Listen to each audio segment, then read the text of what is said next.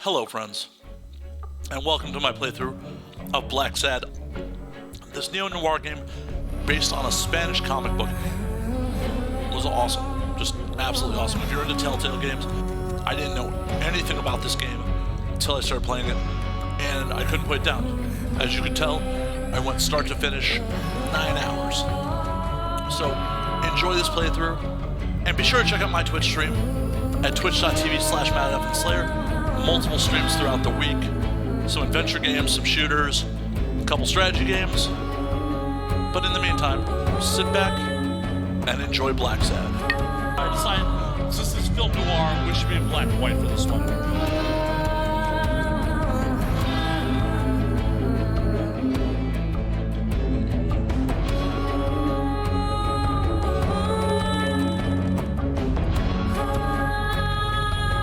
Soundtrack so far.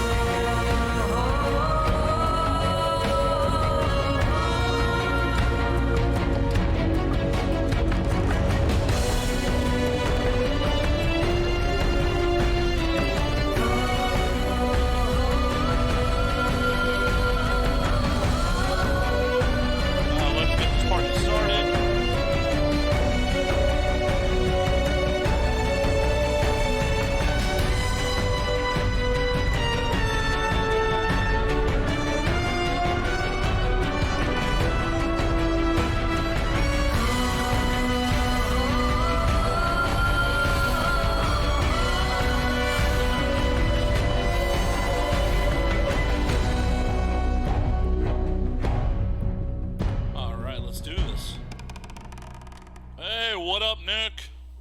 What up, Syntax? Cause it's like a broken VCR, dog.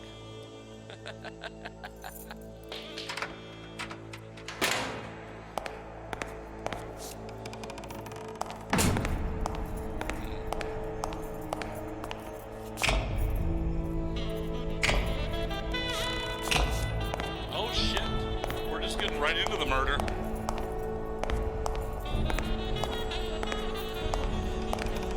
Oh, I said it's just like a broken VCR. You know, flashing 12 when you don't set the clock.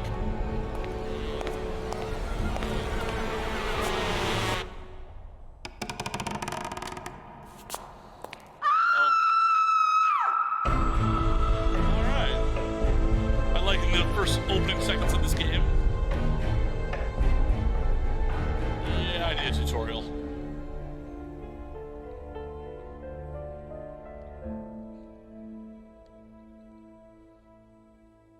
So far, so good. So far, so good.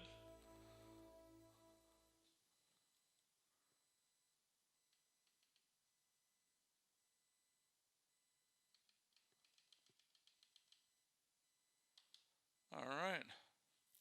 Literally the first playthrough. Literally.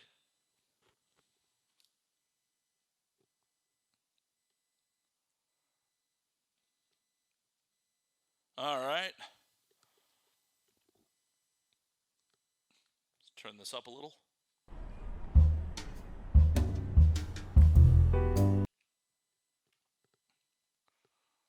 Just pausing it for just a sec, because I'm coming in a little low. I don't know why. That is what is happening, but we're fixing that. All right.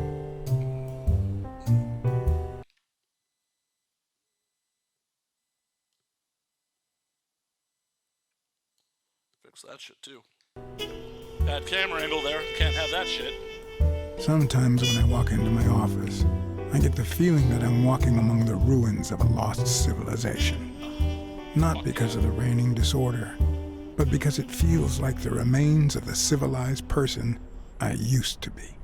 Where is the damn detective? I'm gonna rip his head off. I swear I'll tear his eyes out. Oh shit! Hey! Hand over the pictures, you bastard! Now! Otherwise, you're gonna be dead meat! Hear me, cat? Alright.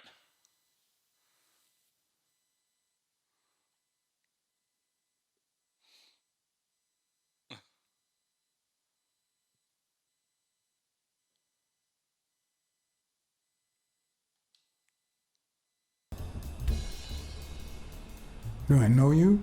Your face rings a bell, but... You've been spying on me! You took pictures of me with a lady! Well, then you'll understand why I didn't really focus on your face, right? I'm gonna kill you! Oh my god.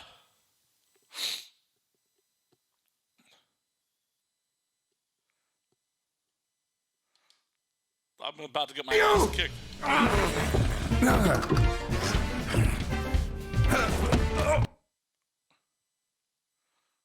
Okay.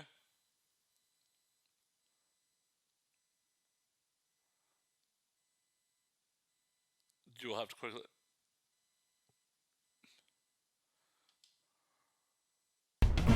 Give me the goddamn pictures!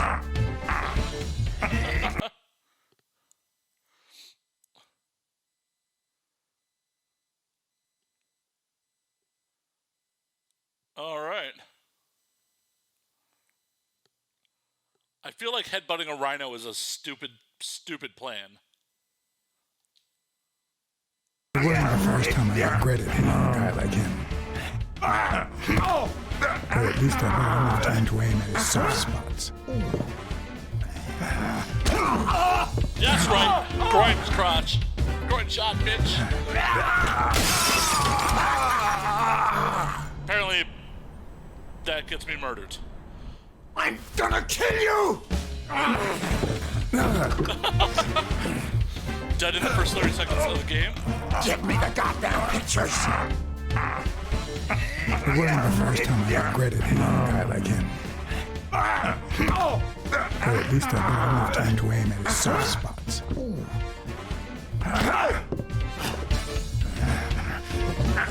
My typewriter, no! I need that. Oh shit. Oh yeah. Oh man, you broke my jaw! Well, now it matches your marriage. If you show my wife those pictures, I'm dead meat. You'll ruin my life, please. Let's see this. I Sure, don't know. the gun didn't work, so why not shed some tears? I wasn't gonna use it, man. I've never shot a fly. And I'm no two-timer either. It only happened once, for God's sake. I'm just her bodyguard, that's all. She seduced me. I love my wife, honest to God. I even quit the damn job for her. You can't break up a family for one tiny mistake.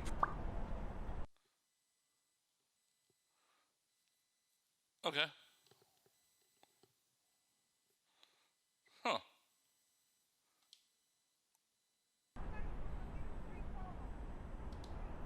Breaking up your family?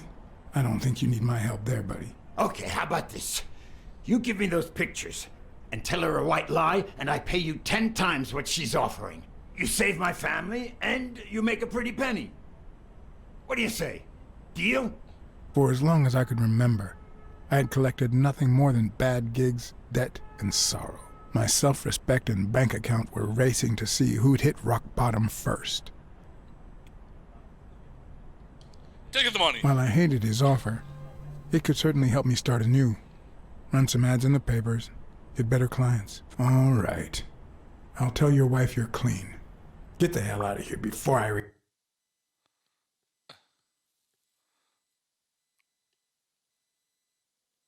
Okay. regret it, pal. I'm not sure I should have 3. taken the money. Thank God. 2, Put that money to good use. 1. You won't regret helping out Eugene Colbert. I promise you that. My uninvited guest had left me several gifts. First of all, a swollen hand. That guy's skin was hard as a rock. Second of all, More money than I deserved. Third, the feeling that my moral compass wasn't quite as calibrated as I thought. Oh no. That music. Last but not least, the certainty that more gifts were yet to come.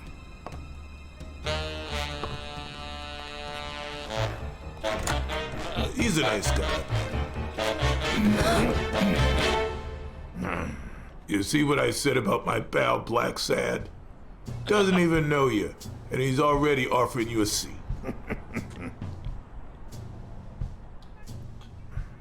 Yes, Jake's right, of course. That's me to a T. Please, have a seat. Shut up and listen, buddy. All right? I brought you a client. Just my lucky day. Woo! Another dizzy dame.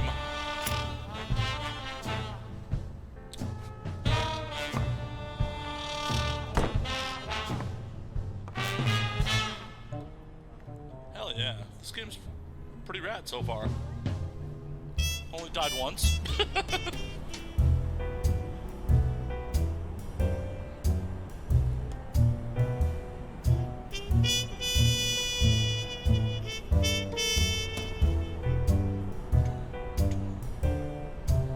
Yep, died in the tutorial. This is gonna be a long playthrough.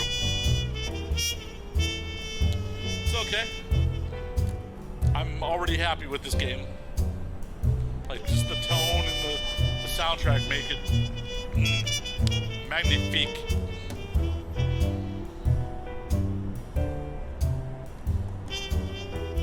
And that's why we need to find him soon, or we will have a very serious problem. Thanks for the information and the picture. They'll really come in handy. Let me see if I have this straight. Okay.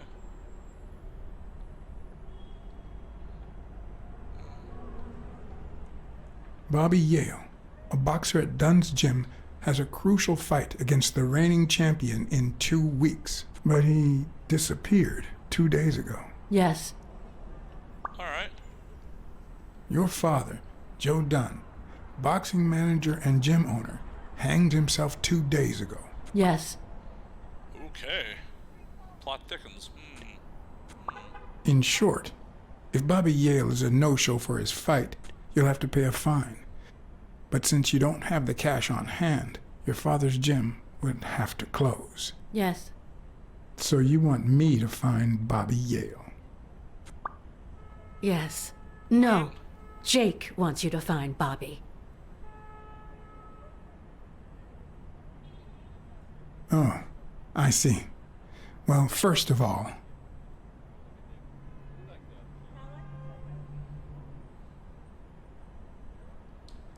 I'm really sorry, Miss Dunn. Please accept my condolences. Thank you. Damn it, John. Will you take the case or not?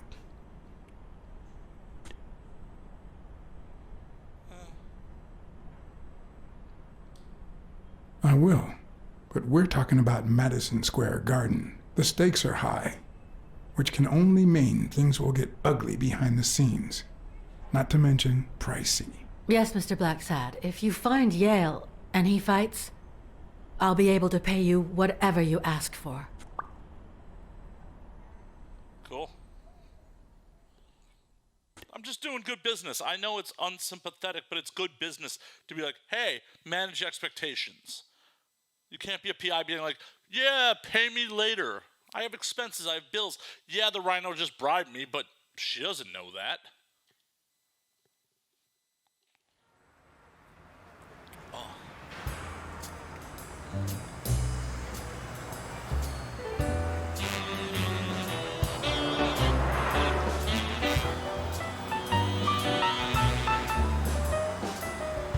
Hey. I resemble that.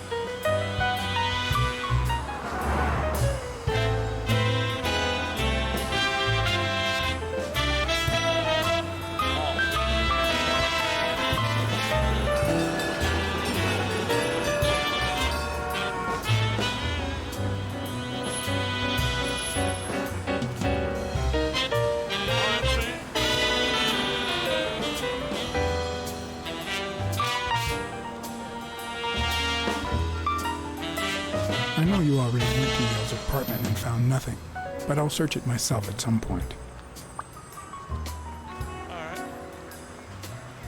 Let's check out the boxing That gym. cleaning lady, Mary, Purnell, the one who found Joe Dunn's body, she works part-time at Sam's Diner, just down the road on the left, right? That's right. I think I might pay her a visit as well. And the gym, of course, and see what I can find.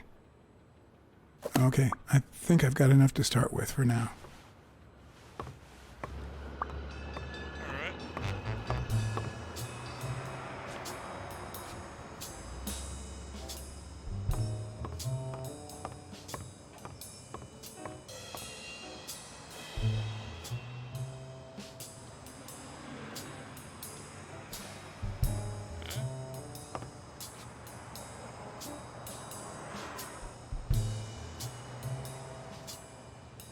Alright. Okay, cool. Is that done? Wow. I will enjoy my dick game. Thanks for tuning in, Syntax.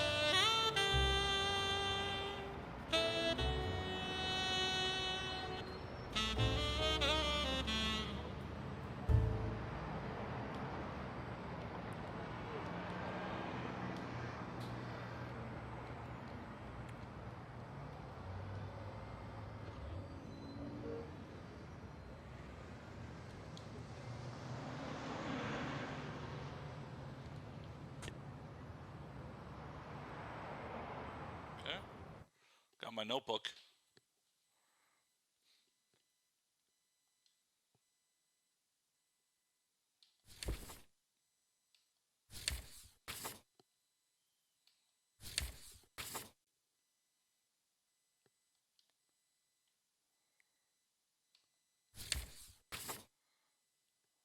All right.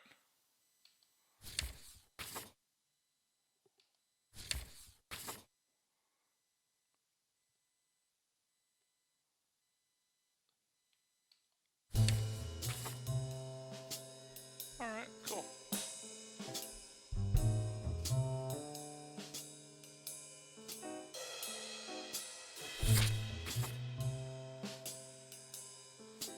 Nice.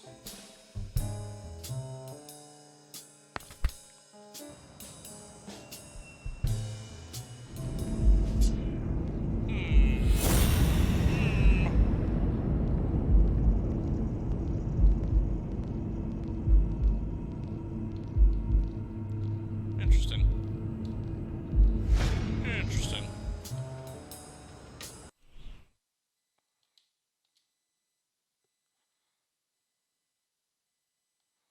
Cool.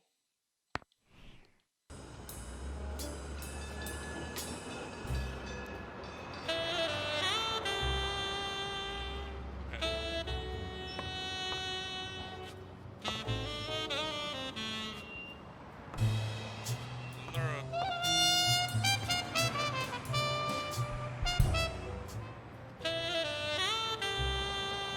Okay. Let's see what we got. Man, Blacksad walks real slow.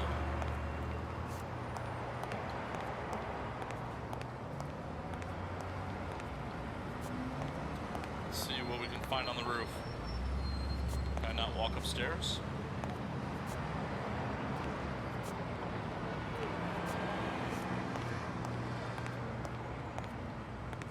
Someone should weld the iron bar on those panels. Someone should weld the iron bar on those panels. Okay. Interesting.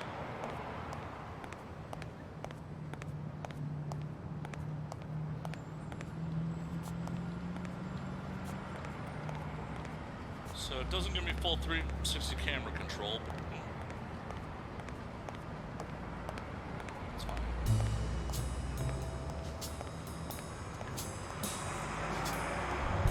Let's see what else we can find here on the roof.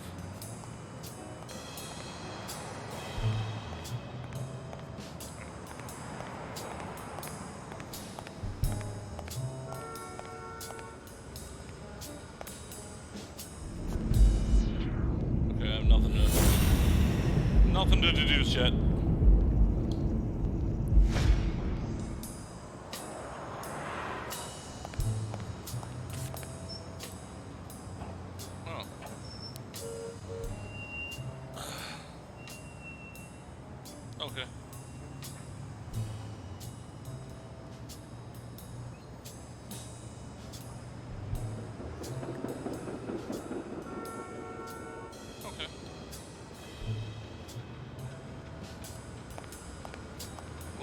eggs. Cool, cool, cool.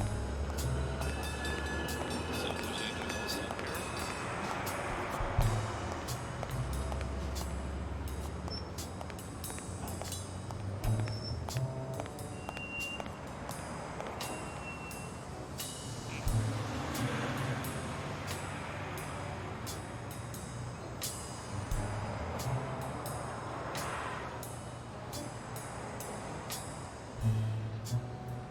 Interesting.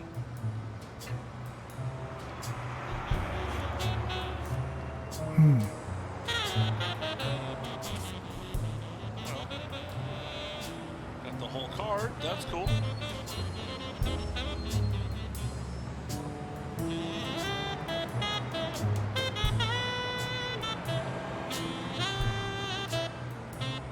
Some glasses up here, though.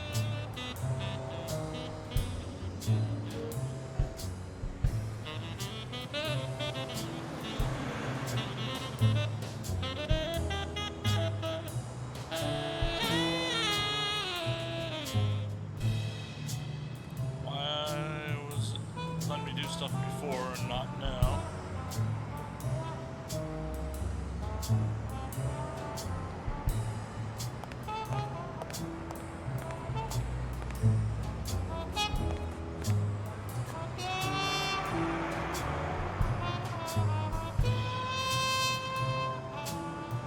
Feel like there's more to the sign, but I'm not getting anything.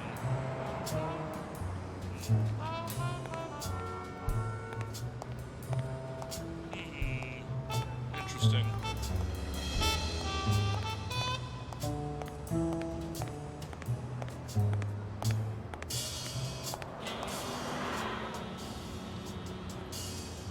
Okay. All the Hall of Fame cards up here.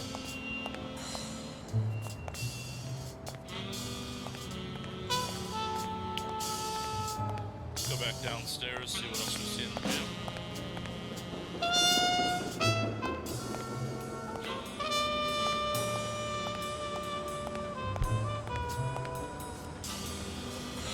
A good place to spy on Sonya.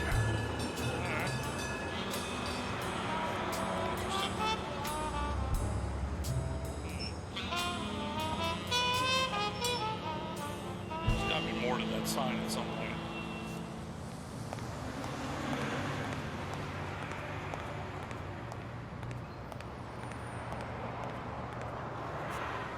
Go back downstairs.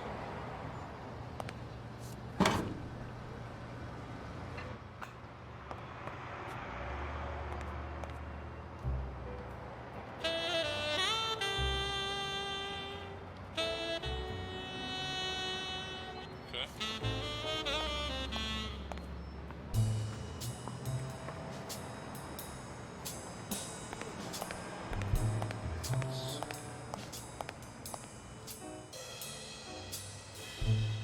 How to get himself up there is the next question. What leads a man to do something like this? Life's already dealt me a fair share of blows, but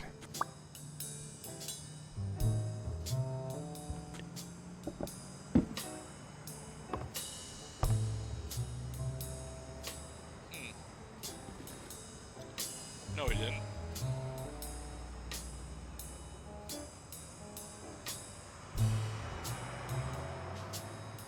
I don't know why. Something just doesn't add up.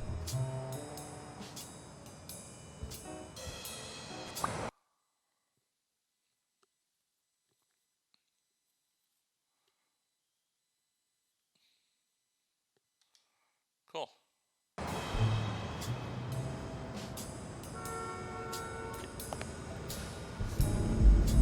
See what we can do in the...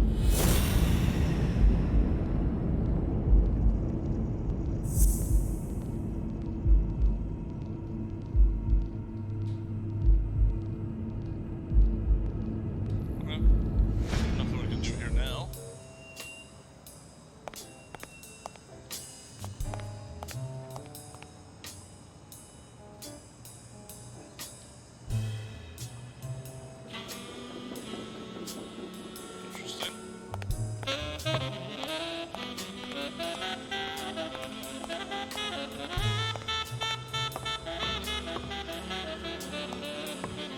Okay.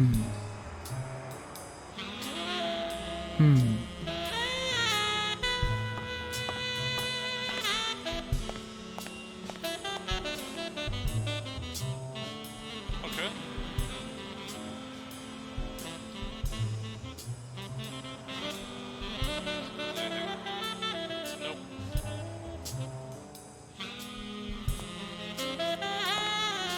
On the surface, it seems dry, but there's no dust, and it's damp underneath. It could have fallen the day Dunn died.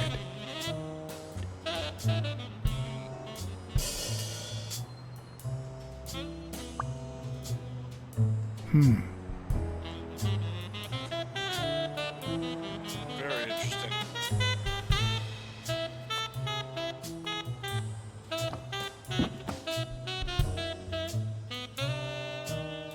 Interesting.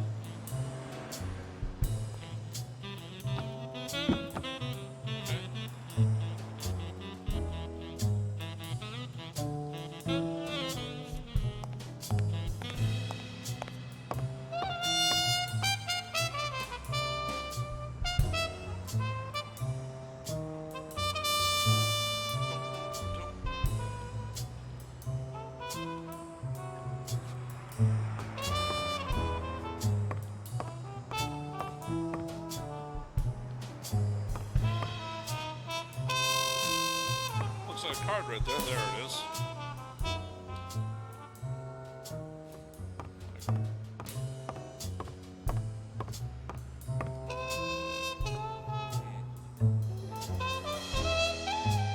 Nice.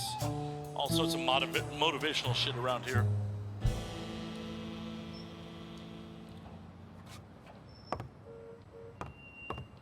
Alright, let's see what else we can find in this gym.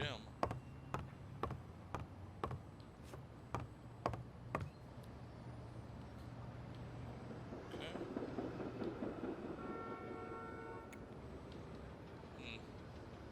Interesting.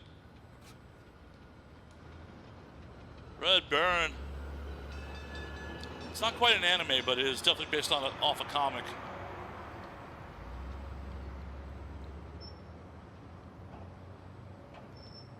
It's really cool so far. Like, I'm only a few minutes into it.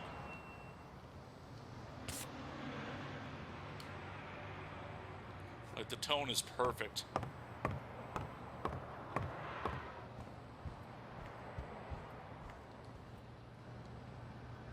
How you doing today, man?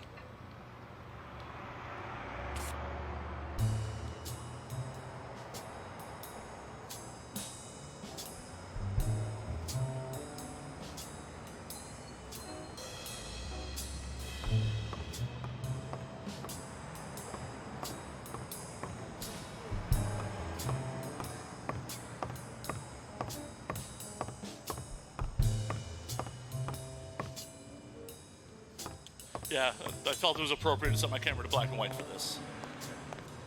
Yeah, it's 50s New York detective story, you know.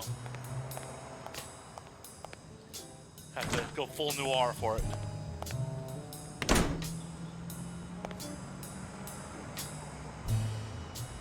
Oh, I'm sorry. That sucks. Things still blazing down in Arizona.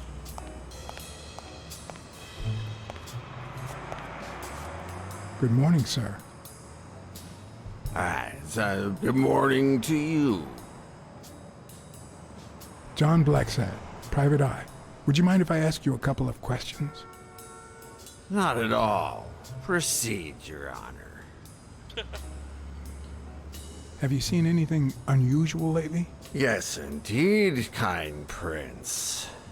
Should have asked him if he was here My ago. pretty little eyes just saw a pink elephant parade. But naturally, Fuck. I decided to join in the fun. Oh, that's gross.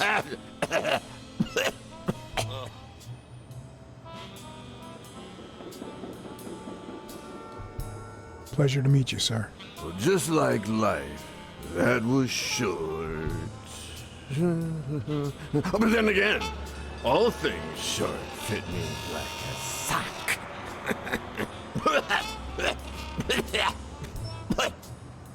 It just so happens that you can, apple of my eye, do this old man a favor and bring him some sustenance.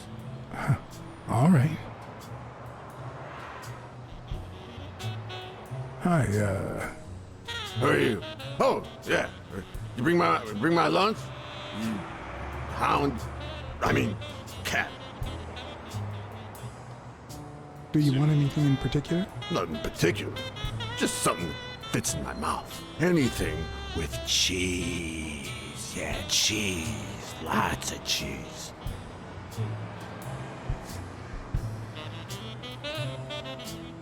Okay. Interesting.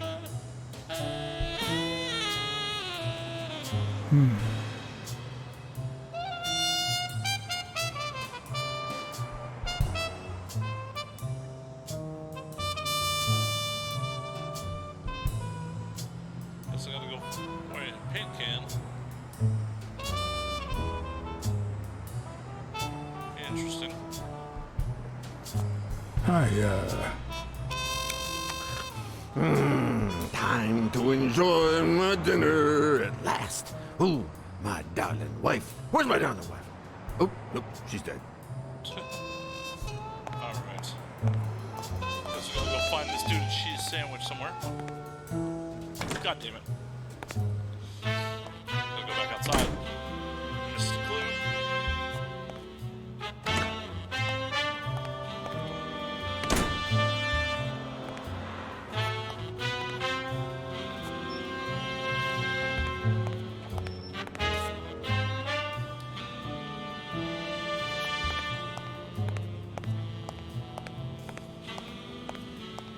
See if there's anything else to explore in the alley back here. Apparently can't go upstairs.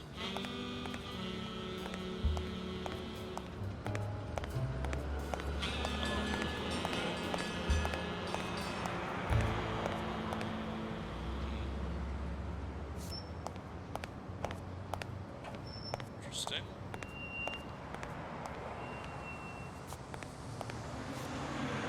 Camera controls on this game are not great. Do have to say that so far, but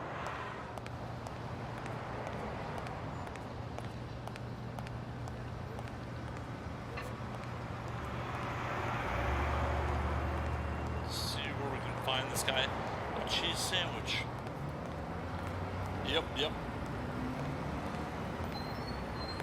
Oh, Mary no. Purnell. The person who found Dunn's body works a block away from the gym. Hey, I'll get her at the diner. I'm certain she can give me the kind of information that... Hey! Watch where you're going, you jerk! You looking for trouble, moron? Sorry.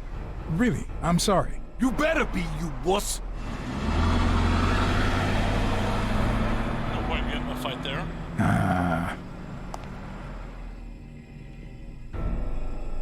Yeah. Wonder what, think it's wrong if I get him something with goat milk on it?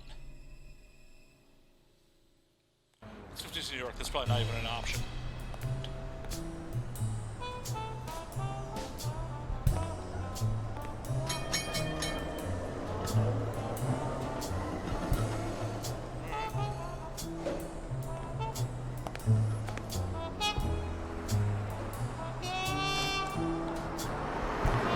And there you go. We'll miss you at Sam's Diner. Come back soon.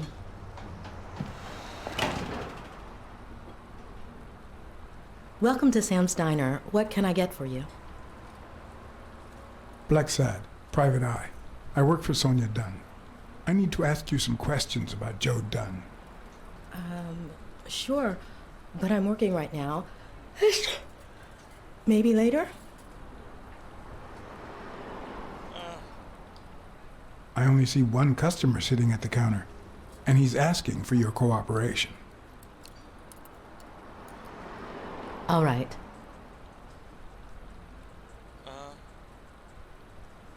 Let's get a hamburger for Can I have a hamburger, please? Oh, sure. Regular or cheese? cheese, I of think I'll course. get the cheeseburger. taking care of the goat while we're at it. You want fries? A drink? No, that's it. Okay. Is that for here or to go then? To go, please. One cheeseburger to go, Sam. Okay. See, that would have been sneaky. Okay.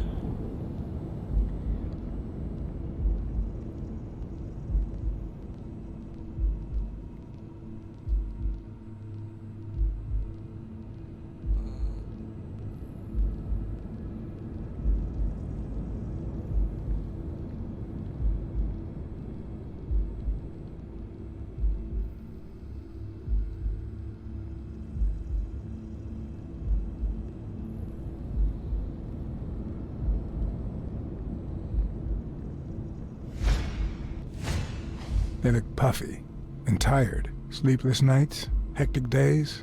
Or has she been crying? Perhaps all of the above. Okay.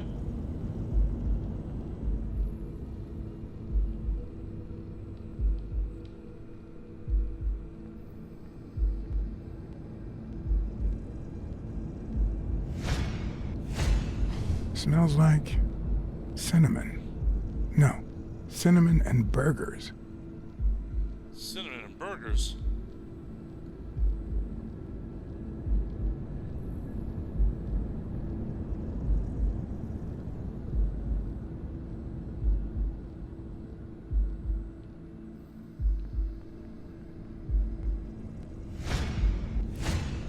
Smells tasty. My pal is going to lick his chops. Okay.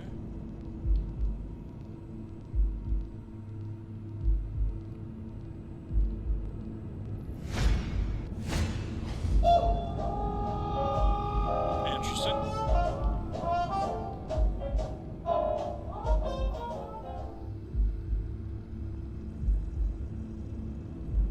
I see something else.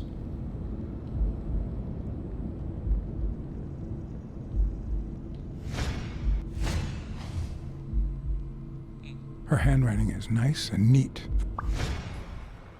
Okay. She's nice and neat handwriting. Interesting. Alright, alright. Getting the hang of this. Do goats eat cheeseburgers? Your burger is ready.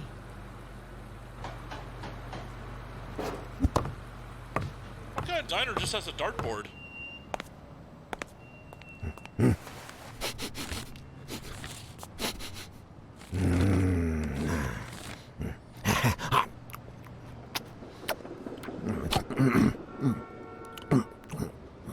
All right, I'll let you enjoy your meal. 4 people used the back door that very same night. What? Well, I might be blind as a bat, but as you can certainly see, I have 2 wonderfully functional ears.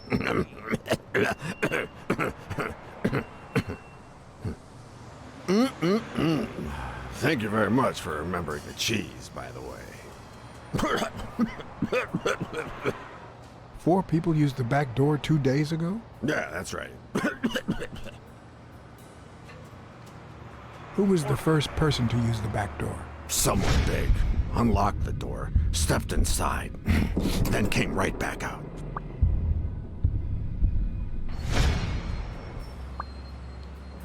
Who was the second person to use the back door? A man, just a few minutes after the first person. He came back out muttering, "Ungrateful bastard." Then he threw something in the trash and walked back in. Oh, no, wait. Before that, he gave me a coin. A coin? I mean, do I look like I need spare change, huh? I mean, I'm staying at the Million-Star Hotel, for God's sake.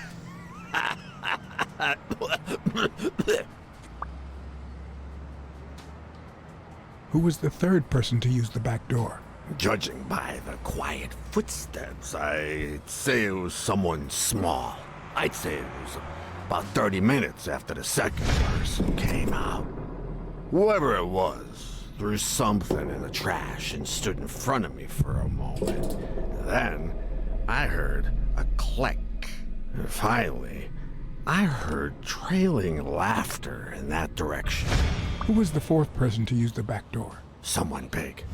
I recall heavy breathing. The person left in a hurry, running in that direction.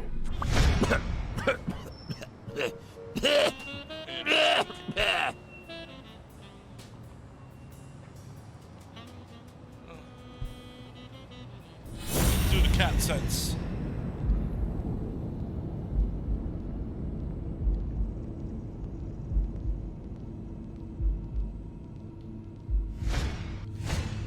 Could he have been a train conductor?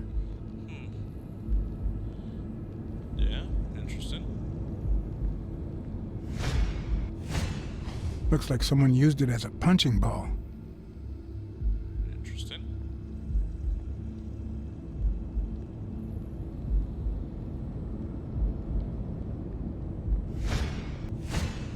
Looks like someone used it as a punching ball. Same one. Okay, what else we got?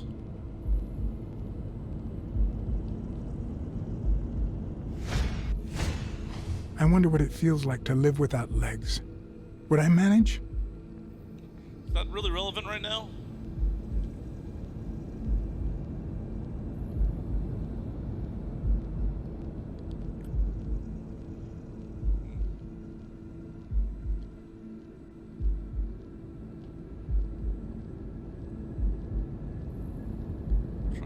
There's gotta be one more. Where is it?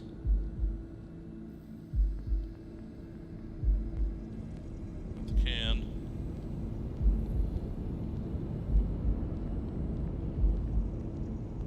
Got his legs.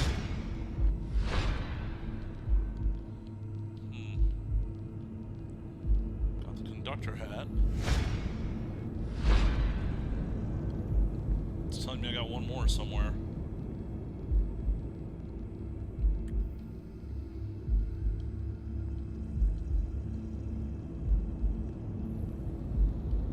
Alright, there's footprints.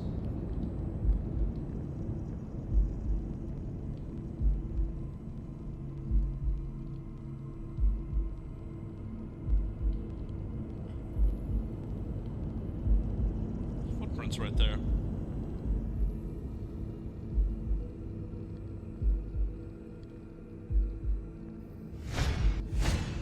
Could he have been a train conductor? Got the conductor. What am I missing?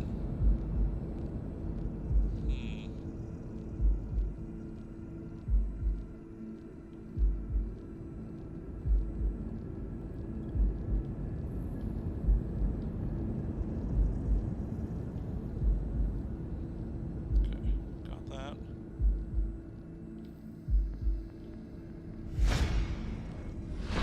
Got that.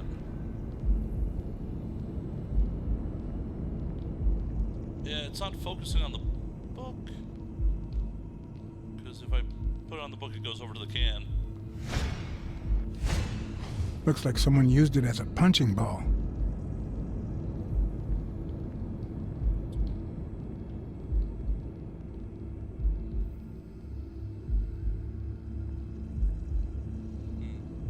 Missing something here. Okay, what was that that propped up?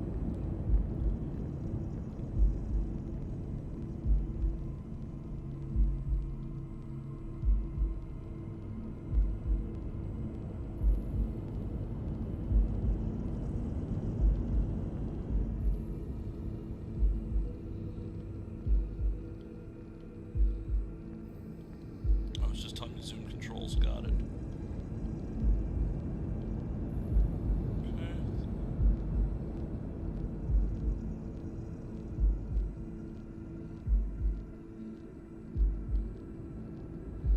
Yeah, see, it's just focusing on the can.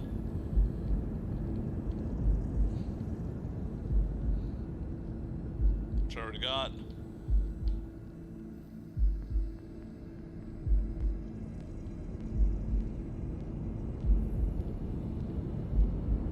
I just got back out of this mode for a little bit. Where did you get that paint can? In the trash can in the back. I found it right after the comings and goings. I wanted to see what those people were leaving behind. There's a chest expander in your cart. A what expander? A thingamajig with 3 springs. Oh, the thingamajig with springs. Oh, I got it from the trash back there. A Wonder what that paint white thing is can that and popped a out the suitcase. thingamajig with springs. What a night!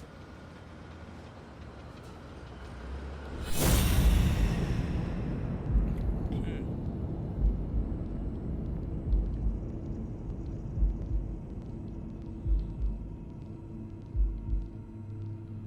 Is there a different dialogue for the can? Looks like someone used it as a punching ball.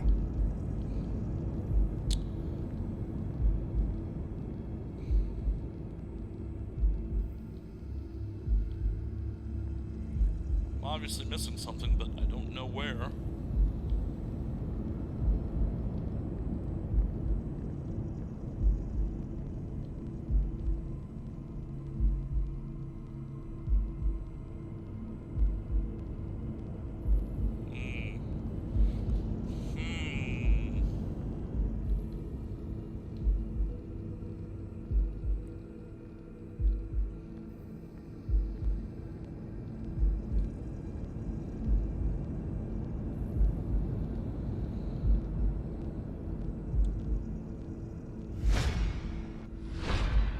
Hope I can come back to this, because I'm obviously missing something. Yeah, no, it does. It's just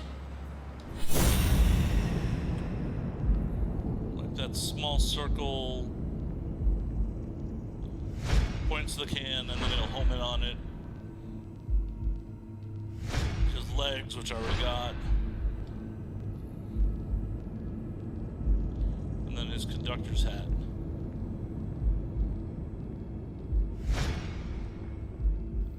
Just the little red, the little red one by the eye icon means that there's something else. I'm just missing it. Maybe I have to do some dialogue? I don't know.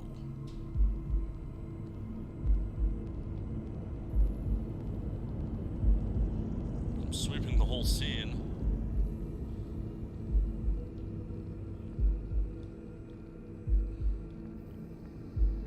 And just not getting anything new.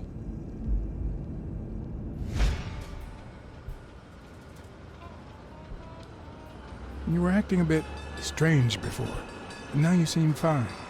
Why is that? Hey, you got great vision, sense of smell, and hearing. Why is that? Well, I'm a cat. Well, I'm a goat. That's all for now. Thanks. What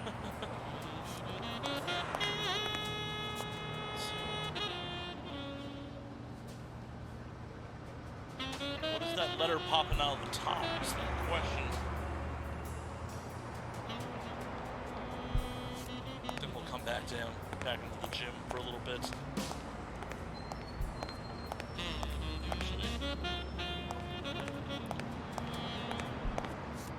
These mirrors look like there's footsteps. Yeah, I guess it's just kind of dirt.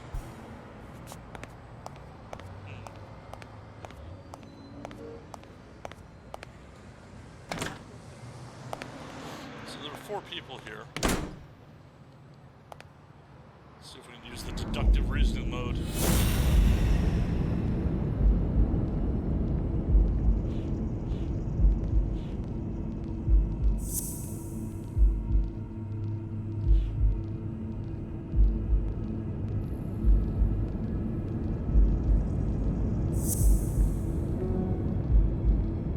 Okay.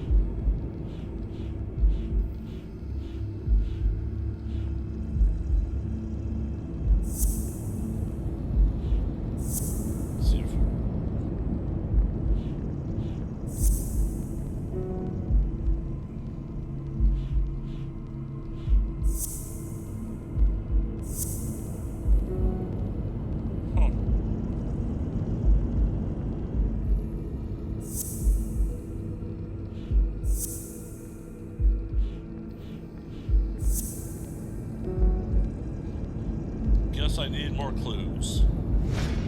But we're getting there. We're getting somewhere. Yeah, the footprints went all the way outside.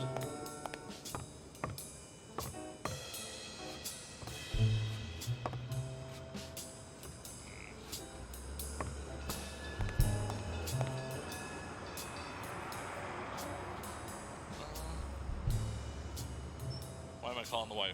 This is probably a bad play.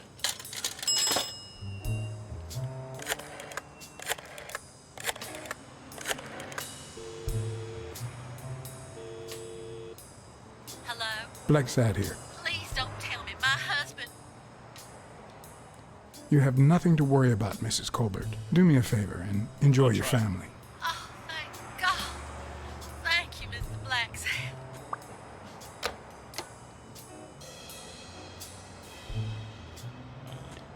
Let's call the weekly. Yeah, I'm gonna see if it'll let me check it. Weekly speaking, the legend of what's news. Hey, Weekly. This is... John, did you get my pictures? Yes, and... That rhinoceros has one big horn. And the girl, hot damn. You want me to find out her name? Please, pretty please. No, Weekly. Look.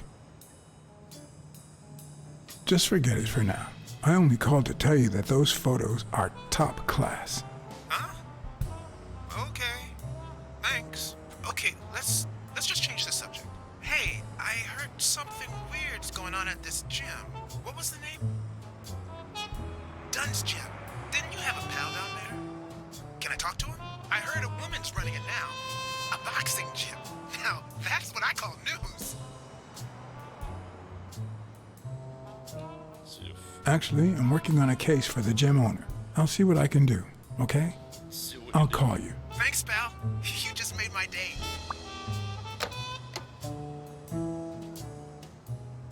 See if we can call the cops, see what they got for me.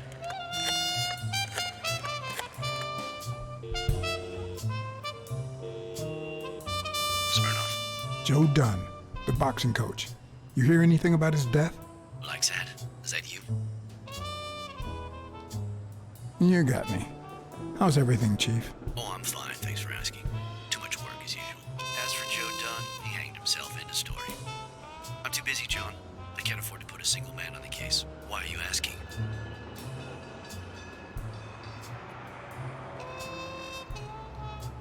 You know I'm bound by client detective confidentiality privileges. And you know I'm bound by law enforcement confidentiality. If you find anything relevant or start feeling a bit more talkative, give me a call. Always a pleasure, John. Fuck. Let's see if they'll get another shot at that.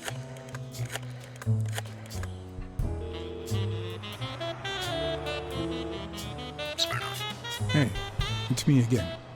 Thing is, Joe Dunn's daughter hired me. All right, thanks, Joe. But I still don't get it. Any signs of foul play?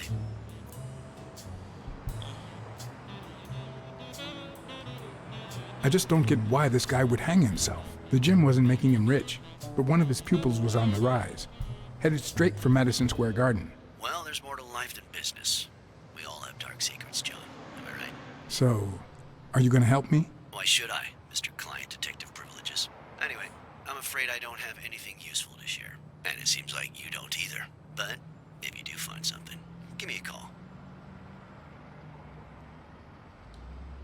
We've been friends for a long time. And you think this is what two friends talk about on the phone? Good to hear from you, John. Take care. Ugh. Damn, I fucked that up. Let's see if I can find some trash to rifle through.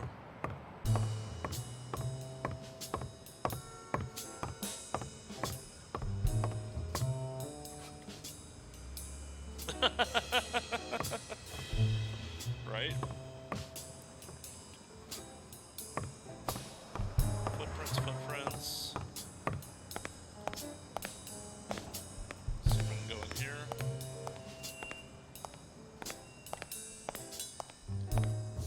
Whoa.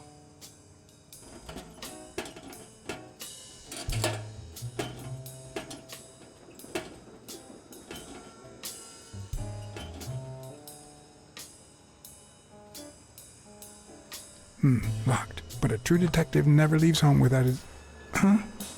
He does leave home without his lockpicks. Sometimes even the most experienced detective has to go home to get his lockpicks.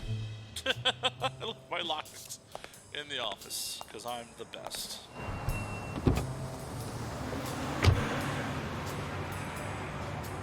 Ugh.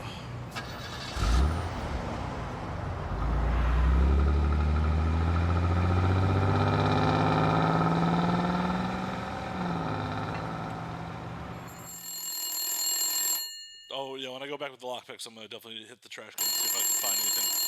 If it'll let me. Did I not immediately go back?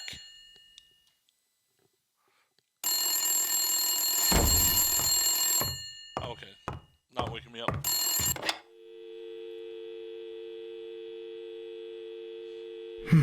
The way I hope that wasn't a client. Although probability would suggest a cold call. Or, even worse, the War Veterans Therapy Group. Yeah, just the way the cutscene I was happened. pretty sure I left the lockpicks on the table. I thought I was asleep and it was waking me up in the morning. Is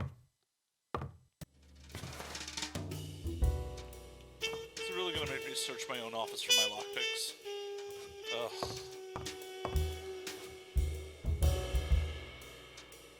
This is one adventure game trope I hate.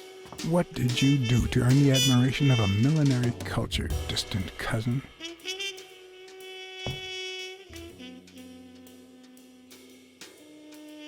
Some dame? What if the only thing that keeps you going is the very thing that won't let you move on? Let's remember. It's too soon to say goodbye. She wouldn't hear me anyway. Aww. Aww.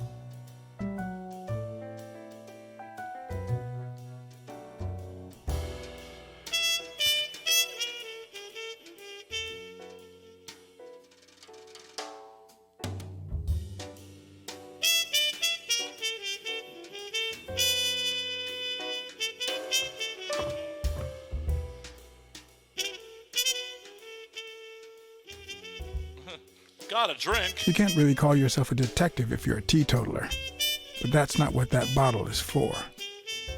The truth? I used tequila to clean my lockpicks. In fact, I just finished cleaning them when that rhino walked in. Maybe we knocked them down during the fight.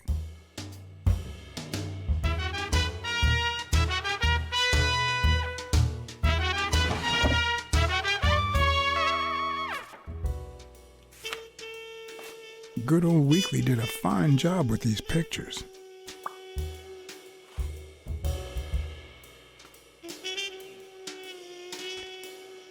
I wonder if that rhino would ever have the nerve to use it. Question is, why am I not carrying it? Did the game just freeze? Oh no.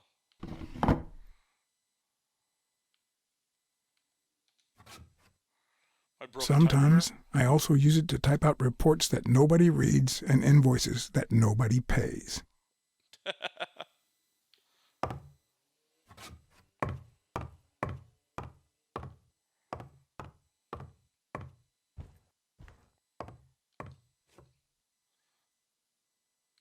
take a hit of the old whiskey. Smells good. Tasted even better the day Smirnoff brought it. In exchange for a favor. A favor no cop should ever be paid for. Huh. Police Commissioner Smirnoff smoked that cigarette.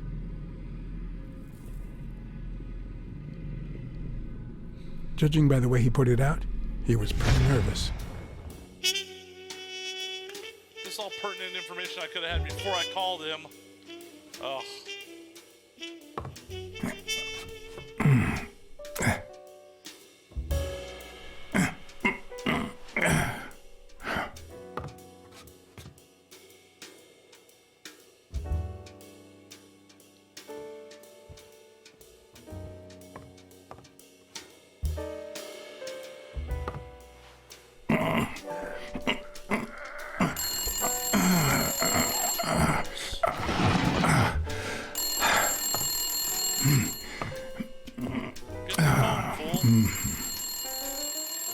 Most detectives feel safe with a gun in their pocket.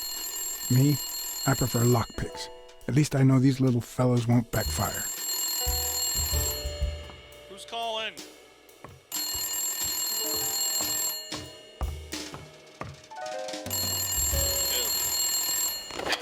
Where the hell did you go, John? I thought you were on the case. I had to run an errand, but I'll be back in no time. You made a crappy impression, and now Sonia has second thoughts about you.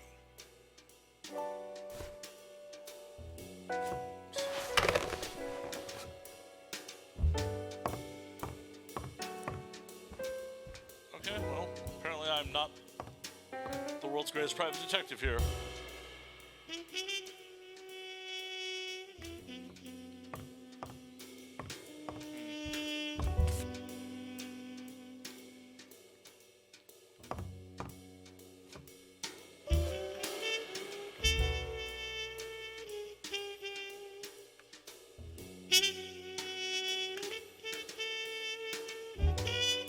A lot of sports in this game. A visiting friend once told me that New York City smells like a giant bonfire. I'd say the smell is rubbed off on me.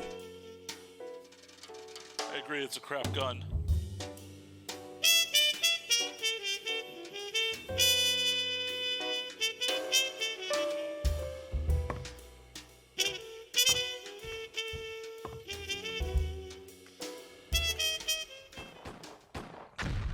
Apparently, I was a World War II vet.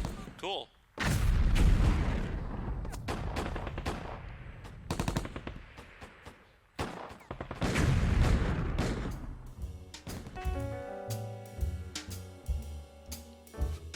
Alright, let's go.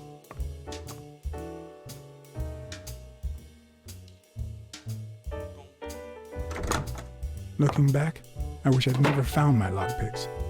Maybe I wouldn't have gone back to the gym. All hell was about to break loose. Oh, good. Oh, good. Full on noir. Should have brought the gun. Why wouldn't you let me bring the gun?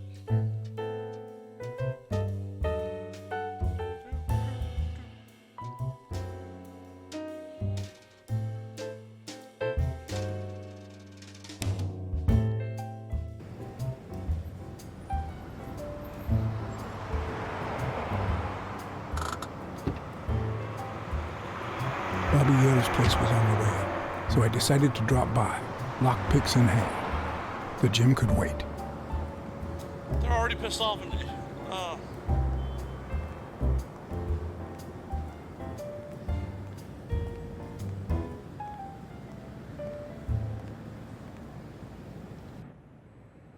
Sonia and Jake had already searched the place, to no avail.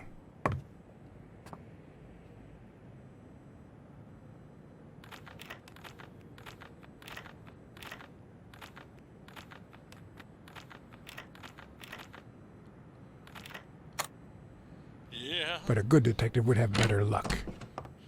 Oh, I know it might not seem like it, but... Ow. When someone hits you like that, you know you're onto something. It's only fair to show some gratitude. Well, well, well. Long time no see. My wife just called me. I owe you one. Now leave before my partner... Damn cat. Well done, Colbert.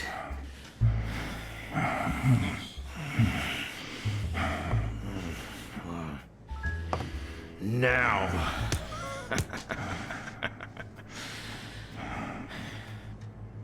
How about this? For every wrong answer, I'm gonna give it to you with this club.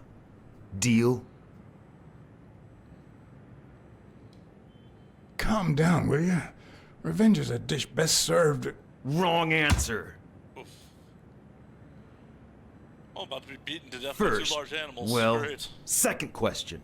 What the hell are you doing here?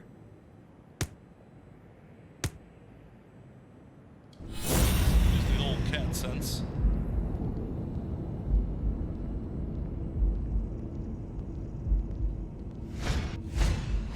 Shamrock? Is he Irish? Alright.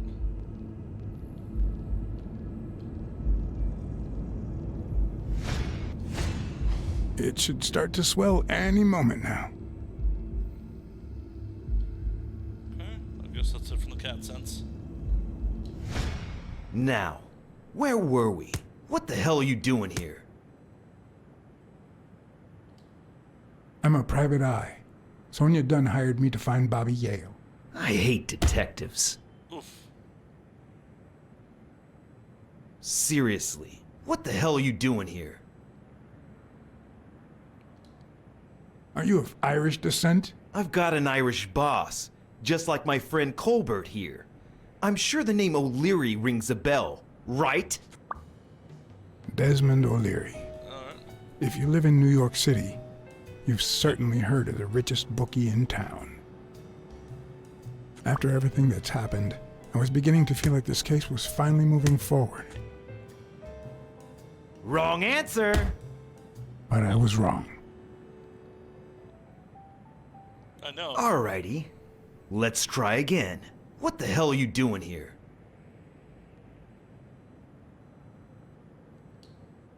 I know your friend Colbert and his wife. Now he wants to insult you. Alright then, he's all yours. Alright. Now it's your turn. I'll call the boss. I got an achievement called wrong answer. Oh boy. I want you to yell like I'm beating the crap out of you, okay? Desmond, we caught some damn detective snooping around Bobby Yale's place. Yeah, hired by Dunn's daughter. Safe and sound? What do you mean exactly? Oh, sure. Will do. Colbert, stop hitting him, you beast. What a shame. We were just getting to know each other.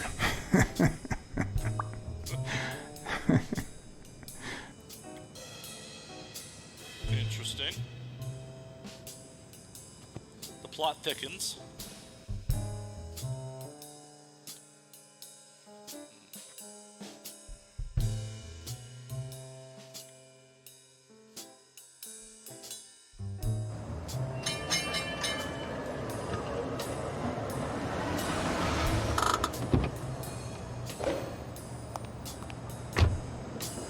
Still pretty banged up. Damn.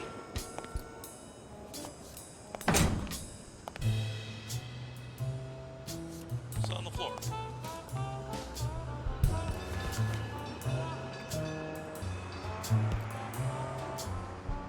Thank you, Mr. Blacksad. Does the postman always leave your mail on the floor? I don't know,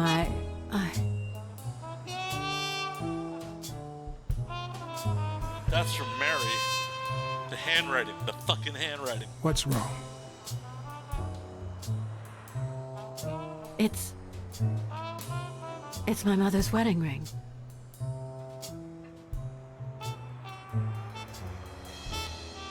Had it been stolen? I don't know. My father wore it on his pinky finger after she died. Not always, apparently. Will you find out why? I'll try. But there's something else I'm worried about. This might have something to do with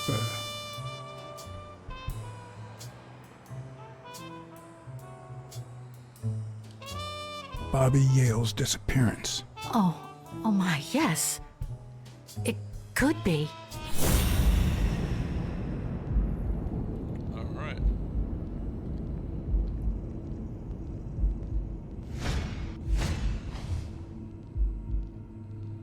Alright. What the? What's wrong? Someone's taking pictures from the rooftop. Are you sure? I'll go take a look. Now, who's that rope for, Miss Dunn? Weekly. And he's a weasel. What the hell are you doing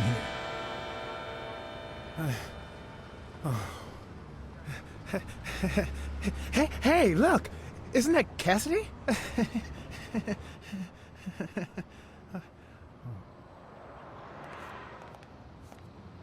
Interesting. Don't change the subject, you sad little... Why don't we settle this over ice cream, huh, John? Just like in the good old days. How did you get up here? I don't want anyone to see you. Sneaky. Very sneaky.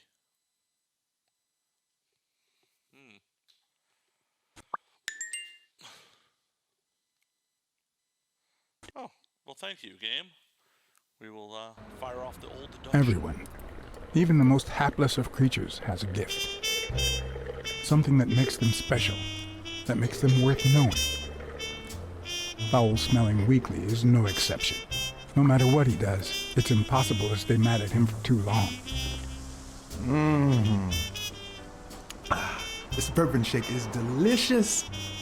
Want a taste? You know I don't like milk. Your loss. So, Joe Dunn hangs himself and leaves his gym to his daughter, which makes her the first woman to run a boxing gym, I think. The real question I know, is, so much why going did he on. commit suicide? Well, it's pretty obvious. Is that so?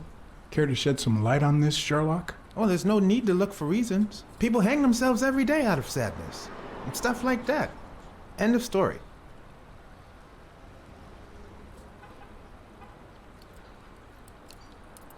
Everyone knows that Jim had some serious money issues. Maybe he just got tired of fighting.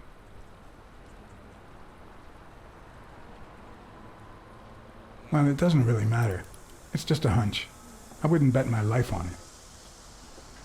I've got other suspects, like O'Leary, the bookmaker. Desmond O'Leary? The same O'Leary who used to date Helen Moore?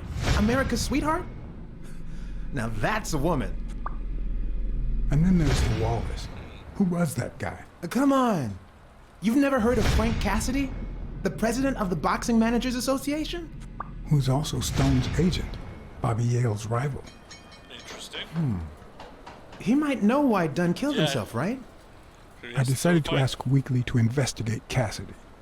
My reasons?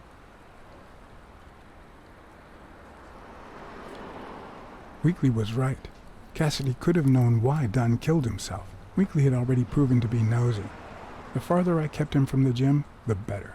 But with Weekly, you just never know what the best approach might be. Should I give him an order or a subtle suggestion? Yeah, you might be right about Cassidy. But, it won't be easy to make him talk.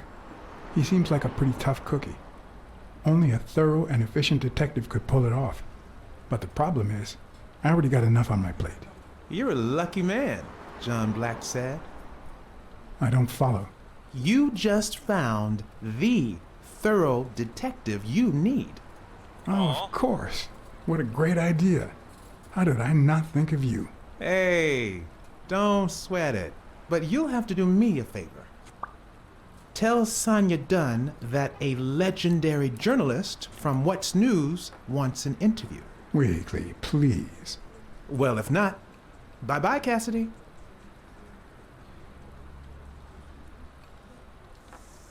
All That's right. the nice way. I'll see what I can do. Great. That's settled then. By the way, I never told you what happened to Colbert, did I? No. What happened? The rhinoceros came by and offered me money to keep quiet. Wow.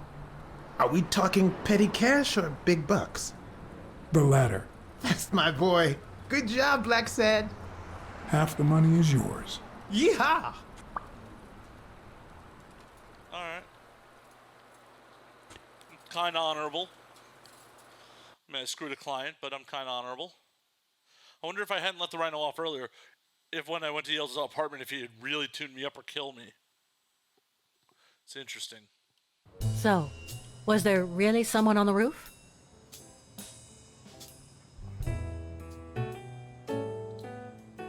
Yeah, but he was faster than me.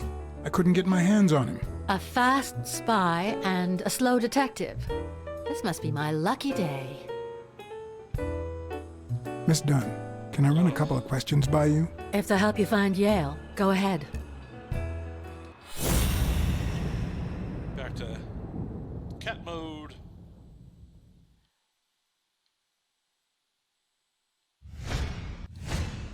Nice and steady heartbeat.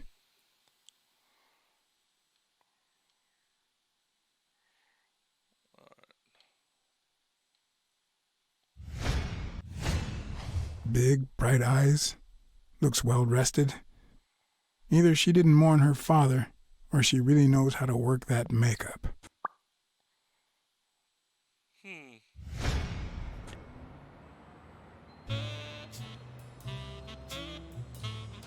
Did you and your father get along? Let's just say our relationship got better when I left for Sunny University. An 8-hour drive from here. Meaning? I'll lay it out for you, Mr. Blacksad. Yeah, I think so. My father, Joe Dunn, disappeared the day my mother died. He became a shell of himself. Joe Dunn, my legal guardian. A man who gave me food, shelter, clothing, and an education. Well, I'm pretty sure I know who sent And that's the letter. more than you need to know. Mary, the cleaning lady / cook sent the letter. It's the handwriting. What's in those papers you're going through? Red tape. Great. If you find something, please let me know. I thought you were the detective. You do your job, and I'll do mine.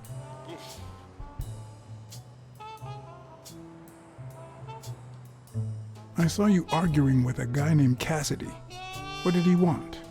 You remember the fight that needs to take place in order to save this gym? Well, Cassidy manages Yale's rival, Stone, the reigning champion. If Bobby doesn't show up, he'll lose money. Maybe not a lot, but enough to care. Did you find anything interesting in those papers? No. Investigation work takes time, as I'm sure you know.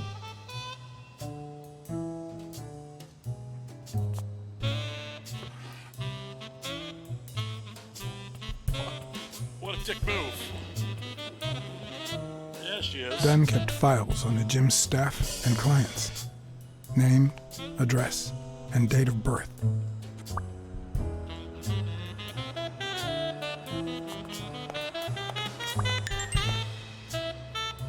Let's try deduction mode.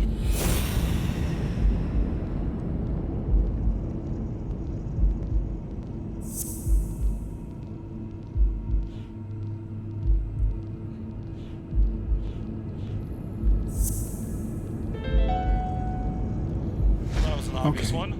Mary put the wedding ring in the envelope and wrote Sonia Dunn on it. But why did she have the ring in the first place?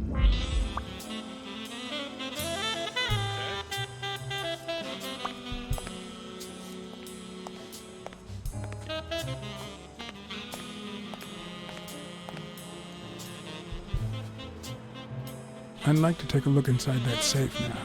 Could you give me the combination? I'd love to help you, but my mother's birthday used to be the combination, but I already tried it. Can we save her back?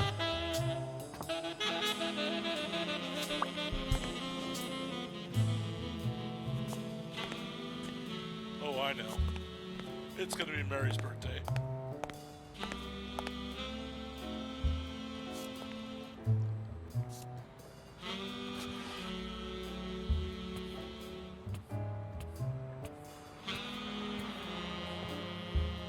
Dunn kept files on the gym's staff and clients. Name, address, and date of birth.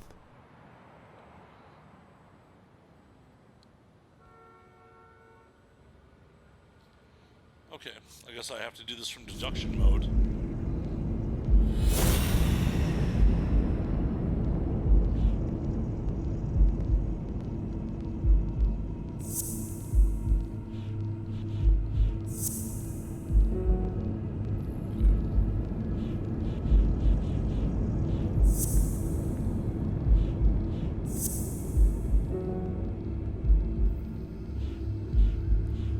Okay, I got it.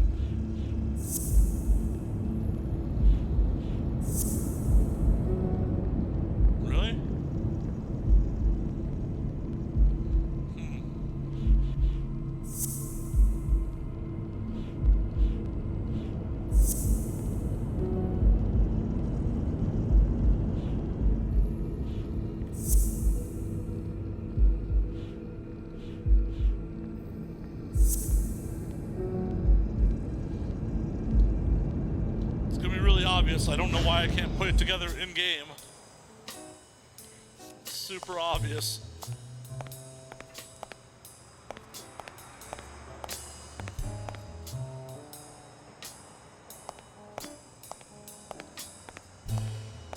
Seemed like a happy family.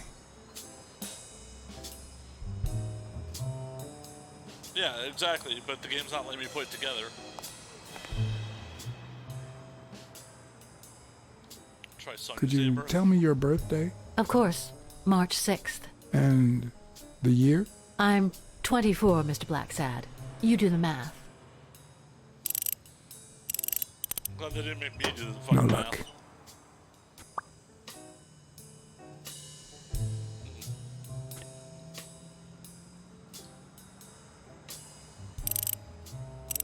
I mean, this isn't gonna work, but Damn.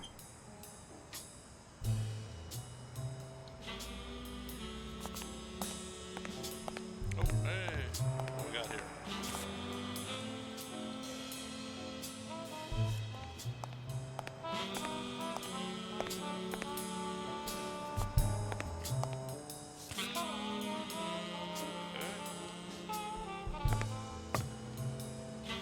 This is Blacksad.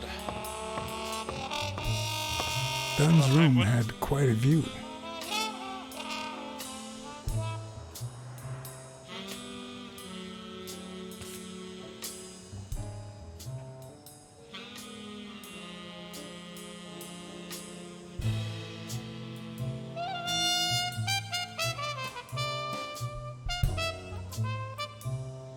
Interesting.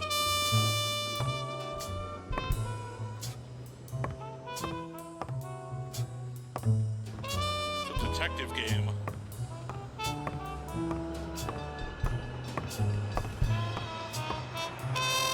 Looks like Dunn liked to measure his daughter and Bobby Yale each year. Sonia's measurements stop at 18, and there's a gap in Bobby's between ages 15 and 17. Interesting.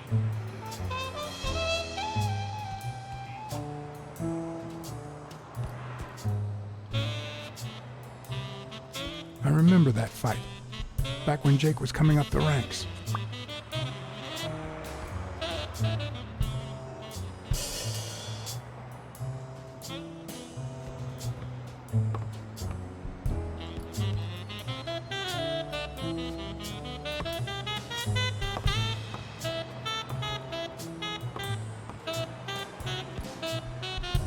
Yeah, no, I just gotta figure out. I think I have to talk to Mary to figure out what she meant before the game will let me use her birthday for the combo.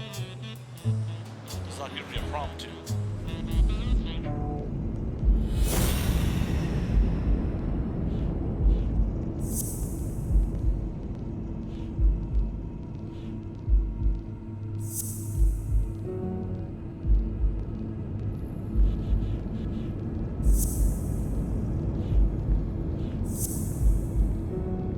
Yeah, see?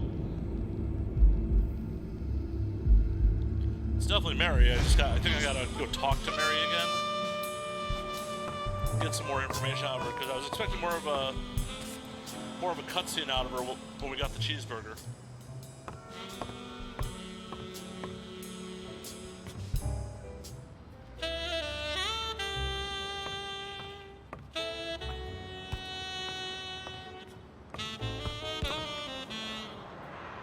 Yeah, exactly. Because it's really obvious. It's really obvious.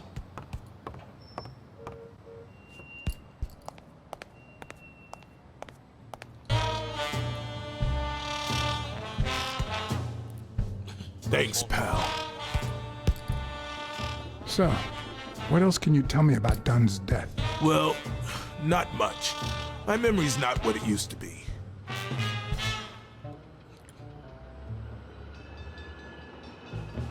What can you tell me about Sonya Dunn? She's hot, ain't she?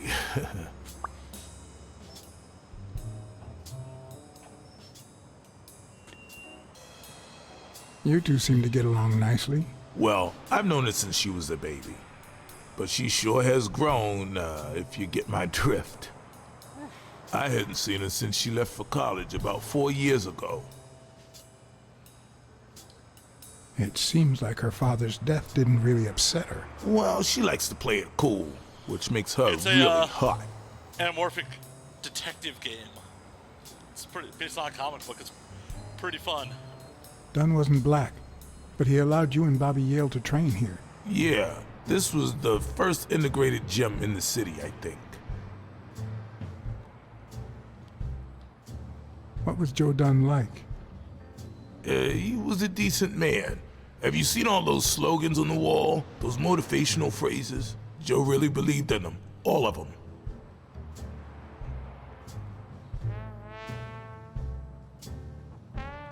Yep. He played the saxophone, right? Yeah, pretty well for a white boy. But he quit when his wife died. Makes no sense, right? I mean, nothing draws chicks like the brass. Why quit when you're finally free? Ha ha ha ha. Damn, the girl's a player. I found an empty wine bottle on the rooftop. Did Joe Dunn drink? Only for a while, back when his wife died. But eventually he quit. After that, he'd only drink on special occasions. I did. I did indeed. Do you have any idea where Bobby Yale could be? Not a clue.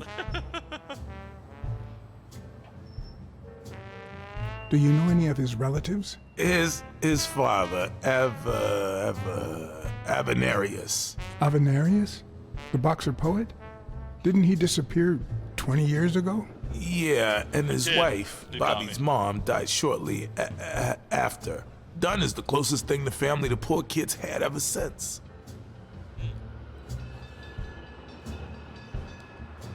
I dropped by Bobby Yale's apartment. I think he might be involved with O'Leary, the bookmaker. You sure? Yale had some dark years, no doubt, but Dunn turned him into a decent guy. I'm no detective, but I wouldn't follow that lead. If Yale's gonna fight the reigning champion, he's got a big career ahead of him. He hasn't lost a single fight since he turned pro. The little bastard beat the socks off me a few years back. You said Yale joined a gang back in the day? Know which one?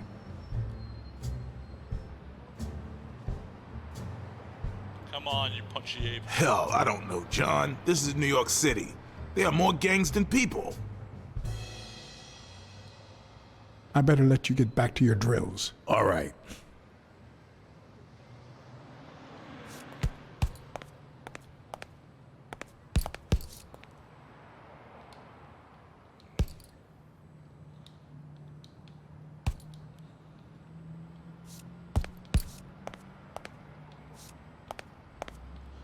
One thing I don't like about this game is the camera control kind of sucks.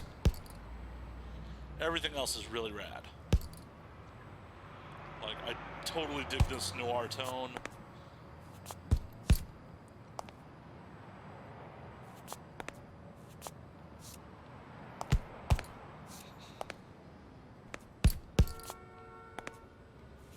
There we go.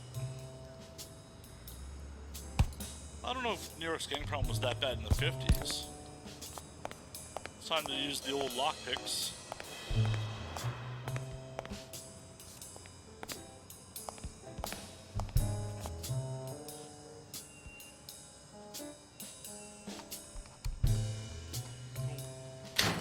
Oh, didn't even have to minigame it? Cool.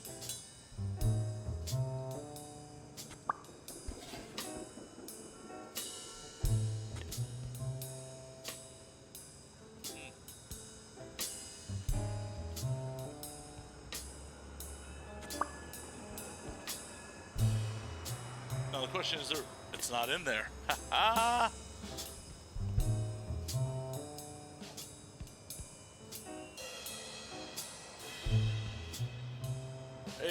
So it is smart. It is partly racist because it's set in the 50s, and the authors of the original comic book made the animals people as what they're represented in society in the original comics. Yep, back to the goat.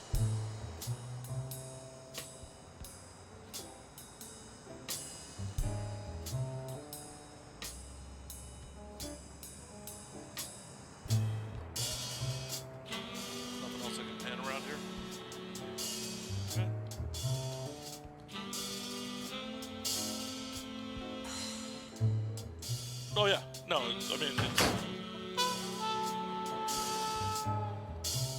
obviously, look at the, yeah, this is the first integrated gym, and look at the graffiti on the lockers.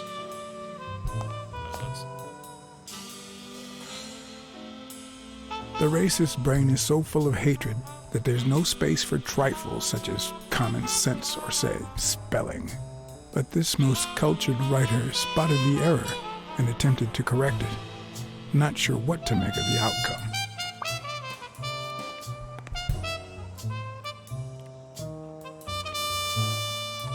A little more B&E.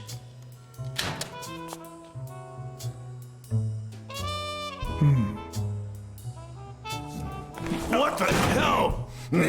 Jake, give me one good reason not to smash in your face. What the hell are you doing in my locker? Come on, man. We're friends. Calm down. Friends don't spy on each other. Get off me. Sometimes, John, I can just punch you.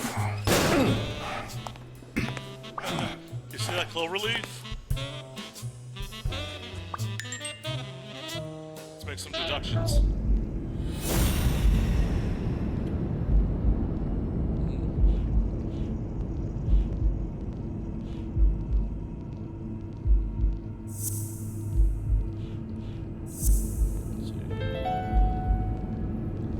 Well, I know this much. The chest expander in the trash belongs to Yale. Interesting.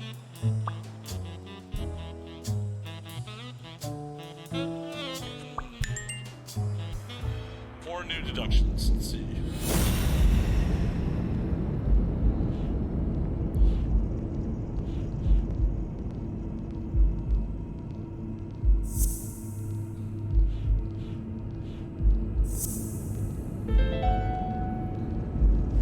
Why do you have that pen, Jake? What mess are you in?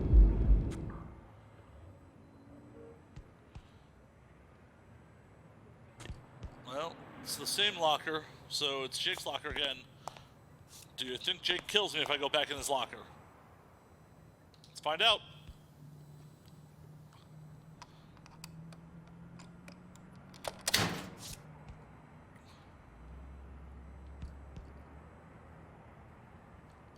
My ex?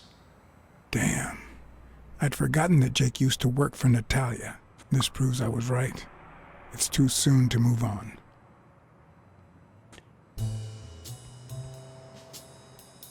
Alright.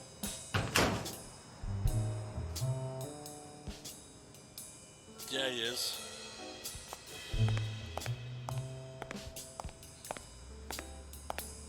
Oh, hey, more lockers.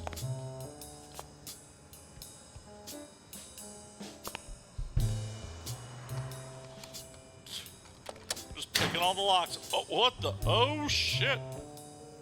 Smells like paint. The proud South. So we have a racist.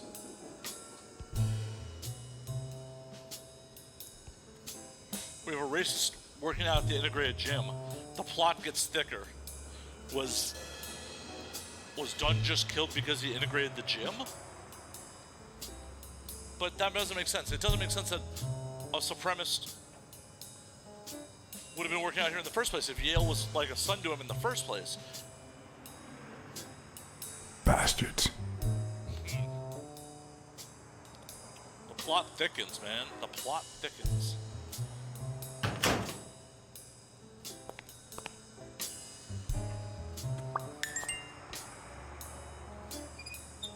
And this locker was pried open and is empty. Of course. Whose locker was that? It's kind of important on whose locker that was.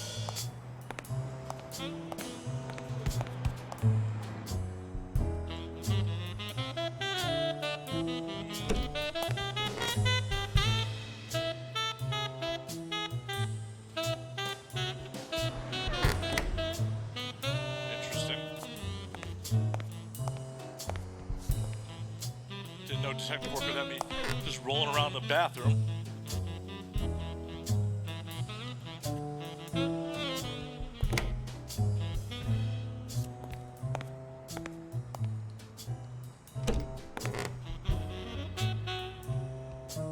No tongue, no glory.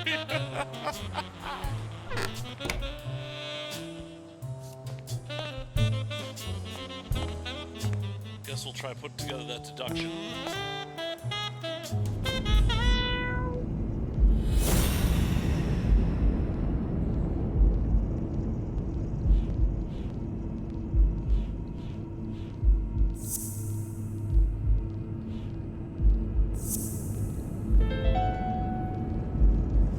Arthur Tucker painted the racial slur on Yale's locker. Cool.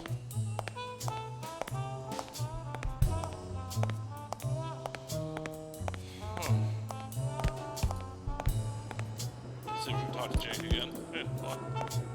I once shredded a bag like that, just out of pure rage.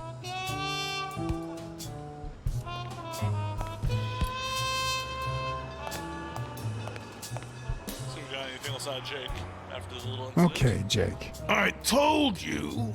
Desmond O'Leary. Huh? I know you work for him. Now you're just making stuff up. Why would you say that?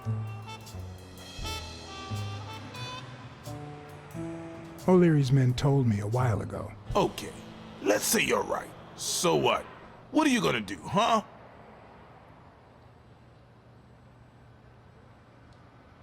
I'm a detective.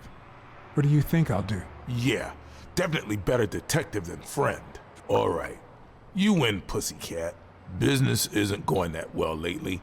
Natalia was my last well-paying job, and it's been a while. Then O'Leary shows up and offers me a bodyguard contract.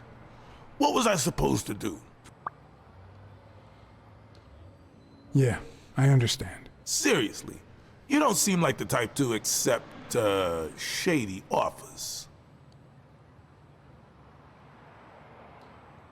I've done things like that, and worse, but I'm not proud of them. Hey, O'Leary might run an illegal gambling operation, but it's not like he's killing people or conning widows. And I'm just a bodyguard. I make sure no one gets hurt. What I do, including my contract and paycheck, is 100% legal. How bad can that be? Yeah, you're right. The fact that his business is illegal doesn't turn you into a criminal. We're only accountable for our own actions. But that's not what bothers me.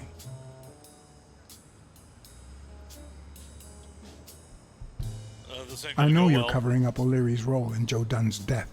Huh? O'Leary? No way. I mean, I don't think so. Jake, please. Well, I guess there's no point in hiding it now. I was here the day Dunn died. Go on. I had to take care of some business for O'Leary. He makes me wear the shamrock when I work for him. I left the damn thing in my locker. Say no more. You came in the back door. How did you... Yeah, that's it. Joe had mentioned he'd been painting that afternoon, but I forgot.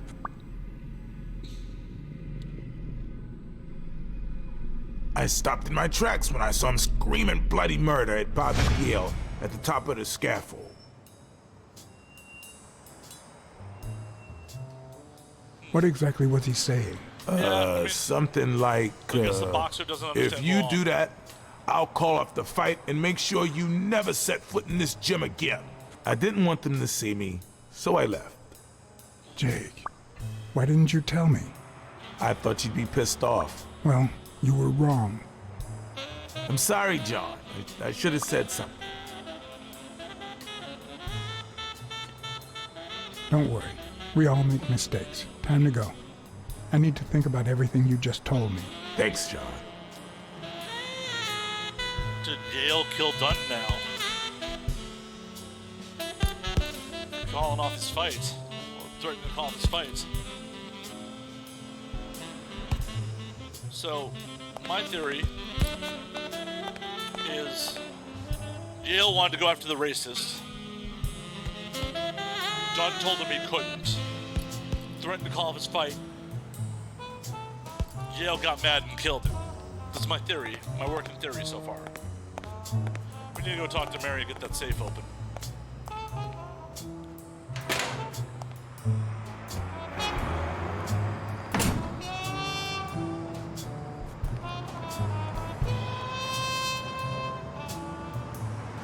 He opened it during the war?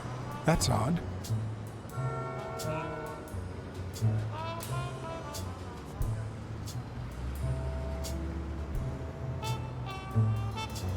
Alright.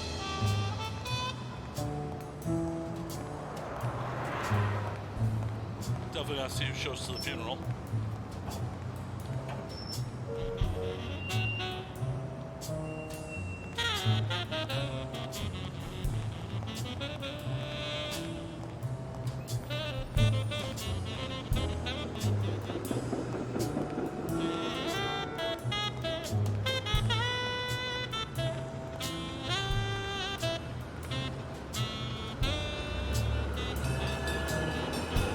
Yep.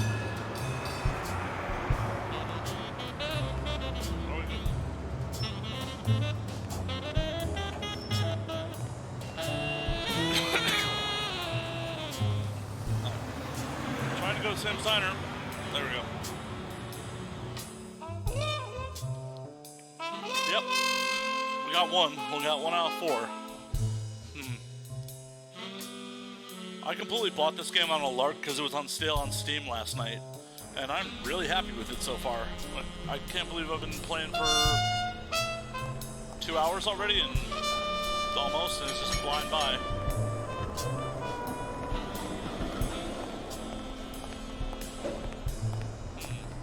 Okay.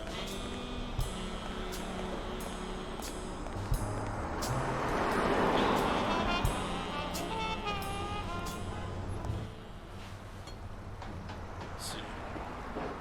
Hi, Mary. Let's talk right a to bit brass more about tacks. Joe Dunn.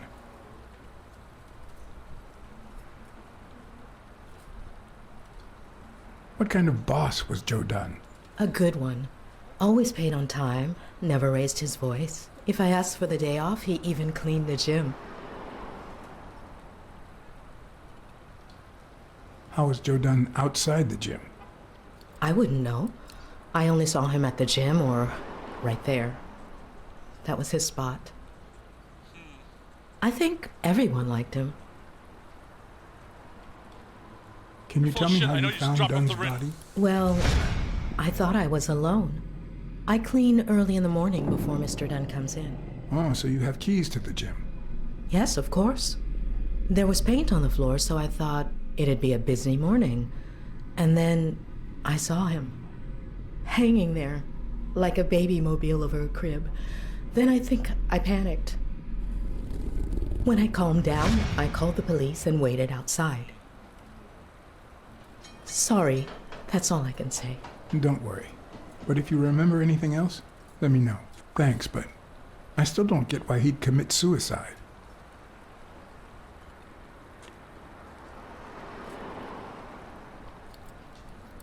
His wife died years ago. Maybe he never got over it. Yeah, I don't know. Or maybe he did. That was a long time ago. Gotcha.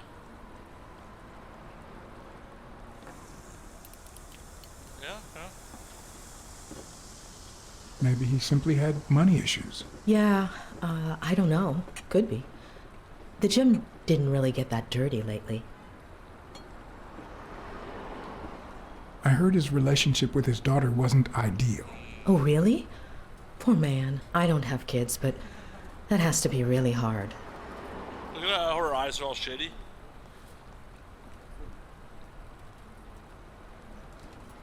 Have you remembered anything else about the moment you found Dunn's body? I'm afraid not.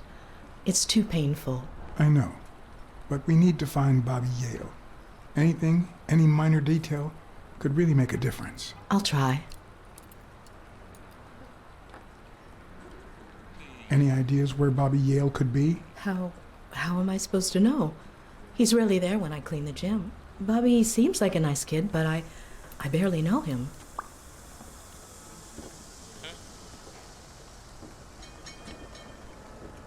So he has to know What can you tell me about Sonia Dunn? I barely know her, but she looks like a smart girl, poor thing.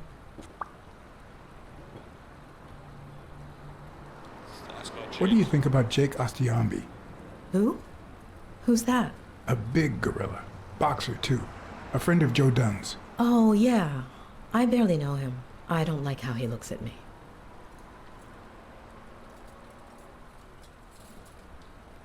Can I ask you about your job? Which one? How long have you worked at the gym? It's been, 4 or 5 years?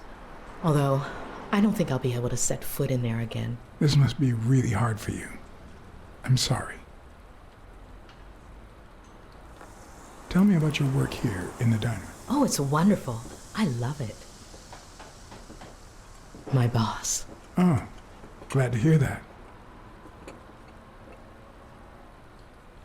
Other than the diner and the gym, you don't work anywhere else, right? I wouldn't have the time, although I'm not sure I want to continue working at the gym.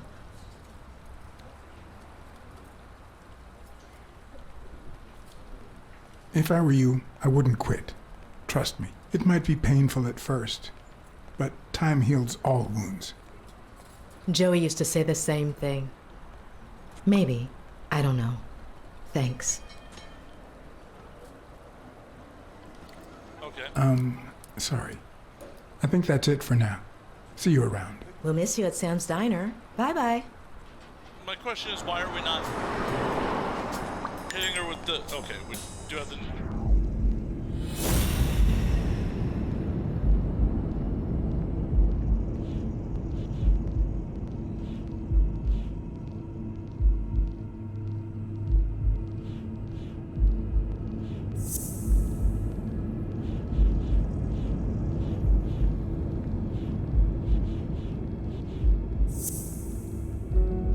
Okay, that's not...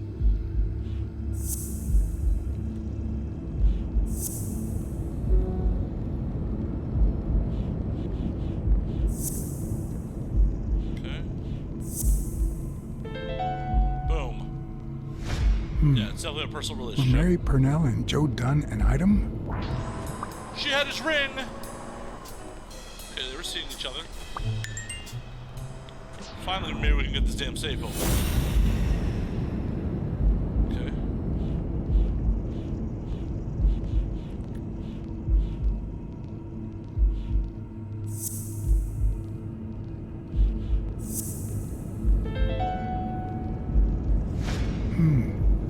What if Mary's birthday is the combination to the safe? I only figured this out like a half hour ago on my own. Damn you, cat.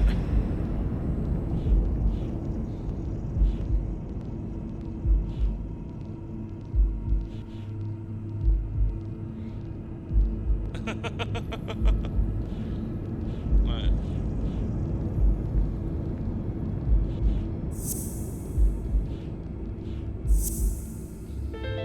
There we go.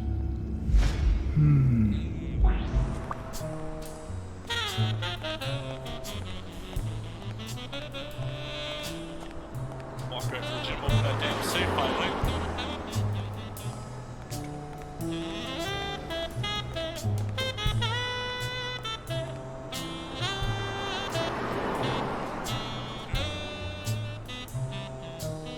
We're about to open. I wonder what's in the safe. We're about to have a bombshell dropped on us, guys. Oh my god, there's gonna be a bombshell in the safe. There has to be. It's every noir trope ever. Oh. Oh.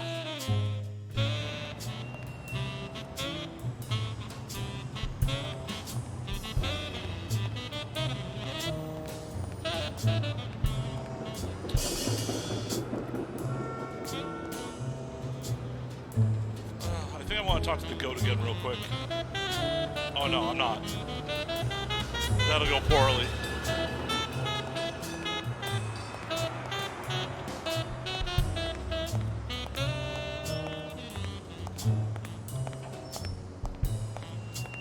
So the chest expander and the paint can were in the garbage.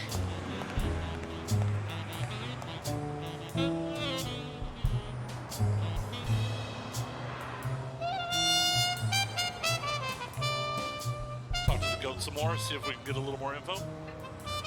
Do you remember anything else about the day you found the thingamajig with the springs and the paint can? Yeah, no. Wait. Yeah. Well, no. Now that I think of it, no. Hey, pal. How about thanking a good-looking goat with a cigarette?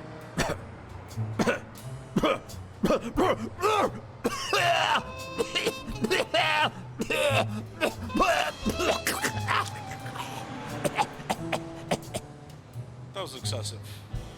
But of course. Of course. Here you go.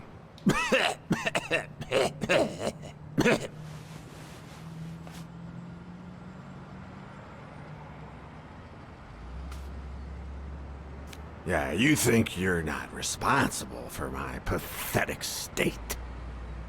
Think you're not to blame?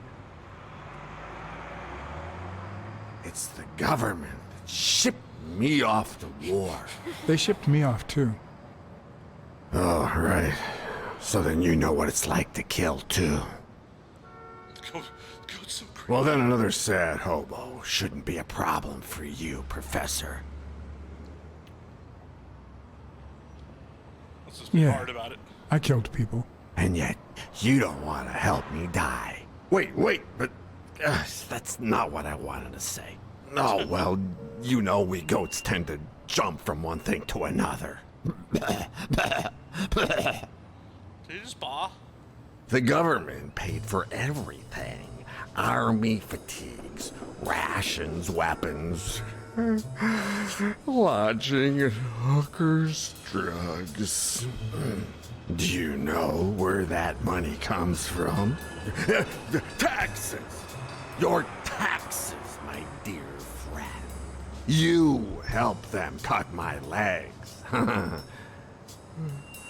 They declare war every chance they get, so that the weapon industry that finances their campaigns gets richer and richer and richer.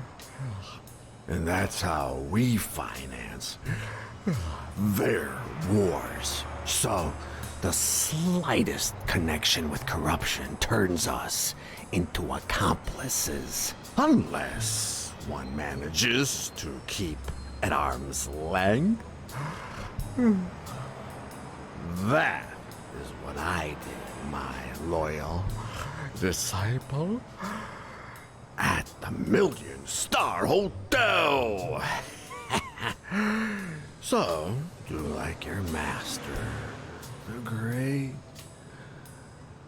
Hey, what's your name? You never told me.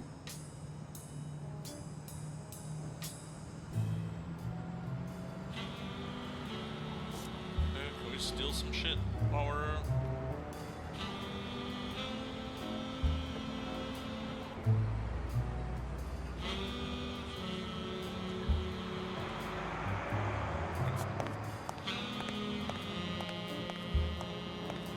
Oh, it's something back here. I might just be the last person in New York without a TV.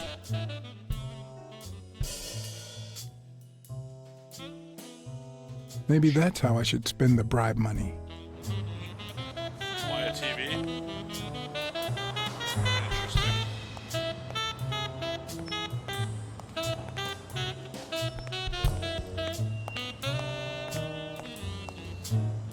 See what... Still asleep? Okay. Nothing I can do with that.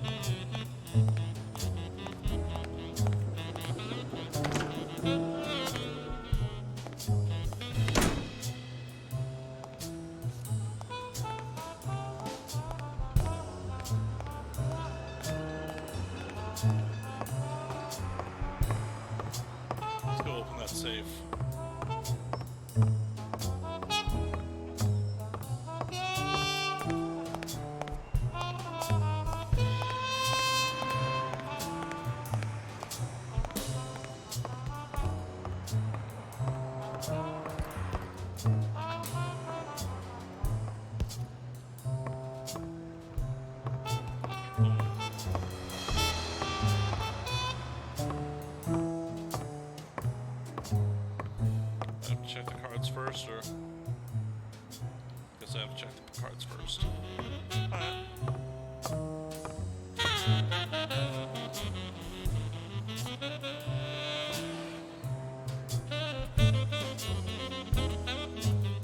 Oh yeah, there's definitely something about the paint. And there it was, Mary's birthday, a week prior to that very day. That's why they're on the roof.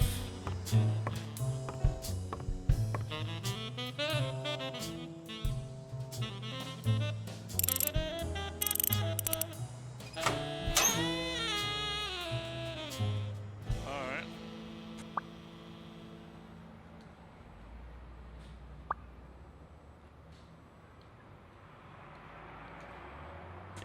It's in the will.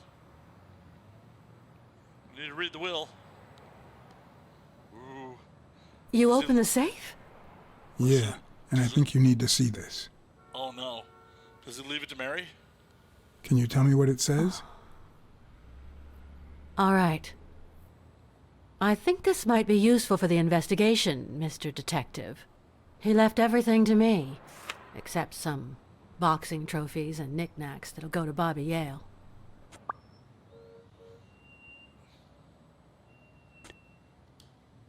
When was it signed? It was written 4 years ago, just weeks after I moved to Buffalo. Do you think Bobby Yale read it before he disappeared? Maybe. Congratulations. You're one lucky lady. I'll pretend I didn't hear that. All right. Thanks. Dumb thing to say. Okay, so do not use all the prompts. I never would have taken Dunn for a gun owner. A few bucks. Just petty cash.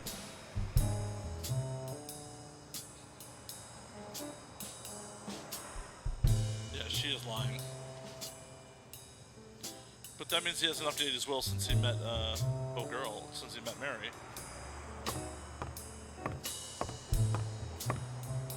Let's talk to Sonia again. Get that cat on. Nope. Apparently there's nothing. Big, bright eyes. Looks Nothing well new. rested. Either she didn't mourn her father, or she really knows how to work that makeup. Yeah, nothing new.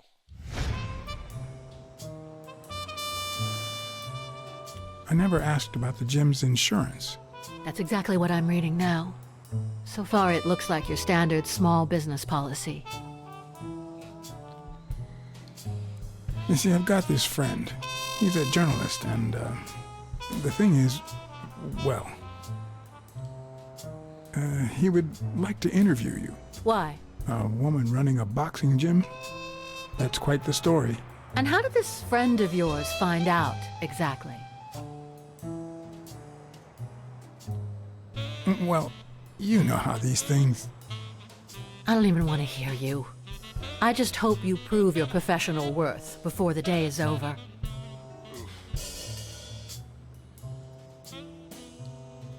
I think I know who had your mother's ring. You do?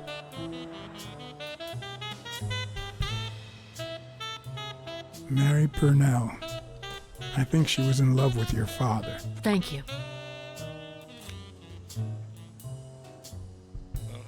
Thank you. Okay.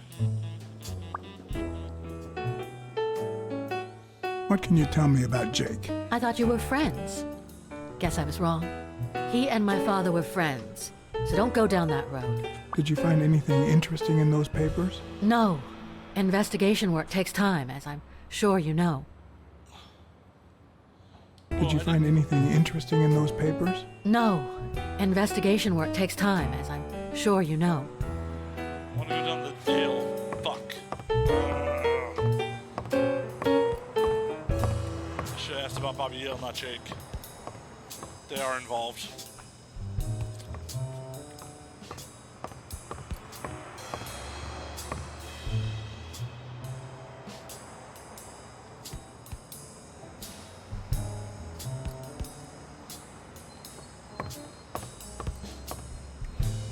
I don't know why. Something just doesn't add up. Okay, nothing new there. I know. She's to Jake again, see if there's anything new that opened up here.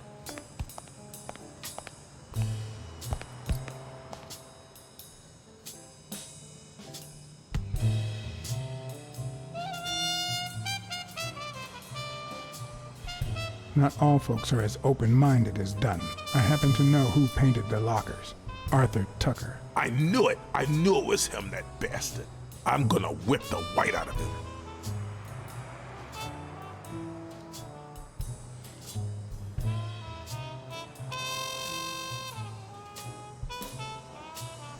Joe Dunn or Joey Dunn? Huh? Nobody called him Joey. Well, maybe his wife. Although, she didn't call him anything after she died. Wow, he's callous as hell. Did you know Joe Dunn had a gun in his safe? No way, man. He hated firearms. Although... when Bobby Yale was a teenager, he went through a crazy phase. Oh, shit. Even dropped out of the gym and joined the gang. Nothing serious. Early one morning, he broke in the gym. Joe was already here and caught him red-handed.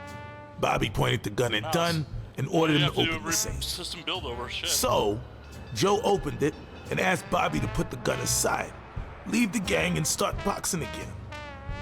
I got here 5 minutes later and found Bobby crying like a baby in Joe's arms. Then he just stood up and put on his gloves. Do you remember anything else about Joe Dunn and Bobby Yale's argument? No, not really, no. Lying. Only Joe yelling, "If you do, I'll call off the fight and kick you out of the gym." I gotta find... Mouse, what did you do to your system that you have to rebuild it?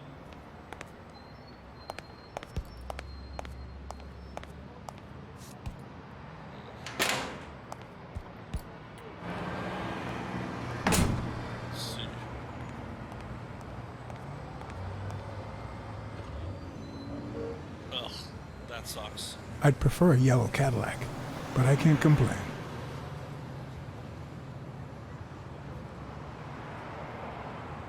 Yeah, so that's not right. I'd prefer a yellow Cadillac, but I can't complain.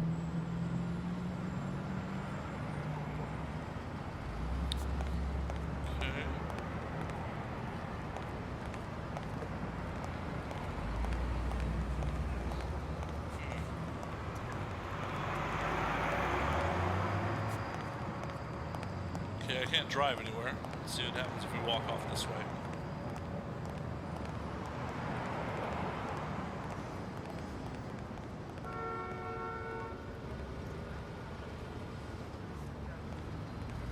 Okay, apparently I'm just missing something big.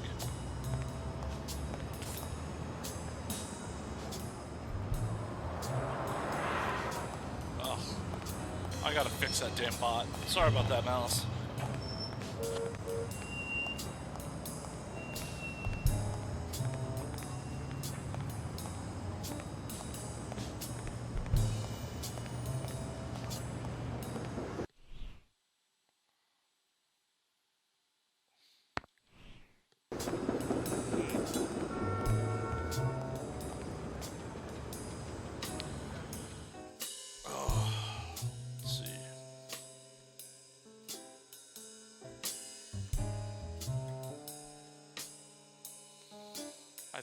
I didn't check his booth. Didn't check his booth at Sam's.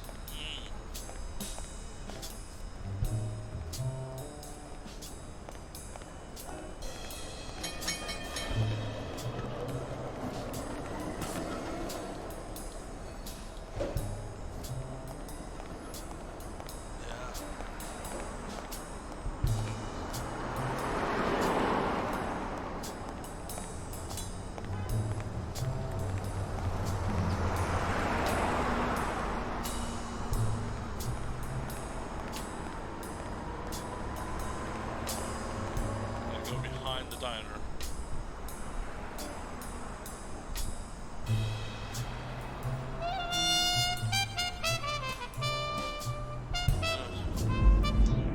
See if there's anything else we can piece together. I don't think there is.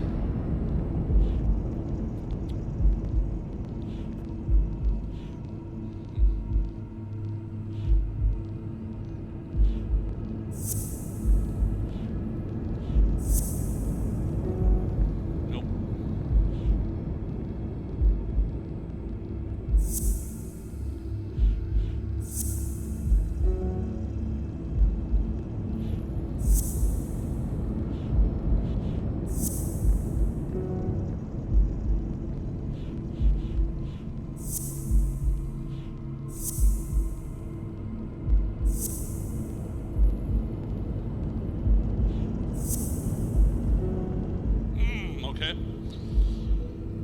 Almost there.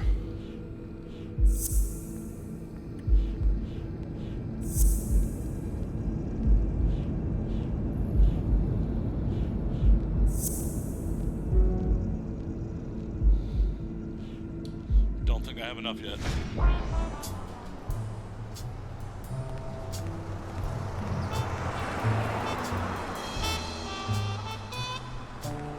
Well, seeing as it's not letting me go to other areas, apparently I'm missing things here between the gym and the diner. Or maybe I gotta call the chief again.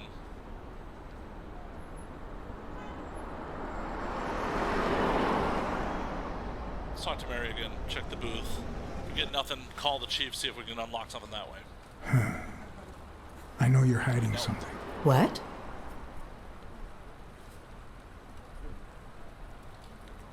Happy birthday. I just found out it was a week ago. Oh, thanks. You're welcome. I'm sure you received wonderful presents. For example, your date of birth used as the combination for Dunn's safe. Slick. Slick. Oh, my goodness. I can't talk here. My shift is over in 10 minutes. Can you wait a while?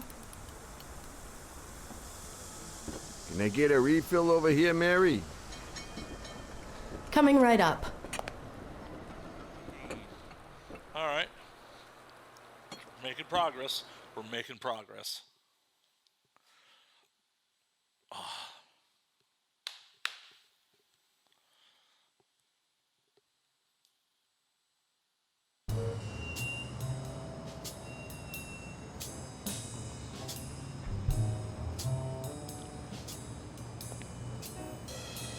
Mary Purnell, the angel Joe Dunn found in his golden years.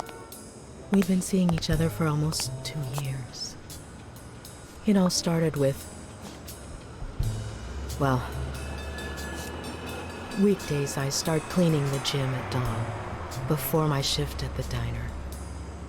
Joey always came in early, just a little after I got there.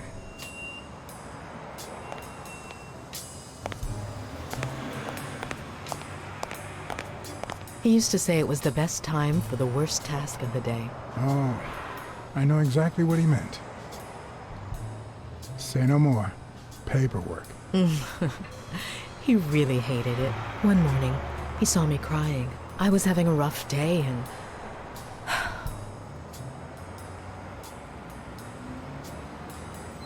He tried to make you smile. He pointed at the coffee machine. You need a cup of joe and some fresh air. That was the first of many cups on the rooftop.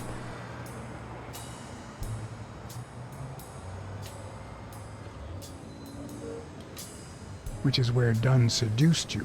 That word is a bit too much, Mr. Blacksad. Should've just shut up. You might be too young to understand this, but real love has little to do with seduction. One day, we realized those rooftop coffees were the best part of our day.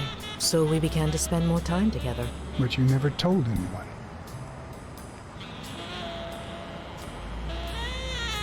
Why did you keep it secret?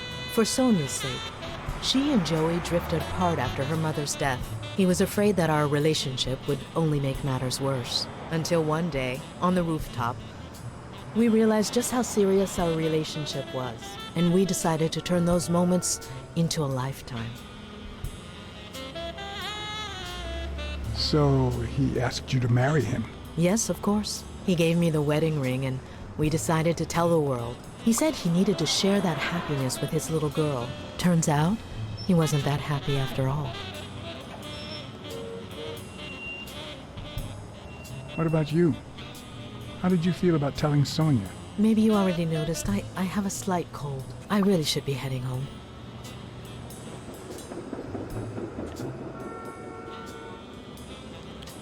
Thanks for sharing all that with me. I fucked off. Take care. I fucked up. I lost my scarf a while back, not sure where. And now, if you'll excuse me, that's my bus stop. A pleasure to speak with you, Mr. Blacksad. Well, thank you, game, for giving me a freebie.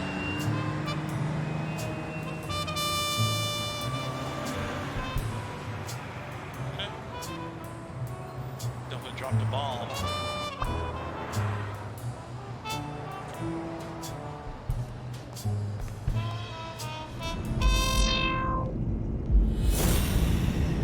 Lost scarf. Where is the scarf?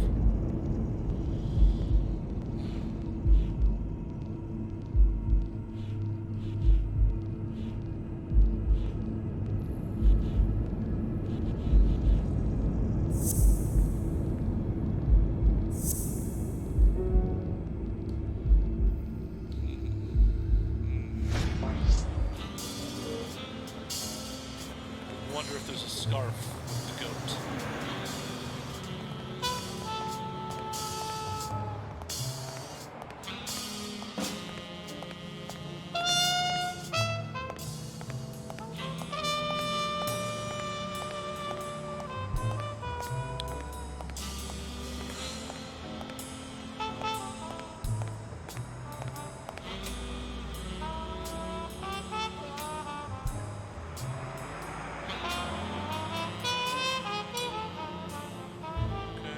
Scarf. Yeah, we can get to the roof.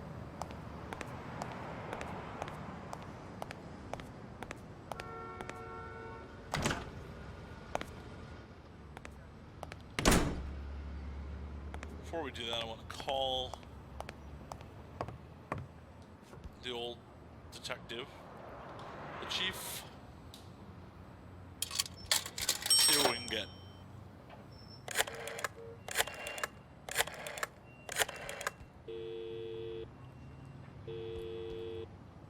Smirnoff.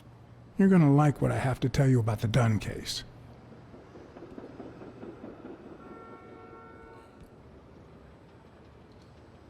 I found racial slurs painted on the lockers at Dunn's gym. He was pretty open-minded about racial issues. Maybe his death had something to do with that. John, half of the crimes in this city have racial ramifications. Unless you have solid proof that it wasn't suicide, my hands are tied. You're gonna like what I have to tell you about the Dunn case. I went to Yale's place and ran into O'Leary's men. They were waiting for him. Yeah, well, it's only normal. They run an illegal gambling operation. If a fight's canceled, they lose money. I'd love to take a swing at O'Leary, but we can't base the case on a hunch. I'm not finished yet. I think I have a new lead on the Dunn case. A close friend of Dunn's works for O'Leary. You mean that gorilla? Your ex's bodyguard? We know. O'Leary is a respectable citizen, until we prove otherwise. So there's nothing wrong with him hiring a bodyguard. I think I have a new lead on the Dunn case. I wish you wouldn't repeat the dialogue over and over Dunn again. and the gym's cleaning lady were about to get married. Great. Call What's News. They'll know what to do with such an incredibly interesting piece of information. The combination on Dunn's safe was her birthday. He even gave her a ring. You know, your typical suicidal bliss. Okay, I'm still not convinced, but I might have something for you. Alright, come on with it. Finally, we get to transition. What do we got? What do we got?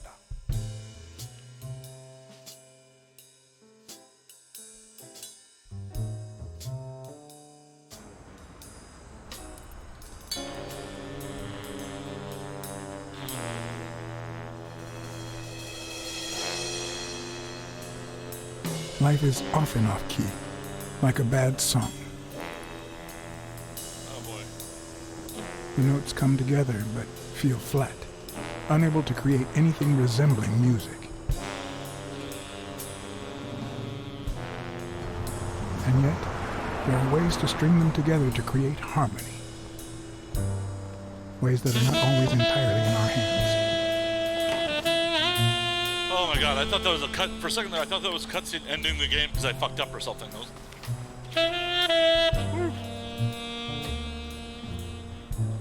You look tired, John. I was born tired. I'm used to it. You're not the only one. Yep, I'm beat. I'm starving. Just got back from the annual police medical. Not only did I have to fast, but I also had to chug 2 enormous glasses of water. John, you alright? I'm always all right. Yep, that's the problem with us men. The thing is, I'd love to help you out with this case, but I can't. You know I work for the state of New York. If I had any information, I couldn't share it with a private eye. Even if it was lying on top of this table. You said you were starving. Why don't you go to the counter and order something? Yeah, sure, good idea. If you'll excuse me. Not so subtle there. Yoink.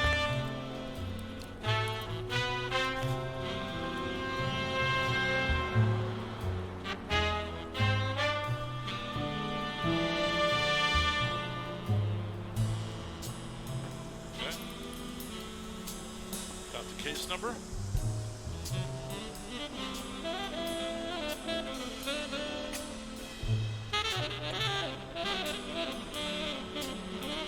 High five.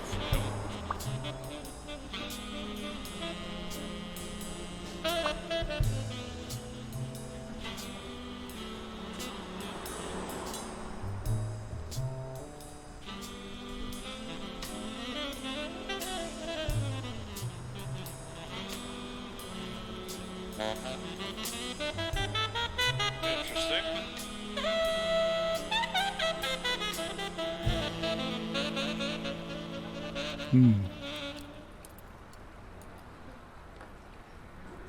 So he punched the paint can. Ooh. Interesting.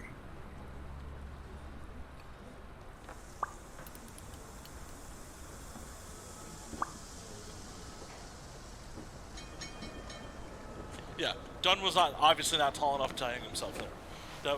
We proved that a while ago. Now that I think of it, I better eat at home. It's healthier. Thanks. Truth is, John, it all seemed clear to me before, but now? Please, promise me you won't take the law into your own hands. I'd like to think we're not just vigilantes. I'll let you Sure, you can trust me. I give you my word. All right. In any case, keep me posted, will you? Sure, you can count on it. Take care, John. Okay. As always, Smirnov had given me new, potentially relevant information. Not to mention second thoughts. When an old dog like him gets that serious, one must be prepared to bite.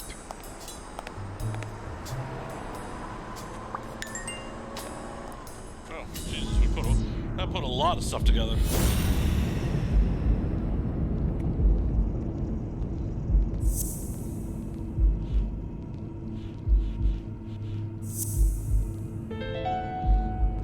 That's right. Yep, Dunn was definitely murdered.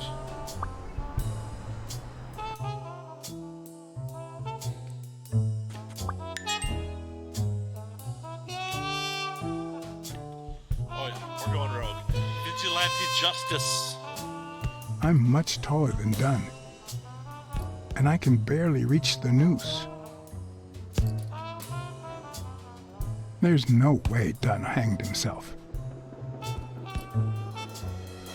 Not on his own, at least. Okay.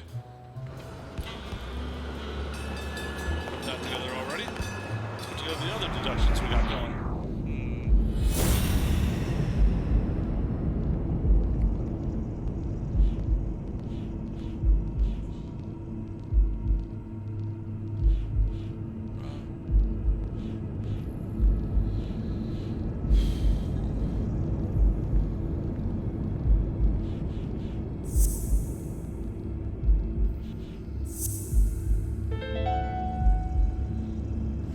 All right. Dunn punched a paint can. What's up, But why? What up? Wasn't he calm and composed? Yeah.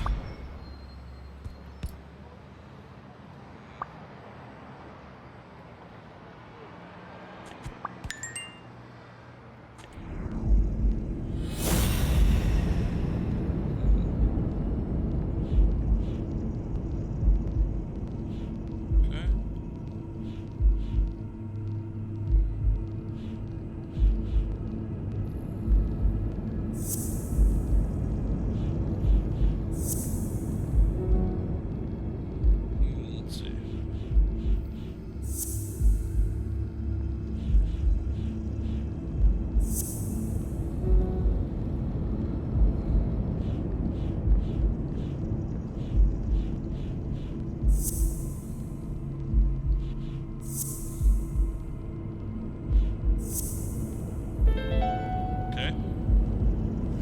Dunn must have punched the Blacksad, can it's a while he was detective arguing game. with Yale. I guess that explains why he threatened to call the fight off. Okay. Yeah, it's a detective game I just started playing. This is the first time I'm playing it ever today. It's a lot of fun. I am really digging it.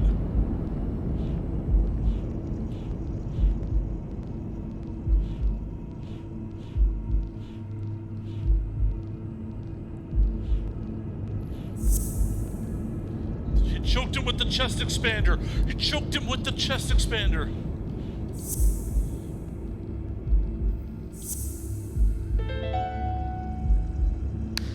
Bobby Yale. I don't know if you had a motive to kill Dunn, but you certainly had the murder weapon.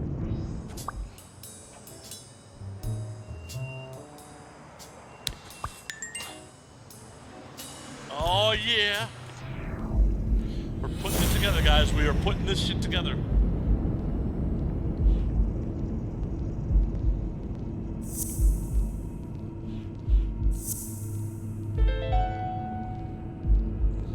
Christ. Did Yale kill Dunn just because he wanted to call off the fight?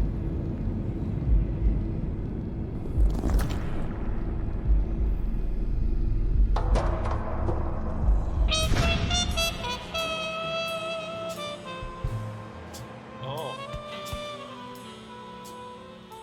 I always knew Bobby had issues. But I never thought he'd go that far. I couldn't say. In my line of work, you really shouldn't jump to conclusions. But the chest expander, the box in his locker, the marks on my father's neck. It all leads to him. Oh. Yeah, Red Baron, we're pulling it together. In any case, that doesn't change a thing. It does, actually. Now we know he didn't kill himself. My father's still dead, and you still haven't found Bobby Yale. Wow. Nothing has changed. She is ice cold. Jeez. She's in on Opening the this. safe and finding my father's will won't help us achieve anything. So please hurry. Time's wasting. She's in on this. That is ice cold. Ice cold. Sonia's indifference never ceased to amaze me. But most importantly, why was she so opposed to Yale?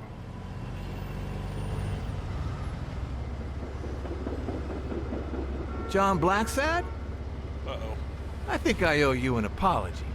Is that O'Leary?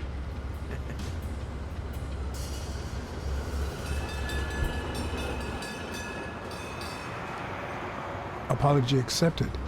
But what exactly are you apologizing for? Listen, I don't think my fellow workers treated you with the respect you deserve.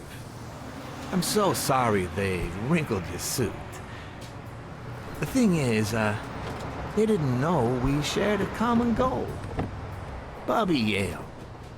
I want to find him and get to the bottom of this as much as you do, Mr. Blacksad. So please, kindly accept my invitation. Why not share our findings? Come on.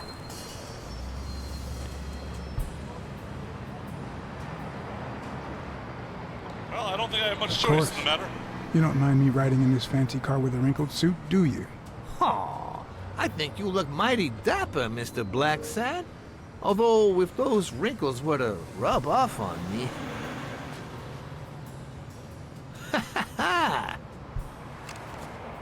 I always play it nice and safe. Oh, the plot thickens. Oh.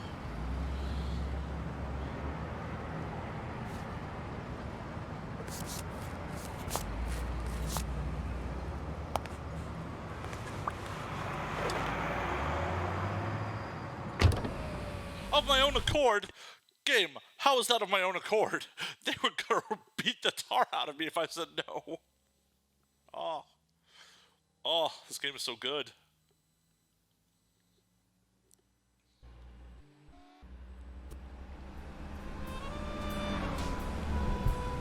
Thank you, Blacksad. You won't regret this. So let's cut to the chase. I need Bobby Yale to fight Stone. There's just too much money at stake. So, I'm offering you my help to find Yale. Let's work together.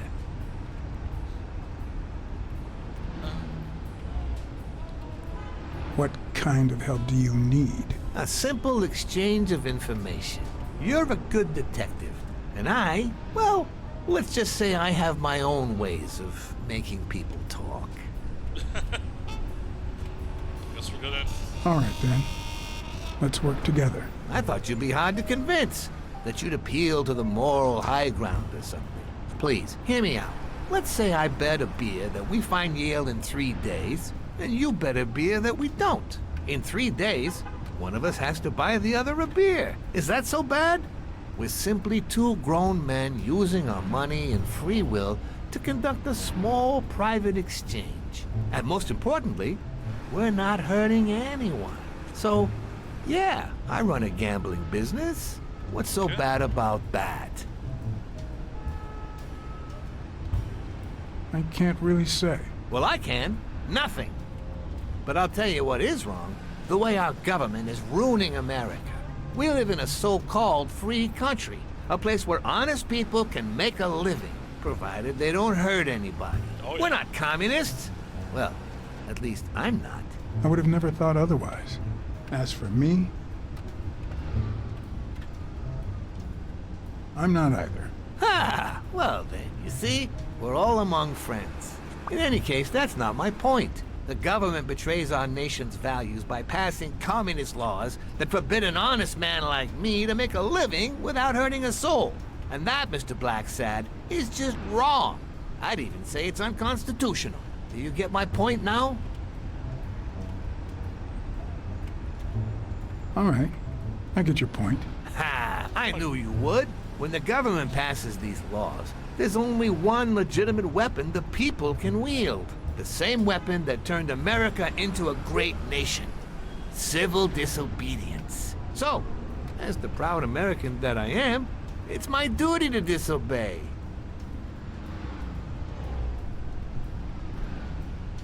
We're just gonna You agree might with have him. a point. In certain cases, civil disobedience is both right and duty. Exactly. And when you hear just how I've transformed this business, you'll agree even more. I wasn't always a boss, you know. No, sir. I started at the bottom, when Lucky Blitzen ran the show.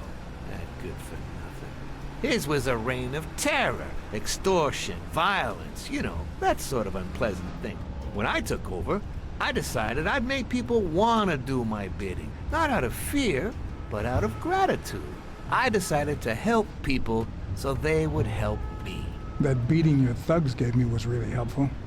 Thank you so much. Those poor bastards didn't even know you were a detective, that you were on our side. Maybe at first. But when they tied me up and beat the socks off me, they knew very well who I was. Seriously?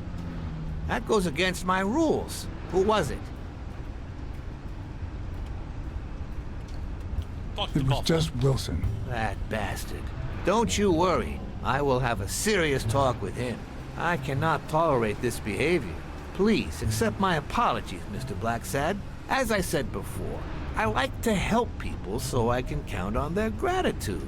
That applies to fellow partners like police or, in this case, a detective. I won't deny this business has its fair amount of violence, extortion, and casualties, but I'd rather leave that to my enemies. And you are not my enemy.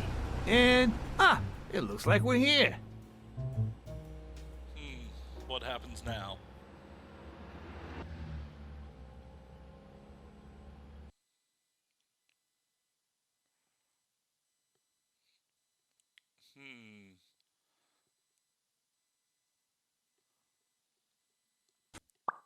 Yale's apartment?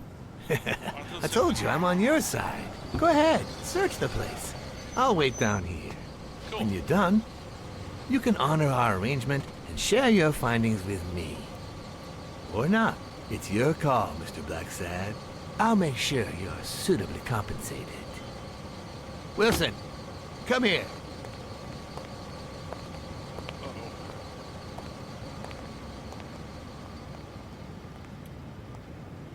what he's gonna do to the buffalo.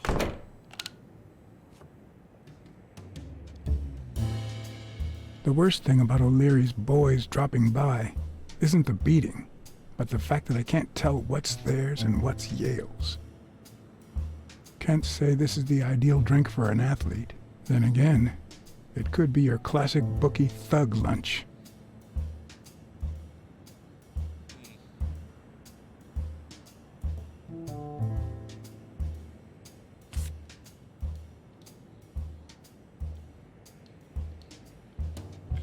So what else we got? A woman's scarf. fragrance. Almost angelical. Oh no. Mary was cheating on Joe.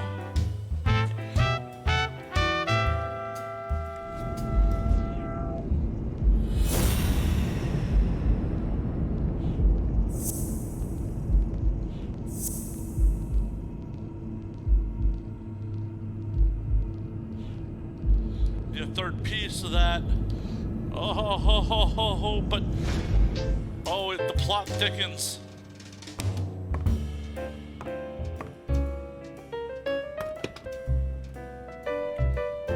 I'm not sure how Yale's love of pickles will help me crack the case, but it's good to know.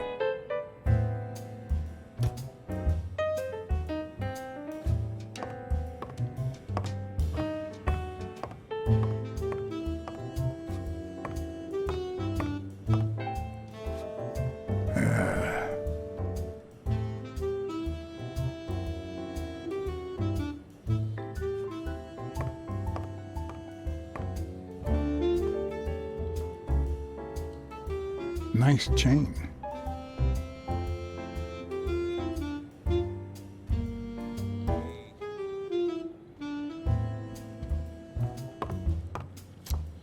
Let's see. What else we got around here? Let's see what's in the... It's hiding in his closet. Why would you want such a big closet for so few clothes?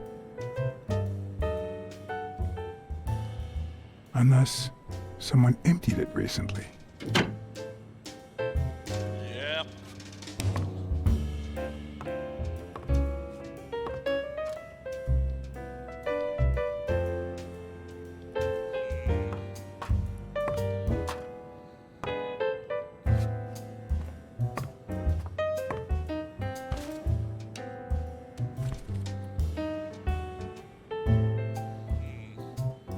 So his father's Copy 1 of 3. Do you know any of his relatives? Is his father Avenarius? Avenarius? The boxer poet? Didn't he disappear 20 years ago? Interesting.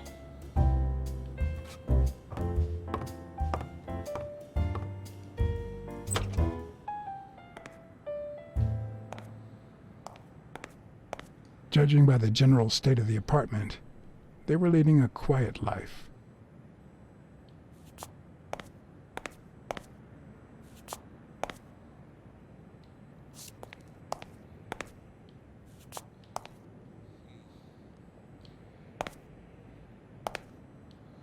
And the scarf is the bombshell.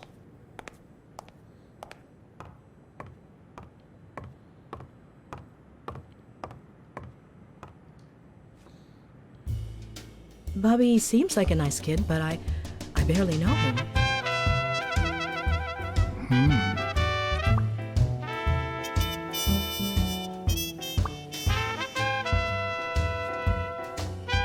Yeah, that's her scarf.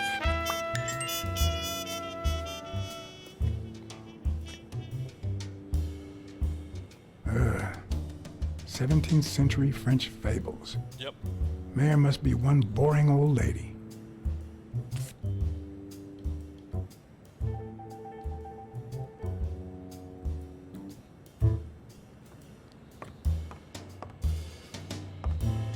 Dude, what is up with Mary?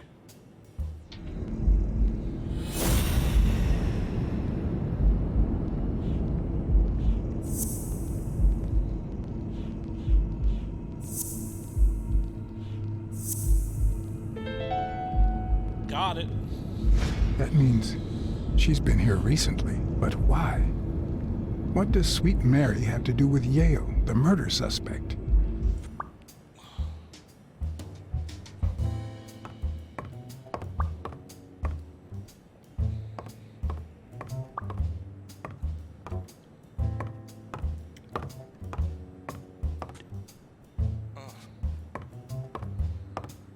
We gotta find Bobby Yale. I think we got When I left, I told O'Leary I hadn't found a thing. The minute I was alone, I left for Mary's. But before all that, I took a small parting gift for her.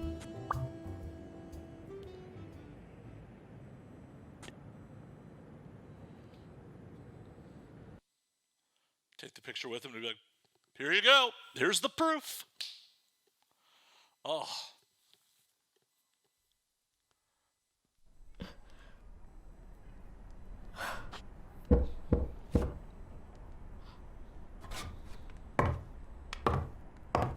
I've never trusted angels. Mr. Blacksad? What a... Surprise? Yeah. When they fall, they turn into demons. Joey told me he was going to spend the afternoon painting the gym and that Bobby would be fixing something up on the roof. So, after I found the body and called the police, I went to Bobby's place, but he wasn't there.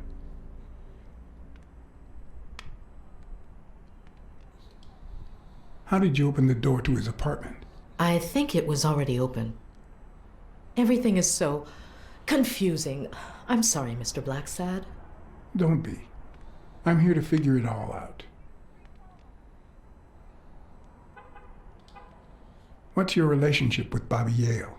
He was like a son to Joey, and we were about to get married, so, you know. Okay, I think it's time to set things straight. I knew you were cheating on Dunn with Yale. Or was it the other way around? No. How can you even think of something like that? How can you convince me otherwise? I found a picture at Yale's apartment. It's you and him on a roller coaster. Care to explain, Miss Purnell? I'm not white, Mr. Blacksad. What? 7 of my great-grandparents were white. The 8th was black. According to law, I'm a black citizen, even if my skin says the contrary. Do you know what that means when you're born in North Arlington, Alabama?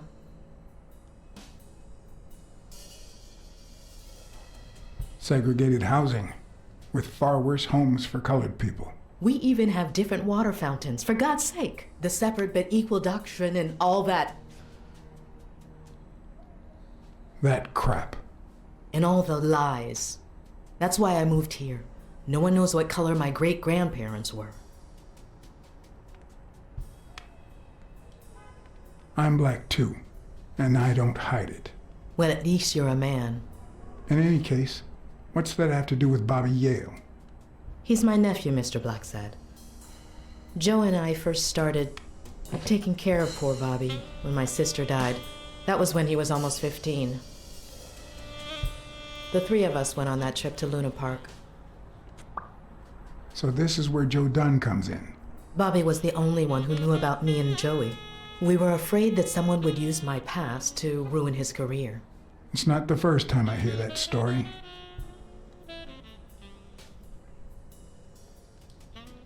I'm sorry I accused you so lightly. Don't worry, I understand.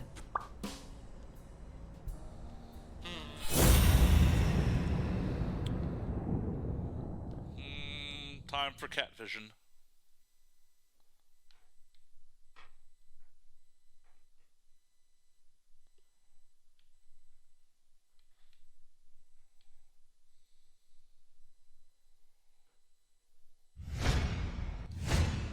Mary smells like... Actually, the whole room smells like a pie fresh out of the oven, so I can't identify any other fragrances. Huh. So that's...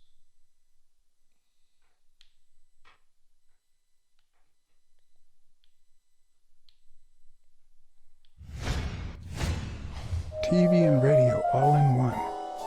Where will these mad times lead us? Okay. Well, looking for another.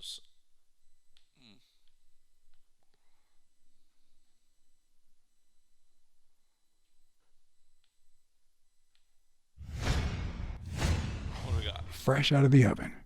The whole room smells like pie. Okay. What are we looking for?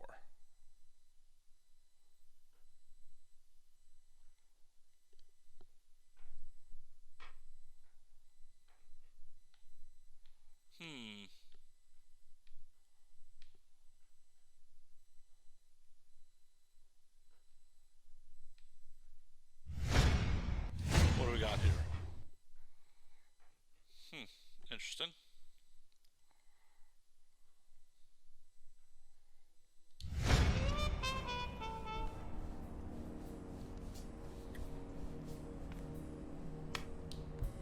That cherry pie smells so good. I'm starting to get hungry. Thanks. I pulled it out of the oven right before you arrived. Oh, where are my manners? I'm the worst hostess in the world.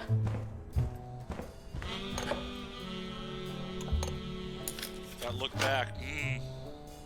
Let me go get a knife from the kitchen.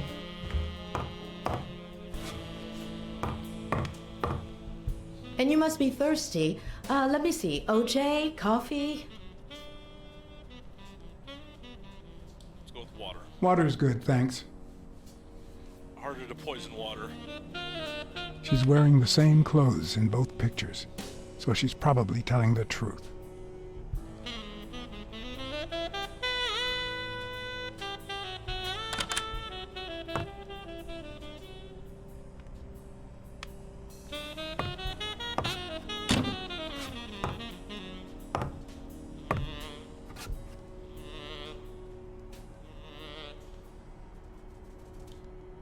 Sorry, I was going to help you with that.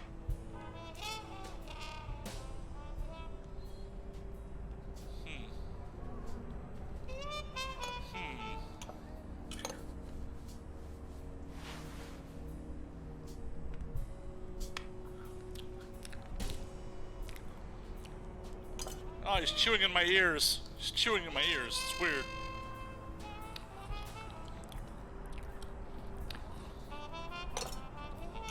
Did I just eat her whole goddamn pie?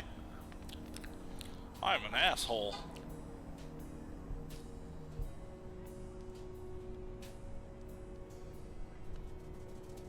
Okay, then we got a new cat.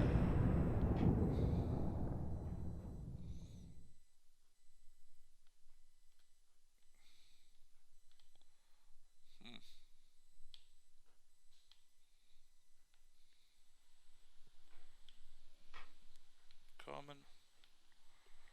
Where? That way.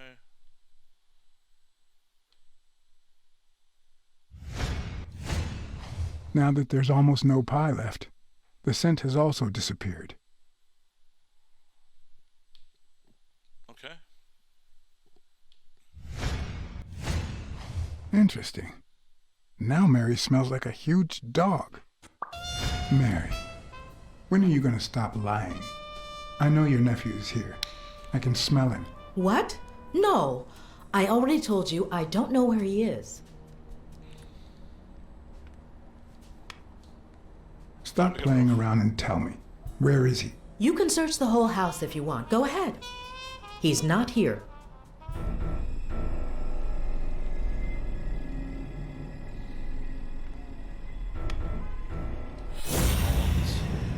Break out the cat sense.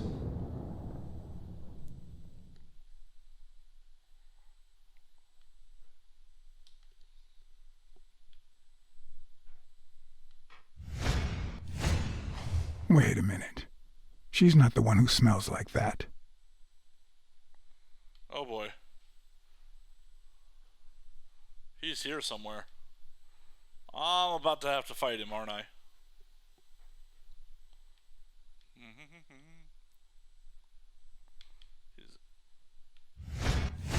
He's inside. That's where Bobby Yale's scent is coming from. So, That's why you were sitting there. What? I don't know what you're talking about. Yes, you do. Could you step aside so I can check, please? Please go. Mary, for Christ's sake, put that knife down, would you? Leave or I'll... Yep. Mary, please, calm down. I mean it. I don't want to hurt you. Alone! Bobby!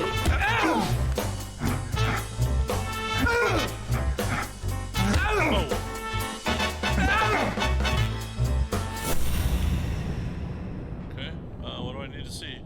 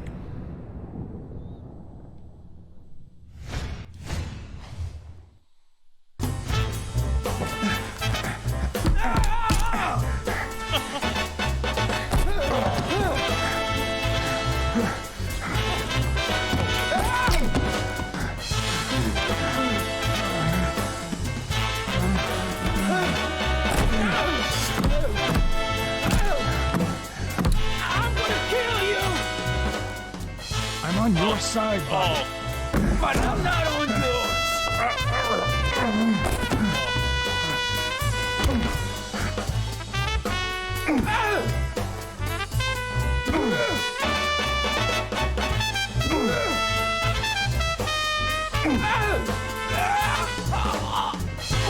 A heart attack?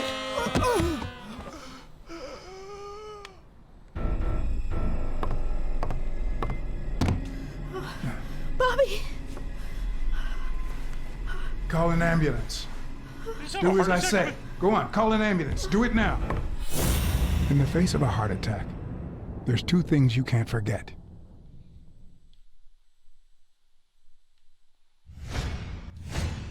One, stay calm. Two, 1 chest compression per second. 1 Mississippi. 2 Mississippi. 3 Mississippi. 4 Mississippi. 5 Mississippi. 6 Mississippi. I'm gonna save your life! Bobby. Oh, Bobby. Thank you. Bobby. What kind of boxer has a heart attack after like beating my ass for a minute?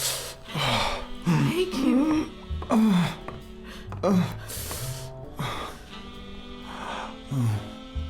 I had lots of reasons to consider this a great day. I had investigated a suicide case. I had discovered that, in truth, we were dealing with a murder. I had found and captured the prime suspect. And I had saved a life. Doesn't feel like a great day.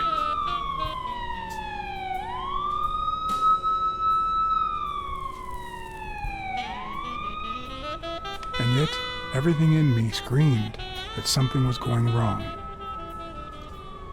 Has to be.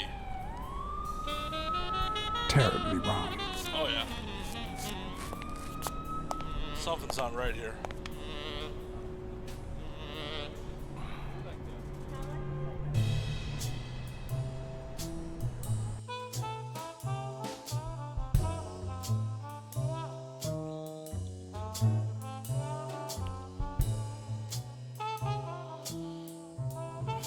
Promise me you won't take the law into your own hands. I'd like to think we're not just vigilantes. I want a gun! What the hell? Bang, bang, bang! Bang! A fair amount of violence, extortion, and casualty.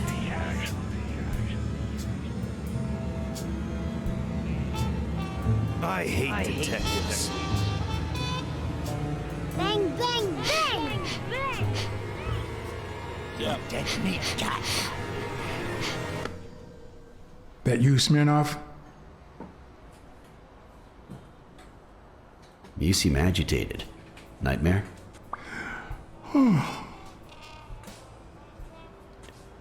How long have I been sleeping? I just got here. Anyway, why don't you go home?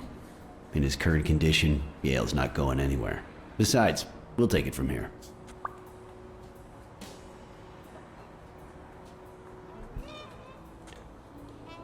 Thanks, but that won't be necessary. I can watch Yale on my own. No doubt. I just saw exactly how vigilant you always are. As for what happened yesterday, you promised me you wouldn't intervene.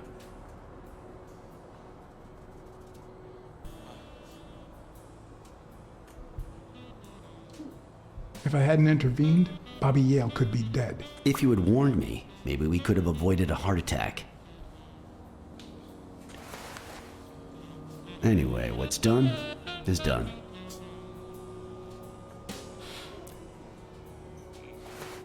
Yeah, I don't know who the fourth is. The light and cigarette minigame. Alright.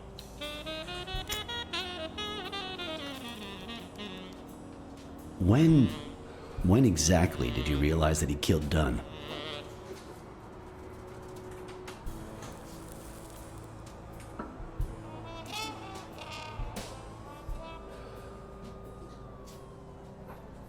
Out of sheer curiosity. I'm a cop after all.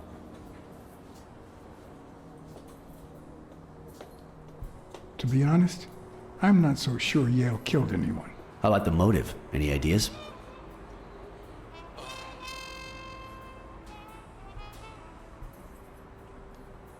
I know Dunn wanted to call the fight off after something Yale did, but I still don't know what. In any case, hopefully Yale will tell us more.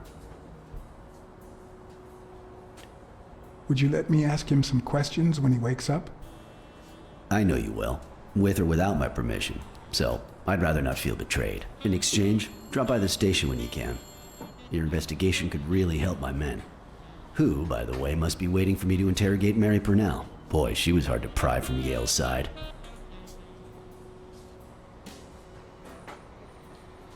She's been through a lot in the past days. Be nice to her. Of course. In spite of it all, we're not just vigilantes. And as for you, go get some rest. God knows you need it. I can't promise anything. Right, no more promises to you, Chief. Tell the nurses to look at that face of yours. You look like a film detective in his last scene. I'm afraid this film isn't over yet. For your sake, I hope you're wrong. I know. You're in charge now, officer. Okay. I'll send you relief in 6 hours. Understood? Doctor. Who are? Oh, detective. Congratulations. You fared pretty well against that kid. Better than most would have. Now, if you'll excuse me. Do I look like I fared well to you? Alright. Let's see what we got here. We, as a society, simply don't trust reptiles.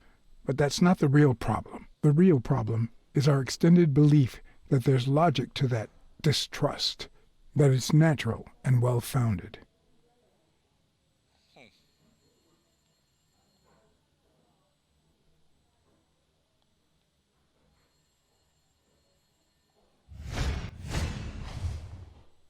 Dr. Palmer. How's Yale? Is he awake? Oh, yeah. Go check on him before he falls asleep again. Although, try not to bother him with too many questions. Will this have long-term effects on his health? It's too soon to tell. He did have a heart attack after all.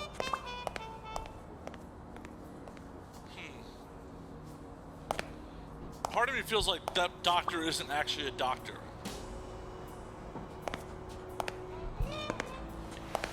He's in such a rush to get away. Go away. I don't want to see you. The doctor told me to sleep. I rarely get to interrogate a suspect with his guard down in a place as quiet as this. Getting the chance to study his body language with no distractions is a rare gift. Back to cat vision.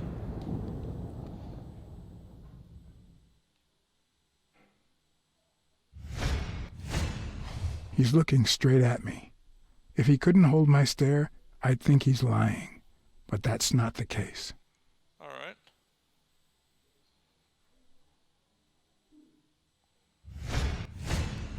He's clenching his fist, a sign of contained anger.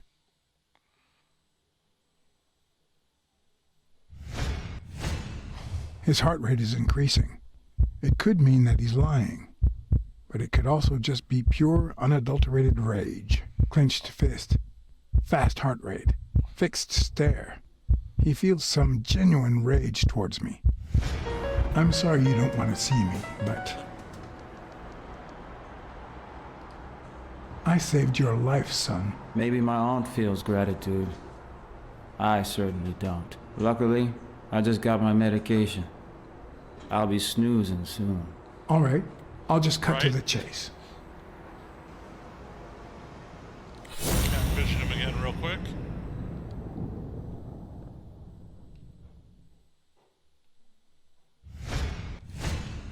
Is he lying, or did his heart rate speed up out of rage? Okay. He can't look me in the eye. I'd say he's lying. Hands still balled up. Is he holding back his rage? Who killed Joe Dunn? What? Are you trying to confuse me? Joe hanged himself.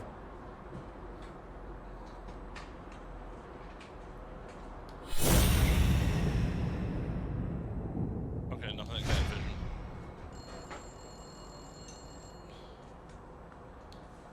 Dunn was too short to hang himself with that rope. So, it's true? He was murdered.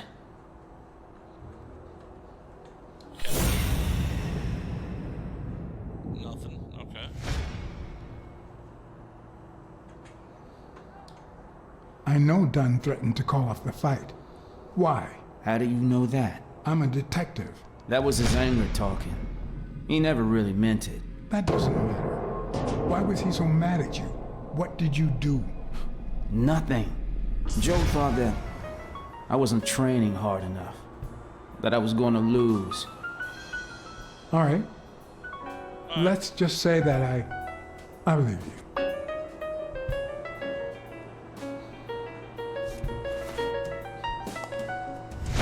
The murderer killed Dunn with a chest expander and planted evidence to make us believe it was suicide. But he also left enough clues behind to make sure we found the true murder weapon. Then he put the chest expander box in your locker to frame you.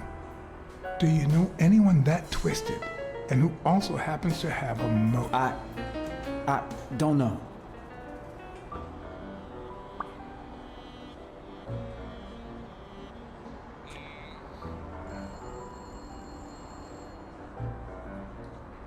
What about Sonia Dunn?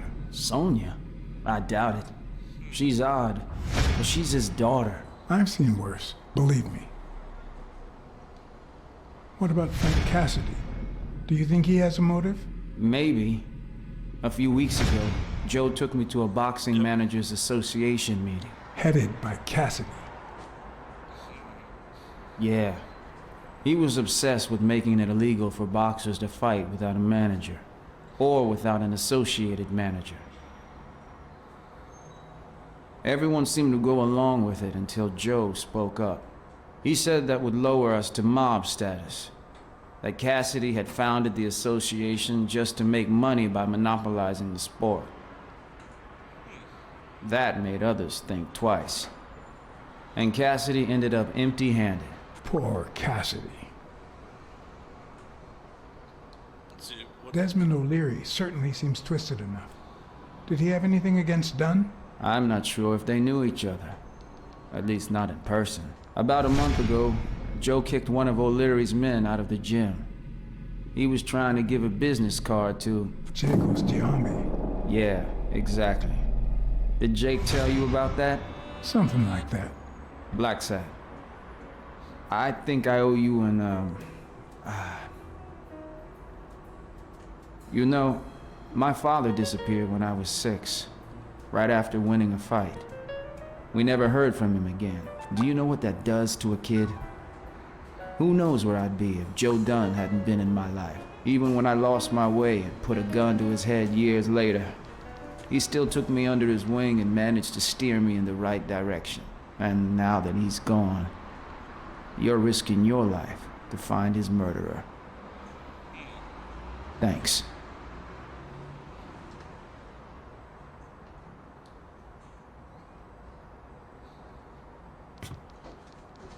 You're welcome. Alright. So who killed him now? Let's cat vision him again. The hands say a lot about what's going on inside a person.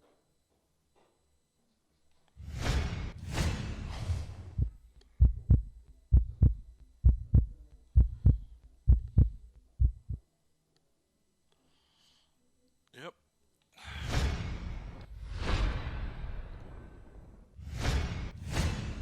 Is that eye movement normal? He seems restless. Should I tell someone? Yeah, let's not let him... I think that lizard poisoned him. See? There's no fever whatsoever. He must be having a nightmare. Are you sure? Wouldn't you have nightmares too, after what he went through yesterday? I know I sure wouldn't sleep. I have nightmares myself, but those go way back. Oh, the poor thing. Do you know what my nightmare is? It's that witch I have to work with. Oh. Good thing she's got trauma surgery at 12:30, but I wish it were a little sooner, you know? Anyway, thank you for letting me know, and for bringing him in. You don't know how excited I am to be involved in a criminal case. It might not be important. Oh, I'm in black and white because it's a I need to noir take a game, look at so I his set my medical camera to report. black and white for this.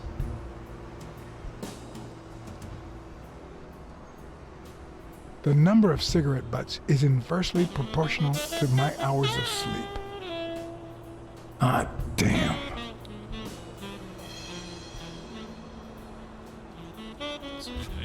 I need to get my hands on his test results.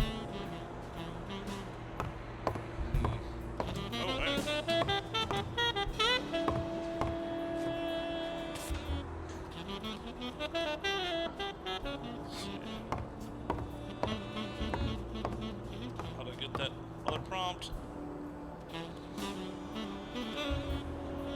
No, I never played that.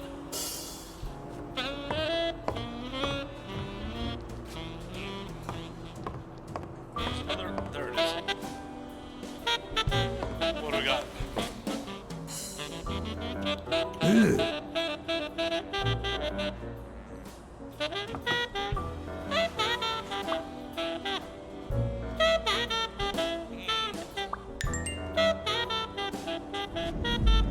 Oh, time to put together another deduction.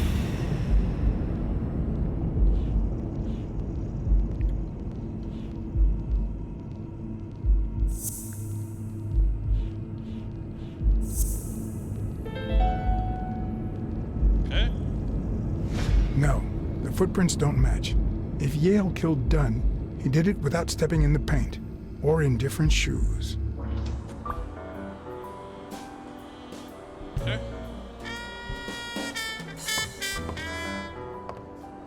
Missing anything else in this room? Xanto, what is The Killer is Dead is about? I've never even heard of it.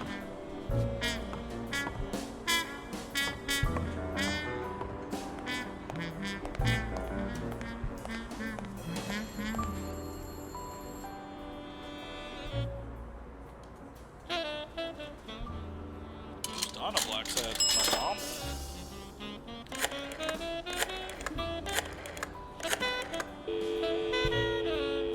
Hello? Hi, Ray. Hi. Who are you? Take a guess. I already gave you a clue. I know your name, so... I don't know. Maybe I know your name because we're family. No way. My dad never calls me. My grandpa never calls me. My uncle never calls.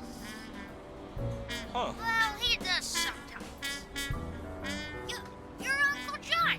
Uncle John. I guessed it. Mom, it's Uncle John. I guessed it. Oh, that's awesome. You got me, Ray. Congrats. What did I Dude, dudes. What do you want? Check out the poster for the cigarettes. A gun. Bang, bang, bang. Bang, bang. Tell me you guys get that reference. Good guys don't carry guns, Ray. You know why? Because they always end up shooting someone. Yeah, that's why they're so cool. Oops, Mom's coming. Bye, Uncle John. Ray, is that the way you say goodbye to your uncle? Oops. Love you, Uncle John. Now go put on your jacket. We're late. Dad. Bang, bang, bang. What a surprise. How are you? Hey, Donna. Bang, bang, bang. Well, I just landed an unexpected case. One that actually pays. Hey, that is unexpected. You getting paid? Yeah, can't argue with that. Hey, we're kind of in a hurry. Ray's got a dentist appointment. I'll call you soon, okay? I'm really sorry. Sure. One last thing. Ray, hurry up. We have to go. Love you, sis. And I love you, little brother. Okay, now I really have to go. Bye, John. Bye, Uncle John. Bang, bang, bang. Interesting roleplay. Some backstory. Let's call Weekly, see what he's found out.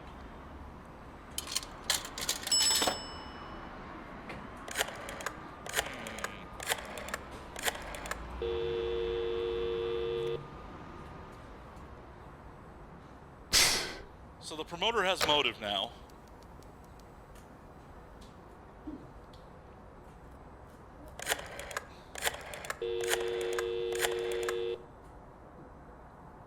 Dunn's Gym. Sheikh Ostiombe speaking. Jake, it's Blacksad. I just wanted to... I have work to do, John. Call you later. Ronald, get on that ring!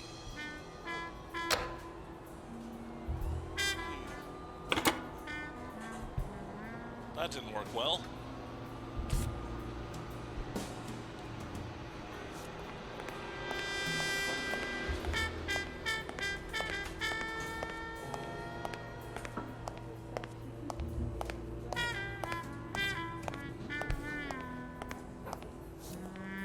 Hi. You're awake, handsome?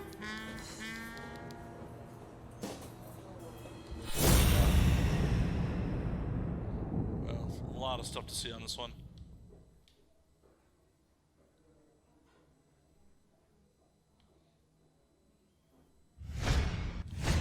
Let's see what we got.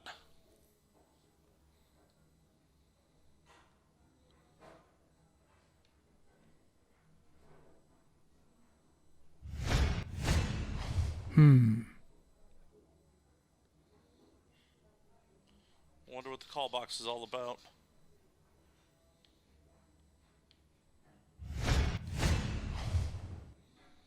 Okay. 12:30.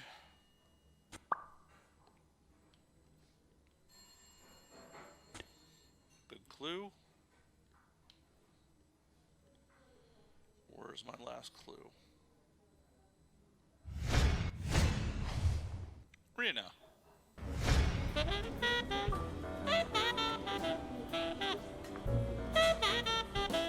I'll take a pack of Morley's, please. Honey, get me a pack of Morleys for Mr. Handsome.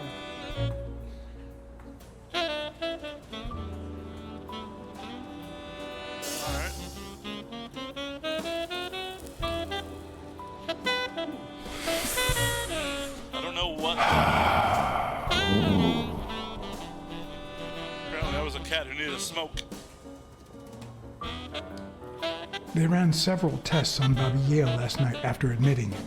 Have the results come in yet? No, I don't think so, handsome. I won't be able to read Yale's medical report if she's around.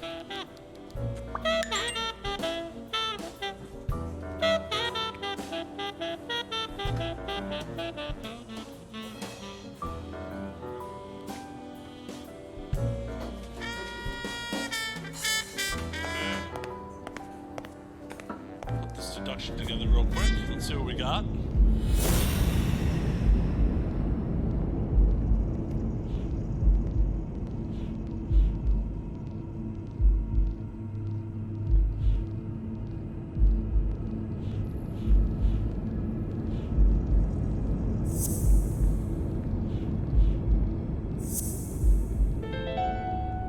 We already knew this. It seems like the Doe nurse will be assisting Dr. Talbot during his 12:30 surgery. I don't know why we had to put that together. Could I get them to operate any sooner?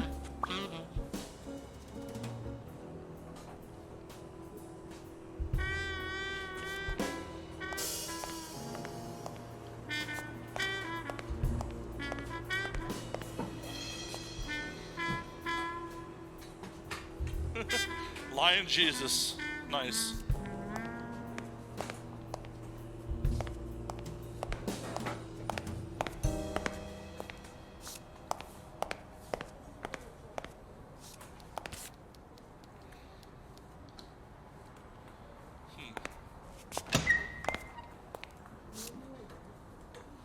Jerry Highfill. Long time no see. Blacksad, I didn't want to wake you. How's the boy? Asleep. I hope he recovers in time for the fight. I got tickets. Although between you and me, he doesn't stand a chance. It'll be a fun bout, nonetheless. Not like this. God, this is boring.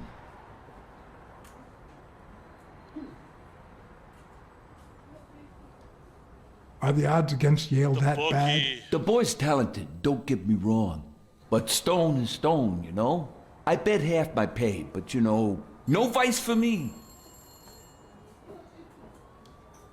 You want to smoke? Don't smoke or drink. No vice for me. Smoking's dirt. Alcohol goes straight to your head. And women, they're all just mean. Well, everyone except mine. Are you sure about that? Not even one little vice? Nope. Between you and me, when someone gives in to vice, it's because something's missing. Something in their life just isn't right. I've got a good wife, a good job, a good house, a good TV, and a good hobby. Sports. Well, watching them, that is. What else do I need, eh? Blacksad, vice is for losers. Man, I'm bored. You say you've got a good job, and yet you're bored. Well, it's just a figure of speech, really. I like my job. Is it boring? Yes, but I can entertain myself with a good fight or a football game. Well, watching them, that is. Well, I'm going back in.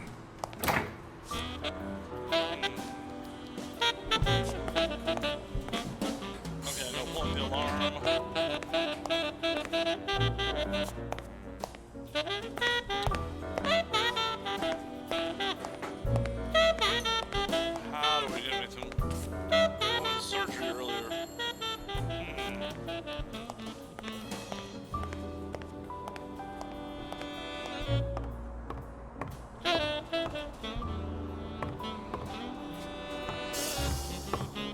I need to take a look at his medical report.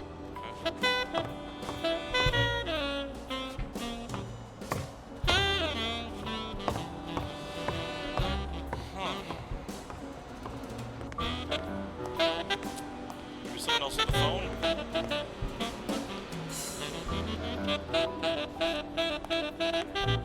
Yeah, let's try talking to the nurse again. Good call. Come on, you've got Yale's report on the table. I can see it.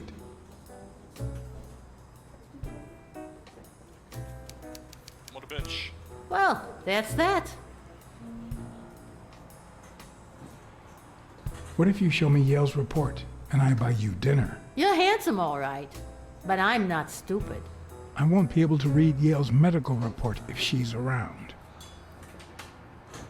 I won't be able to read Yale's medical report if she's around. How do I get rid of her?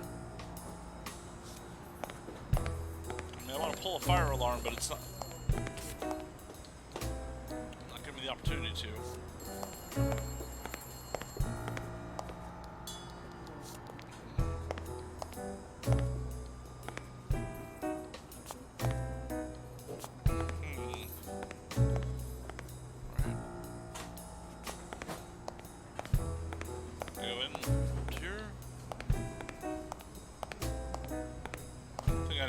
Phone call.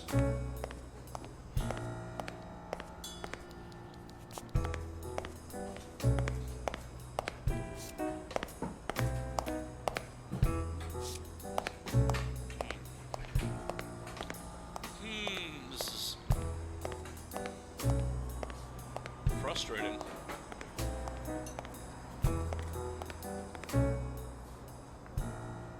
Oh yeah, we're gonna call the trauma department. Get her to call it down early.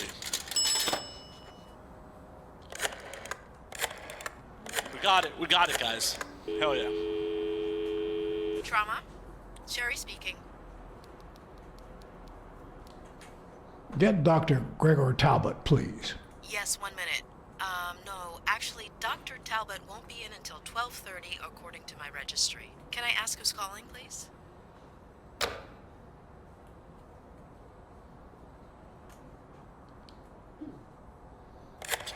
I'm impersonating someone. I don't even know what they sound like.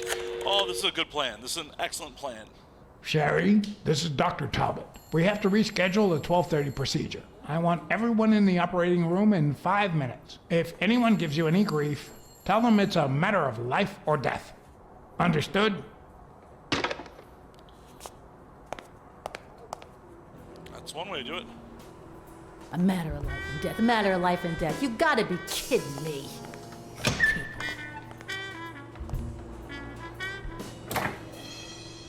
All right. Let's get them records.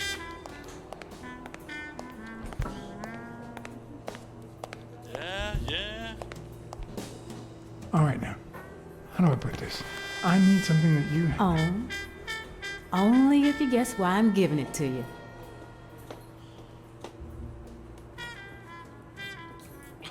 I think you just want to spite your fellow nurse. Well, aren't you smart? But be quick about it. You hear me, huh? If that witch comes back... All right, what we got?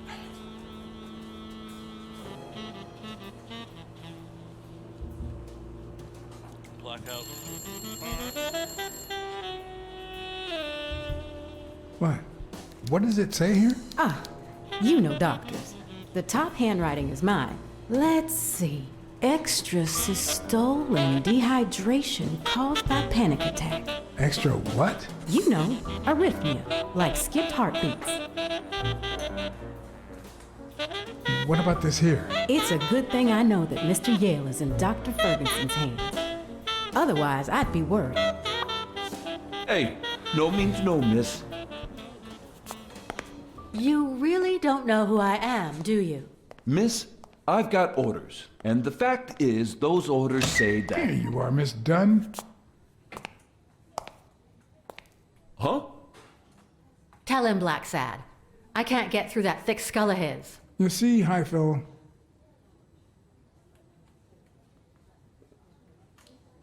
this is my wife, Jerry. I'll be damned. You didn't even say you were married. Well, future wife. Between you and me, I knew you'd settle down eventually. Just you wait. You'll even quit smoking with this one. All right, let her in, but don't do anything naughty. Naughty. So now we're married.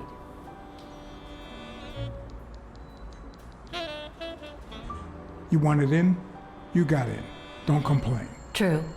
Thanks. Anyway, you did your job. I'll send you a check the day after the fight. You can leave now. cat sense. Oh, she's gonna kill him. Is that a goddamn gun? Huh, no. She's gonna do something stupid. Sonia, don't. He killed my father. You said so yourself. You can't take justice into your own hands. Believe me, it will haunt you as long as you live. He almost killed you in that floozy's apartment. How could he not be guilty? Your father wouldn't want you to do this. He was a just man, and this is not justice. Shut up! None of that matters. How could he not be guilty? Since nothing else is working, it's time to bluff it. You know I emptied that gun when I found it in the safe. No. No. No. No. Oh, that didn't Why work. did you say that? Whoops. Oops. Sonia, don't. He killed my father. You said so yourself. Your father wouldn't want you to do this. He was a just man, and this is So much for the not big justice. brain. It's a big He brain. almost killed you in that floozy's apartment. How could he not be guilty? You can't take justice into your own hands. Believe me, it will haunt you as long as you live. Shut up! None of that matters. How could he not be guilty?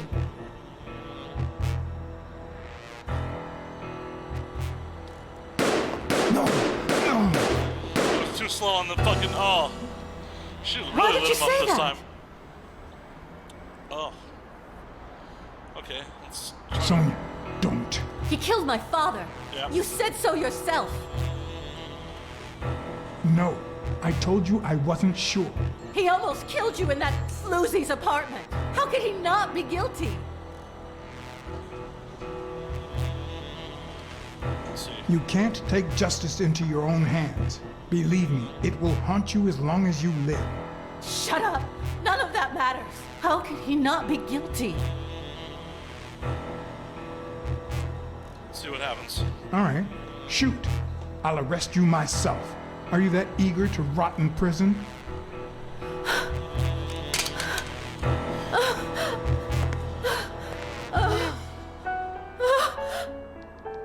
Shh. It's okay.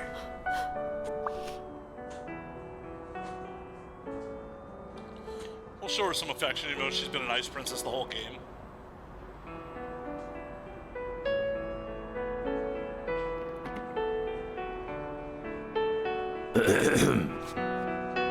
Uncle Tim!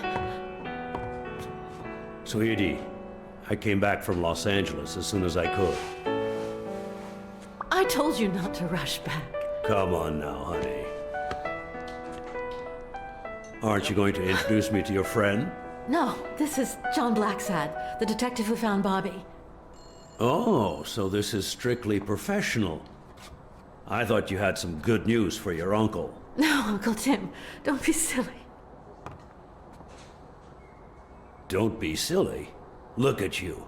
Smart, educated, as dazzling as the brightest of stars. Every single man in this city should be at your feet.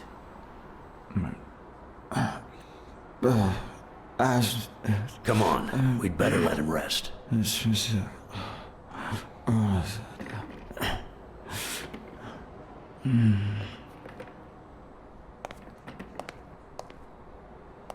Jesus. I see. Let's say you're right and Bobby Yale is innocent. Who should we focus on now? We? Well, your father turned down my money, but he made me promise one thing, that I'd take care of you if anything happened to him. But I can... I know you're perfectly capable of managing that gym on your own, but we don't even know if he'll be ready to fight Stone.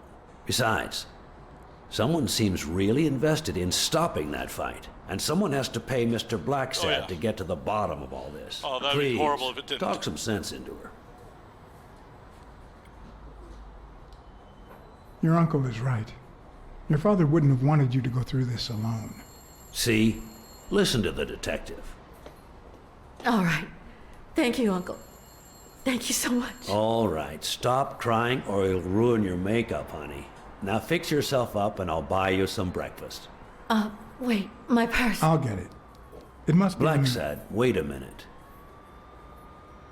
I think she needs some time alone, just like you and me. Listen, boy, do whatever it takes to find Joe's murder. Whatever it takes. If things get messy, don't worry. I'll clean them up. Deal? Sure. I'll do my best. Thank you. We're gonna take I things into our trust own you to hands. get that ball to the end zone. No. Are you telling stories about the great Iron Arm again? Wait a minute. Of course. The Milestones quarterback. Tim Iron Arm Thorpe. It's a good thing folks usually recognize me sooner. Blacksad, you coming to breakfast? I'd love to, but I have to go ask for a favor.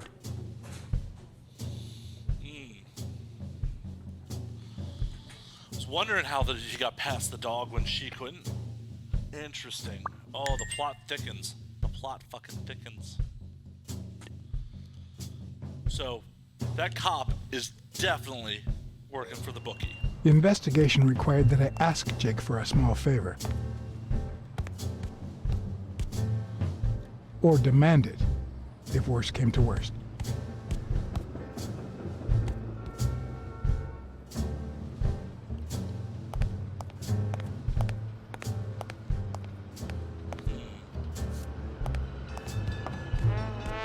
Talk to Jake first. Cat eyes.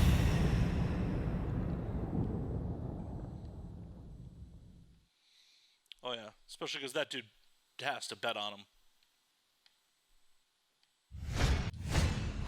I hope he never feels inclined to hit me. He's twice my size. Okay. Why am I staring at his package? He's been training with those same shorts for who knows how long. The shoes.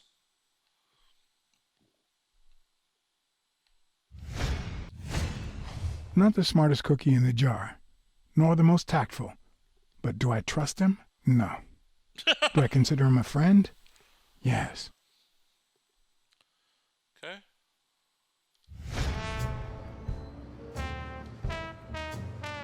Let's take a look at Mr. Bear.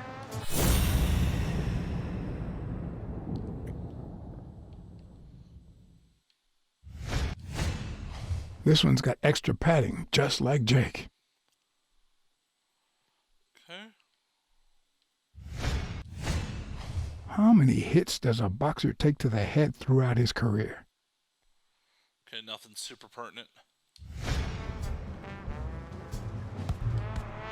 Hey, hi.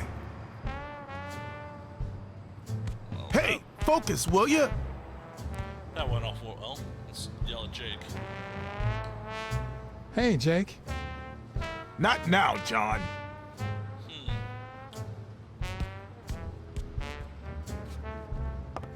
Interesting.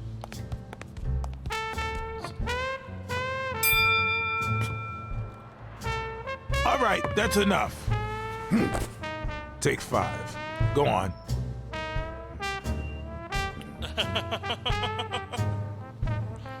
That's right, ring the bell. Ring the bell. What, John? What's so important?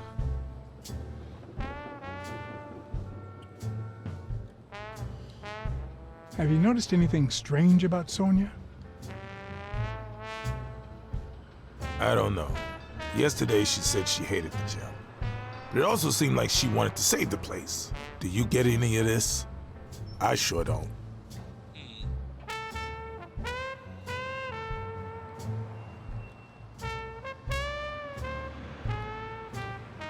The gym is paying her way through college, and she still has a year left. I guess she doesn't have any other option. Why are you coaching that guy? Oh, that's right. You don't know. Sonia asked me to run the gym. Well, at least the fun part. As soon as Bobby Yale's back on his feet, I'll turn him into a champ. I'll make him crush stone. Just you wait. What? Why are you looking at me like that?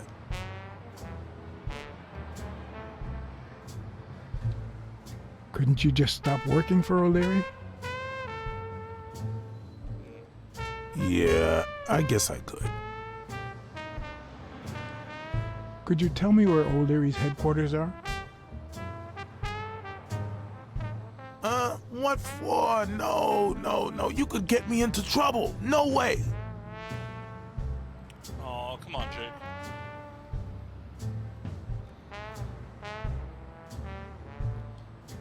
You lied to me yesterday. And being the good friend that I am, I kept your secret. You owe me. I don't think I'd keep protecting you if we weren't friends. Although, if we were friends, you wouldn't hesitate to help me. Tell me, Jake. Such a dick. Are we friends or not? Damned cat. All right. O'Leary's hideout is in the basement of a Chinese restaurant. But I don't even know how to get in. Well, I'll see you tonight.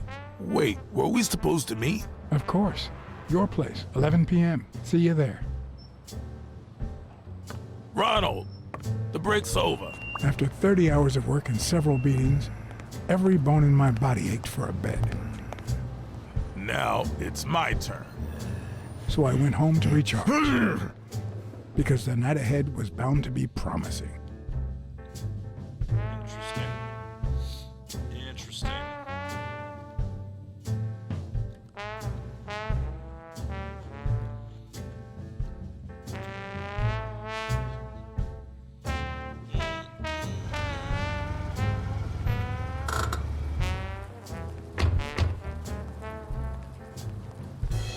What do you know about that basement? Well, let me think. Nothing? Come on, Jake, for Christ's sake.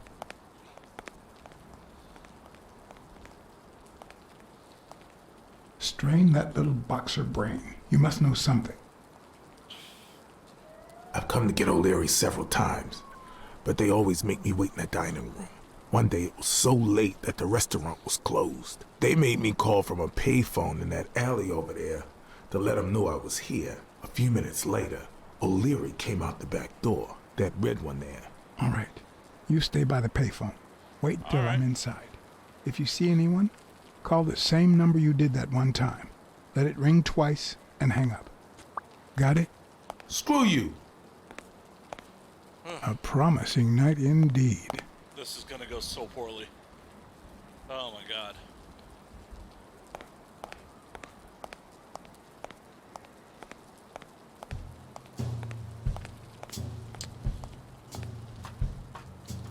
If I'm right, could it be an elevator shaft? How does this thing open?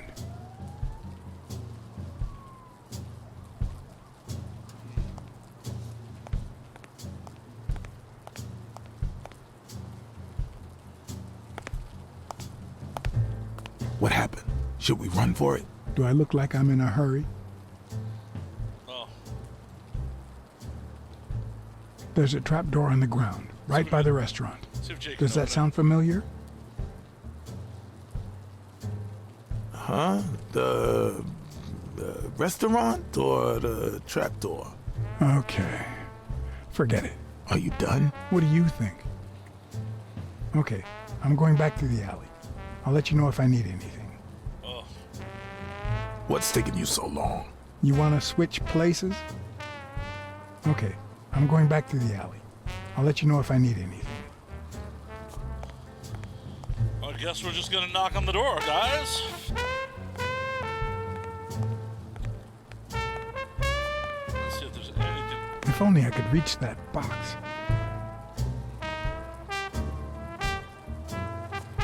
Okay. Wait. Yep, and this is gonna open it.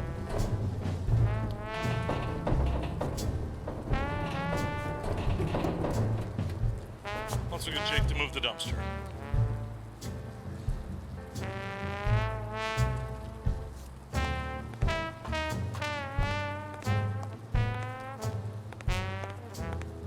What? I need your brute force, Jake.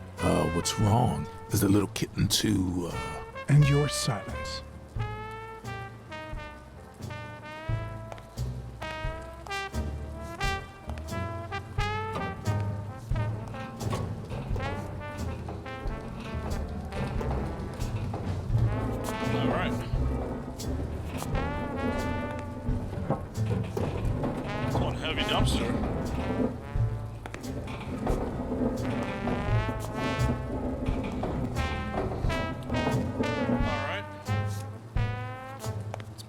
that service elevator.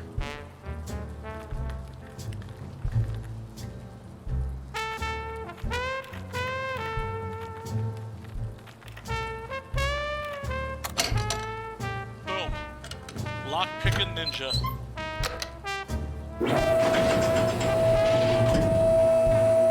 Here we go. Oh, this is such a bad idea.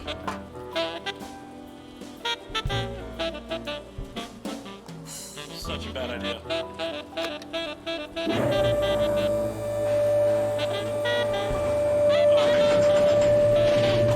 Such a bad idea. There are questions we only ask ourselves when it's far too late.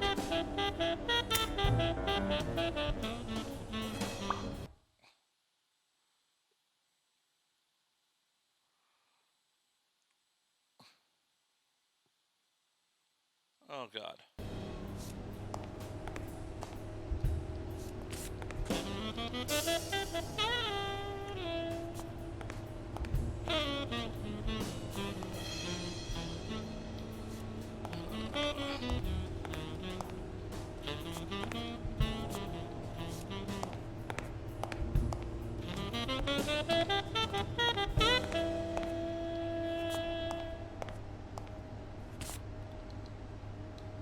Cool.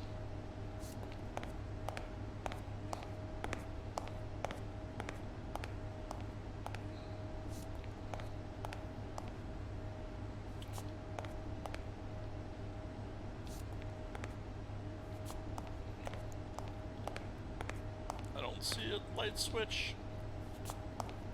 Fucking anywhere. Ugh.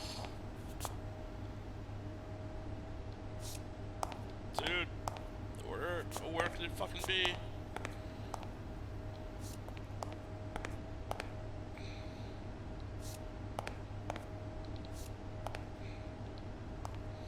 Oh, I'm gonna have to retry this. I don't see it, and it's about to run out. Ah!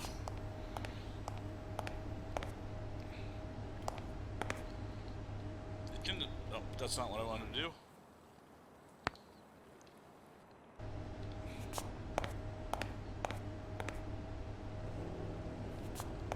Shit.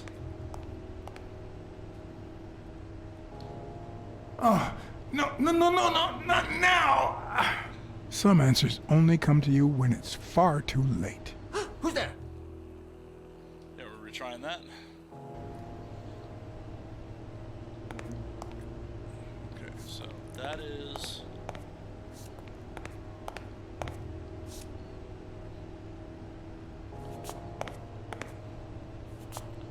There's not much space here. Like.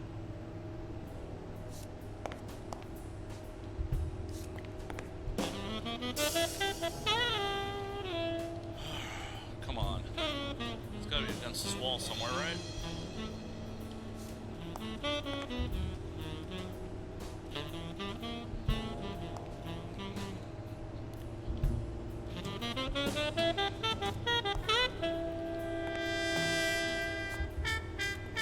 Dude.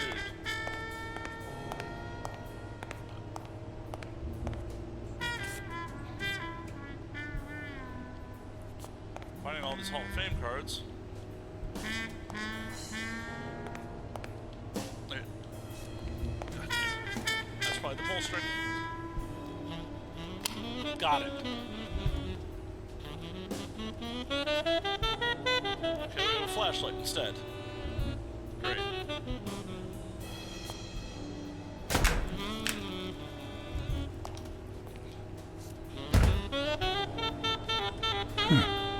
I was expecting some frozen bodies.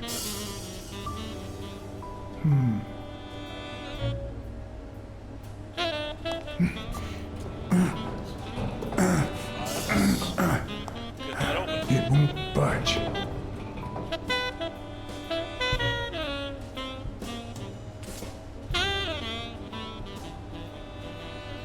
Yep, found the flashlight.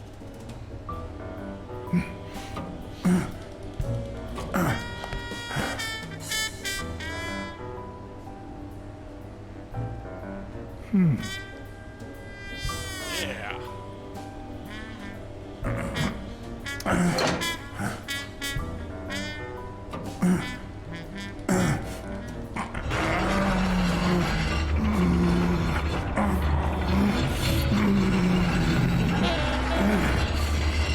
on the lever, it's hard to open? Jesus. How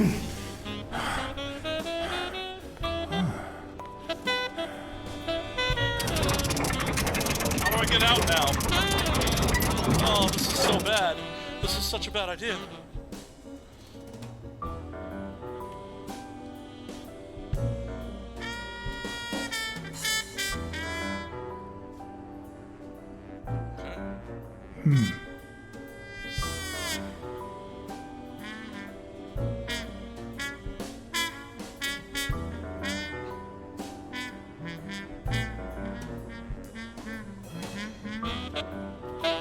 There's one on each tail, except this one.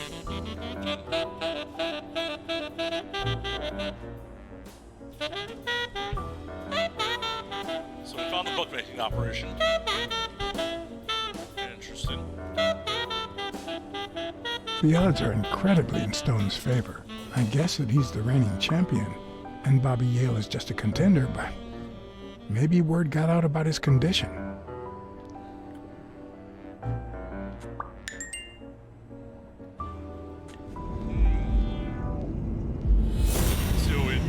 We're big braining at the moment.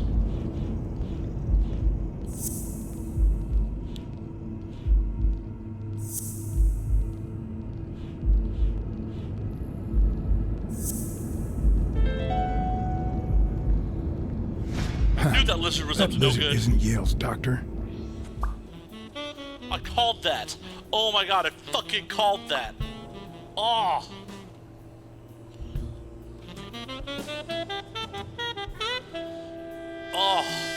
Oh, I called that when I encountered the lizard.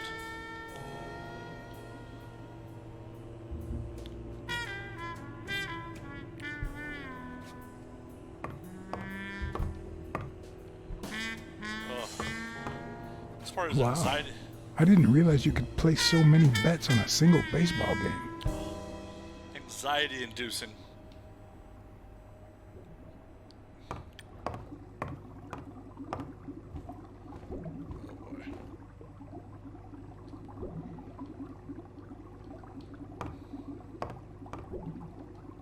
Could that be Ireland? Could it be? We put together that that lizard that I called wasn't his doctor, was not his doctor.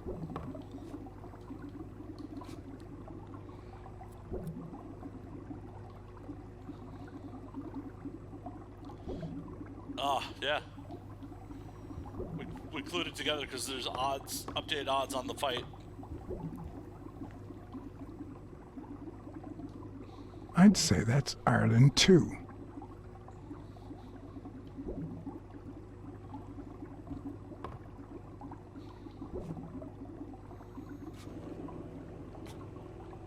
Oh. What we got here?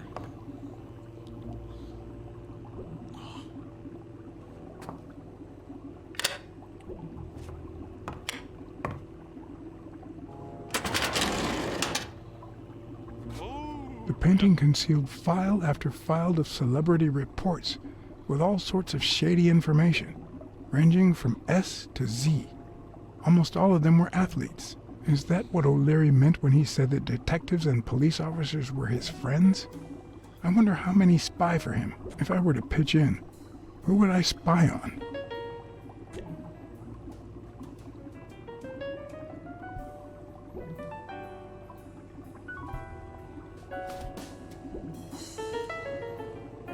Cop. According to Stone's report, he was so clean, not to mention hard to corrupt, that O'Leary opted for a more subtle strategy. Apparently, when he broke up with the tennis player Helen Moore, he set her up with Stone. Lucky for him, they hit it off. As I put away the report, I stopped in my tracks.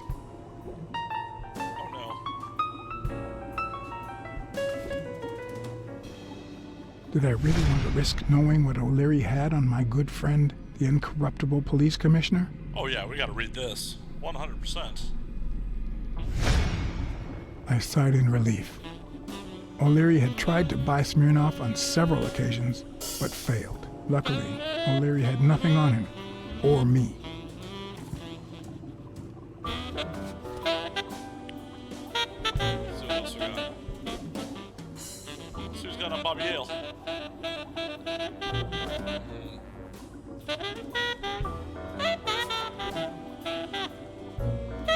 In Bobby Gale's folder, all I found was a log of his incredible stats as an aspiring champion. 20 victories, 16 by knockout. Although, at the end of the report, someone had underlined one word several times. Untouchable. Interesting.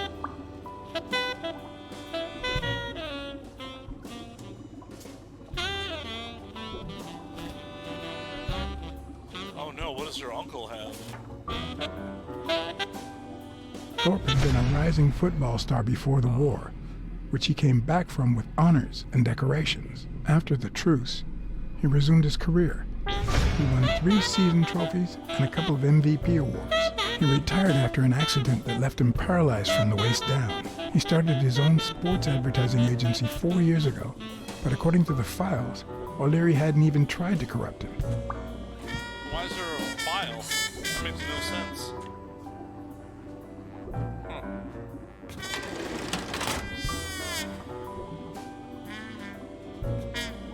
Ireland, of course. This guy's obsessed.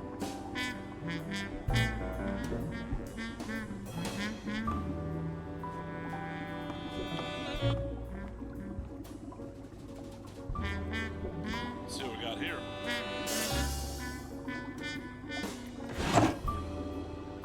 Oh. Yale's father. Limited edition copy 2 of 3. Who has number We 1? listen, if you call it listening, to the sentimental romance. Your eyes act like the moon.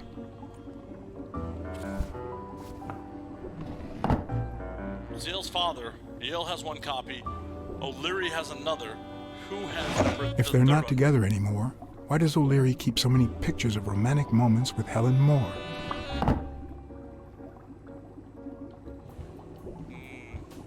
Plot thickens.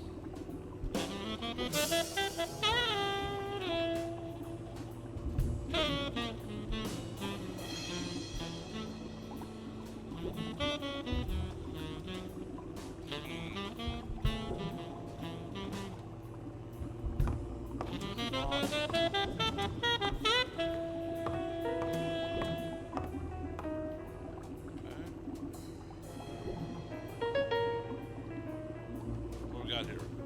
A Crossler? The good news is, I don't need lockpicks to open it. The bad news, I didn't bring explosives. Let's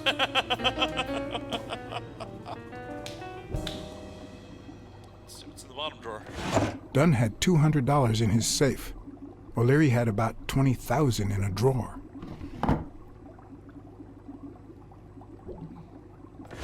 Even Dunn had a gun in his office. O'Leary couldn't possibly be the exception.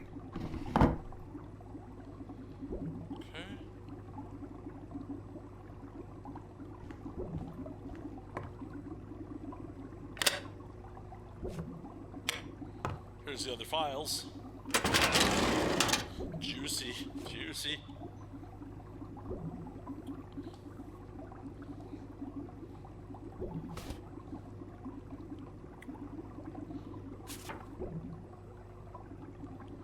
The report on Yale's father was the shortest of all, since only his name was left. Why?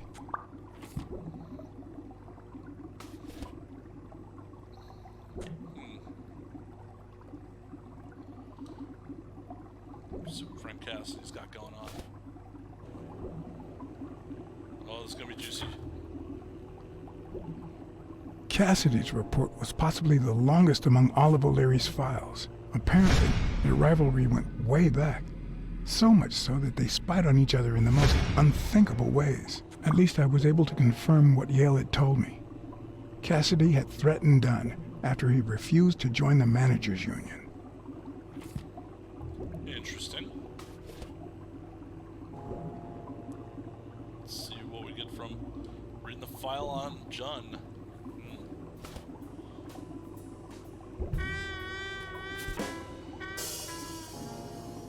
Dunn's integrity was legendary, even in O'Leary's shady reports, just like Yale had said.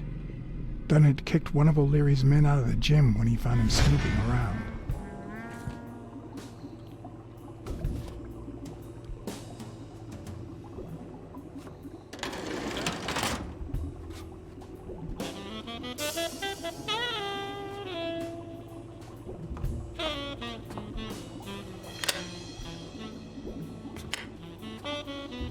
files?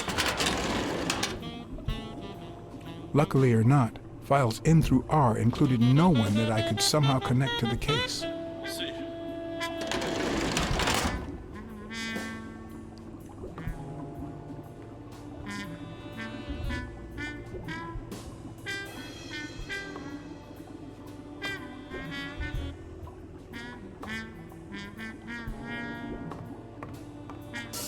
Can I not turn on?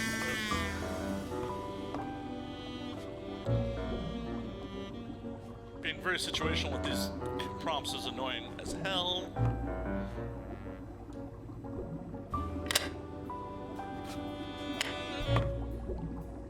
Let's see what we got in the last set of files.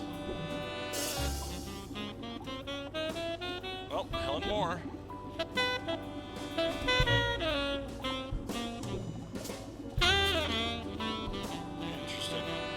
Helen Moore's file was, by far, one of the juiciest. She had been just a run-of-the-mill tennis player until O'Leary launched her career by rigging enough games to help her climb the ranking. However, O'Leary hadn't fixed any of her games in over a year.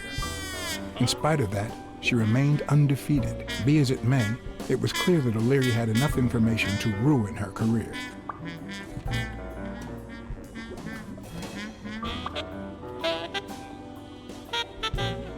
Let's see what's up with Jake.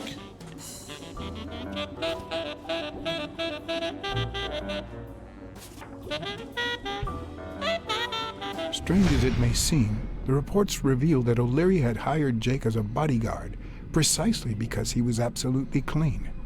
Apparently, he liked to surround himself with honest people when he mingled with the high society.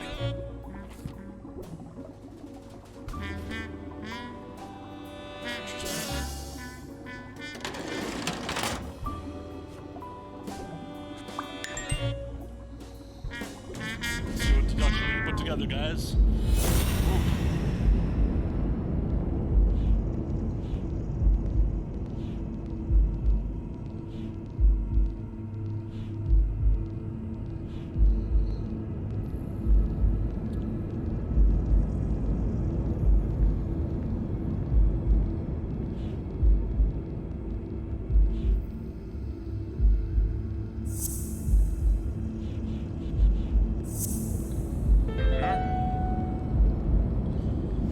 I'd say O'Leary has threatened Stone with ruining Moore's career.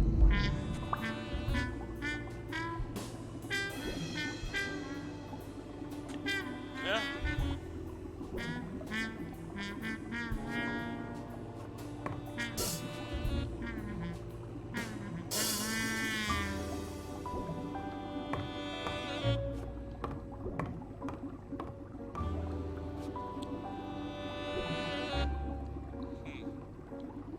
What is that thing in the middle?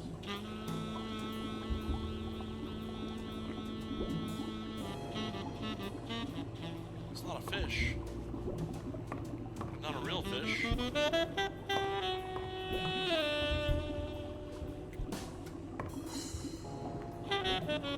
Just afraid I'm gonna miss something in here.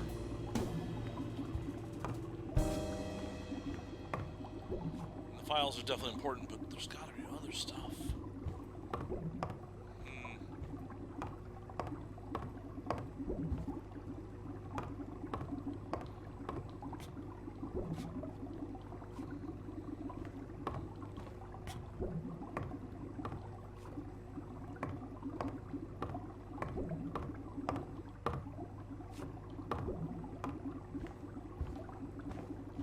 Why'd that prompt me for an A again? I hope I never become the object of O'Leary's obsession. Okay.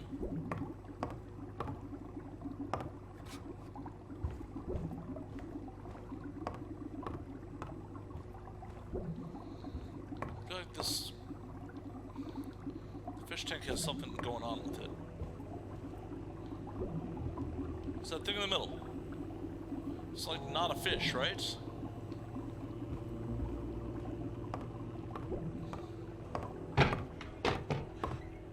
Oh shit. That was definitely somebody.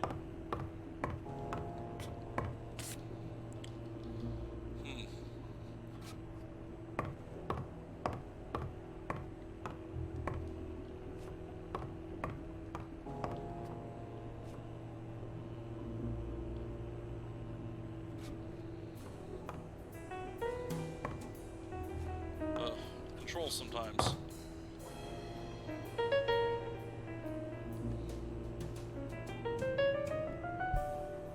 Does O'Leary have a network of pals? Apparently he does.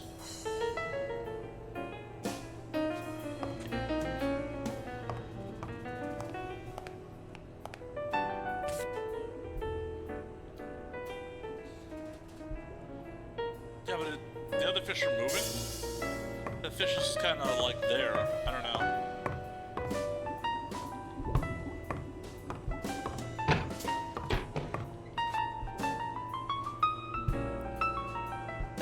Okay. 16 days until the fight.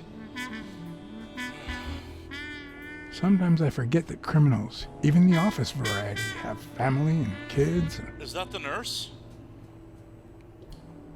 Anyway, maybe things aren't so bad on the dark side. It looks like a summary of all the bets that come in. Day, amount, bet, wagerer. Wait a minute. Did O'Leary himself bet 5 grand on Yale?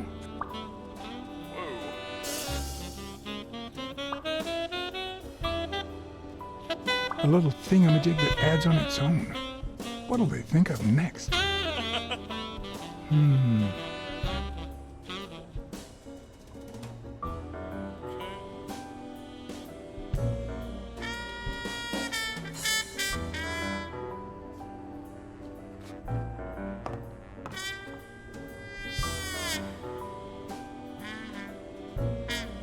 Password Wildberries.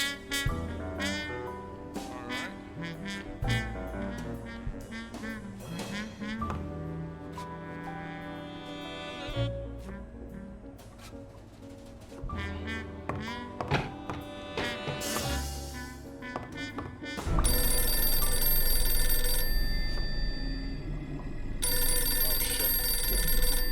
Jake. Someone was coming. Oh boy. Are we or are we not exemplary workers, Jimbo? Shit! Here it is, middle of the night. Dun, dun, dun. Oh, fuck.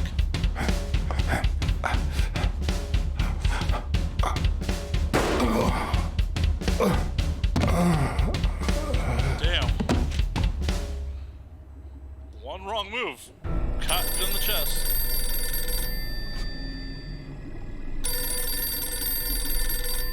Jake. Ooh, that's exciting. Someone was coming. Are we or are we not exemplary workers, Jimbo? Here it is, middle of the night.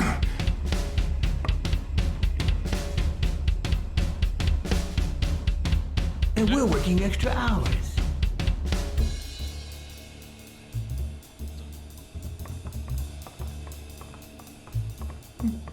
I left the lights Hey, on. Jimmy, what do you think about that? I think he's scared stiff, Desmond.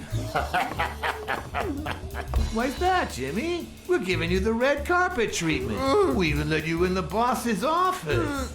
You're one lucky fellow. You can't say I don't treat you well, Jimmy.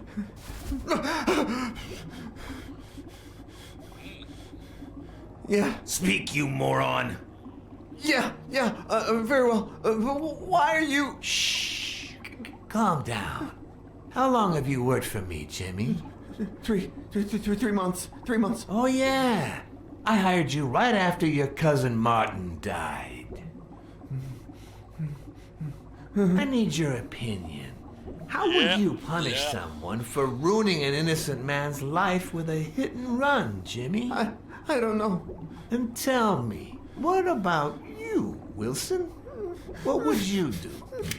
No, please. I didn't do anything. I swear. He was a good guy. Of course, you already knew that. You knew him better than me, right? He was my cousin. That's why I hired you, Jimmy. You see, Martin was a dear friend. And his widow said you were a nice kid. that you do a good job and you needed the money. And I have a soft spot for those in need. Please. But, you know what? I talked to her just yesterday. She told us you did some naughty things to her with that gun, Jimmy. No.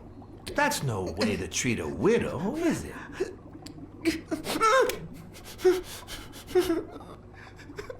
She's lying. Why would I do that? What about the kid? Are you so sure you know how long a kid can hold his breath? With his little head inside a toilet bowl? Son of a bitch. Yeah, Jimmy's a piece of shit. I didn't want No, why would I say Jimmy? Jimmy's a piece of shit. It was his idea. Selfishly, I was glad I hadn't risked my life to save Jimmy. Maybe not even someone like him deserves to die. But one could also argue that I didn't deserve to die for someone like him. Agreed. Who's your boss? Give me a name!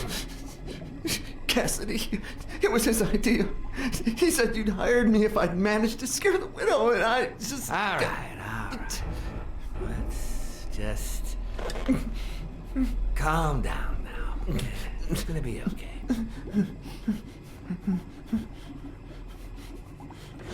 There are two sacred principles that rule my life. The first principle is the love for my family. I do anything to protect them.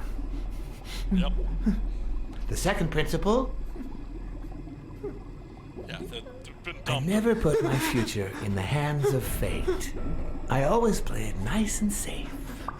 Okay, cool. And I would even add a third principle, or better yet, a rule.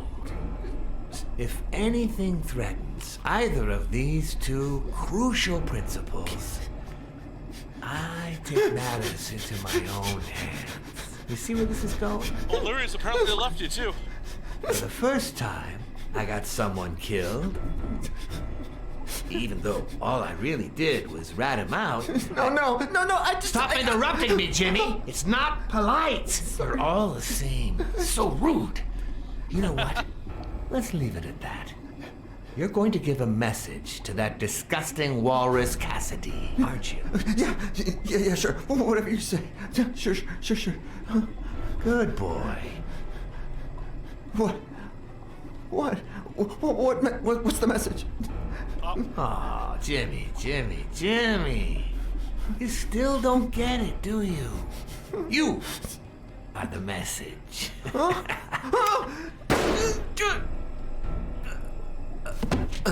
Come on. Wrap him up.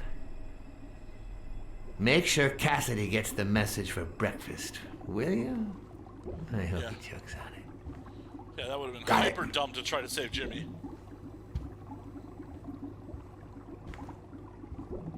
Where are you hiding, little fishy? Once again, you didn't get to hear the end of my story.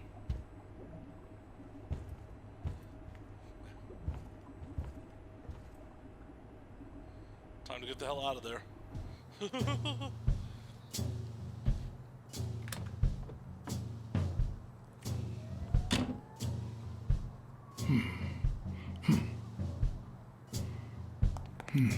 Man, Jake's not very good. He almost got me killed there.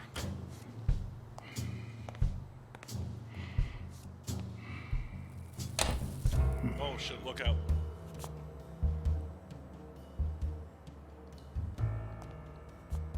What? Just where do you think you're going, putty cat?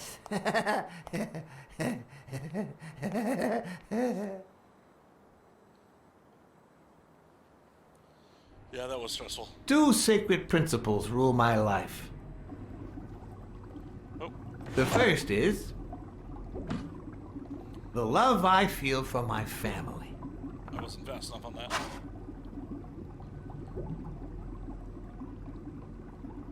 The second,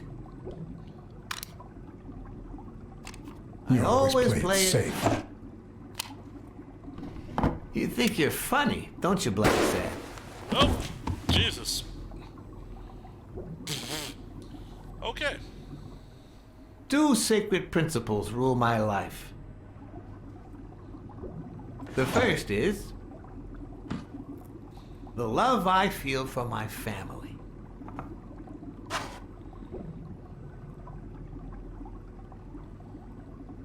The second,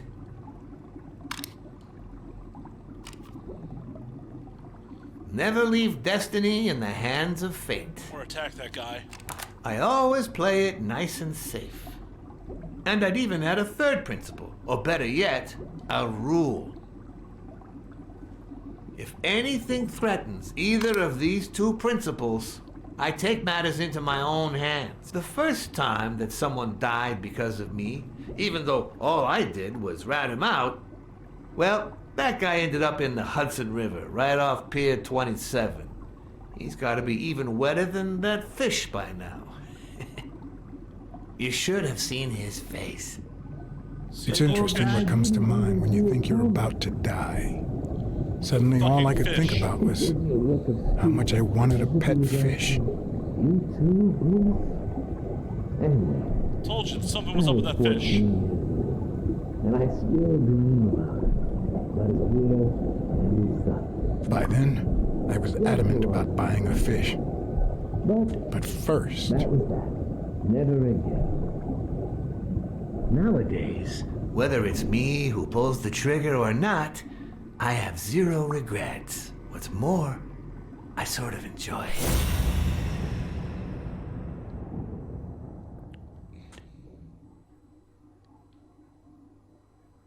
Cat vision.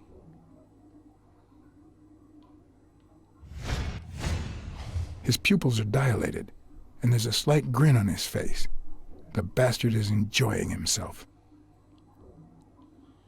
Alright, what up, cat vision?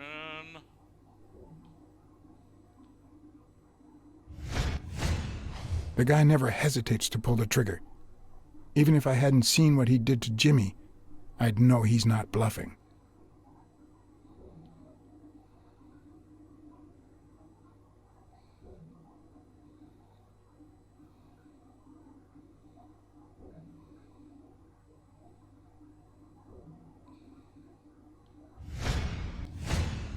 In case anyone had any doubts about who's the boss around here, I'll put my dirty feet on his luxurious table to prove that all of this is mine.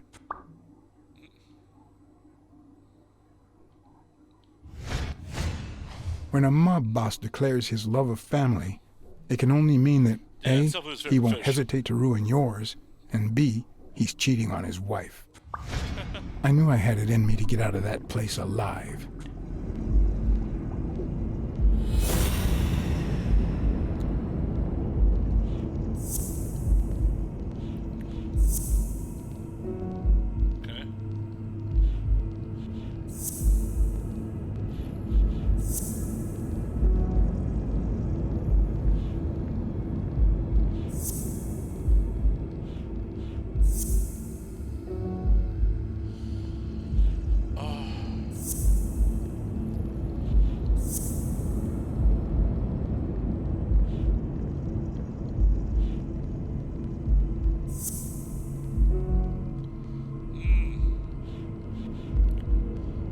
Oh.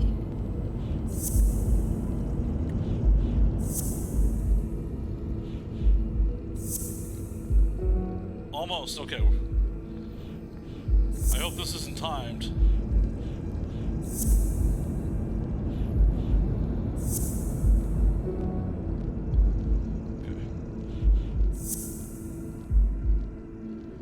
Don't want that one.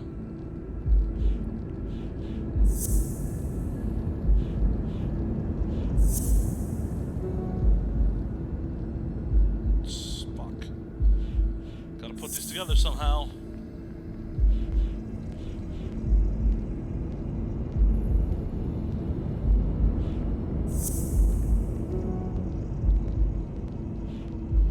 Okay. Ah ha ha.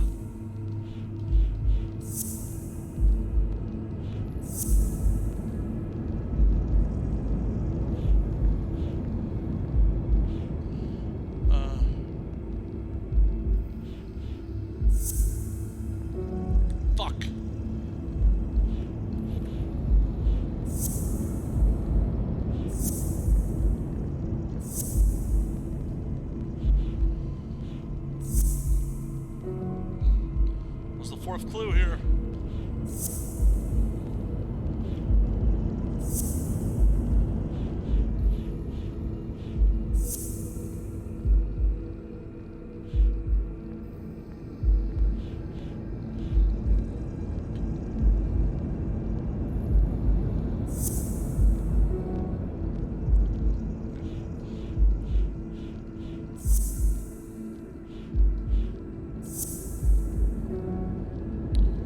Fuck.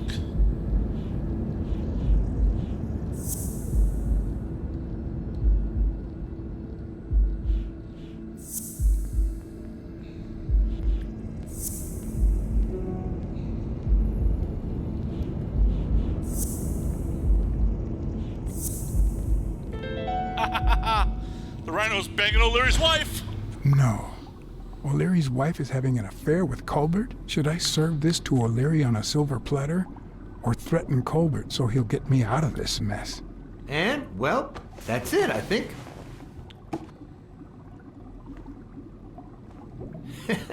You know, Blacksad, I never made it this far.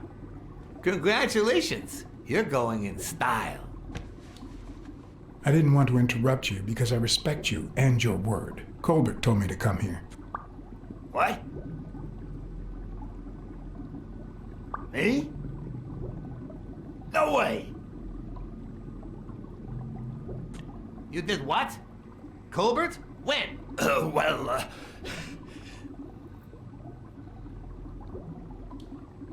Yeah, remember when I called you on the phone? Don't you remember that cocky drunk guy? No.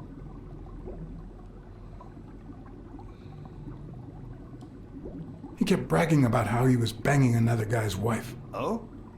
Oh, yeah. Weird times, huh? Yeah, and you congratulated me for finding Yale and saving your life. Several times.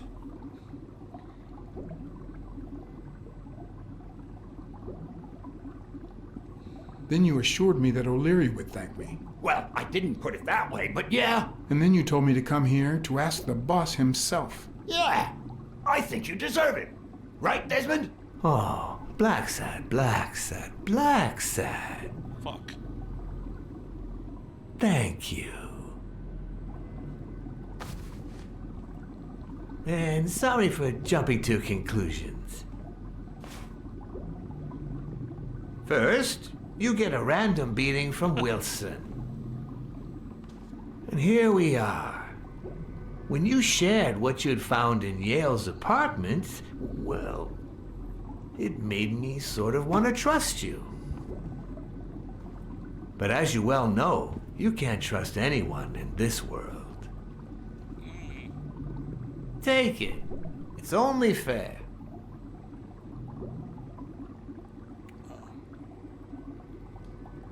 I want to bet it all on the fight. Ah, so you're a gambler after all. We listen, if you call it listening, to the sentimental romance.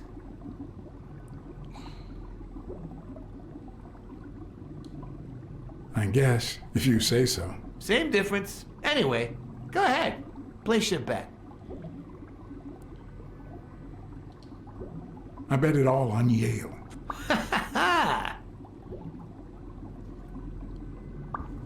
Oh, Blacksad. Aren't these odd hours to pay me a visit? Your message was important, but certainly not urgent. It could have waited until tomorrow, don't you think? Oh no.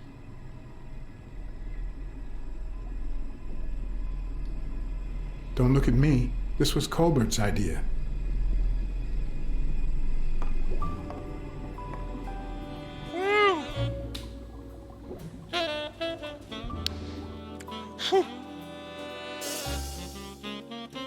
That was nerve-wracking.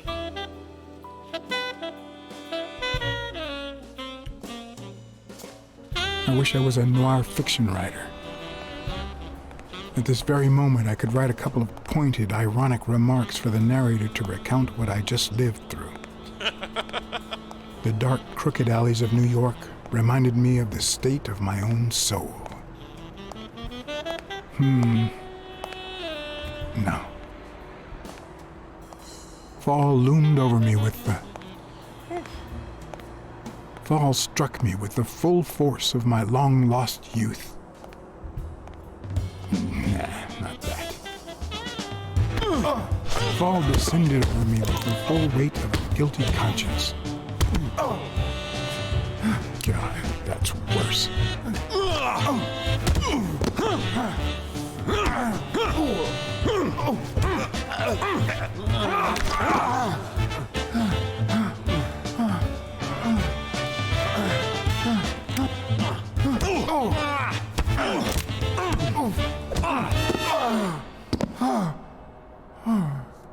What were you thinking? He wants him alive.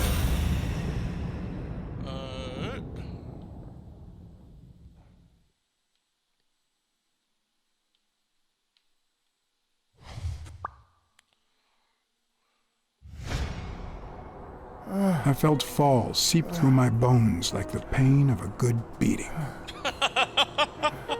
Just got my Mediocre, ass, just got my but ass appropriate. Ugh.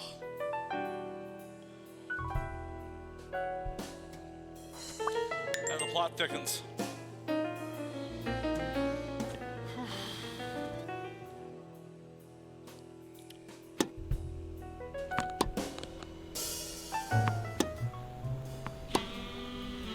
Tennis pro. Against all odds, next morning I got a bright-eyed and bushy-tailed.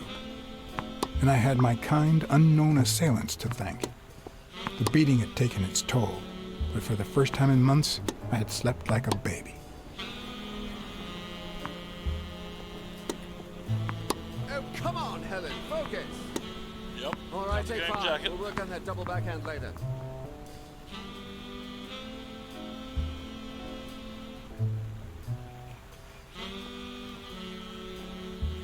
Well, Mr. Blackmore, what can I do for the FBI? Wait, I'm claiming to be part of the FBI.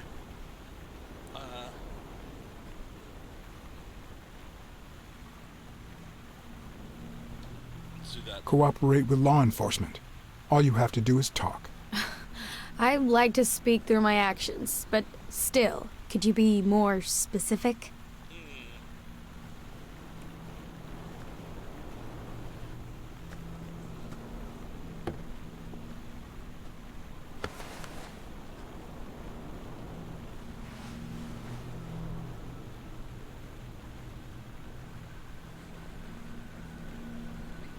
Maybe if we could speak in private? Alec! Coming! You've got 4 minutes, Mr. Blackmore, so... make them count. What a bitch.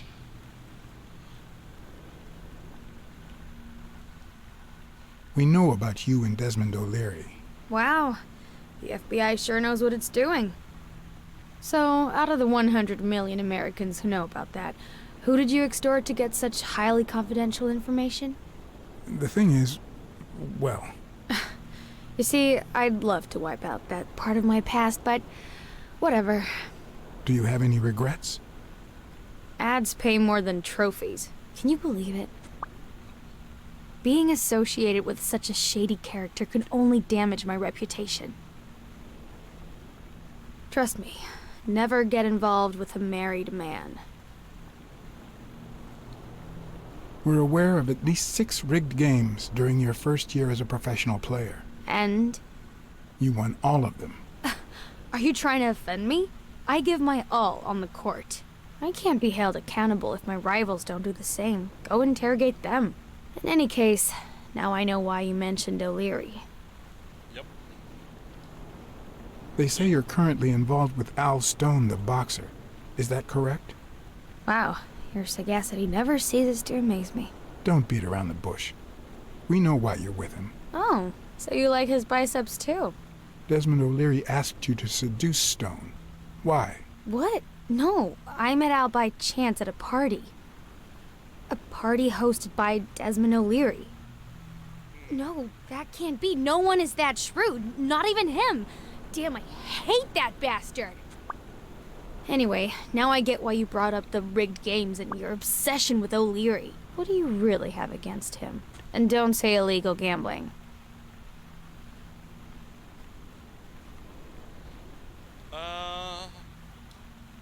We've got reason to believe he's working with the Chicago mob. This isn't just illegal gambling anymore. It's organized crime. I'm serious, Miss Moore. America can't afford to let anyone shake its foundations like that. And America's sweetheart can't afford it either. Help us out.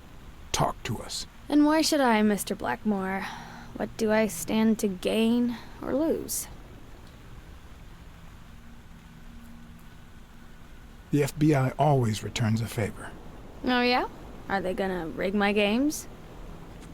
This is actually quite simple. Okay.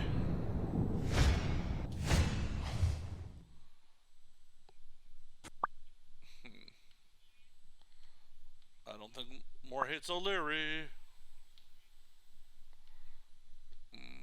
Where's the other? One lucky gal. You have a light, sir?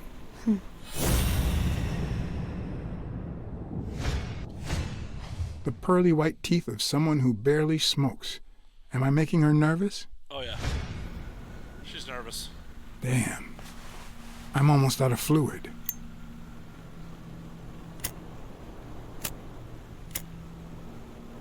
Wanna know my trick? Go down to start, then up with it, and then down again.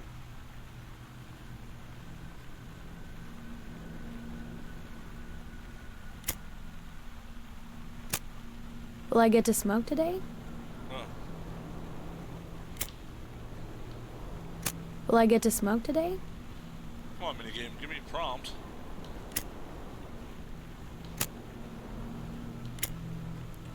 There you go. Thanks.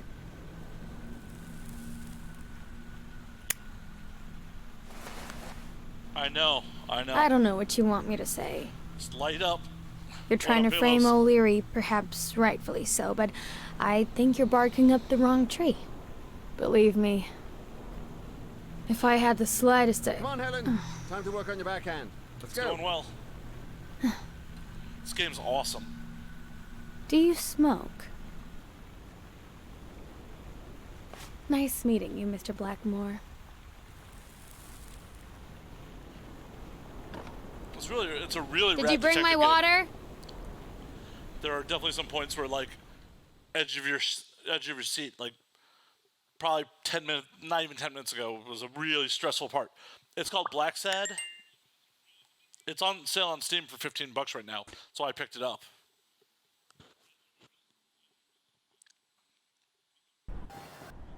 America's sweetheart gave you her cigarette? Dear God, she has the hots for you! I can't believe you said good old Weekly to investigate that stupid walrus while you were hanging out with Helen Moore herself! So, what do you say, you and me, we change places next time, huh? Your turn.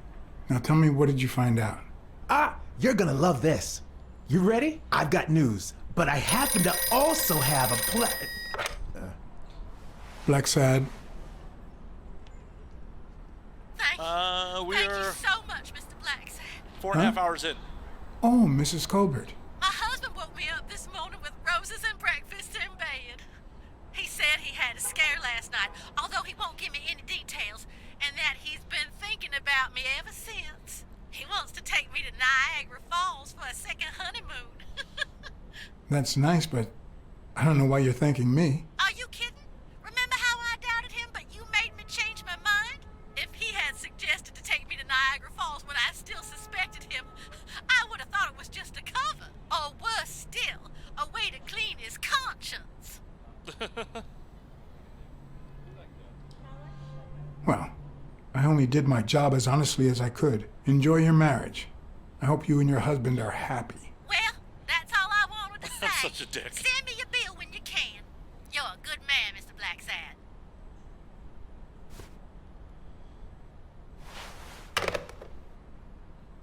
Yeah, I may take some time off for 2077. But what just happened? Is there anything you didn't tell me? Maybe. But now it's your turn. Tell me about Cassidy. Come on, spit it out. I didn't find anything suggesting that Cassidy had anything to do with Dunn's murder, but... That's quite the tale. But I know Cassidy will be playing poker tonight with one Howard M. Farnham II, a Texas tycoon looking to get his claws on the boxing business. I also know that he and Cassidy have never met in person, and that Farnham, who's staying at the Balford Hotel, hasn't left his room. Apparently, he spent the night with 3 bottles of bourbon. So, here's my incredible plan. I'll go to the hotel, I'd knock him out, and then take his place in the poker game. That way, I'll get Cassidy talking. What do you think? Incredible, right? Didn't we agree that you would handle Helen more while I dealt with Cassidy next time? No? Here we go.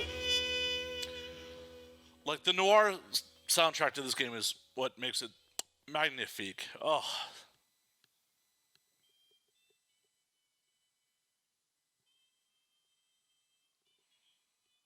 So good.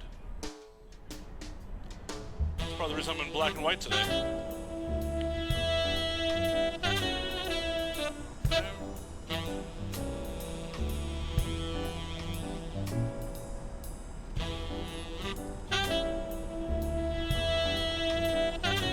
Oh, it's super fun. Like,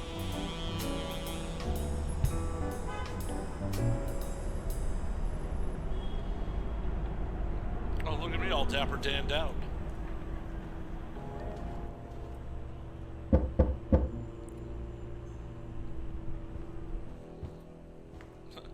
He's a Texas moose. Where's that elk?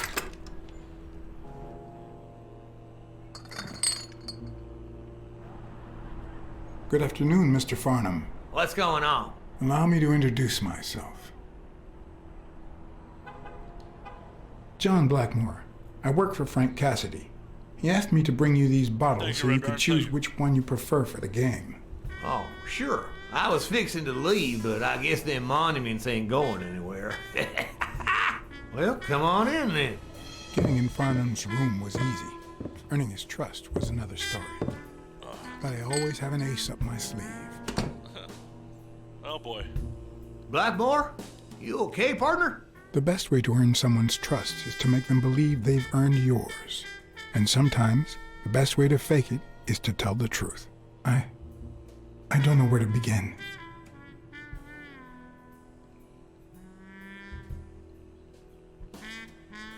They killed my girlfriend. And no matter how hard I try, I just can't let go. And those bastards paid for what they done to you, boy. They paid. Well, good. Honor's being restored, and sure enough, our good Lord will see to it that they burn in hell. You need to move on, partner. Plenty of lookers out there. Find yourself a charming lady friend, even if it costs you a pretty penny. One of the tricks of this trade is to be wary of the biases we all have. They cloud our judgment and blur the person in front of us, painting them with the shades of our preconceived notions of who they should be. But every once in a while, you run into someone so locked in personality that they can only be regarded as a stereotype. Farnham was a disgrace, not only to himself, but to Texas and the entire human race. To think I had to impersonate him. I wish I was like you. You seem so content, so free of burdens. Stop right there, partner. You think this old dog don't have ticks? Let me tell you something about my first wife. Woo-wee! Once I had gained Farnham's trust, Gotta do the old over-the-shoulder trick. the hard part was deciding what I needed to know to become him and not get myself killed. Human race, yeah.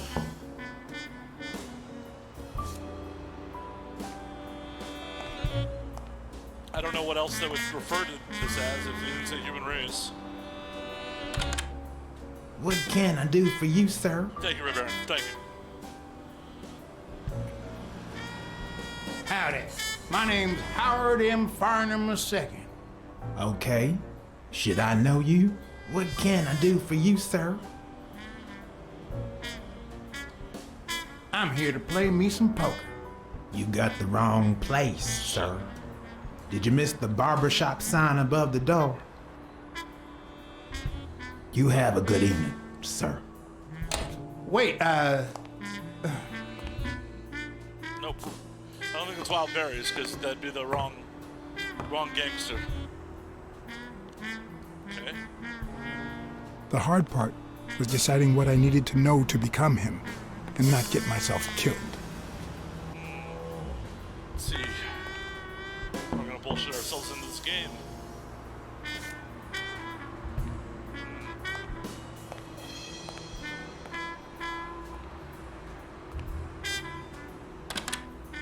What can I do for you, sir?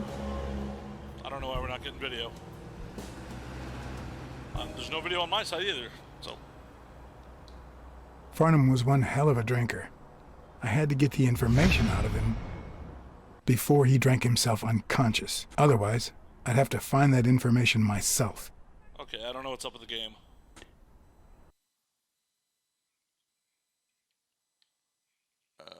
We're gonna stop the game.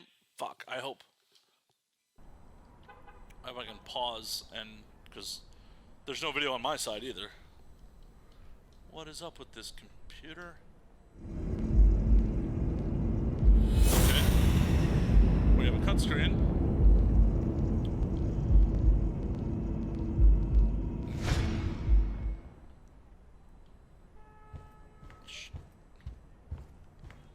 Ding Dong? Interesting name for a town. What just happened?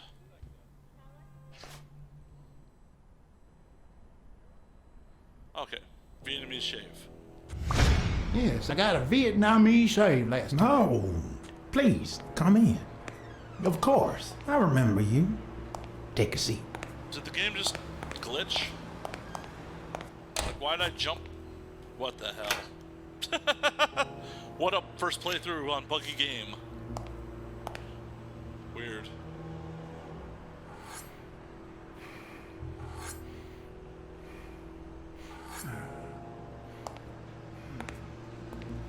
Yeah, video came back on my end too, but weird, it jumped around those. Back to... I'm sure you'll understand we can't be too careful. Our host has many enemies, and someone has to keep them at bay. Sure, I get it. I'm glad to hear that. Now, please answer my question. How much does it cost to get yourself a clean Vietnamese shave? $1 grand. There's only one cut I can give you for that price. Oh. God damn.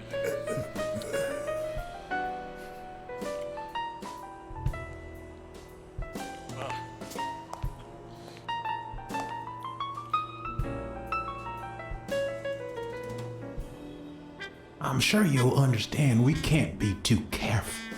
Our host has many enemies, and someone has to keep them at bay. Sure, I get it. I'm glad to hear that. Now, please answer my question. How much does it cost to get yourself a clean Vietnamese shave? Damn, sure enough, Booth put the nail on the coffin of my first marriage. You know, the wife that caught me cheating with the maid. My second marriage, too. You know what I did to her daddy? Same old with several mistresses. So I decided to stick to my guns and only deal with hookers. Well, even if I did end up marrying some. Let's see if we can get to that. I feel you, Mr. Farnham. So I'm going to be honest with you. I'm Cassidy's slave. He lent me the money for a game deposit, and I lost it all. Now I have to work off my debt. Oh, Cassidy's not your problem, son. It's poverty. Sure enough, I had to pay my own deposit this morning to y'all. And that was just petty cash to me. Petty cash, to be honest.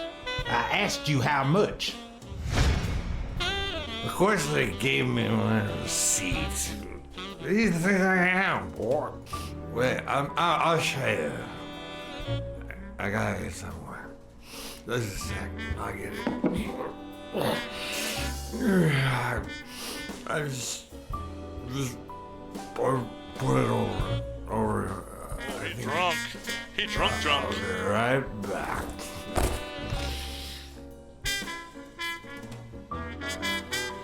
Let's find this receipt. Ding Dong? Interesting name for a town.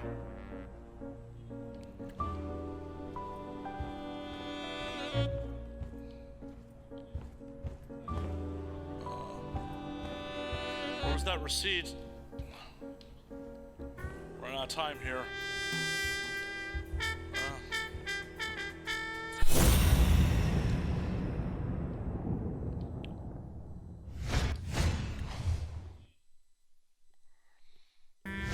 Okay, what we got? 20,000. Okay, I couldn't get. Why didn't you just say you had the receipt in your pocket?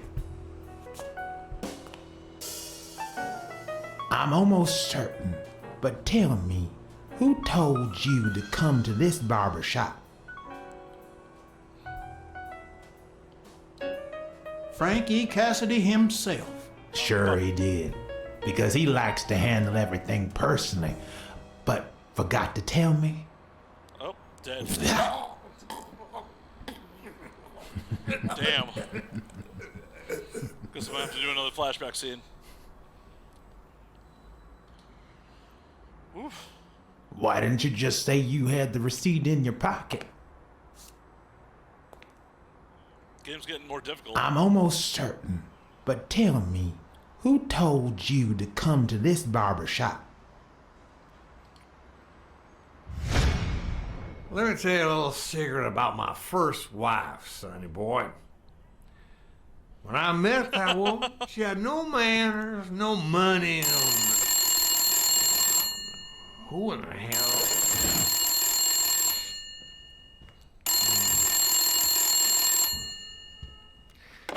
Farnham. My God, if it ain't the hero of the day.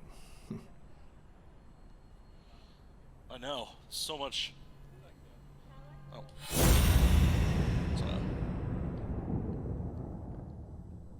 Cat sense that. It's not going to be easy to sound Texan, but I'll give it my best shot.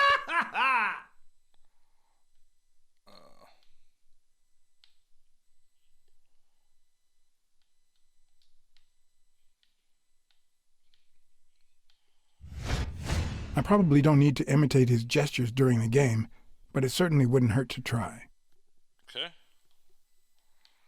2 more eyesight tricks.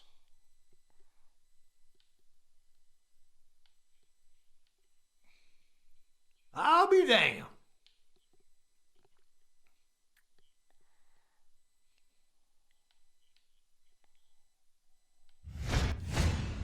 This'll surely imbue me with the Texan spirit.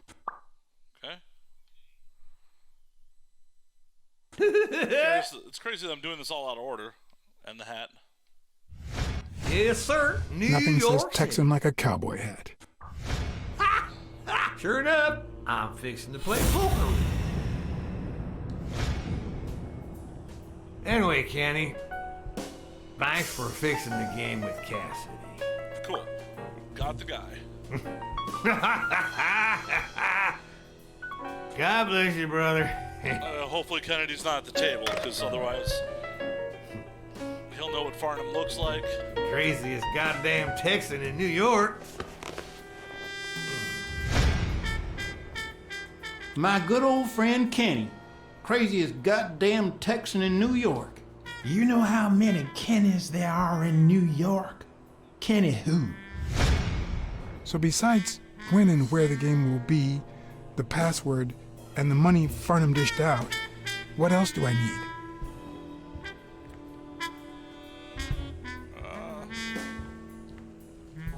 Ding Dong? Interesting name for a That town. keeps popping up.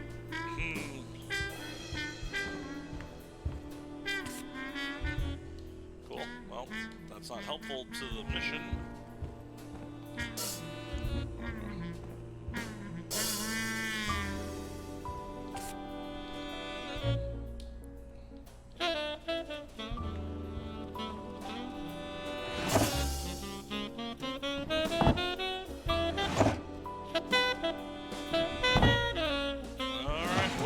It's not even a Bible. At least it's comforting to know that when Farnham drinks too much, his female companions have less of a hard time. Kenny. Shit.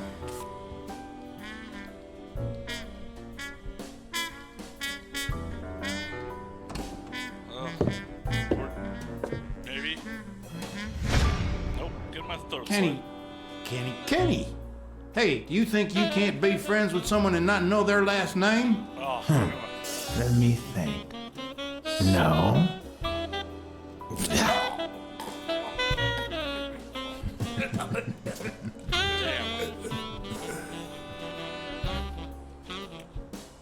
Damn. My good old friend Kenny. Craziest goddamn Texan in New York. You know how many Kennys there are in New York? Kenny who? So besides when and where the game will be, the password, and the money Farnham dished out, what else do I need? Okay, let's check the closet.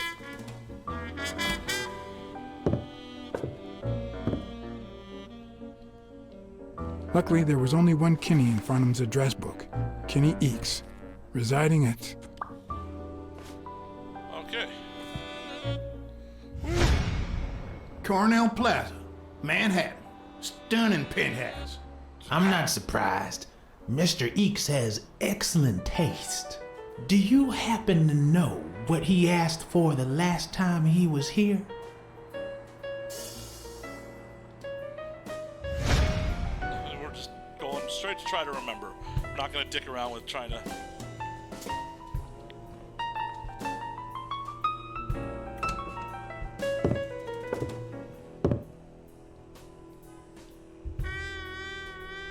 Okay. Jesus, the timer's going quick.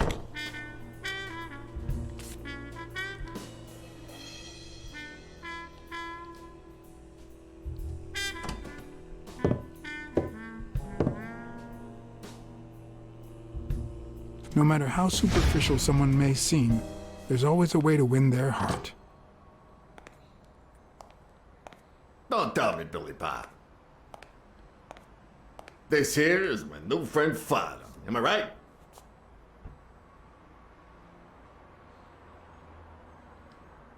Sure enough, your barber was fixing to give me a shave. You can get a good shave at another time. Billy Bob is always at our beck and call. Of course. Hey, come on. Let's get in there before they finish all the bourbon without us. I haven't frisked him yet, sir. I don't think that'll be necessary. Mr. Farnham here, he's an honest Texan. And I'm sure he'll hand over his weapon if we ask him to. Right? I would if I had a gun on me, but I don't. Are you kidding me? An unarmed Texan? Just pulling your leg, Cassidy. Take care of my girl, you hear? Alrighty, I was starting to get antsy.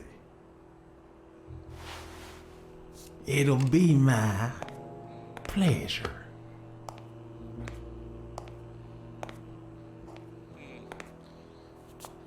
Yeah, I didn't think I was going to bullshit my way through that one. Welcome, gentlemen. Chips are on the table and guns are in the safe. Now, we got a lovely night of poker ahead of us full of smoking and bourbon. So let's get started. All right. Take a seat, Mr. Farnham. Let me introduce you. To The my barber's right, so wearing creepy. gray boxers, Holy fuck, he's weighing creepy. in at 140 pounds, the owner of Pink Vice, the largest meat market in all of Manhattan. In other words, a real son of a bitch. No offense to the women he exploits. Our reigning champion, Oswald Quince. A title I aim to keep, provided our new contender here doesn't interfere. Well, I'll do what I can. Now you got me worried. Never trust a humble player. The truth is that our friend Farnham owns the largest and, I dare say, most entertaining establishment in Texas. Really? So we're colleagues then? Yeah, you wish, Quince. He owns a casino. Damn. And it's not even in Austin or Dallas. It's actually in a little town called, yeah, what was it? Darn it. I looked it up the other day. Had a funny ring to it. I hate it when this happens. I thought they moved all Texan casinos to Vegas, where gambling is legal. You mean Ding Dong, Texas? Ding dong! That's it.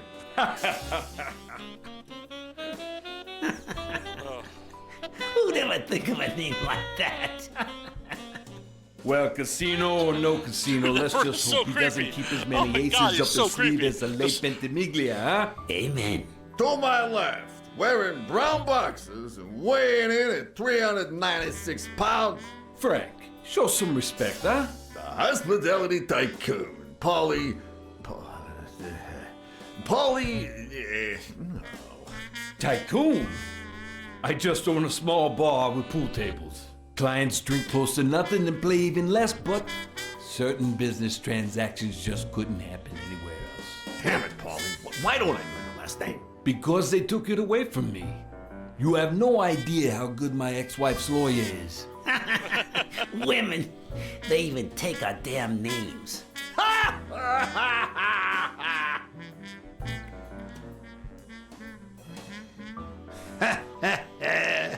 You're too much, Polly. When you're done sightseeing, why don't you drop by La Iguana for a game of pool? And I'll buy you a drink. But I have to warn you, my clientele isn't crazy about furry fellas such as yourself.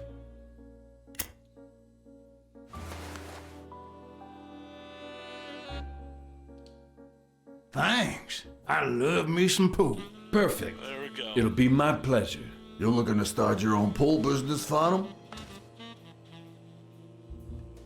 This guy here wants to start a boxing association in Texas. Guess who he's turning to for advice? To be honest, several things got me worried, so I'd be much obliged for any counseling.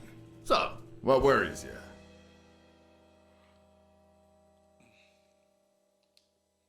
Rebel coaches like Joe Dunn. Oh, I see you done your homework. That bastard wouldn't accept the most basic rules. Oh, yeah. For example, banning boxers from official competitions when the managers don't belong to my association. Hey, don't get me wrong, I'm sorry for his death. But if they ever find the murderer, I'd be glad to pay his lawyer fees. Billy Bob, bring out the bourbon. We're drying up here. I'll deal. With a fresh deck, of course. We respect traditions in this establishment. Poker is as boring as it is simple. All you need to do is read people's faces. And even the worst detective has that trick up his sleeve. Cat vision! The real issue is knowing what to play for when there's much more than just money at stake.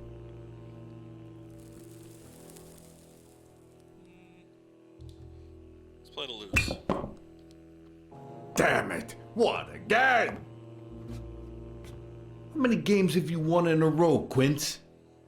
And here I was hoping that Farnham would steal your championship belt. I don't think he'll need a belt, especially if he ends up losing his pants. Mark my words, Farnham will be calling his wife before the night is over. Ha! Oh, hey, by the way, you guys hear about Kenny's wife? Pretty tragic, huh? What happened? Oh, plain bad luck. Hey, but Farnham, I'm sure you know more about it than I do. We're gonna try to remember instead of trying to bullshit our ways. Anyway, Kenny, Thanks for fixing the game with Cassidy.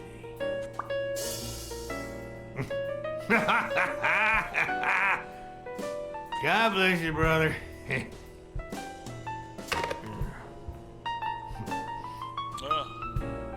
Craziest goddamn Texan in New York. And the poor fella's already got enough on his hands now that his wife.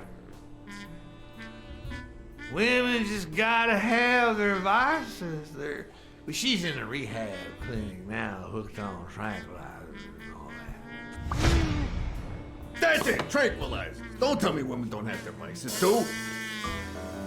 Bring out the bourbon, Billy Bob. Come on, give me the bourbon. Maybe I spoke too soon when I said that poker is easy for a good detective. Even when you play to lose, it's best to win the occasional hand to avoid suspicion. But with Quince, it was just impossible. Well, I'll be damned. I don't believe this. See what we mean, Farnham? I still don't get why you keep coming for more, boys. I'm starting to think you all lose on purpose.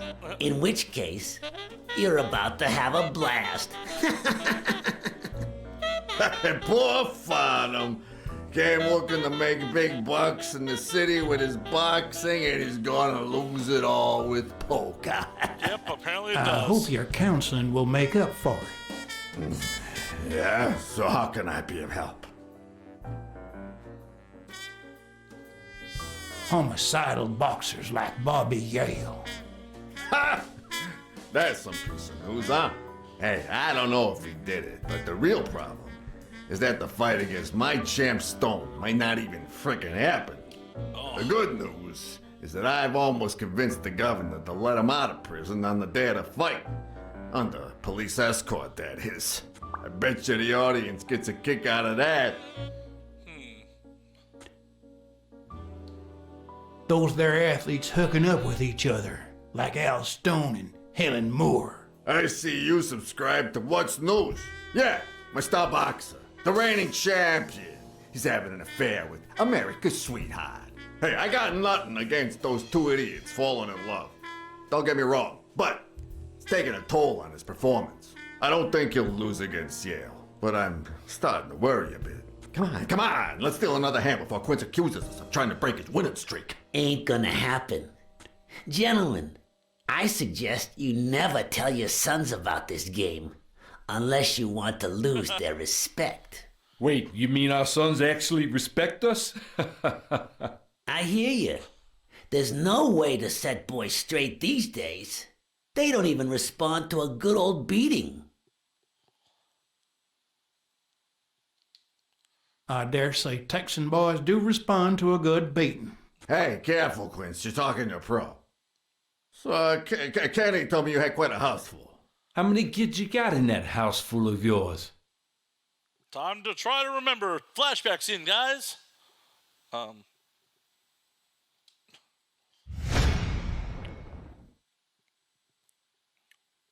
No, that son of a bitch was about to choke on his own vomit.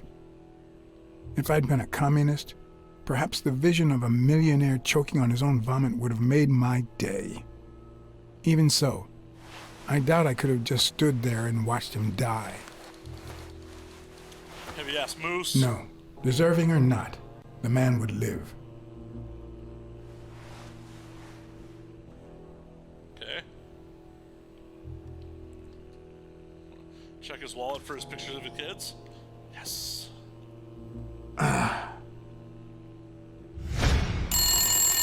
Six, well, that's something. I don't know how you deal with all of that. All boys? Does it have to be now? Oh, never let Quince near one of your daughters.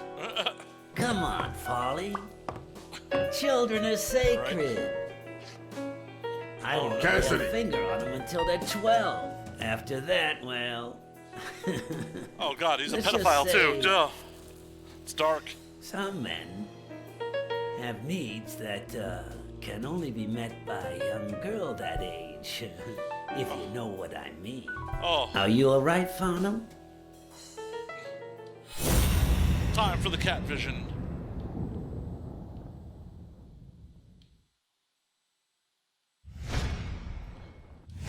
That damn eagle represents the lowest scum of our society. Yeah, I didn't need cat vision to tell that. There goes your winning streak, you sick bastard. That I did. Fuck you. Sooner or later, the police are gonna bust your ass. Quince. What the hell are you talking about? I bet you're as bad at hiding those poor girls as you are at keeping that ace up your sleeve. What? You lying piece of shit. Quince? Don't believe what he's saying, Frank.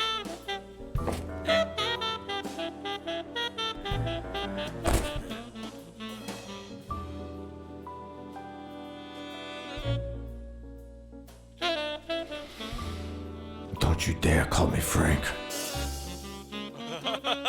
Billy Bob. It's 500 more. Huh. For washing up. It's a deal. A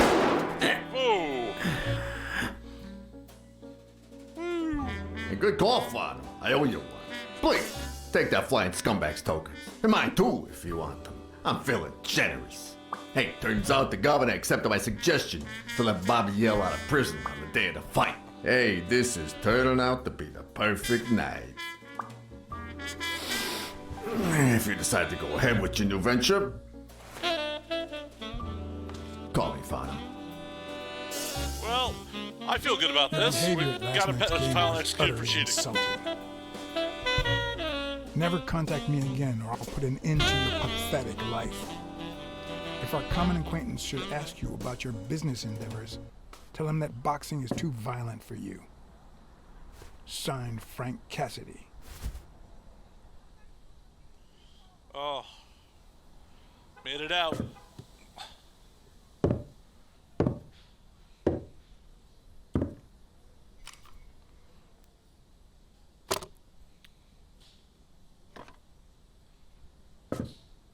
My own tracks would be covered the following morning when Cassidy read this note from Farnham. Dear Mr. Cassidy, although I'm grateful for your kind help, last night's game made me realize that boxing is just too violent for a peaceful Texan like myself. I have decided to invest elsewhere. Yours sincerely, Howard M. Farnham II. Damn Texans. It's a good bluff. Worked out well.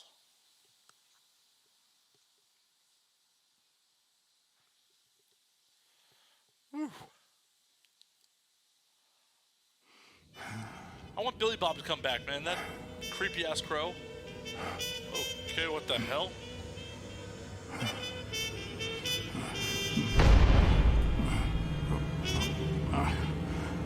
As for me, it was the first time in days that I had gone to bed without my daily meal. A real shame.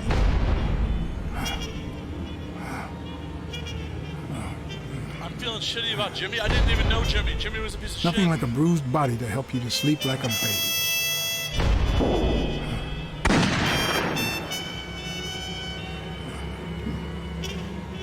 Yeah, some people got dead because of my choices. Maybe I should have given myself a beating.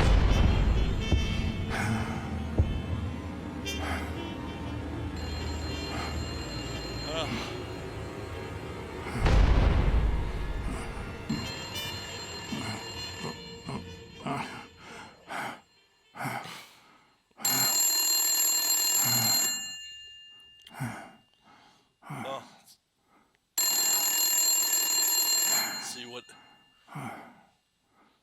coming next. We still don't know who murdered him. Blacksad. Finally, I need you at the gym now, please.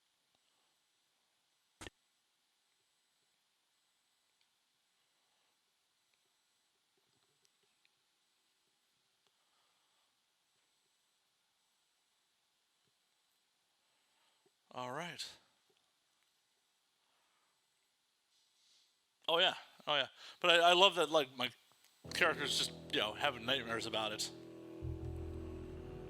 Oh, they ransacked the gym. It was like this when I got here. Did you touch or move anything in here? Only the phone. Good. Calm down. I'll take care of this. Had you already finished looking through these papers? I wish. Well, I guess you'll enjoy sorting all this again.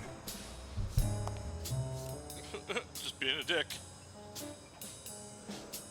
Let's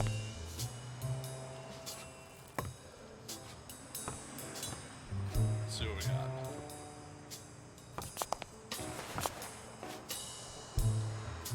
What are you doing? Do you like sardines? Excuse me? Do you like sardines? Ugh. Interesting.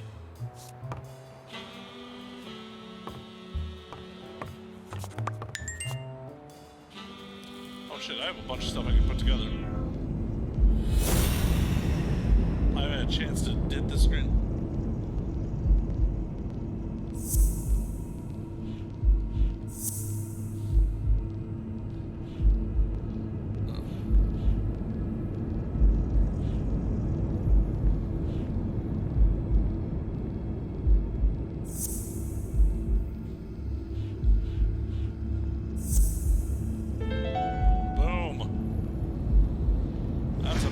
Cunning son of a bitch. O'Leary threatened Stone with ruining Moore's career so that he'll take a dive against Yale. Cool. Got more stuff to put together, I think.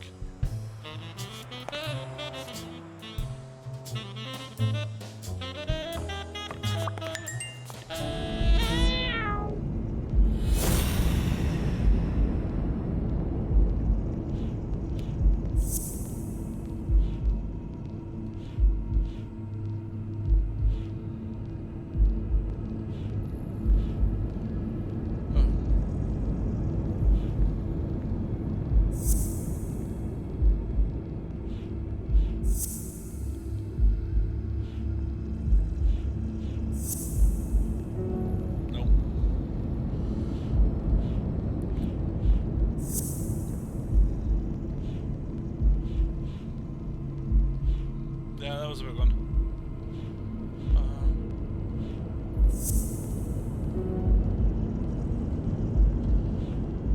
Okay, O'Leary's.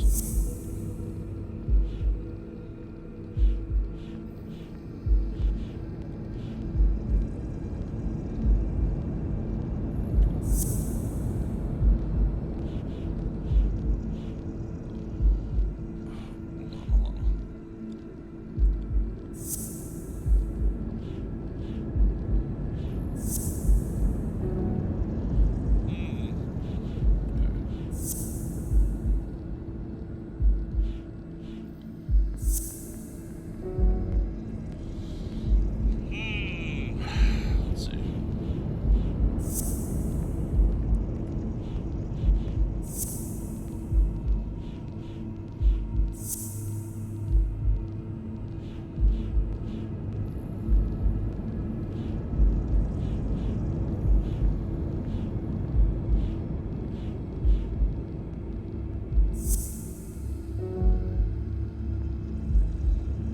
I'm missing something here.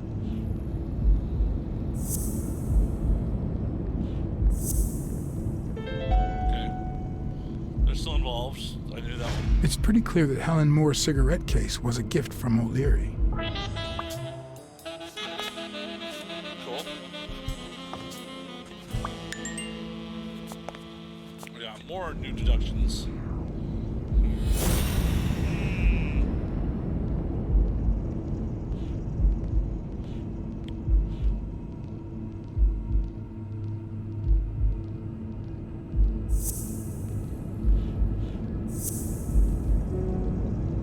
Okay.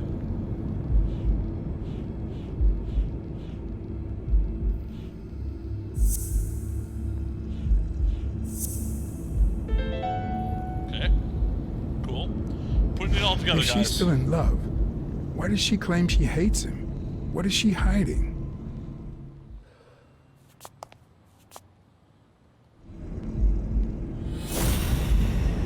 Got more.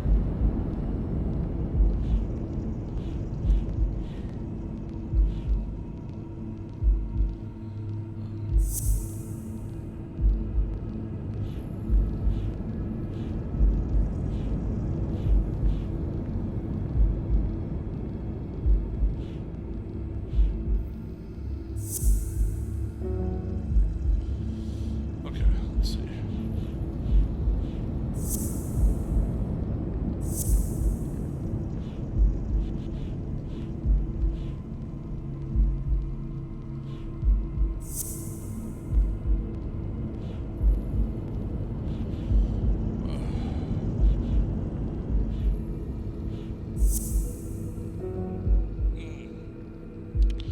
Two more, I know.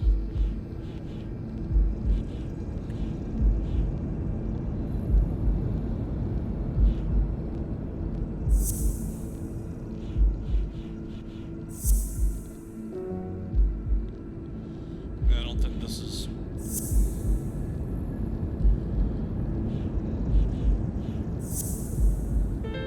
Really? Those don't look like the same footprints. No, the footprints don't match. Or if O'Leary killed Dunn, he did it without stepping in the paint, or in different shoes. Okay.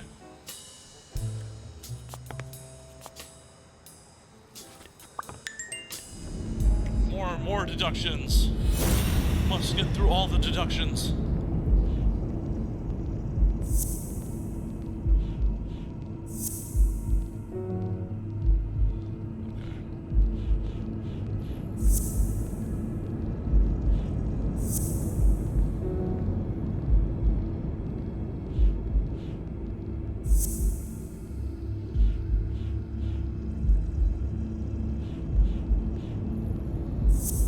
I'm just. I have one more.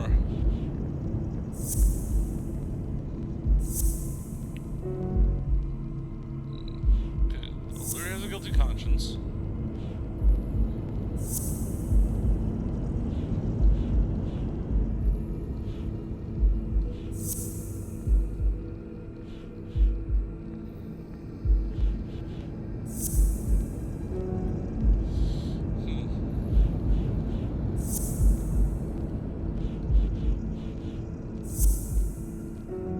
Okay.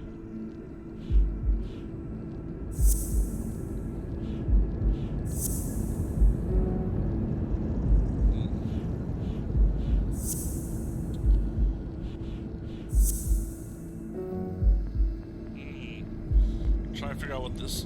Wow.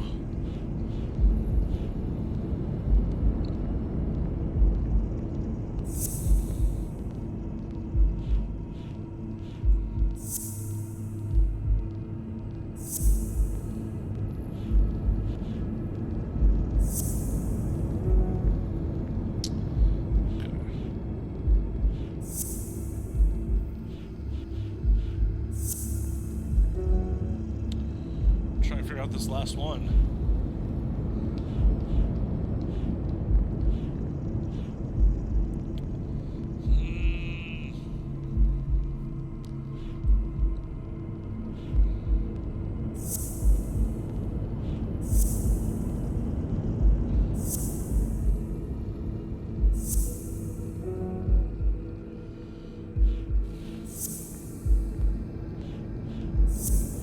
Let's jump.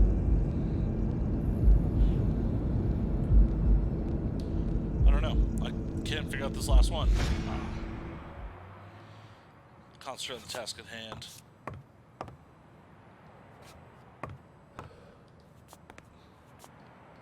Not that I suspected otherwise, but it's obvious they weren't looking for money.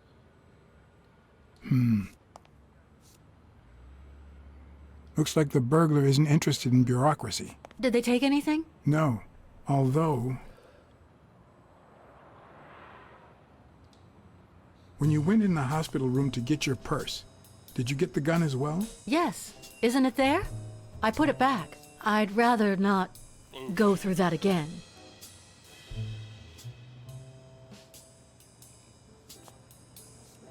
I see.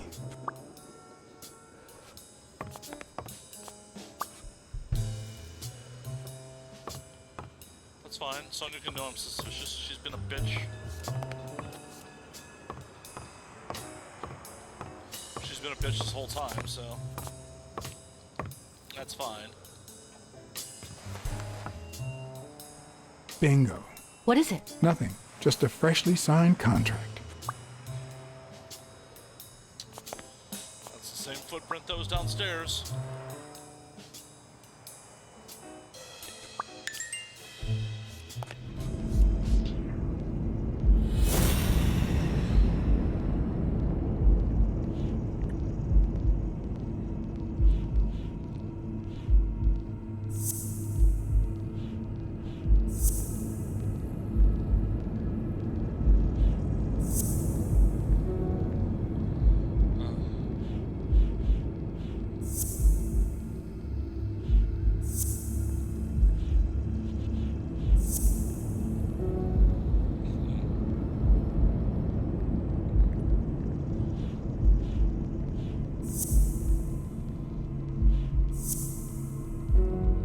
Yeah, trying to.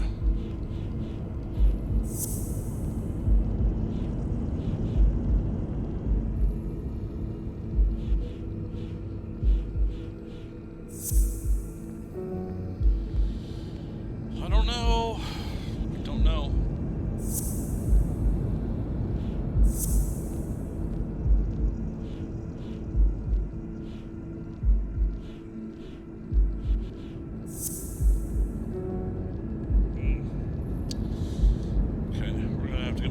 Because I don't know what that deduction is.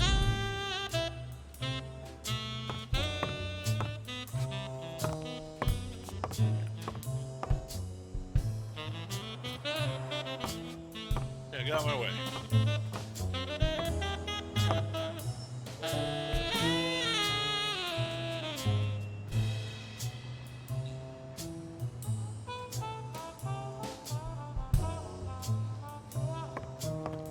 What do we have here? Whose is that? Mary Purnell. You think she did this?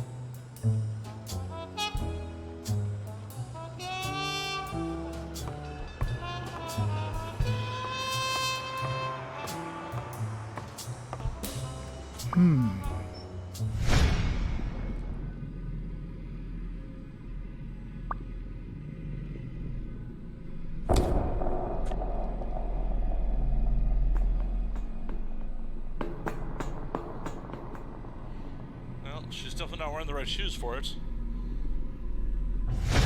Oh no, it's the same footprint in the paint. Wait here, please. It's definitely the same footprint to the paint. We already figured that out. It's just trying to figure out who it... Oh! Goddamn, she's dead. Apparently they were still in the office when they found her.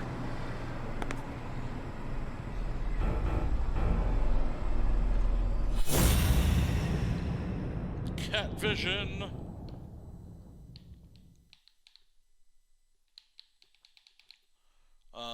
Game? Game's frozen. That's not good.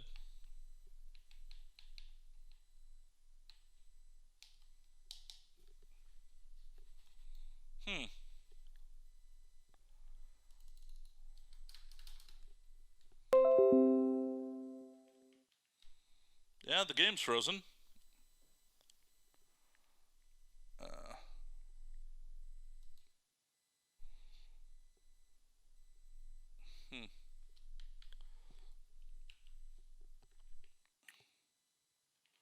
I think I'm gonna have to quit and restart the game, guys, because it's frozen. I'm going to do that right now.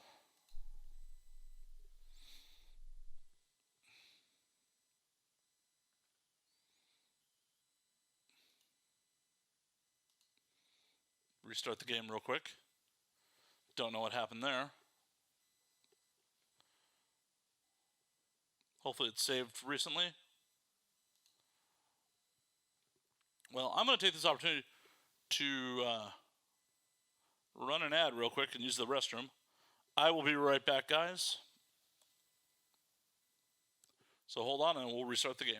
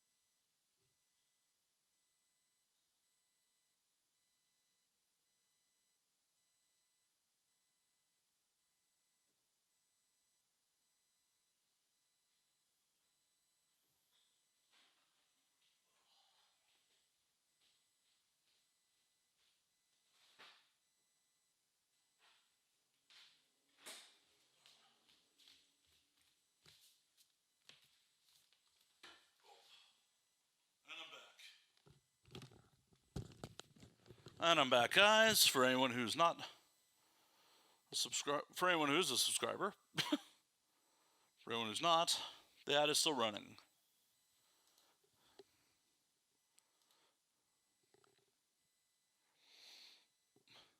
All right.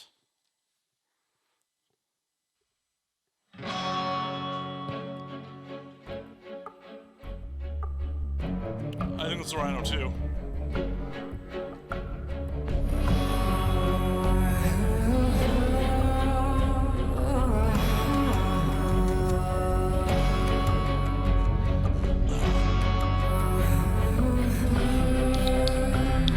I do have a be right back screen.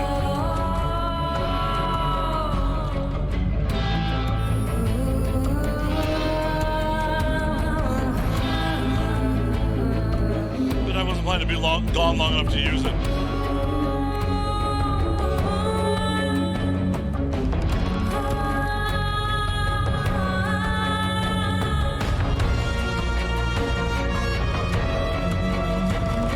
So good.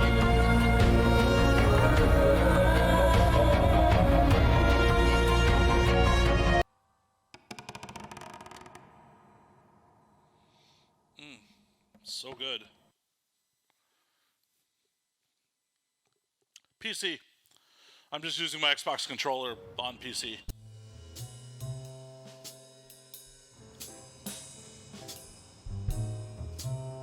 It was like this when I got here. Okay, we gotta redo the Did you touch or move anything in here? Only the phone. Good. Calm down. I'll take care of this. Had you already finished looking through these papers? I wish. Well, I guess you'll enjoy sorting all this again.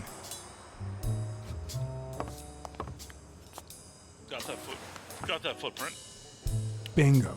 What is it? Nothing. Just a freshly signed contract.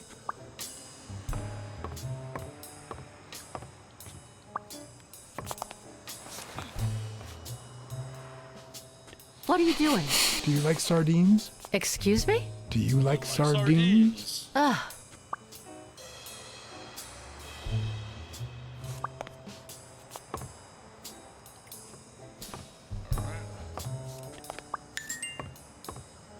Oh, I gotta redo all these deductions, huh?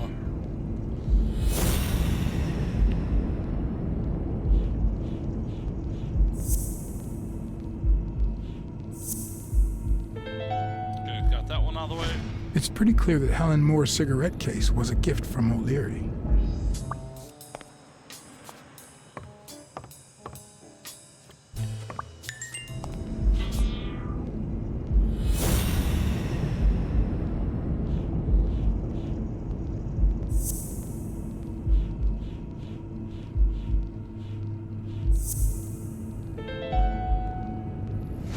No, the footprints don't match. Or if O'Leary killed Dunn, he did it without stepping in the paint, or in different shoes. Got that one done again.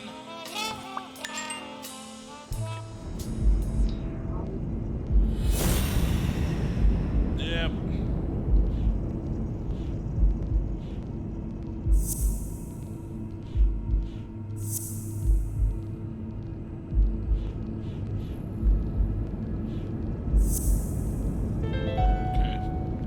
That's done.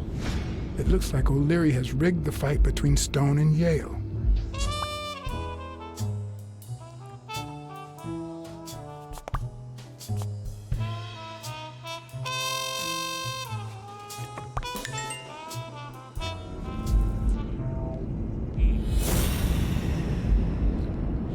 All right.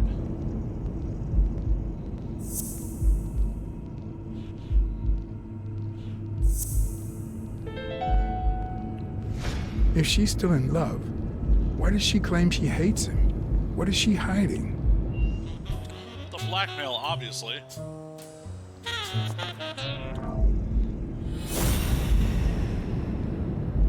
Oh, apparently I don't have anything else I can put together.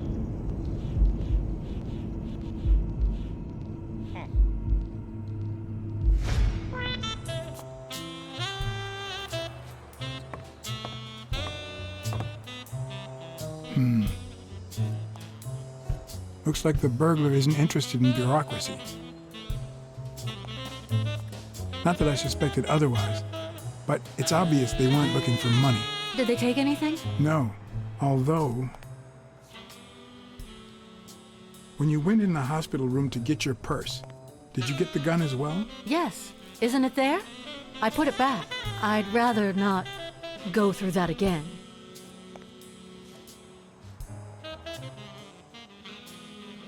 That's too bad. It looks like they took it.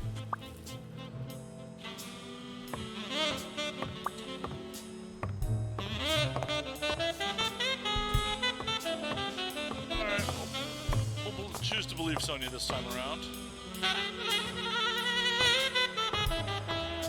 Hopefully the game doesn't freeze when we get upstairs this time.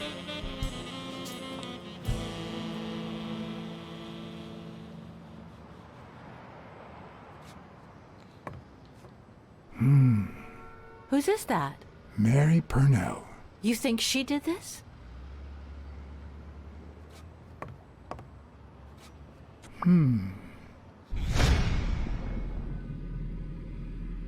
So someone did this ass early in the morning because that's when she comes in to clean.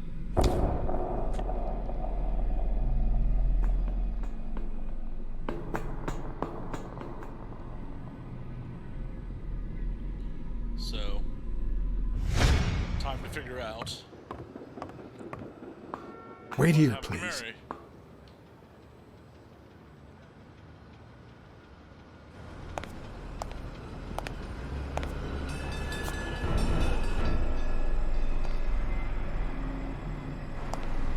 Come on, cat vision.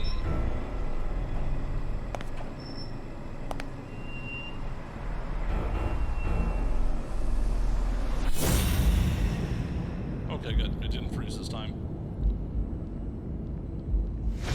Yeah, let's look at the giant knife wound in your Could back. be a knife wound. The murder was brutal. Or a goring from a rhino. Good call, Red Baron.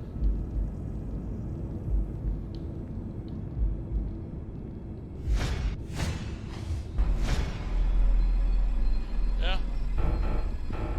Dear Sonia, I need to tell you several things about your father. In fact, I know he would have wanted me to tell you. Among them, the fact that you co-own an apartment in Manhattan. Please call me. Co-own an apartment Yours in truly, Manhattan. Mary Purnell.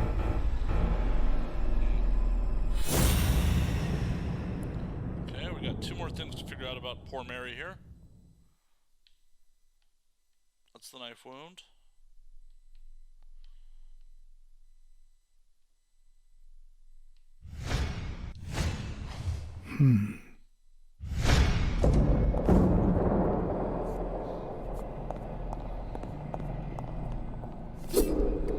Nope.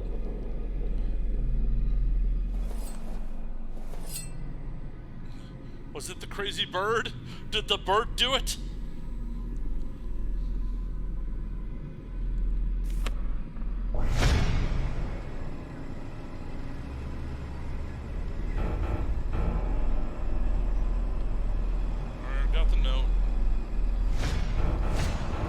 If I were you, I wouldn't quit.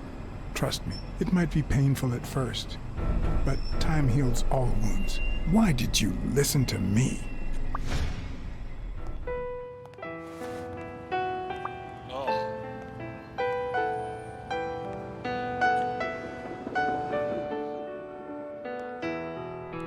Damn.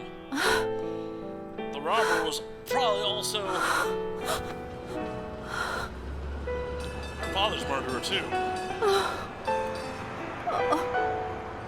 I want you to call the police, Sonia, and then go straight to a friend's house. Don't even think about going home, and definitely don't come back here. I'm staying at a friend's house. I haven't even set foot in my father's place yet. Well, I guess I ain't gonna go to your father's place to investigate then. Good. Do you have the keys? If the murderer didn't find what he was looking for, that might be his next stop, if he hasn't been there yet. Yep.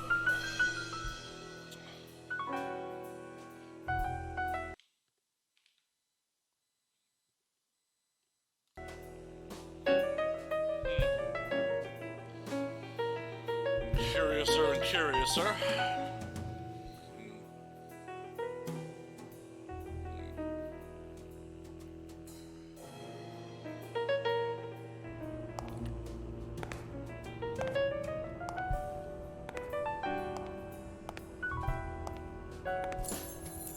For once I had the keys to the place, which meant I wouldn't have to use my lockpicks or...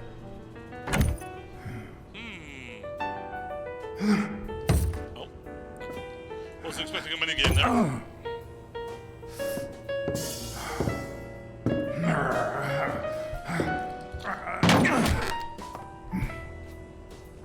Somebody's home.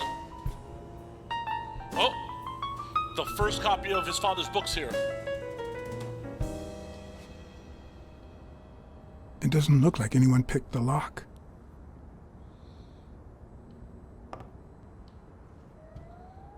Look, there's a missing picture on the wall. Oh, yeah. There's his father's book. Oh, no. Okay.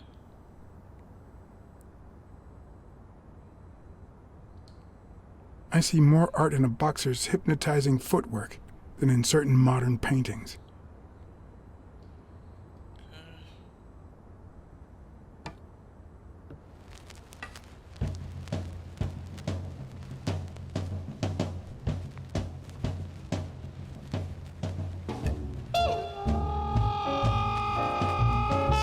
Look at that. The guy sure had good taste. How are we not noticing that there's a missing, obviously missing picture there?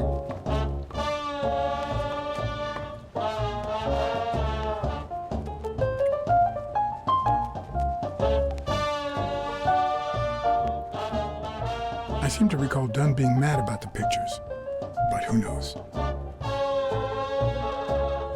It looks like Dunn had already begun to move his things.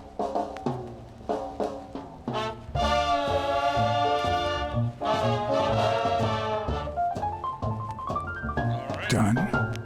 Thorpe? No idea. And these two, they look familiar.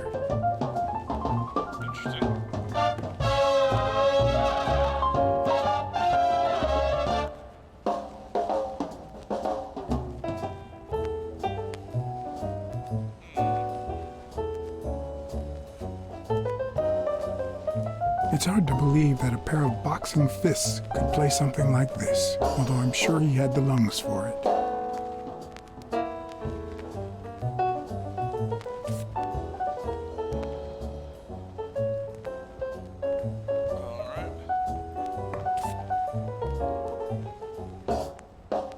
As I glanced at the telephone, I remembered the weekly password for O'Leary's illegal gambling operation. Even though I had rejected his reward for finding Yale and had chosen to bet it all on Yale, I had managed to make my own dirty money by ratting out the Eagle Pimp during our poker game. How much damage could another bet do? We're gonna get rich, bitch! I mean, without Bell, O'Leary's gonna go down, and we're not gonna see a cent of it. Yes. wild strawberries. Welcome, sir. May I ask for the beneficiary of your bet?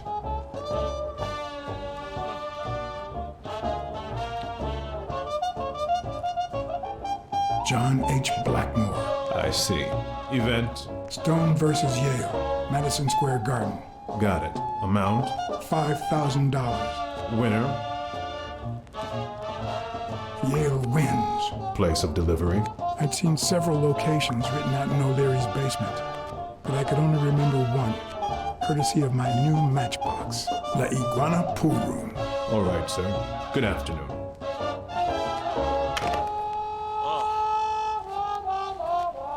I mean, that's really dumb.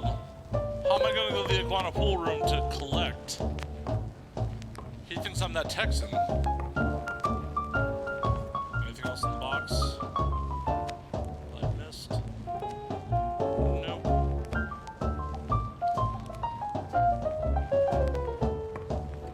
I mean, someone's here. I don't know why I'm acting like this is an empty apartment. It doesn't get changed from the outside.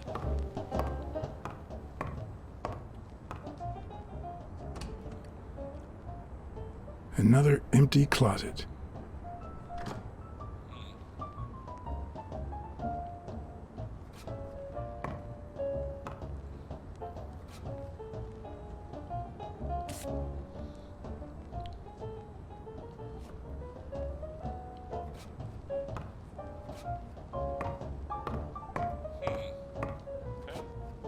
You still looked at her every morning? So many years later, with a new love? Maybe we don't need to forget. Maybe pain just transforms into, I don't know, something. Ooh,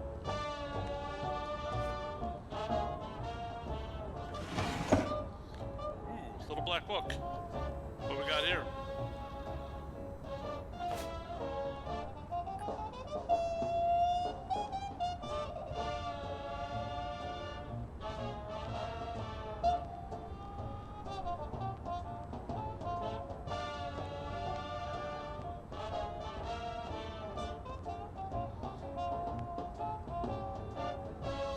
And now they're both dead. This is too private.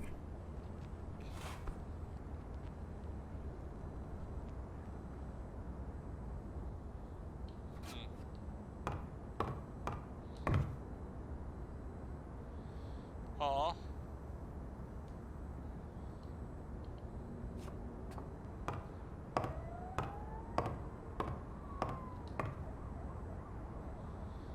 Is this how he got in? Yeah, there's multiple missing paintings. How am I noticing this? But Blacksad isn't. Wow. Could Dunn really afford such luxuries? Or did he only want to impress Mary?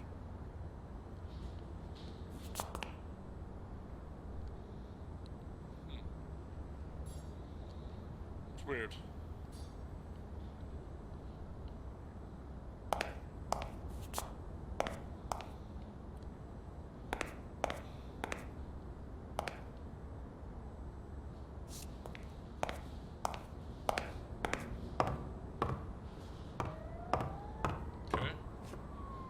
Elaine. I think that was Dunn's wife's name, according to Jake.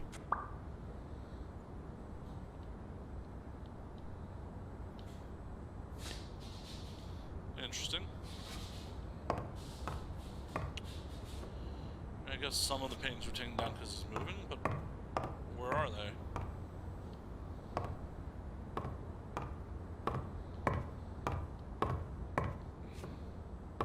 This place looks pretty trashed.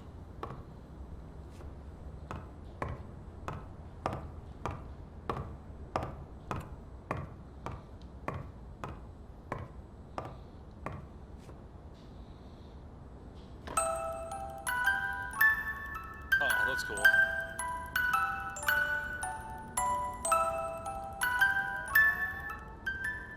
Could this be the origin of Sonia's interest in business management?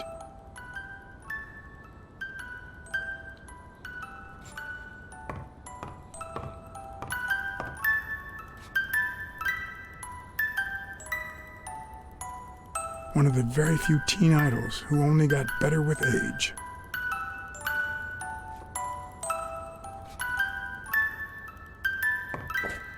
Interesting.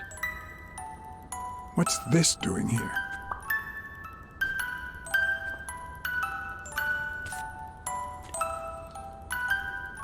Interesting. That does not make much sense.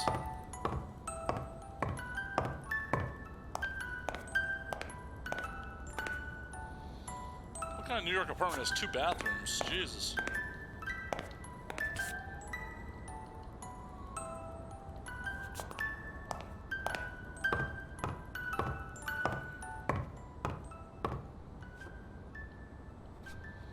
Check the kitchen.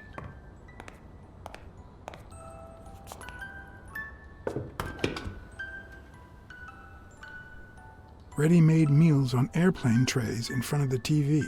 Who would have thought we'd end up eating like this? Dunn died 4 days ago, and that lettuce still looks okay.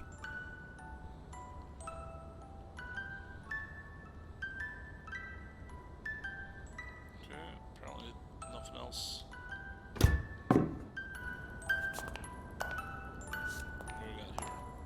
What do we got here? Sardines. It's been open for a few hours. Sardines? That means the same guy was here.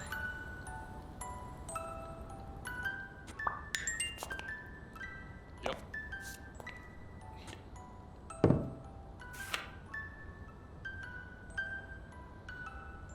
Of course. Now I see how Dunn bought the apartment he was going to share with Mary. This place has to be empty in 2 weeks for the new owners. I wonder if Sonia knows about this.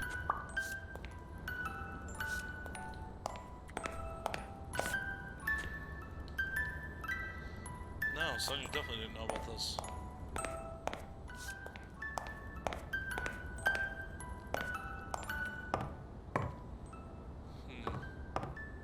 Let's try and put the big brain to work. Okay.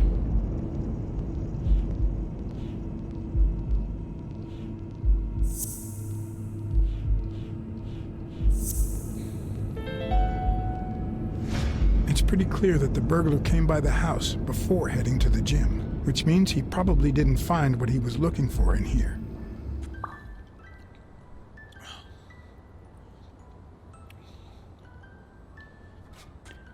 Okay, so he went here, then the gym.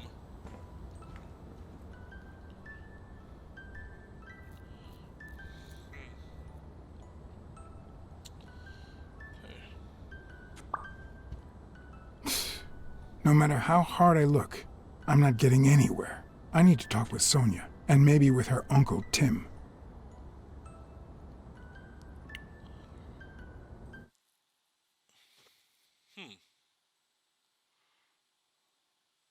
It brings back, I don't know. Good memories? An optimist, are we? It's like remembering the last day of summer. Scenes full of joy, picturesque landscapes, and yet the light is faint and the air is still, the calm before the storm. I know that feeling. I figured that much. I can see it in your eyes. We met in the Army. We were all professional athletes. They called us the Olympic Five. Who's the guy on the right? Angus Mitchell, our combat medic, and a doctor with the New York Warriors. It was Spanow who got him assigned to our platoon. Hey, isn't that Craig Spanow? The guy on the Morley's billboards? Yes, indeed. Our captain. He was the oldest, after all, and star of the New York Warriors. He was an orphan, you know. But he loved the sport so much that he said baseball was his family. He was the one who had Mitchell assigned to our platoon. Who's the guy on the left? Ah, Viktor Sukovsky, the athlete. You've probably heard of his medals. Was Dunn already boxing? Yes, he was. I had already seen him fight before I even met him. He was as humble in the ring as he was in life. He'd always let his rivals take the initiative. I remember how he barely dodged the blows. If you didn't look at his feet, it seemed like he wasn't even moving. And the footwork, pure dancing. You could almost hear the music. The song would play until his opponent was exhausted. Then came the drum roll, followed by Dunn's victory by KO. Nice. What about you? I had just signed with the Milestones. I hadn't even played my first game, but people said I had a bright future ahead of me. And you did. The cop at the hospital sure seemed happy to be the proud owner of a Tim Ironarm Thorpe autograph. Who would have thought that I'd end up becoming Tim Iron Legs Thorpe? What happened? I fought the Nazis for 2 years, up there in the sky, over Europe. And I never set foot in a field hospital. 3 years later, I crossed the street without looking. And look at me now. Interesting. What happened to all of them? Zhukovsky died the same day they injured Dunn. Dunn received an honorable discharge and came home. He quit boxing and opened his gym. Mitchell was redeployed to a field hospital. Spano and I continued in the same unit, but nothing was ever the same. You see what I meant with the last day of summer. And after the war, well, who the hell cares? I do. What happened to Spano? Well, you've seen the billboards. He made it big time. When I was forced to retire, I got him some advertising deals. That's how I founded this agency. But then, something happened to him. He became sullen. He fell out of shape, and slowly but surely lost touch with reality. He withdrew from public life and broke off our friendship. Haven't heard from him in, 3 years? And believe me, I've tried to contact him.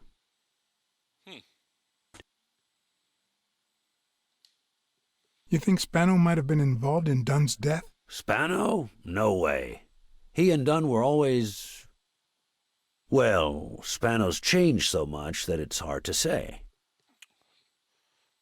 We may have another What happened to Mitchell after the war? Mitchell? Who knows? We lost touch. I hope he's doing well. I think I saw Mitchell not too long ago, but I can't remember where. Seriously? Please try to remember. I'd love to hear from him again. I'll do my best. Allow me to double your wage. You have to find the murderer. Maybe Dunn stayed in touch with Mitchell or Spano. Maybe even with both. But he never told me anything. Maybe Sonia knows. I doubt it. But that's not the only question I've got for her. May I? Interesting. The plot continues to thicken.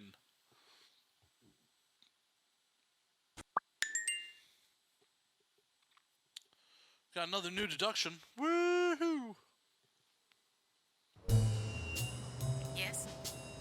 Sonia? No, she's not here. Who's calling? Where is she?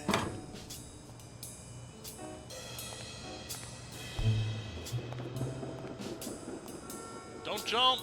No!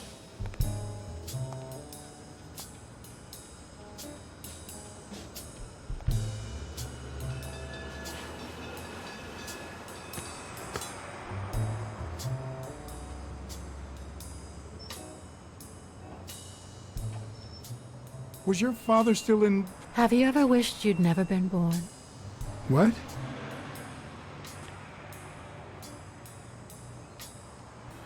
Luckily, that has never crossed my mind.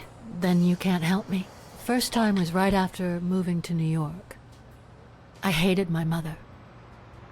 She was the reason we moved from the countryside and the smell of freshly mowed grass to this dirty city and the smell of medicine. Her medicine. The second time was after she died. I hated myself for having hated her before, for not having loved her enough. The third time was when my father shut himself off. I hated him for that, for abandoning me, for giving in to the booze. Now he's dead, so Take a guess.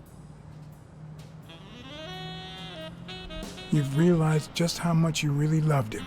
I guess so. But that's not the worst of it. The problem is I don't know how to live without hating him. Over the last few years, everything I've done was meant to push my father far away. Damn. To avoid being like him.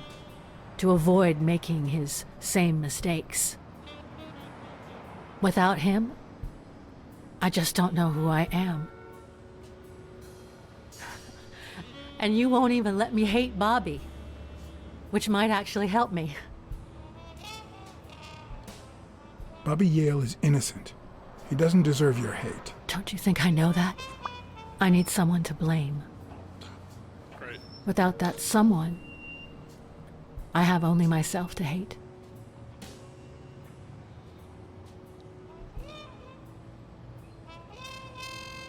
I'll find the person who did this. I promise. Let me have my doubts. Although, you've already come so far. I'm sorry I haven't been a little more grateful. In any case, you shouldn't hate yourself. The whole goddamn time? No, you have such good qualities. Yeah, so many issues. You're kind, smart, and beautiful. Are you really trying to flatter me now? No, seriously, I didn't mean to... Sorry. Anyway, can we just drop the subject? Did you go to my father's apartment? Yes. The thief went there before coming to the gym. Which leads me to believe he didn't find what he was looking for. And what was he looking for? That's what I intend to find out, with your help.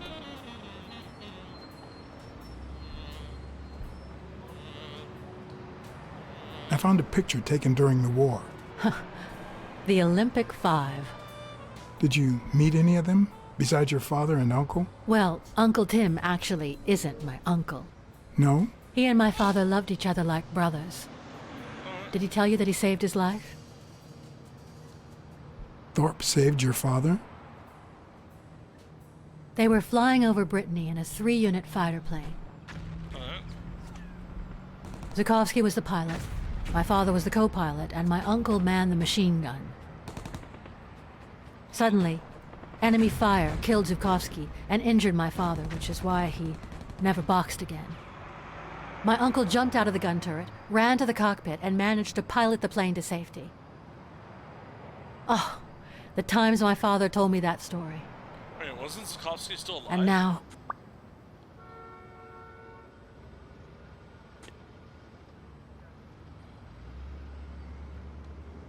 You still have your uncle. Yes, I guess you're right.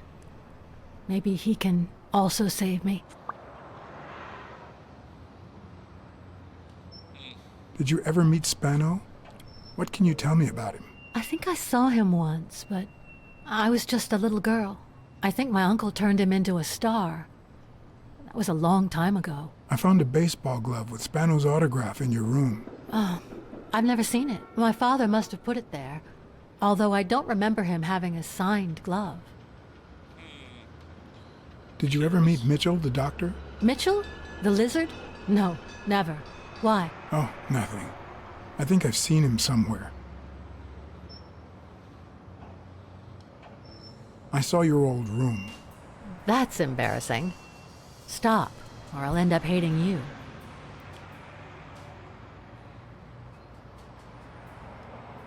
I'm also a fan of Frank Papalia. Oh yeah, the poster. I only liked him because my father thought he was too modern. It's odd that there are practically no toys or memories of your childhood in the room, except for a small music box. That box? It might just be my last happy memory. Ooh, more flashback. It's from before my mother got sick and we moved here.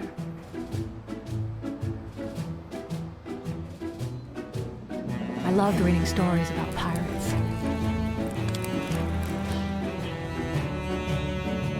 So my father drew a treasure map for me. I searched the whole house, one clue at a time. led me to this enormous tree in the yard where Daddy had put up a tire swing. X marks the spot, so I dug to find my treasure. I loved the music it played, the ballerina, and the little secret compartment. Oh, the secrets I kept in there. Oh, what he's I looking think for it's is in the the music first time I box. heard you It's call in the your music father box. Daddy. It's in the music box. Really?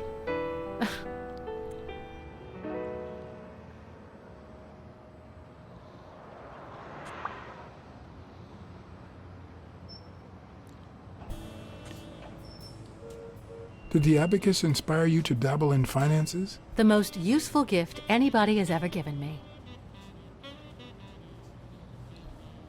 A gift from your Uncle Tim? He used to say that in this day and age, a woman should know how to count. My father didn't agree, but he didn't oppose it either. People thought he was a liberal because of his attitude towards racial issues. But at home, things were different.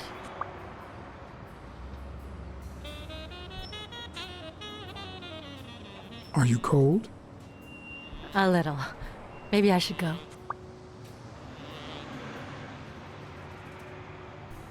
Wait, I still have a couple of questions for you. Your father sold his apartment. The new owners move in 2 weeks. What? I'm sorry. I think he used the money to buy a new place with Mary Purnell. The letter you're holding explains the rest. I wish I'd had the chance to talk to her. Your dad had great taste in music. So, better taste than I had as a child? Well, now you've put me on the spot. You don't know how happy that makes me. Okay, that's about it. Well, I think you've already answered all my questions. It's about time. I thought you were waiting for me to freeze out here. Anyway, You're already so cold. How could thanks you for the freeze, woman? company.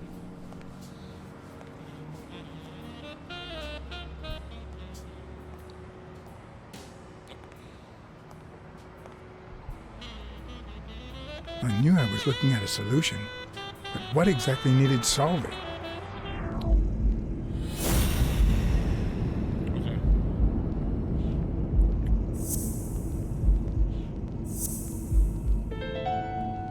Easy peasy on that one.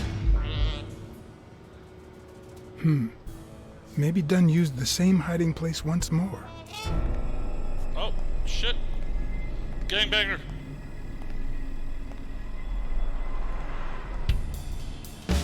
I'll never understand why detectives and criminals bust you while they fight each other in the pictures. What a waste of breath, focus, and energy. Okay. Oh, shit. I think I'm falling. Personally, I prefer to save my breath for the final roar. Press the wrong button. Ouch. That sucked.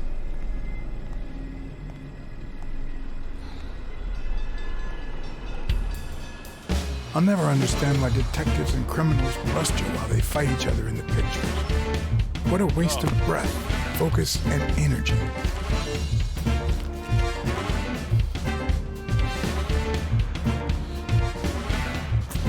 Okay. Yay! Oh no. Damn.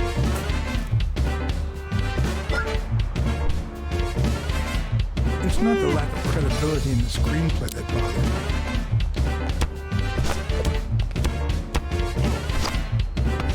Plus, it's actually pretty handy. When a crook talks to you in the middle of a fight, you know you're up against a rookie.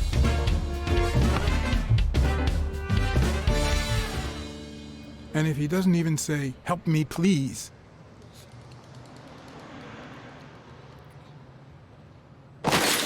Oh.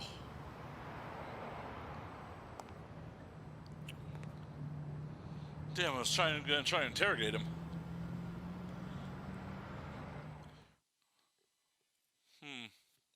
Like, who's that guy work for?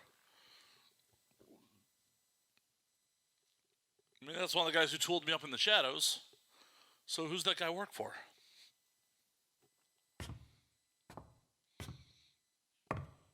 What did they say? Nothing serious. I lost another one of my 9 lives. Oh, this hurts. Got many left? I'm in the red.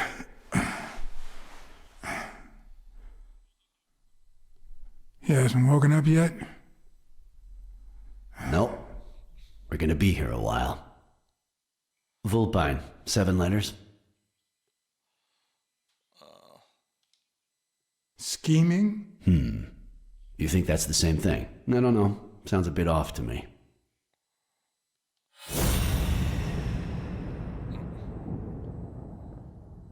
What are we smelling?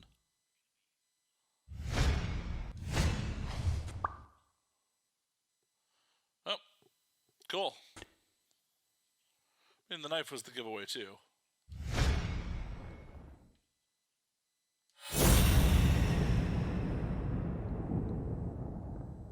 Is there anything else? No.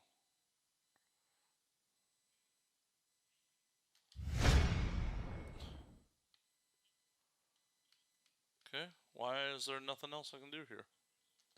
Okay, cool.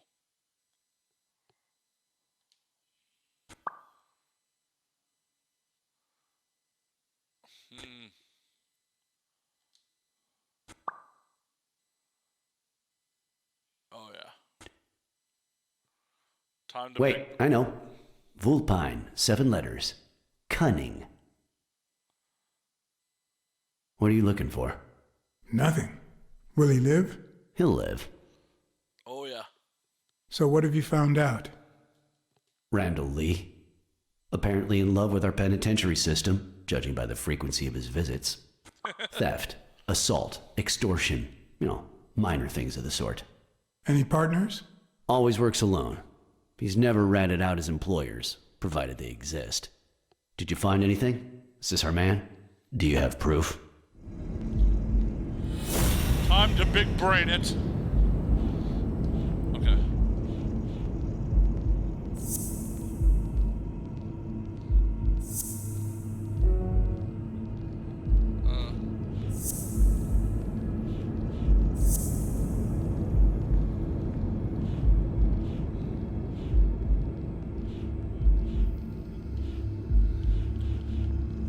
Okay. I can't get to all the clues I need.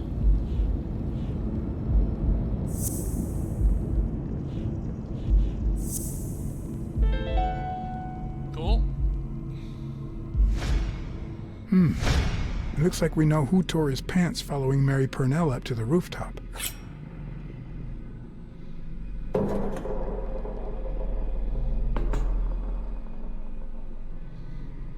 Okay. Why would his dumbass come back? His pants have a tear in them.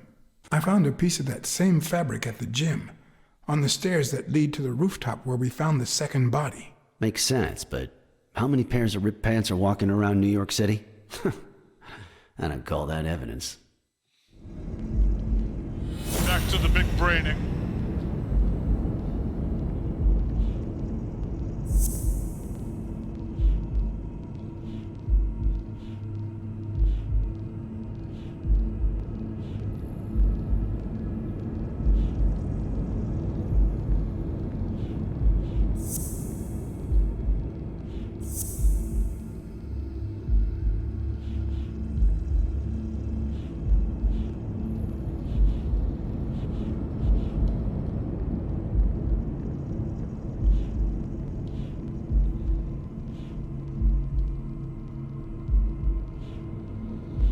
Okay, what the hell?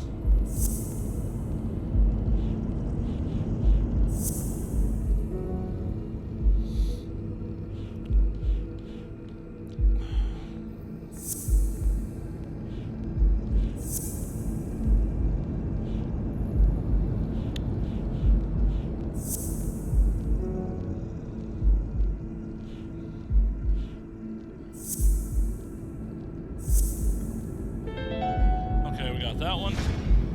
The guy who broke into the gym in Dunn's place has a thing for sardines.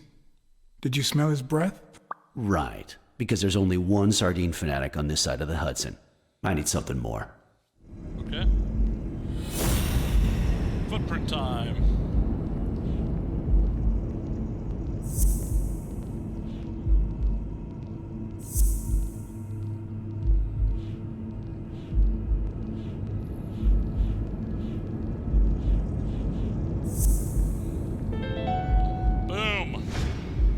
I saw footprints from those very same shoes next to both the Jim murders. Unless you're telling me that shoe is a limited edition, I'm gonna need something else. It's a lot of real...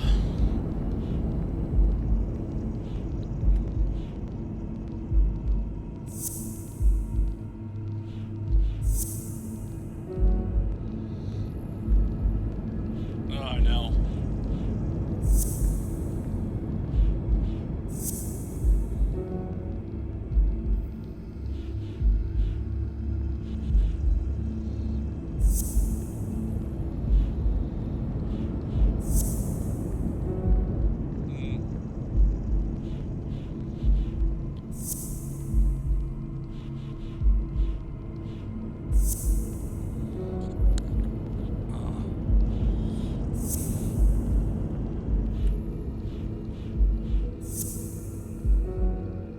I don't know what I need to put together here. You're broken into the Jim and Dunn's place.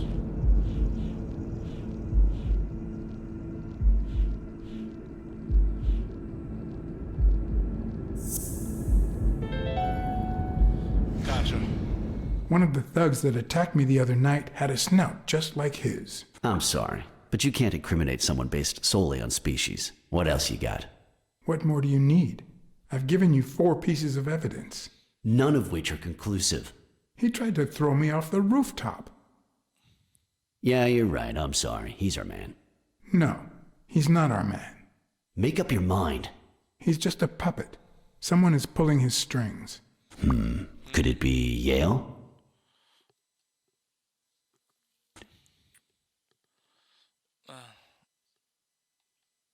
No, I'm still certain.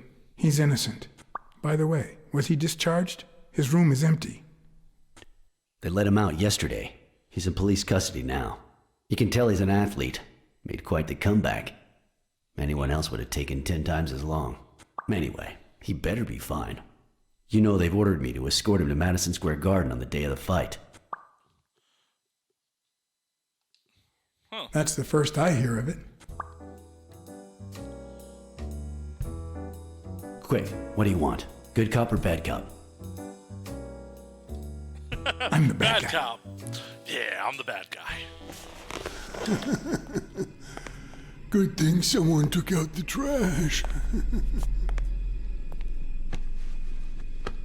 Good morning, Mr. Lee. I assume you're aware that you're about to be accused of murder, and that thanks to the witness testimonies of Mr. Blacksad and Miss Dunn, your future's not looking too good. Go to hell, you dog.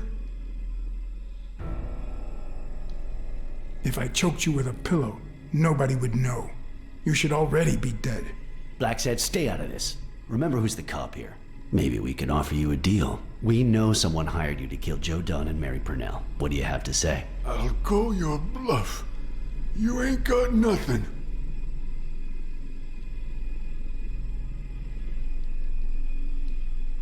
You know, I'm really good at planting false evidence. Shut up, or I'll kick you out. If you tell us who hired you, we'll help you. What can you offer me?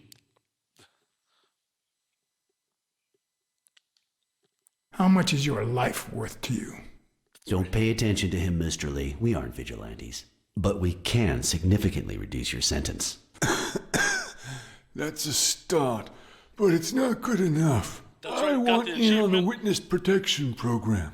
New city, new job, new identity, and a clean police record. That's the only way I'll talk. Meanwhile, I want police protection 24/7. I'm afraid that... Whoa! Watch out!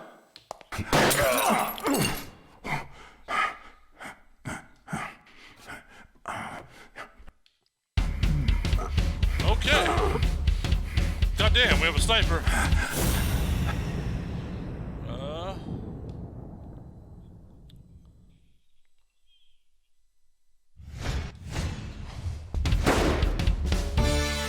Did I just shoot someone from across the roof with a handgun?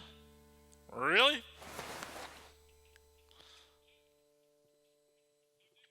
Okay.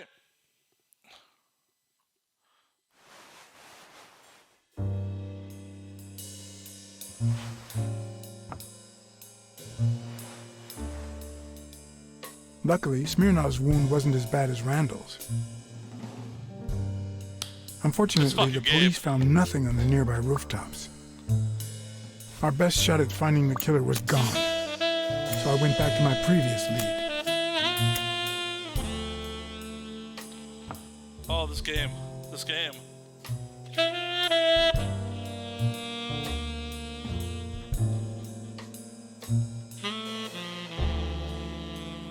Oh my god. This game is... Oh. No, definitely not.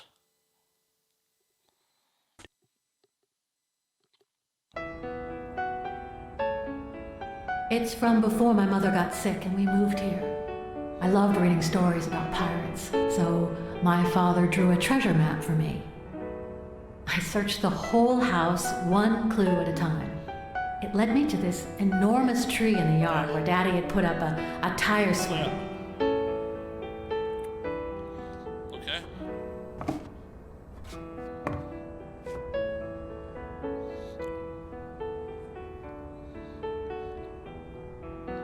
What do we have here?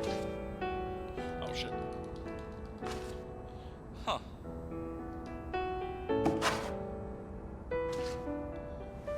Interesting.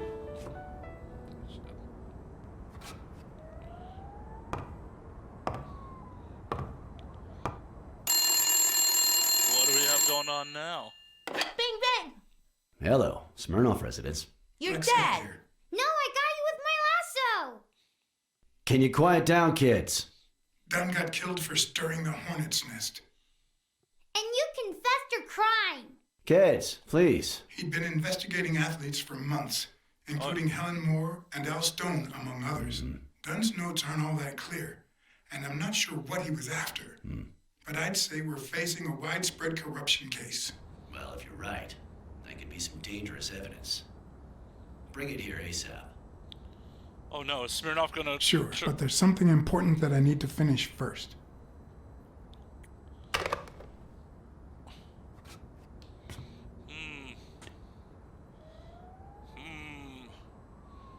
Who's gonna turn on us? I mean, it wouldn't be a good noir if, like, an ally didn't turn on us at some point, right? I wanted to follow a certain lead on my own before Smirnov had the chance to see anything.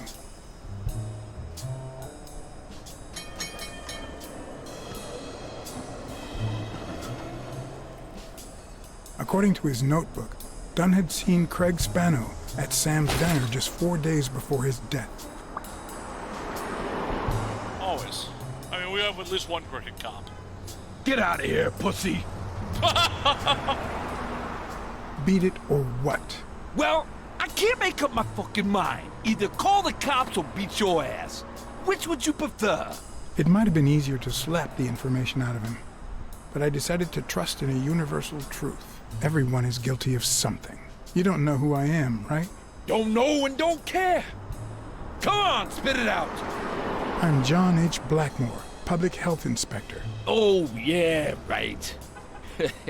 There are some real freaks around here, so I have to be firm, you know? Have you eaten?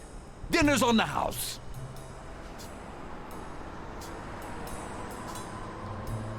After you answer my questions. Sure, go ahead. Your call. Always at your disposal, Inspector. Ask away. Fear turned him soft and made him talk. Sure enough, Dunn had been there a few days back with a chimpanzee who matched Spano's description. Apparently, the guy still lived with his father. Dunn said he couldn't stay there a day more. For the time being, he would move into his place. Wait a minute. What does public health services have to do with that chimp? The chimp died of food poisoning. But wait, he didn't even eat. Which is even worse.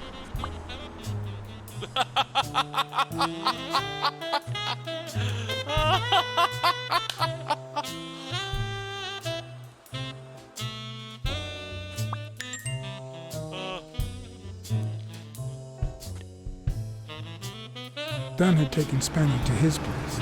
I wanted to believe that when Randall Lee broke into the apartment, Spanny fled to his former address. But where could that be? Cat vision. Oh, okay, hold on.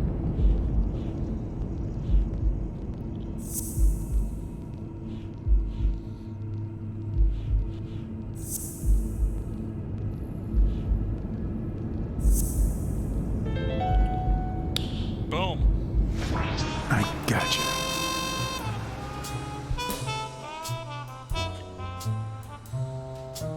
Putting the pieces together, bro. Putting them together.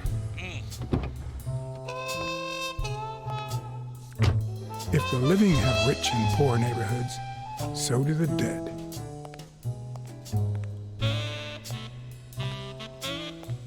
In the mid-19th century, Greenwood became the resting place to the city's most distinguished citizens. Thinkers, scientists, writers, inventors, artists, businessmen, politicians, police officers, thieves, pimps, and murderers.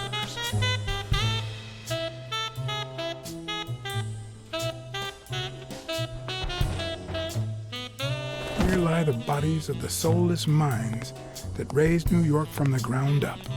Hey, Louis, to be fair, I actually Now you almost know thought where to about go putting to on a become button-down suit somebody and a in the tie Big for this while I was playing today, since I'm doing it in black and white.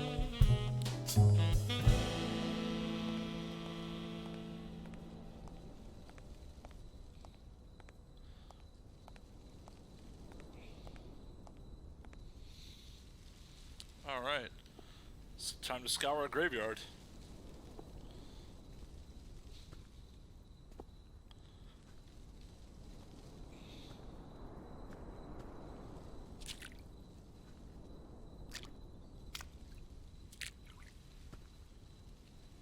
A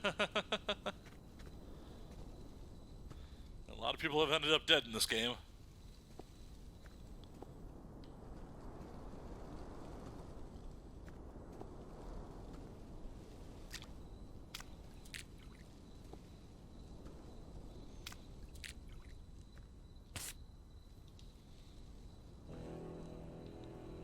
Yeah.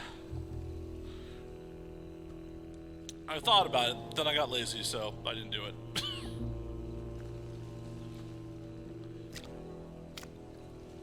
I'm curious how much, like, you know, because some of the dialogue decisions really do affect the outcome of the game. So, I mean, I am hoping that I don't flat out beat the game today. Oh, so sports cards are just collectibles, like they're collectible Easter eggs.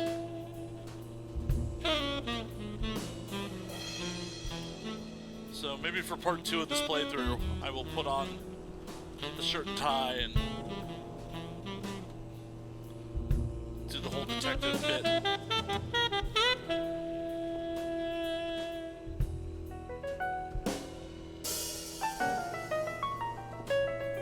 Someone was just here eating some Chinese. Still hot.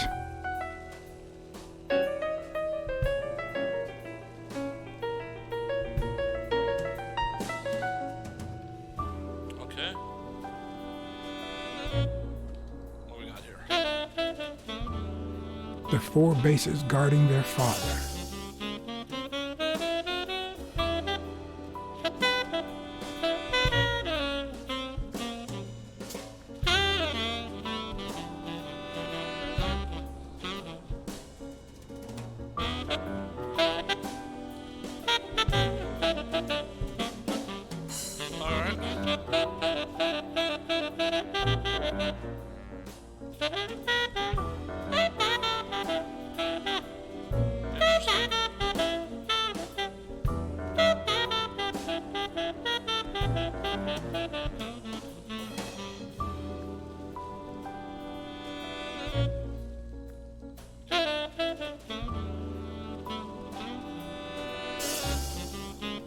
I've never trusted angels. When they fall, I don't know. they turn into demons. That's right, I'll take the issue and repent to Dylan. I mean, I very well may fire this up again tomorrow since Jackbox got canceled for tomorrow.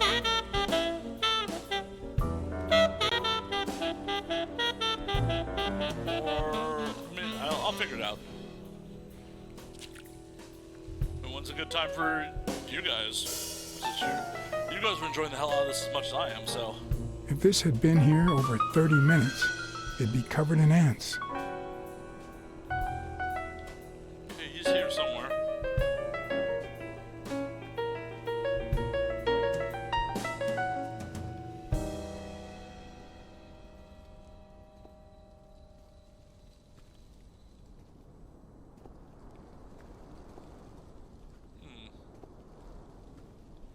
How do I get down there? Camera angles on this game.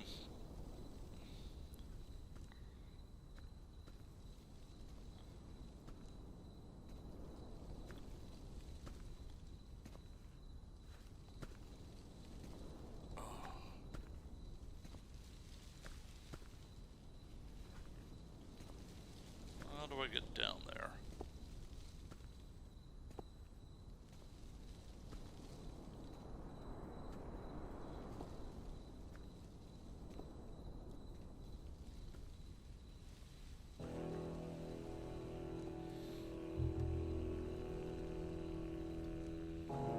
Cool, cool.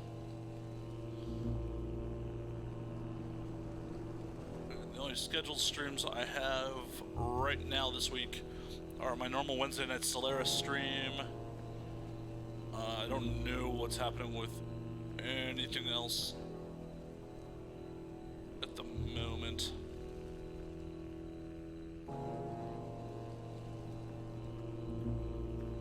Where's dude hiding?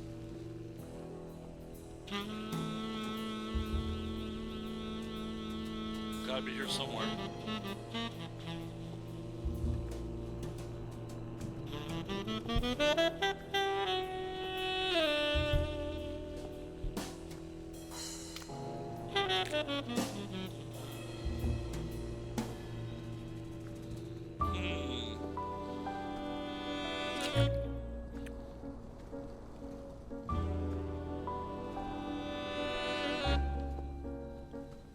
It's gotta be around here somewhere.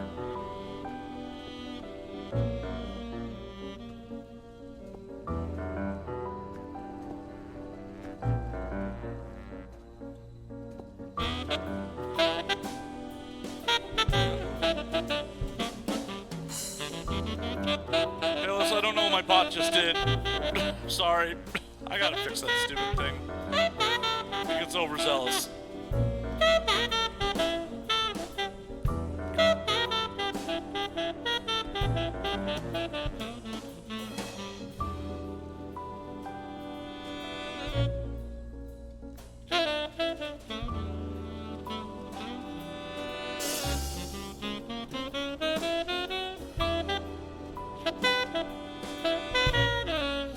Is there anything? Oh, I have stuff I can big brain. We're gonna big brain real quick.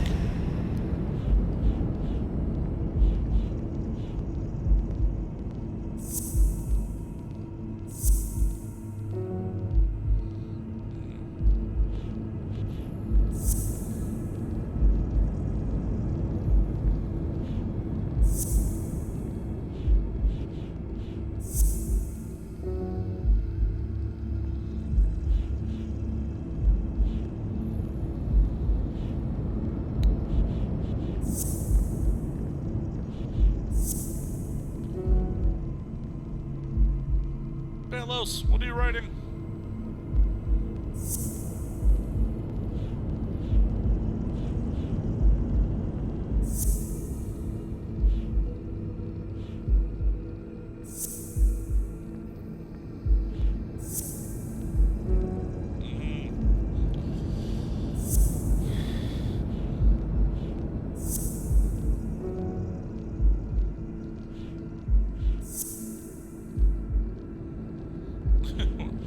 caps, or...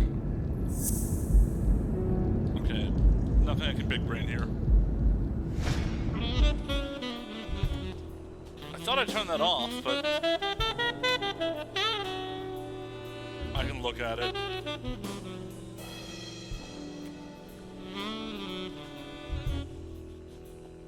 Oh. Well, thanks, Palos, thanks. I can text it to you. You could send me a half-baked pizza, too, you know.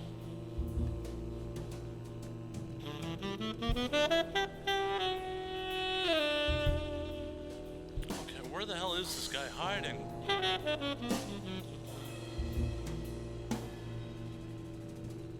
Oh, I know. Oh, I know. Oh. Guys, where could this dude be hiding? I'm lost here.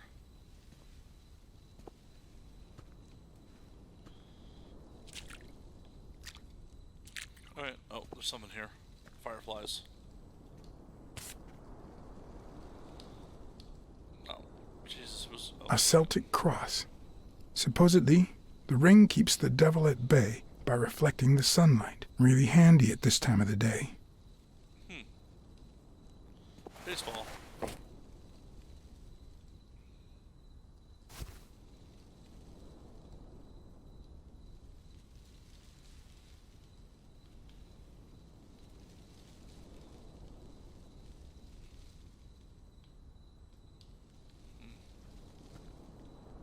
Okay.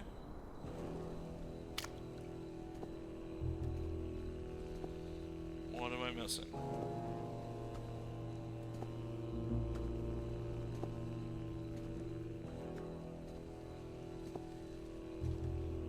Missing something around here. This just isn't that big of a playing area. I know I'm gonna kick myself once I find it.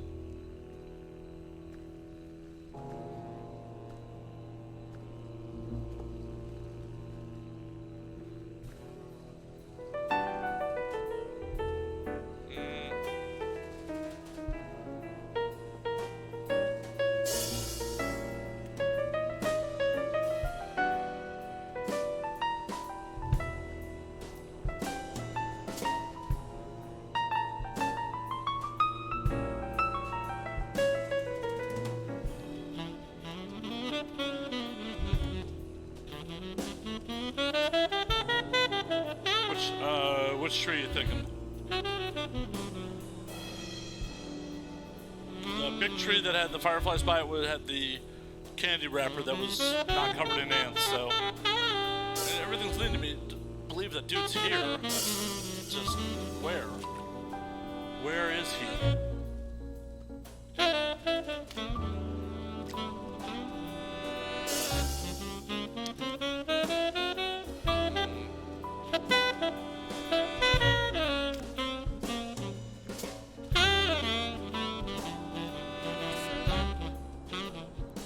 Another baseball card, just not particularly what I needed at the moment.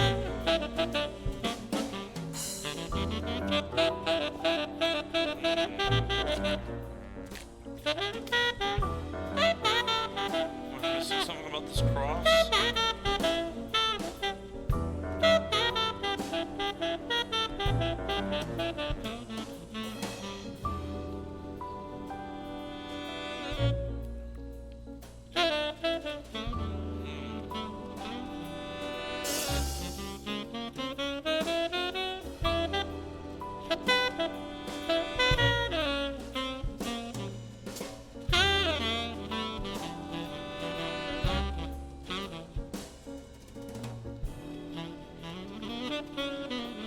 According to the book I found at Dunn's place, fans of the sport leave baseballs on Bradwick's tomb to pay their respects. It's strange that I don't see any.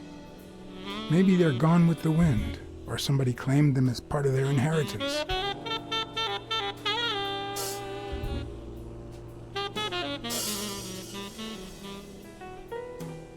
Well, I have the baseball.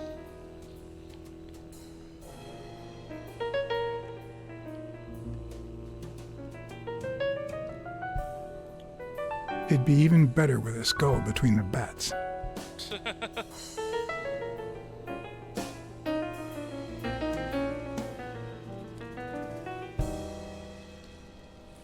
There we are. Finally got something. He's in the tree. Okay. I don't know what finally triggered that, but I'll take it.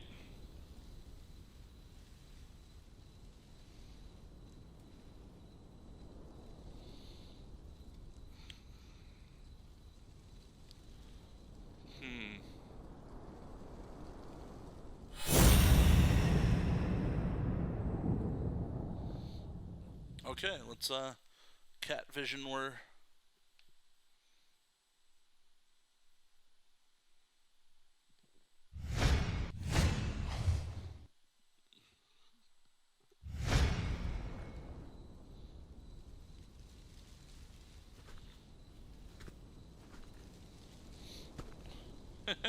got him. Finally, got him.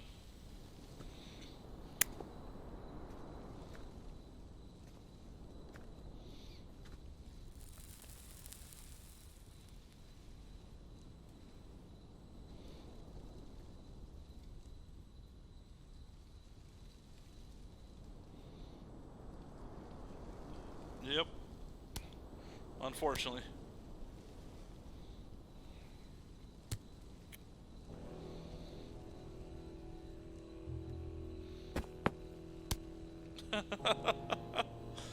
I kind of love this scene. I've always been a New York Warriors fan, although to be honest, they're not what they used to be. Yep, they just haven't been the same without Craig Spano.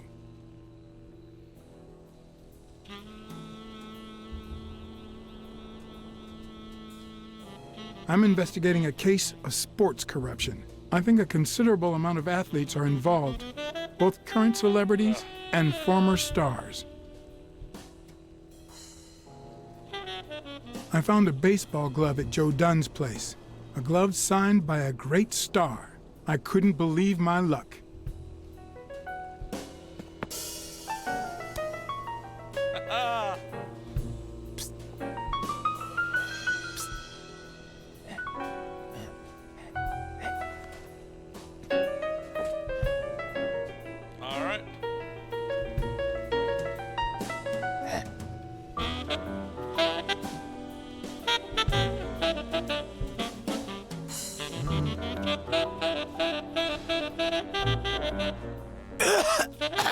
Marley's are the absolute worst.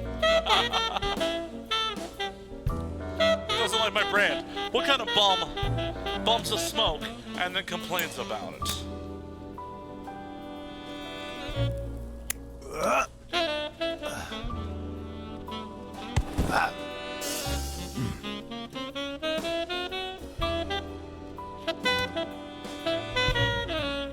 Who are you?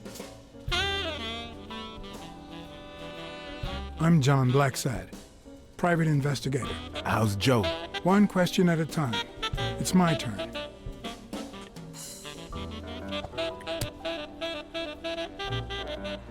Your turn.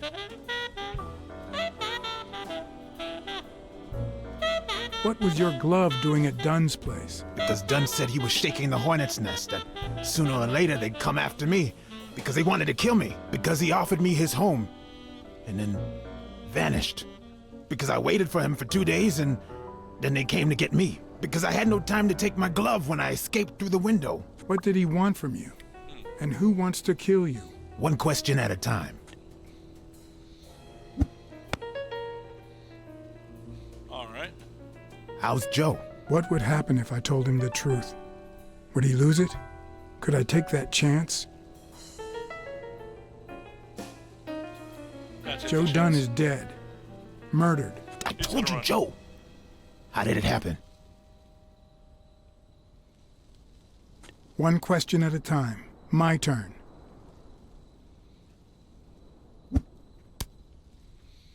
Yeah, he's gonna run.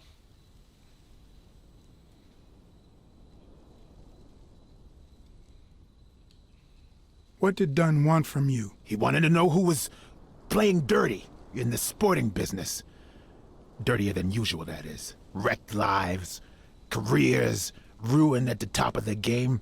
He wanted to know if the same had happened to me. He wanted to know if the end of my career and my disappearance had anything to do with all that. He wanted me to confirm who was behind it all. The guy who had him killed. Our old friend, the surgeon. Surgeon?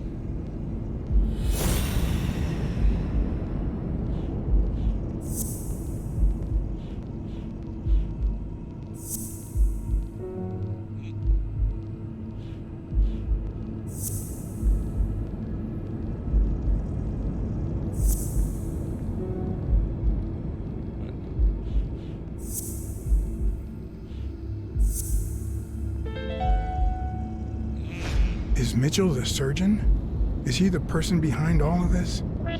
That surgeon you mentioned, is he... My turn.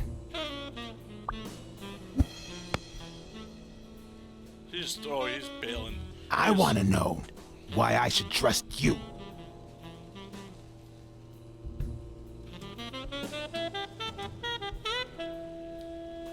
Do it for Joe Dunn, our common friend. It's my turn. That surgeon that you mentioned, is he in this photo I got here? Ow! Hey! He's gone.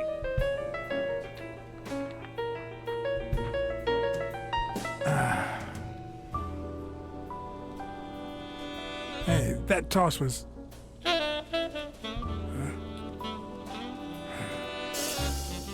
Beat me in the melon and bailed. Oh. Both my ear and my self-esteem would hurt for days. But at least I had a new lead to follow. The surgeon.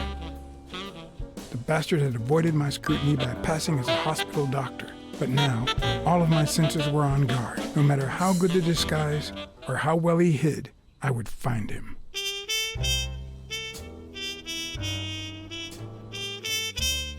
Interesting.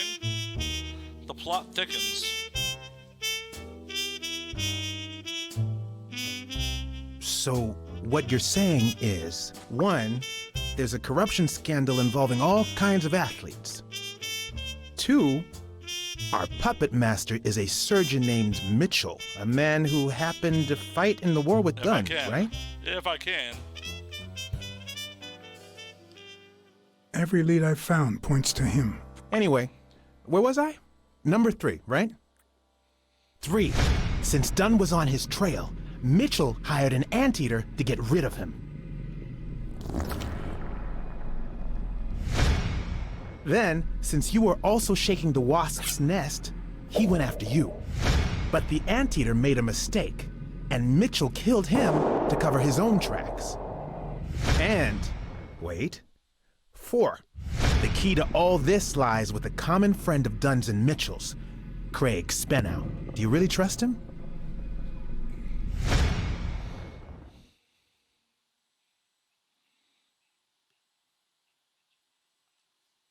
I have the feeling there's something Craig didn't tell me.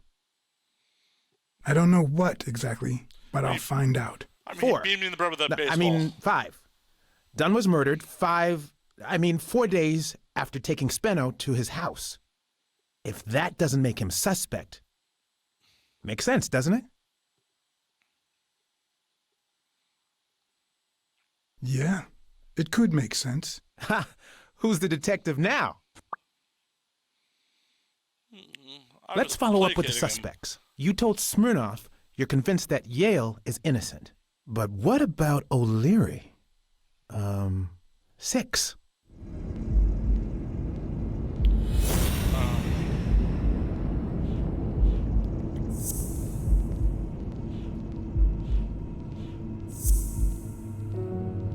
Oops. All right.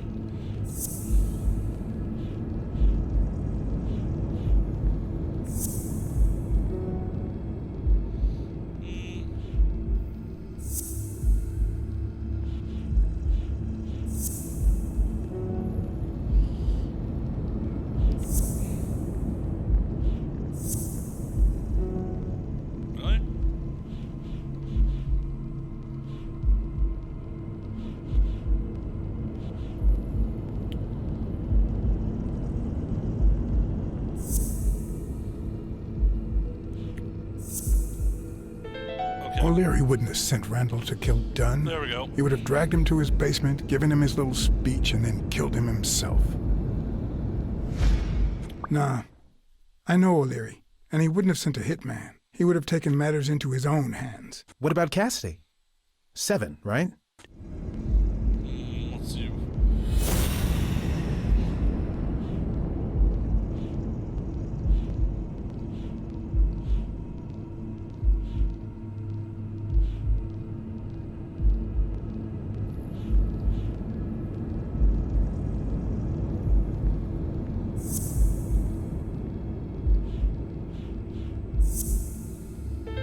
I think it's safe to rule out Cassidy as Dunn's murderer. He seems too impulsive to have planned such a twisted crime. Whoever planned the whole thing knew the suicide theory would fall through, so he manipulated the clues to incriminate Yale. Cassidy is too impulsive to pull off such an intricate plan. So you're right. Mitchell is the one pulling the strings. And you know why? Because in novels, the murderer is always someone the detective knows from the beginning. Well, that could be the case in British novels. You know, where everyone in the mansion where the murder took place is a suspect. But Weekly did it. this Weekly might did just it. be an American whodunit, where the detective doesn't even meet the culprit until the last scene. You mean we still don't know who's pulling the strings? I didn't say that. How did it go with Helen Moore? I didn't get anything, even though it started out really well. I asked to interview her along with her boyfriend, Al Stone. Since I'm a big shot, they were happy to oblige. Perfect. Now, time for the interview. I'll go back and forth so you don't get bored. So, who goes first? Here's a question for Al.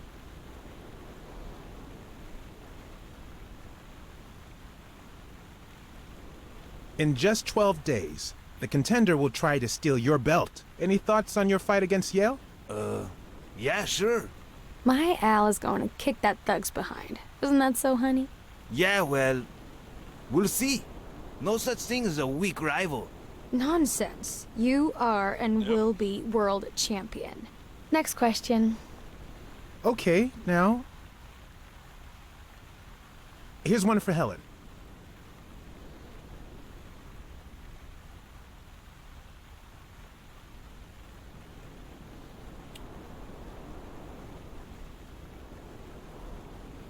Dating a boxer can be dangerous. Aren't you afraid that those blows to the head will take a toll on his intellectual capacity? Honey, take a look at my man and then look at yourself. You really think I'm with him because of his intellectual capacity? Helen! Write this down.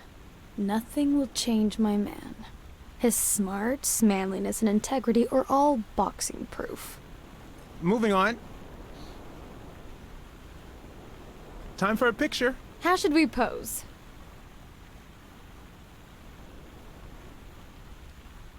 Okay, how about a hug? I want to feel the love.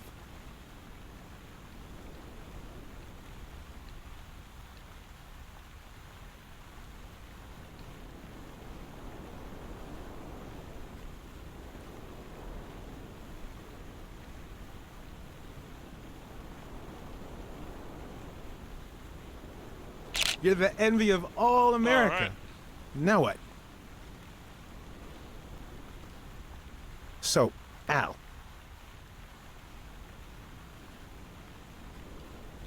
Your manager is Frank Cassidy, president of the Boxing Managers Association of New York. According to him, only boxers working with member managers should be allowed to compete. What do you think about that? We never talk politics, honey. Athletes should steer clear of controversy and stay focused on their sport. Don't you think? Yeah, that's right. Okay, one more question, and... Al, honey, can you answer it? I've got to go say hi to a fan. Okay. I'll be right back, Mr. Pulitzer. Wait. You mean she stopped smiling when that fan showed up? Yeah. Could you describe him for me? I'll be able to show you something as soon as I'm done developing these pictures. And actually, I thought it was odd too. So while I continued to interview Stone, I managed to take some pictures of Moore and whoever her mysterious fan was. Good job, Weekly. Good job. All right, so where were we?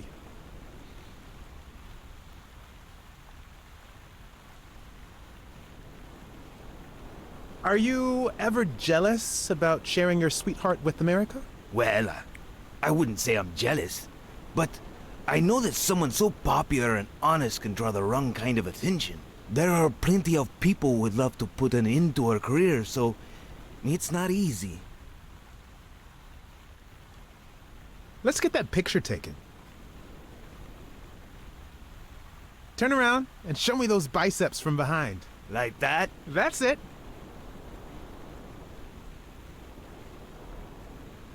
Wait, I accidentally moved. Stand still. I'll take another one.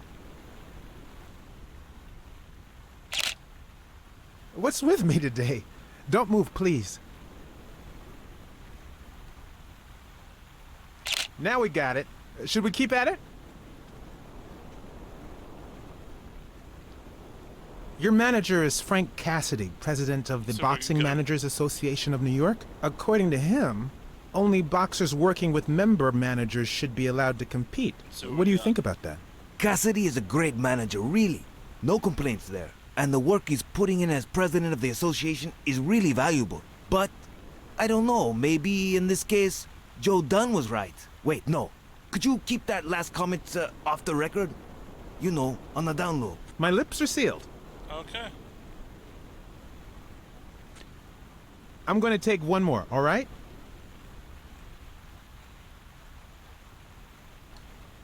Let's see what you think about this.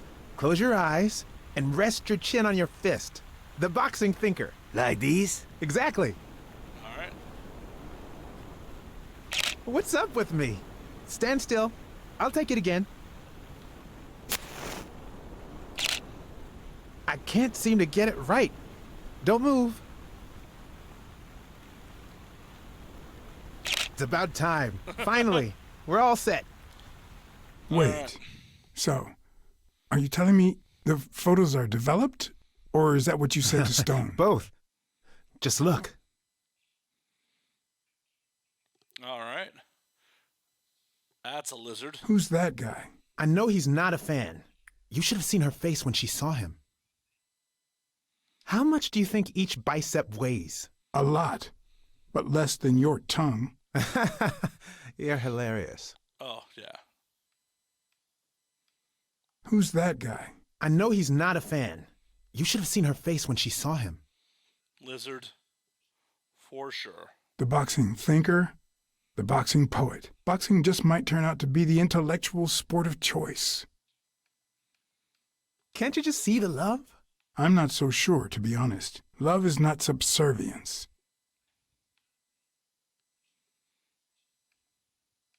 I think she only smokes when she's nervous. What was making her nervous? The lizard. The lizard for sure. That's a decent picture, but it doesn't tell the truth. Huh? Of course it's the truth. I was there. Stone isn't as strong as he looks, and Moore certainly doesn't need him to lift her up.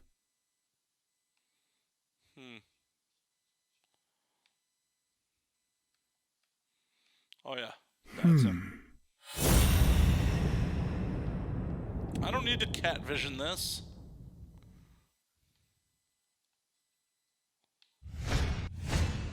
I've seen that matchbox before. Oh, we're going to the pool hall.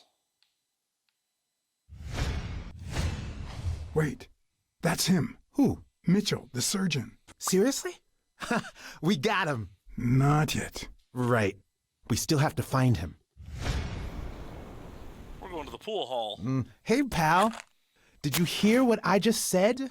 We need to keep looking at all those pictures. We need a clue that'll take us to Mitchell. Hey, see?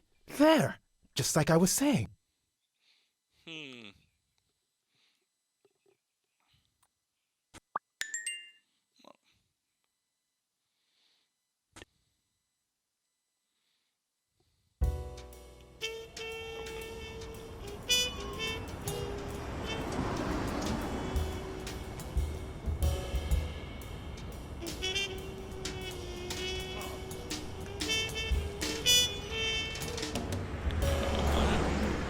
brawls aren't even the worst part of my job.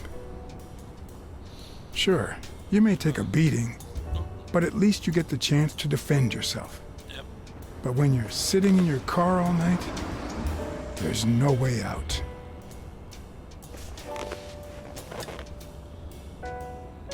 Your legs cramp up, your back and neck feel stiff. Oh yeah. Your entire body aches to be somewhere else. It's boring and repetitive. Where's Mitchell? And the problem is the owner knows us under a different name, so if we roll in here, how is he not going to identify us? We're going to get caught up, guys, for sure. People were finally leaving the place. The bar was about to close. And I hadn't seen Mitchell go in or out.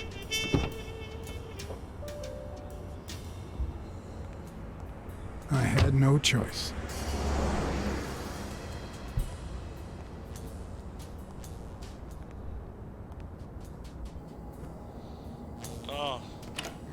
See, this dude thinks I'm a Texan. Thinks I'm a Texan. I see you took me up on my invitation. And you're smart. You knew not to come until my anti-fur regulars had all cleared out. I can't say no to good advice. Or good bourbon.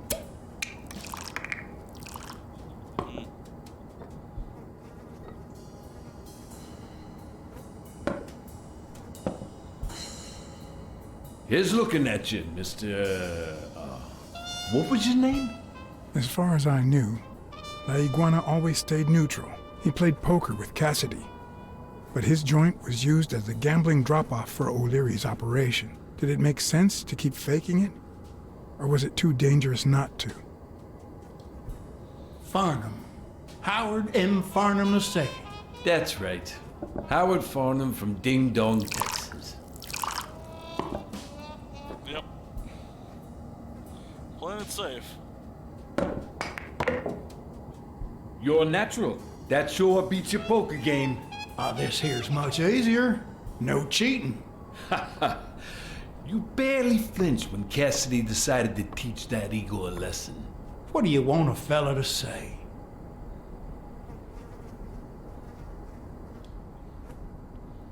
Between you and me, partner, this ain't my first showdown. We all got our own lethal barber. Yep. Damn it. Well, nobody's perfect.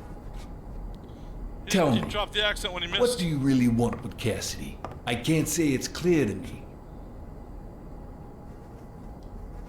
I'm looking to start a boxing managers association in Texas. I could really use Cassidy's know-how.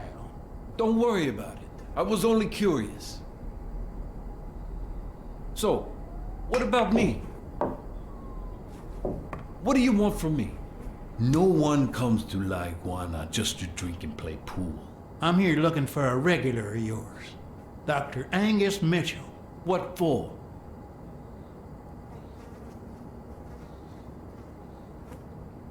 We fought together during the war. I just wanted to say hi. Sure. Tell you what, I'll talk to Mitchell. Come back tomorrow night. You don't understand. I have to talk to him, or else. Or else what?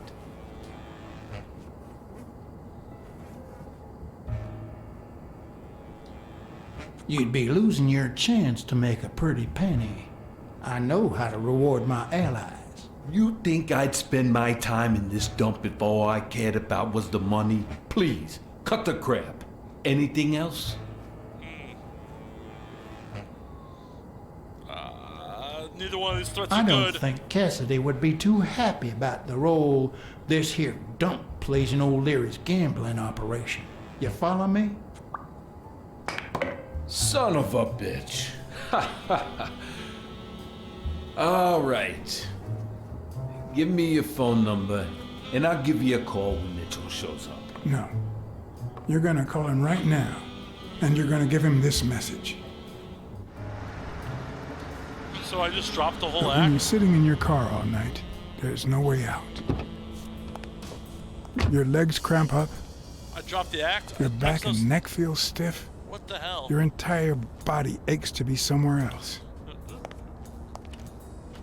It's boring and repetitive. It's so bad that your thoughts spiral in a never-ending loop. Like when you're stuck in your car, on surveillance duty. The owner of La Iguana was supposed to tell Mitchell that a certain anteater was still alive, and that it was only a matter of time before he ratted him out. With a bit of luck, that would make him nervous enough to force his hand. Oh, yeah. Let's do this. Now all I had to do was follow him. I wonder if this is going to be a minigame.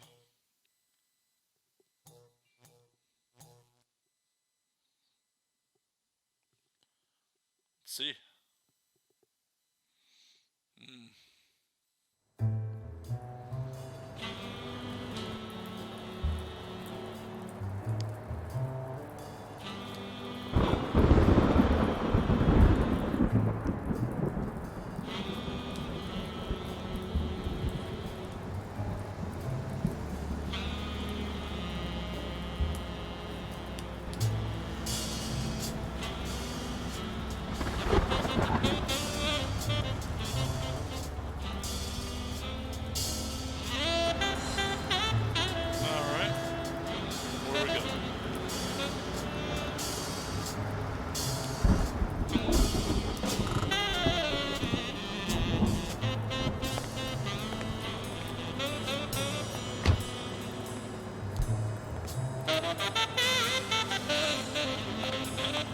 Looks like an old retiree.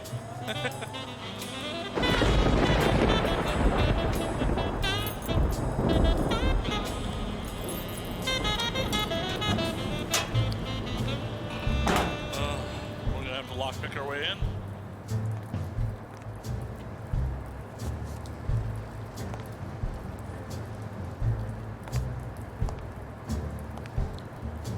Shall see.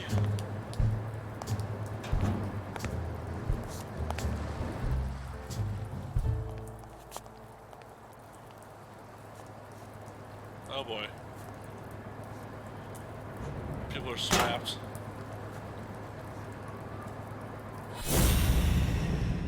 Cat vision.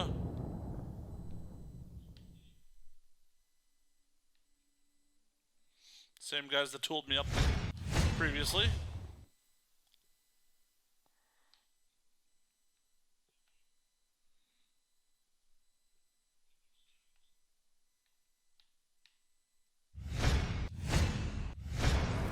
We'll be just fine, don't worry. Gil, stand guard right here. If the cat shows up, you know what to do. I'll be back in an hour. Cool. Did I miss something? There was a third one.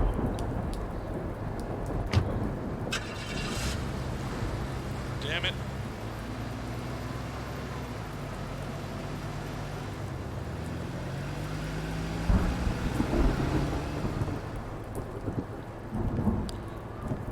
Horse is packing heat.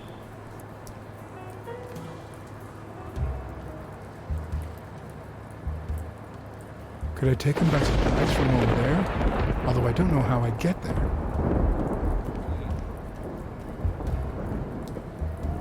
Oh, cat versus horse fight.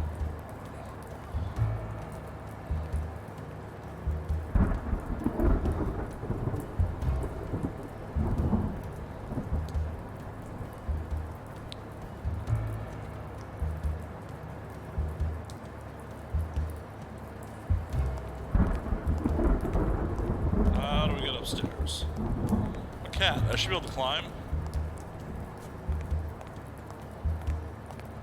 You'd think, right?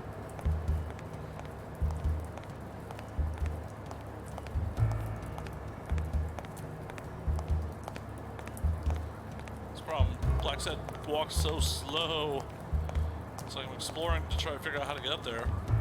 Just like, no worries, no rush. We'll get there eventually.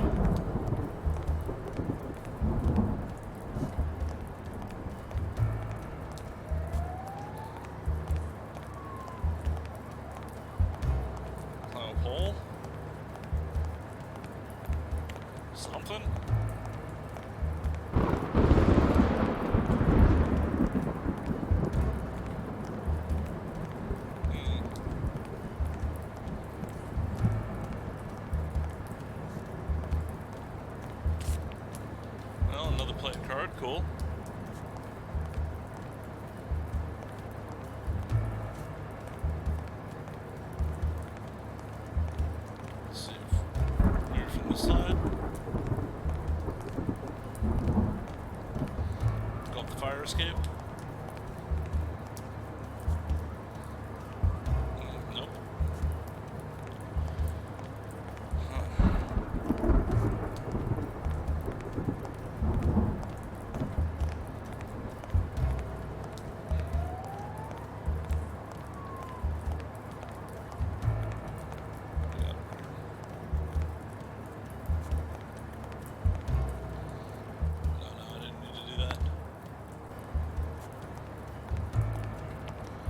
Check there. Oh, there's one thing I can big brain real quick. Let's see if we can big brain that real quick.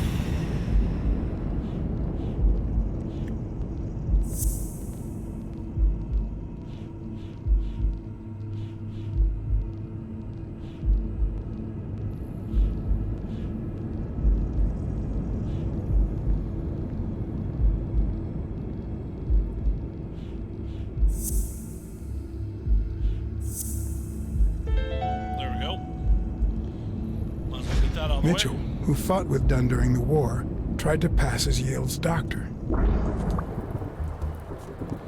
Okay. At least we got all the big braining out of the way.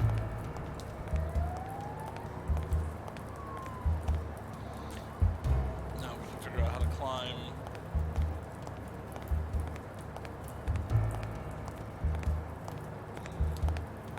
It does not help that it's pitch black, guys.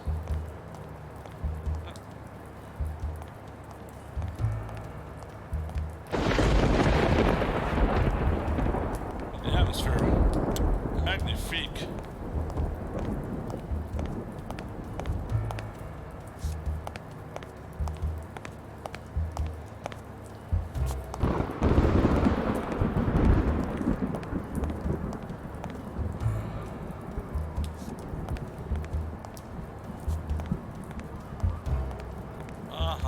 There we are.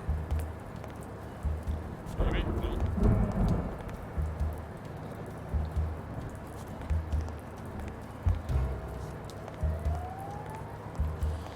Oh, needed some clues on how to accomplish this.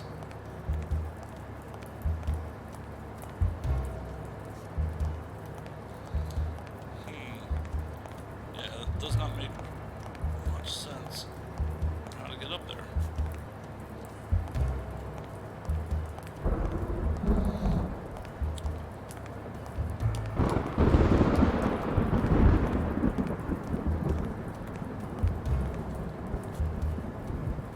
Thanks, Palos. Thanks for tuning in, man. I'm gonna keep hunting for how to get over to this part.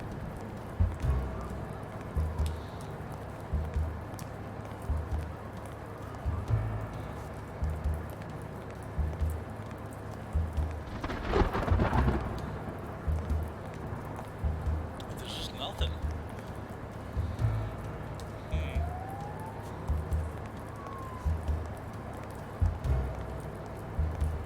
Yeah, like, no boxes, no nothing. It's like...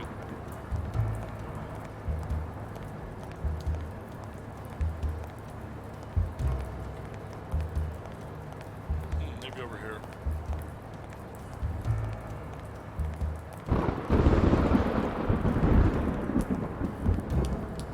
And this lightning effect is awesome.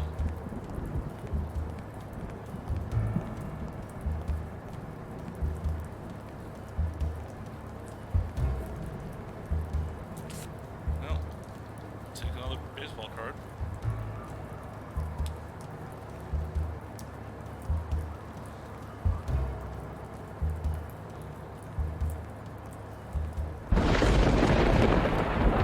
And the thunder rolled.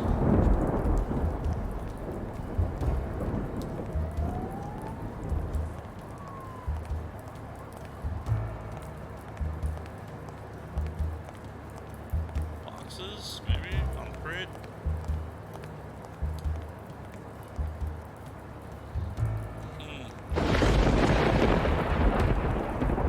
Maybe on this box to get on the crate? I don't know, man.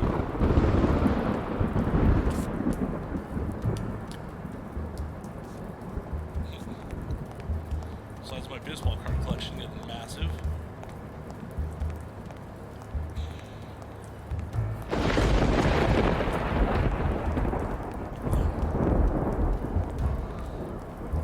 Oh, it's going great, except for that I'm stuck right now. I'm supposed to sneak up on a guy with a gun, and I don't know where to even go to try to do that.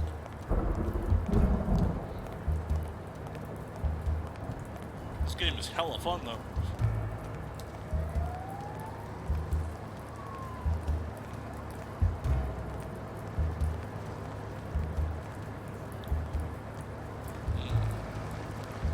We figured out a lot of the aspects of the murder. When you want to be silent, noise can be your best ally.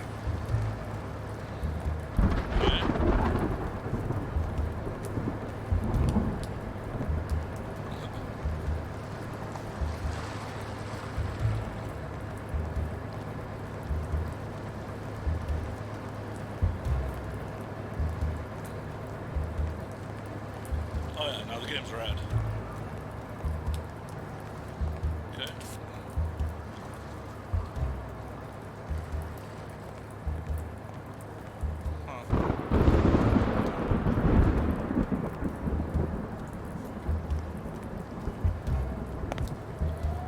So we just walked the block.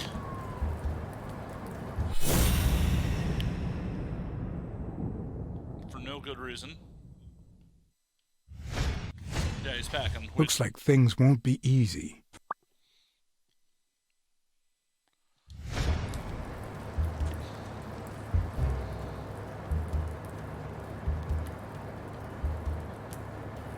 Hey.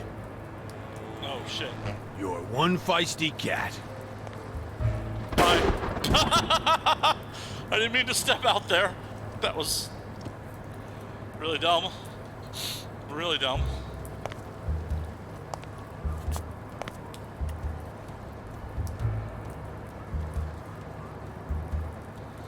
Let's turn around, horsey.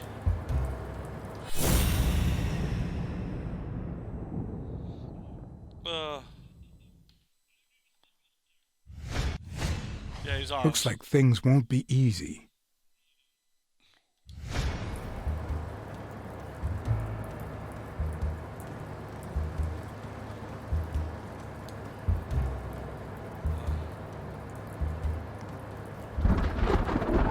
Hey. Okay. You're one feisty cat. Apparently I do need to come around from on top of him. I was hoping the lightning was going to cover me and I was just going to be able to jack him, but apparently not.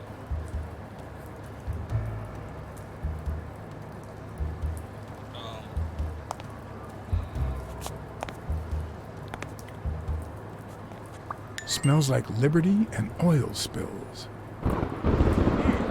New deduction. Let's big brain some shit, guys.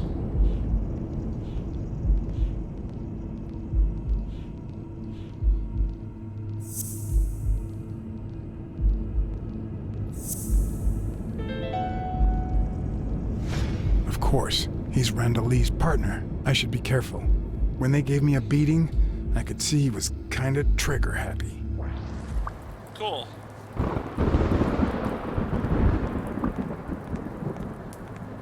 Just what I already knew. Through good old trial and error. How do I get over to the warehouse? Is the question.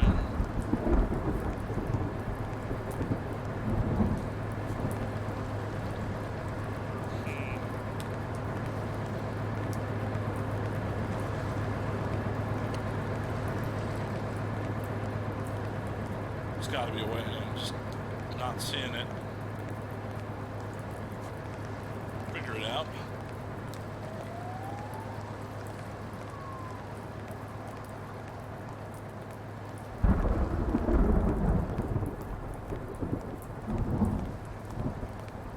Just keep hugging the wall. There's gotta be a way to get up there.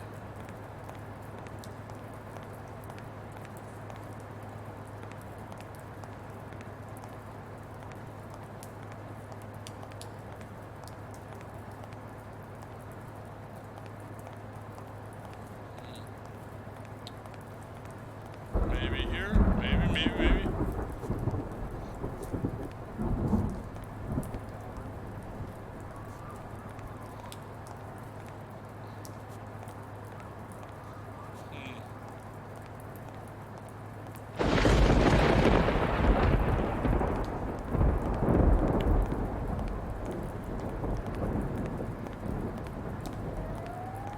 You guys seen anything I'm missing here? Because, like, this is driving me insane.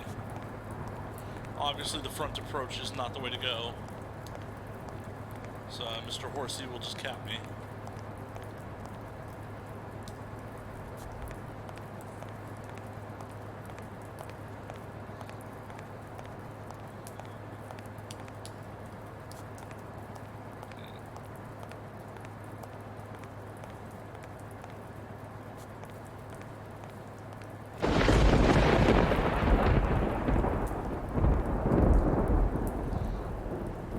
That's what I tried to do, and he just shot me.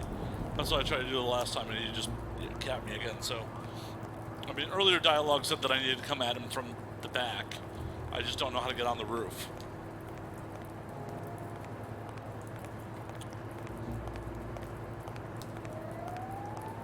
And I'm really trying to do this playthrough without Googling anything.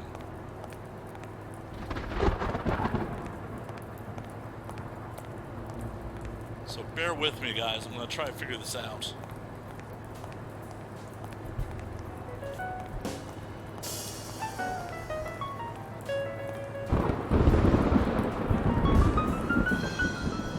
So this is where it started me. I'm open to suggestions for what I should try if you guys can think of anything.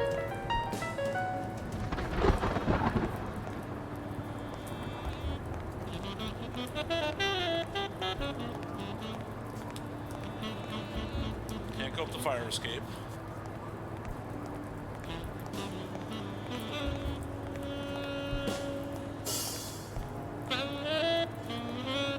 You'd think I could just jump on these crates and go this way.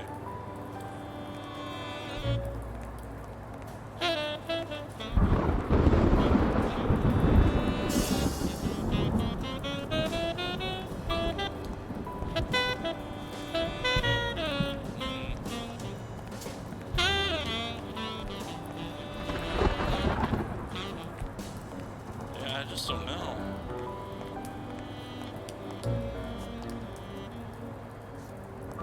What up, Brandon?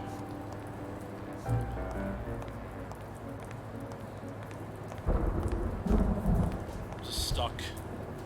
Just stuck. The horse with a gun. There's nothing I can do about it.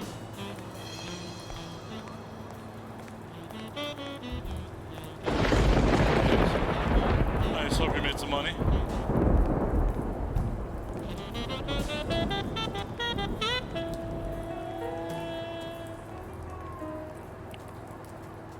Where am I supposed to go?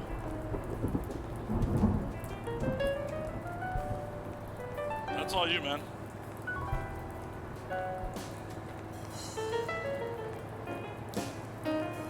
I'm gonna keep doing this for a while until I get so frustrated that I put the controller down. There's gotta be a way on that roof, I just don't see it.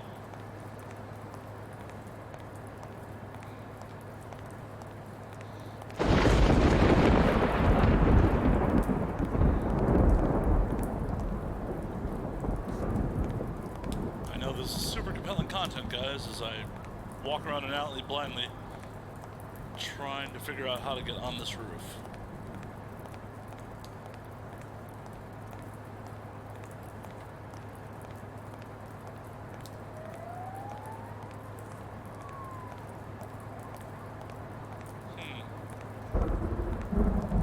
Where?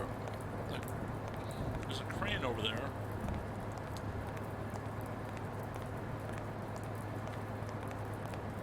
Wonder if I can go in the store. Nope. Can't go down that alleyway.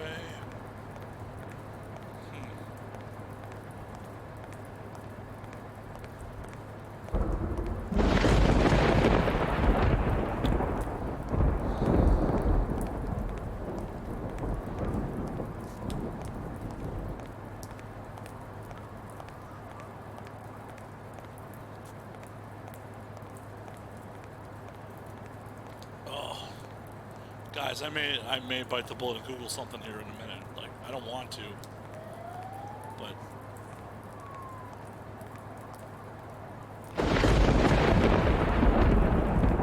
nothing is screaming at me like, hey, climb me or pull me or be some other puzzle solution. Like, just nothing. The only thing we've gotten is like, make noise, but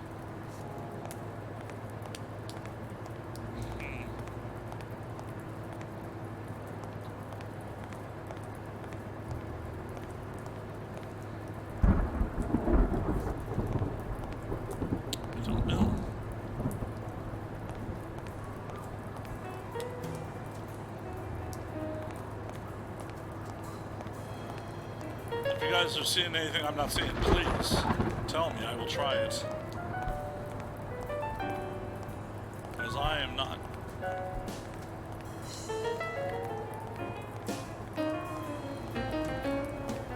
Because this character has no run button either, so it's not like I can run at people.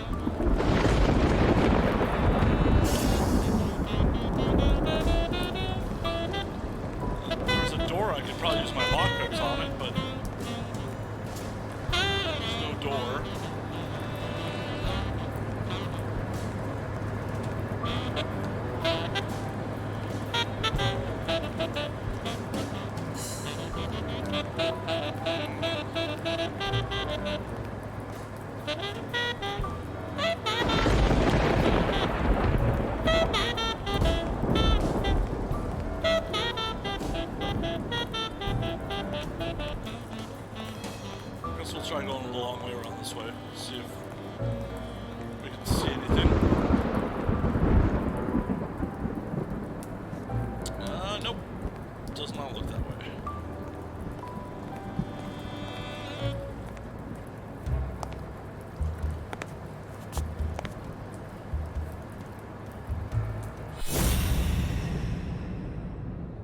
I mean, I still know he has a gun. I don't know why it's cat visioning me about his gun. Looks like things won't be easy. Dumb.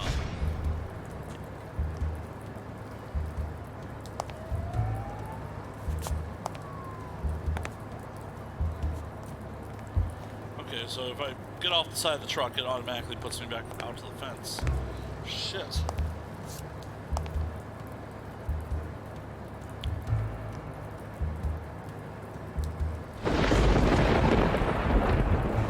See, even with the lightning, if I step out with this back turn, he just pop.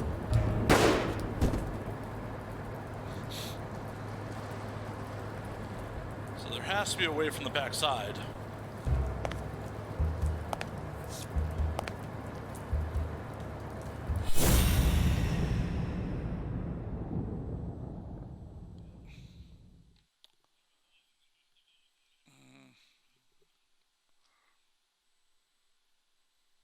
Cat vision's not helping with anything new. Dude, I don't know. Because I'd have to come at him from the roof over there, but how do I get to the goddamn roof?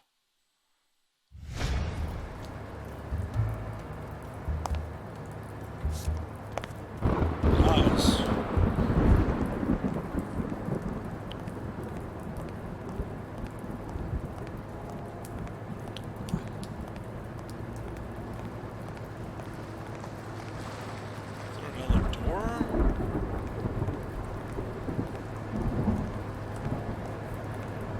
If I only had a gun.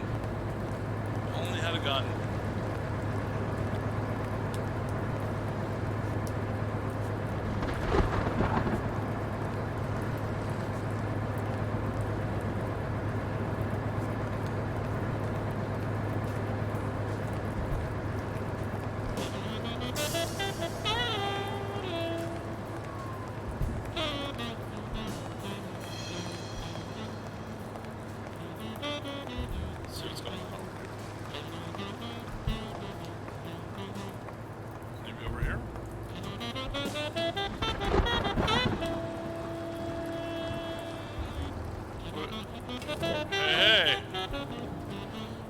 figured out something, guys.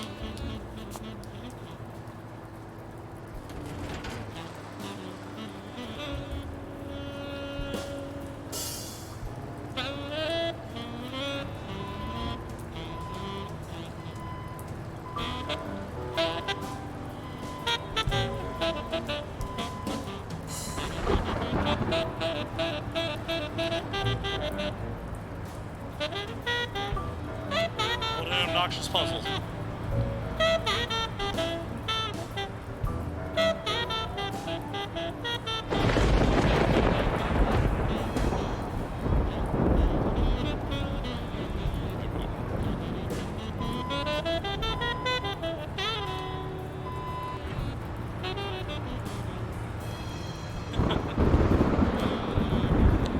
So apparently I'm going to get up there with a pallet jack, it looks like.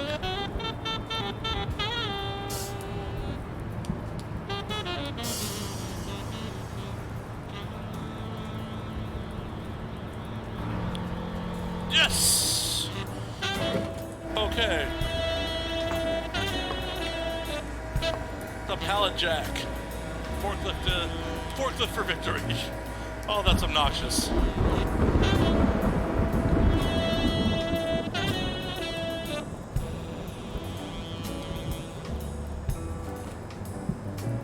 Especially because it starts you on the far side, away from the goddamn.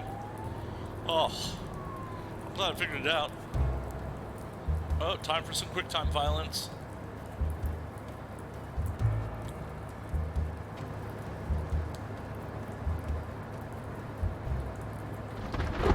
Let's do it. Oh, goddamn.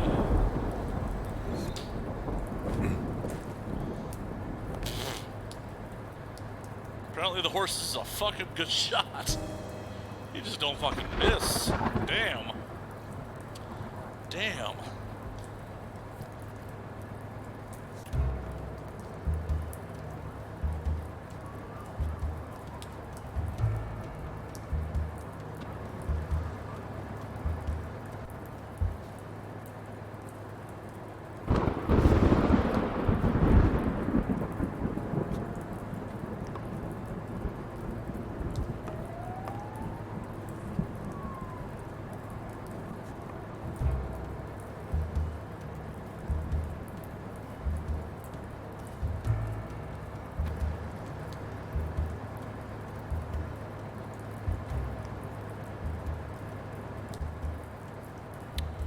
Okay. Why is the thunder launched going every time I go back up?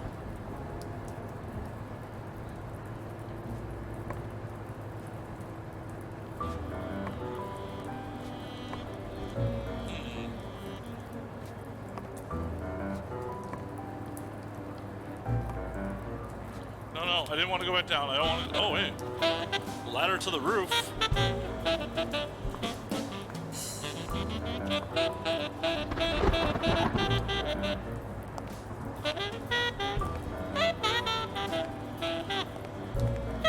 Drop something on his melon. I did mess up a guy's face with an extinguisher once, but this kind is too heavy for my current needs.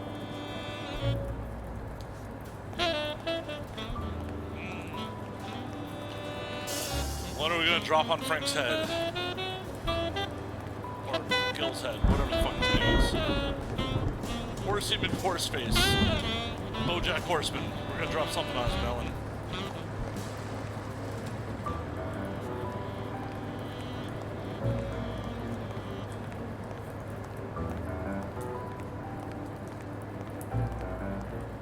There's gotta be something up here. Something up here that we can drop on his melon.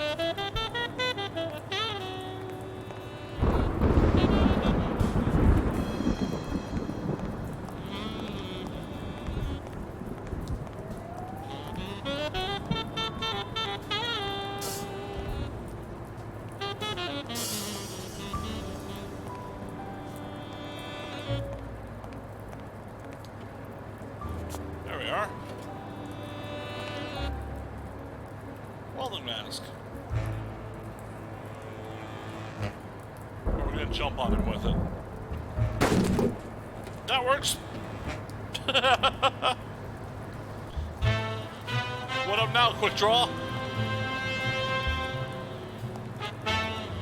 Gotcha. Take his gun.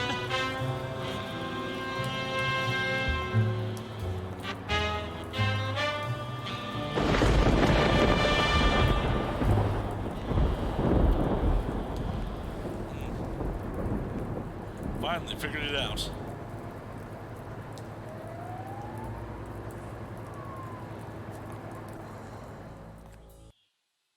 The monkey's here too? Huh. Is the monkey in on it?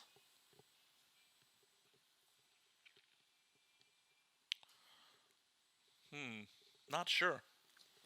Not sure if the monkey's in it or not.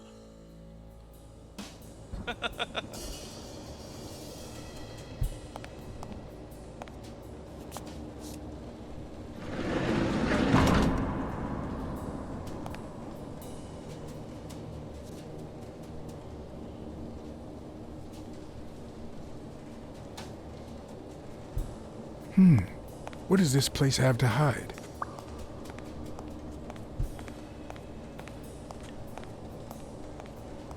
Everything.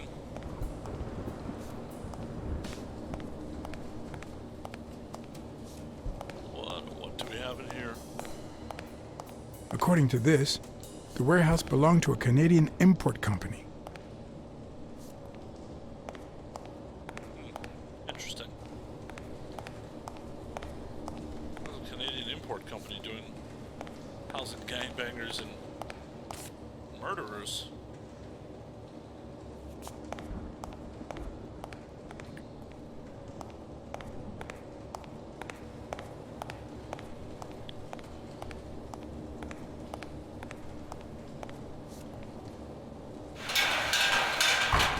See what's up here.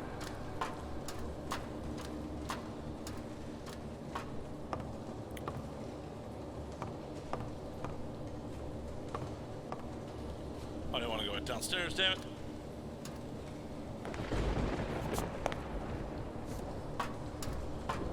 That's not what I wanted to do.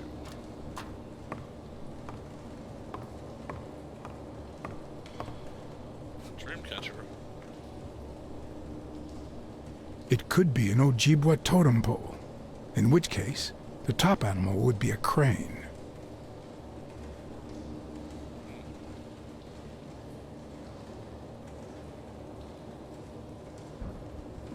Interesting.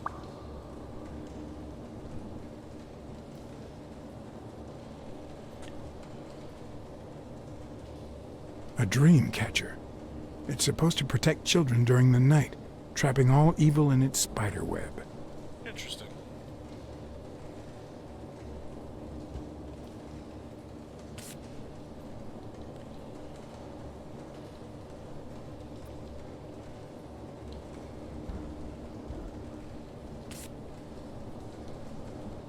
Let's see what else we can find around here. If I'm not mistaken, these are incense sticks, used in cleansing rituals. Very interesting. Tomahawk.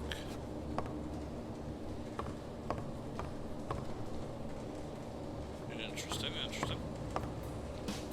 It's, apparently tied up Mr. Horse is Native American.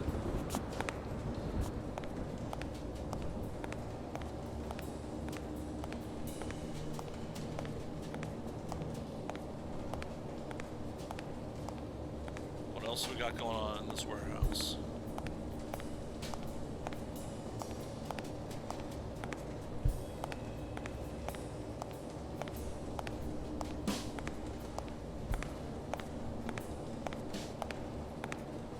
What we got here?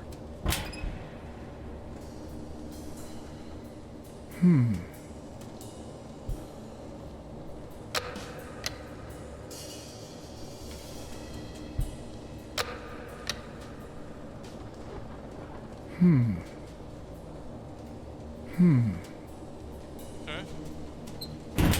Interesting.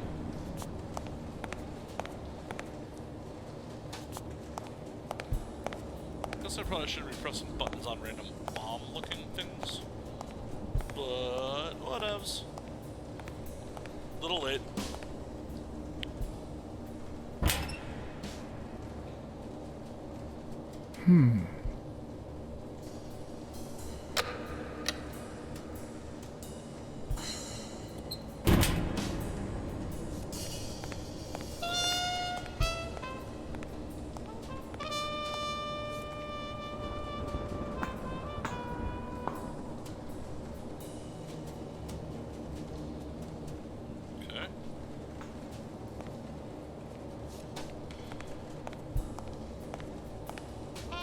Will I need help?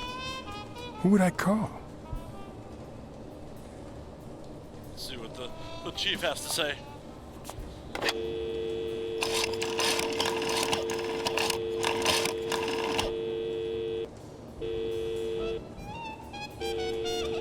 Smirnoff. Pier 36. Meet me in an hour. Blacksad. If you're coming from Montgomery, it's the 6th sea-facing warehouse.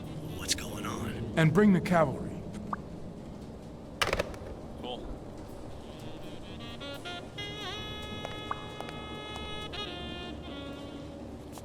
Huh. I guess turn off a tip-off, more or less.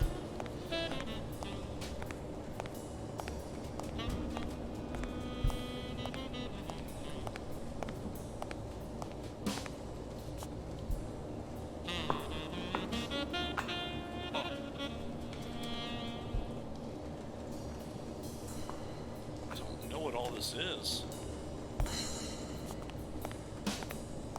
Is it a chemical plant?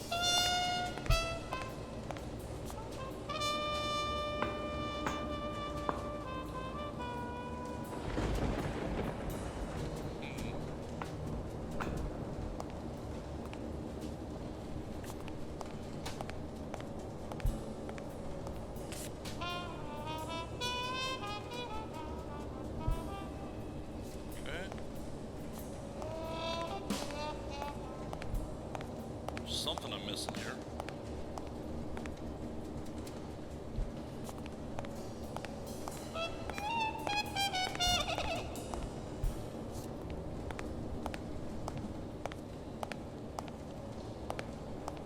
Wish I knew what it was.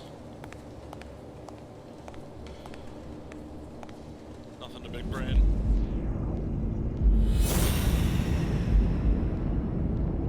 Nope, nothing to big brain at the moment.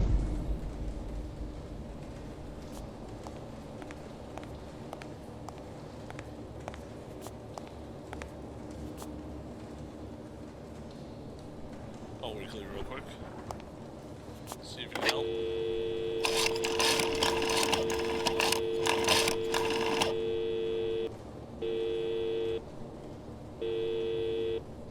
Wiggly here. You're what's... Pier 36. The 6th sea-facing warehouse coming in from Montgomery. John?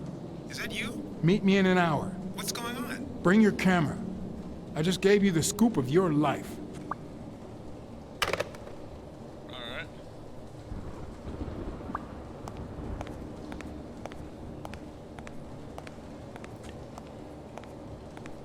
Weekly happy.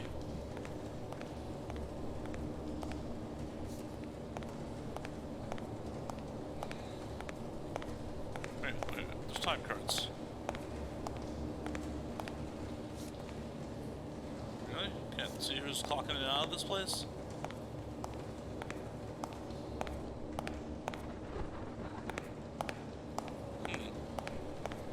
So I can't see who's clocking in and out.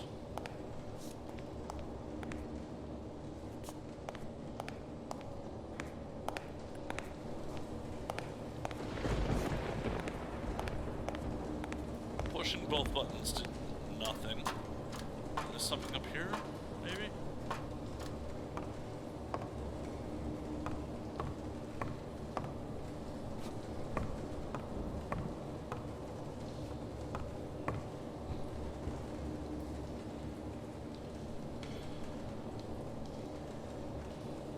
Nope.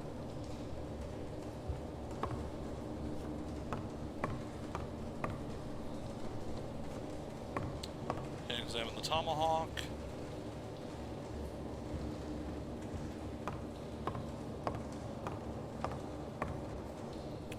Maybe I can go interrogate horse? Maybe that's something we can do?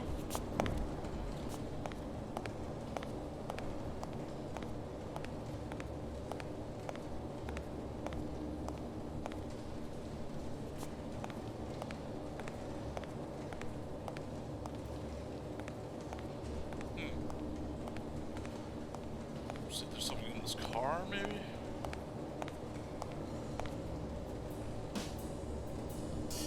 Music's getting all noir-y again. Makes me think I'm on the right track. Yep, there we are. Let's ask Mr. Horse a couple questions.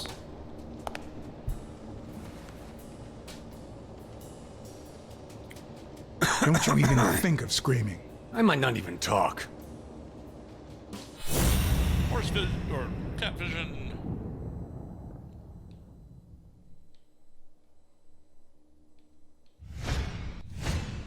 It looks like an arrowhead.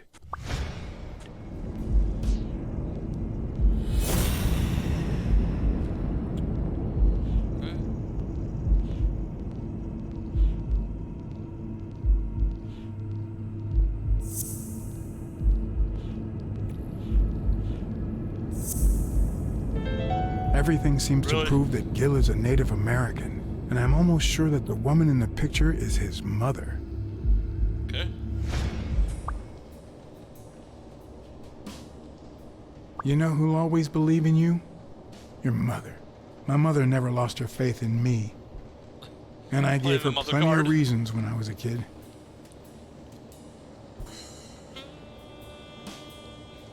It all started with something as stupid as keeping the change when she sent me for groceries. Then I started stealing fruit from the street stands. And finally, I turned to pickpocketing. Somehow, my mother managed to keep me in school until I got into college. But I never gave her reasons to believe in me then either.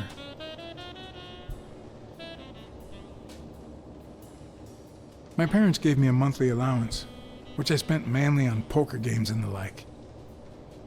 So after a year of college, I quit. Then Pearl Harbor happened. I got drafted and sent to Europe.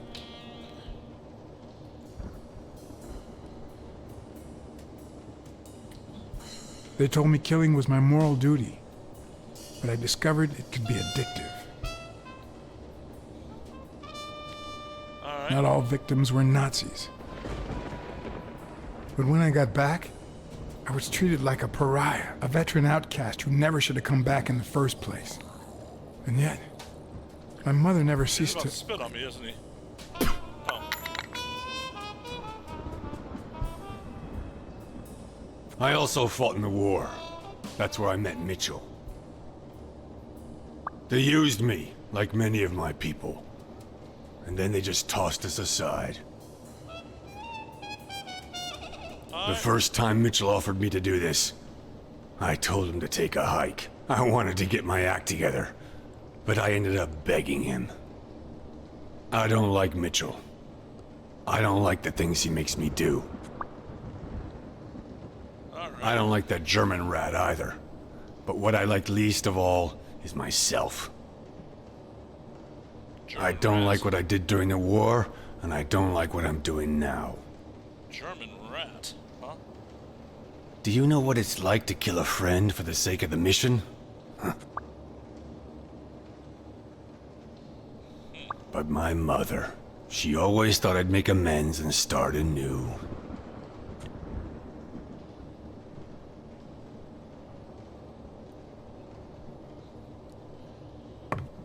All right.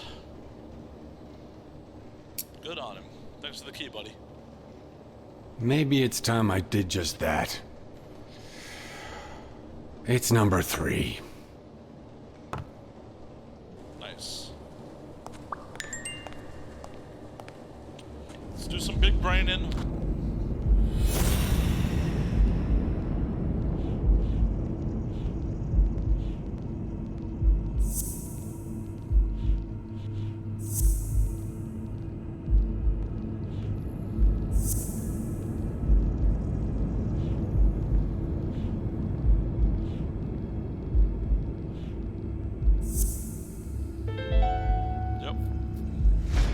What if it was Gil who killed his partner Randall Lee under Mitchell's orders?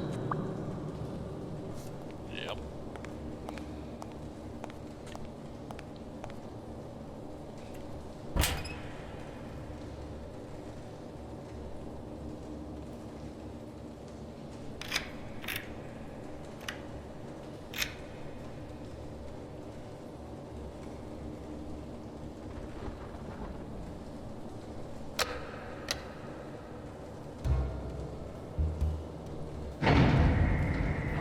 What did I just do? There's a secret hideout under it? Oh, that's so cool.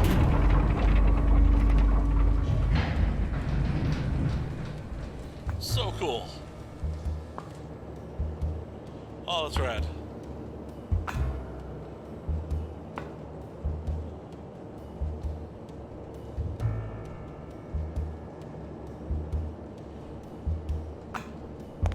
Oh, awesome.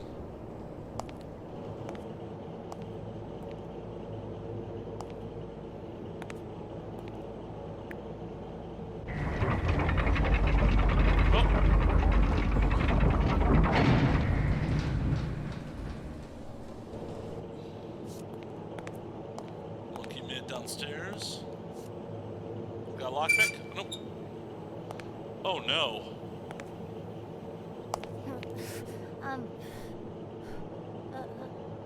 Go in!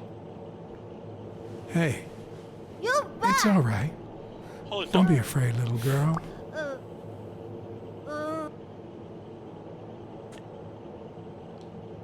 I'm gonna get you out of here, okay?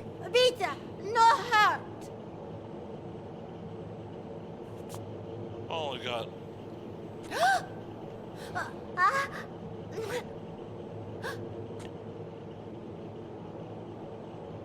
Hey, Vita, no hurt. Guess we gotta take the puppets.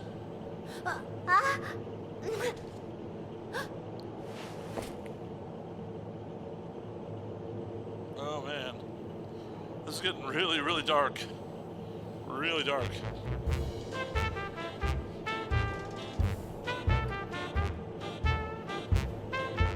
Oh my god, what are we gonna have? Quick time puppets. Once upon a time,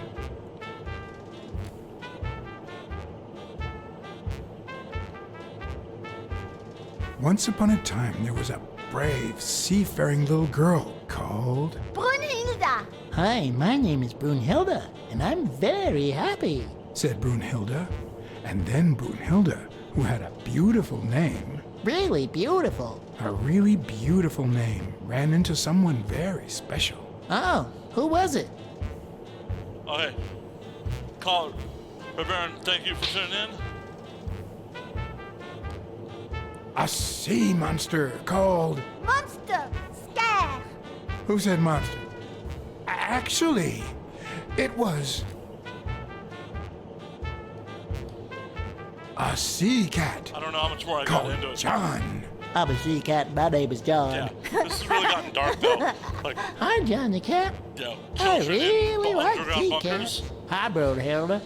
I I'm don't know where going to this is use my going. seafaring wisdom to help you.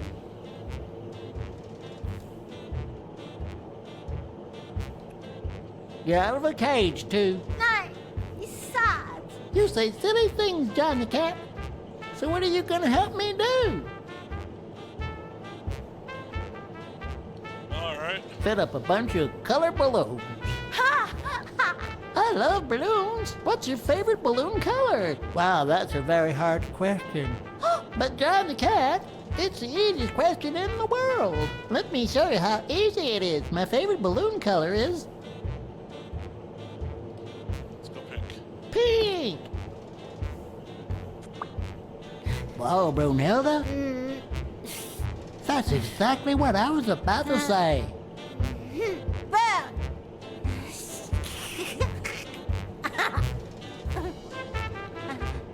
Burn.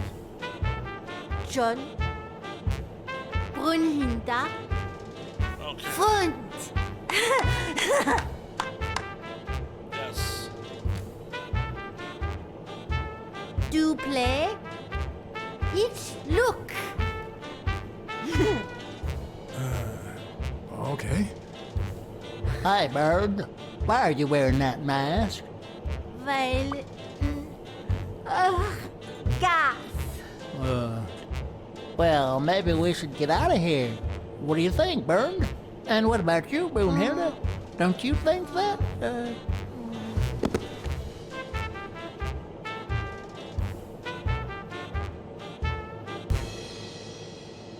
What the? Okay. Let's take her with us. Get her out of here.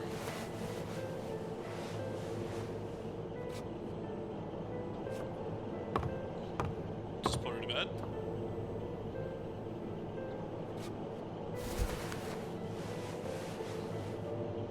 It's weird.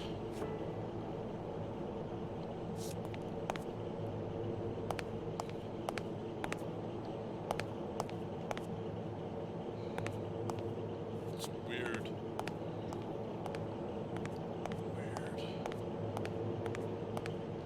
Whoa, there's a lot more of this.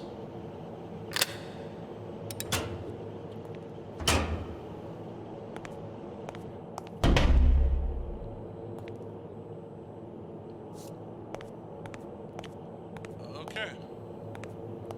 Did I find a hidden Nazi science lab? A list of names? Somehow related to chemical agents?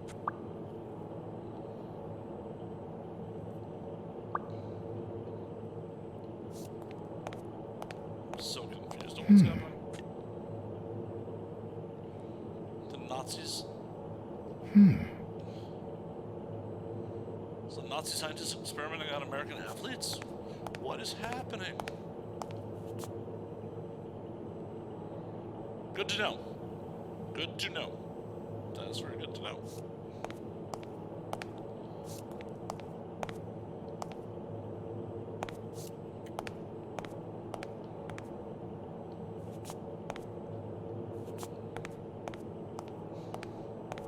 Okay. But there's gotta be more in this room besides what I have discovered already. Huh.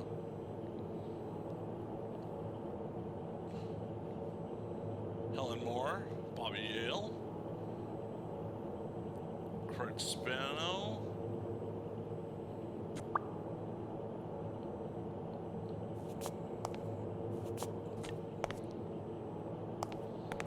Huh.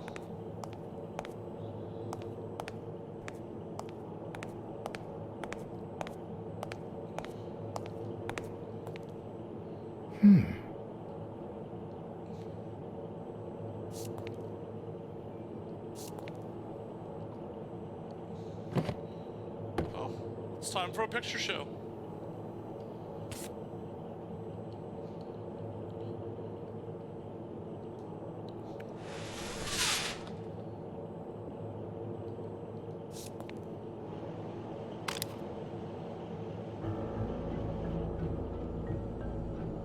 It's gonna get dark.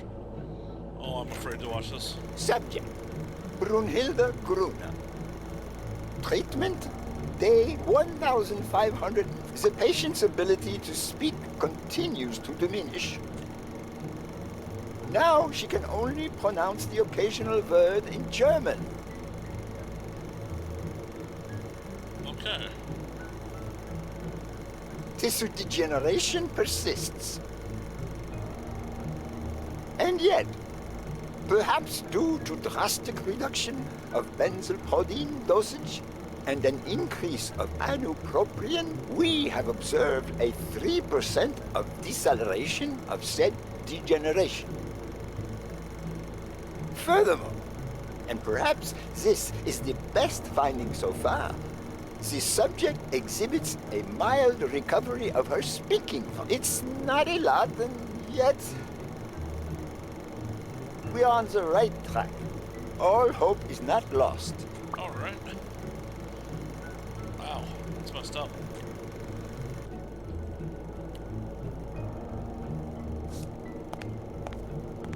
Let's grab a different movie.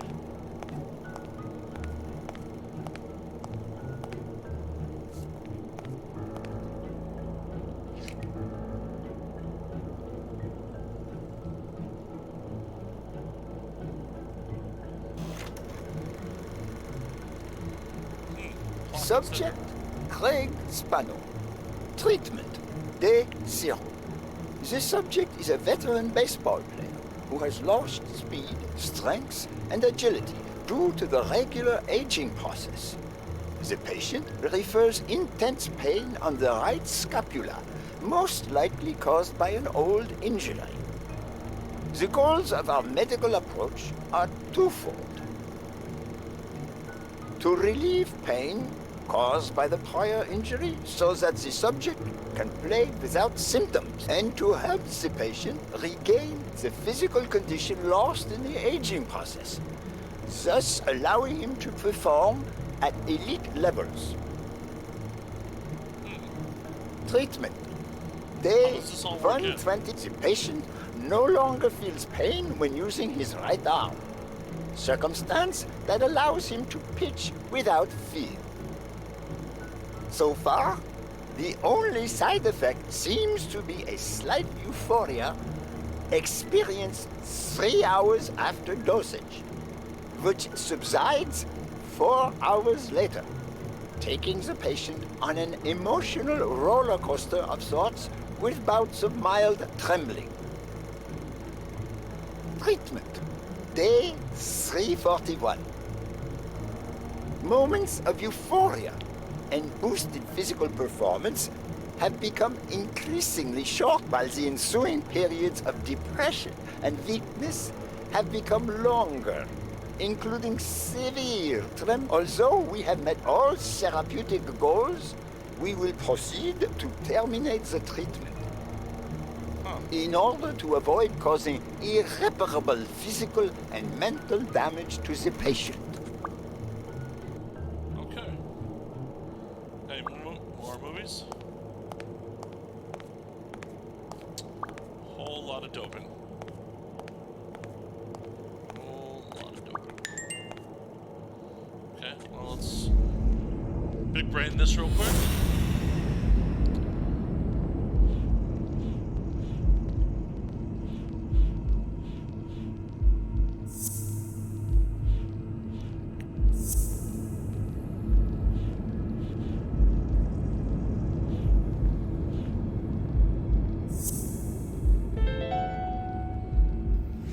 Mitchell is cashing in by selling drugs to enhance athletes' performances. Alright. So he sort of was Hill's doctor? Right. Oh. More big braining. More big brain!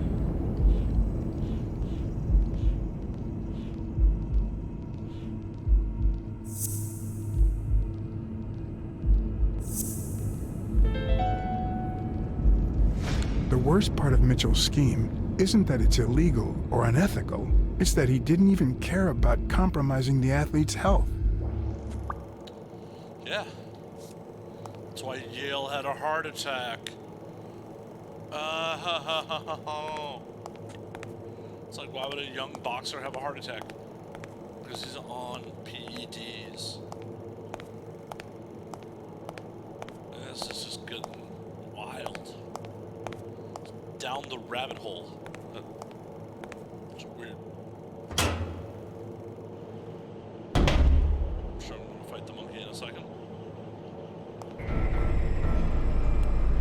Yep. Gil? You know you're not allowed down here. You know you're not allowed. You bastard! I kill you right here, right now! I don't know. You don't know? I know you're testing drugs on that girl. Brunhilde? No, she's my daughter. She was born with a degenerative disease, a rare condition similar to the Engelmann syndrome. There are only 4 known cases like hers, and none of the patients reached the age of 5. But I couldn't give up. I continued to research and found something. It didn't make her better, but anyway, that same treatment used on healthy subjects seems to improve their stamina and their reflexes. It also seems to improve their pain threshold. Somehow, the Reich heard about my experiments and tried to recruit me to create super soldiers. Yes, that Reich. We're talking late 30s Berlin. Spell it out, why don't you? I escaped with Brunhilde and came to your country. But the American military also heard about me. I spent the entire war experimenting with drugs on soldiers. Some were highly effective, I must say. When the war was over, my experiments were discarded. I was forbidden all access to the drugs, and Brunhilde got worse. But then God sent me Angus Mitchell. We had met during the war, and he came to offer me a deal. I would make drugs for athletes, and he would sell them. With my earnings, I could pay for Brunhilde's treatment. Interesting. What else do you want me to say? I noticed Yale's name appears twice on your list of athletes. One mention was crossed out. Why? I don't know. A couple of months ago, Mitchell told me to prepare pills suited to his profile. But a week ago, he told me to stop.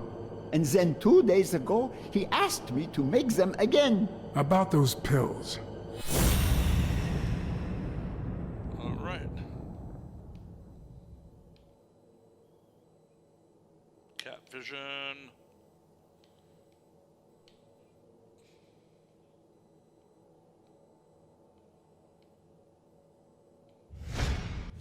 What is he looking at?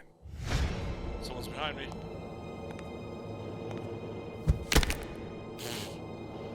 Oh. Cat vision failed, dog. Just got piped in the head by a lizard. Don't dwell on it, Josh. You had to tell him the truth in order to protect Brunhilde. I would have done the same thing. Finish packing up your things and stop torturing yourself, okay? Thanks, Angus. I won't be long. Oh, honey. You like living here?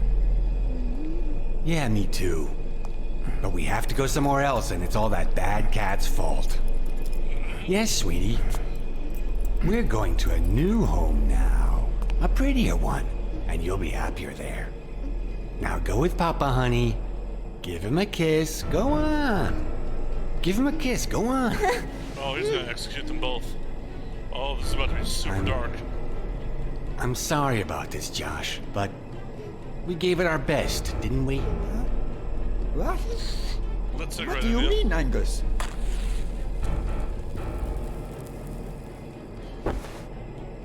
I wish it hadn't come to this.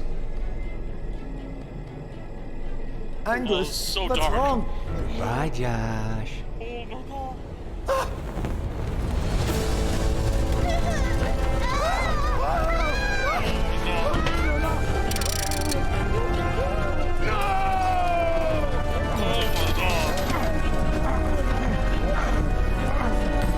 Why am I still alive? Why am I... Whoa. I hope you're happy, you son of a bitch. They were good people. Yeah.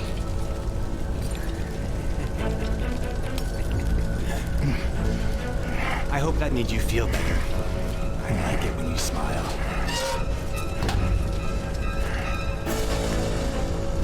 You're so far from the truth.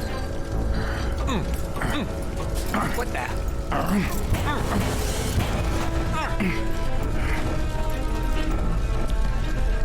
Okay, I'm free.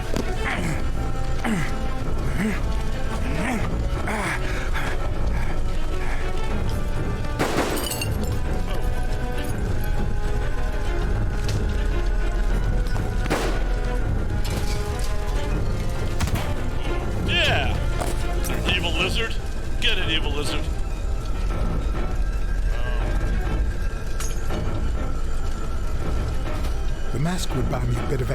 The question was, how much?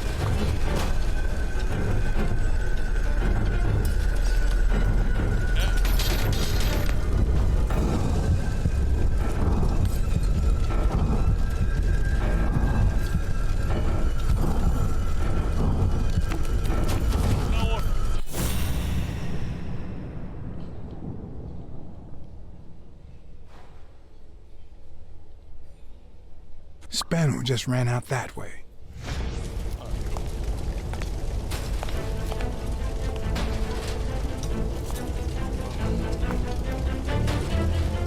No! Do I have to minigame this? Oh my god, this game. Oh, just shit. I shit the bed on that.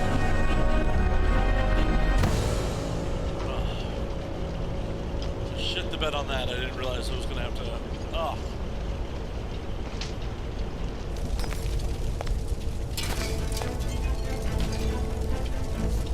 Come on.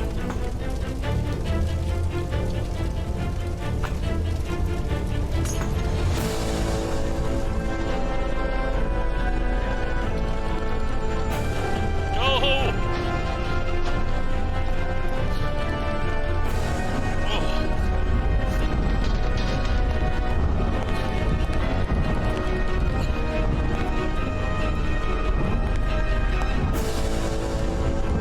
The mask was barely working. I needed fresh air. Okay. Let's do it. Oh, Jesus, what do we need to do to get past this?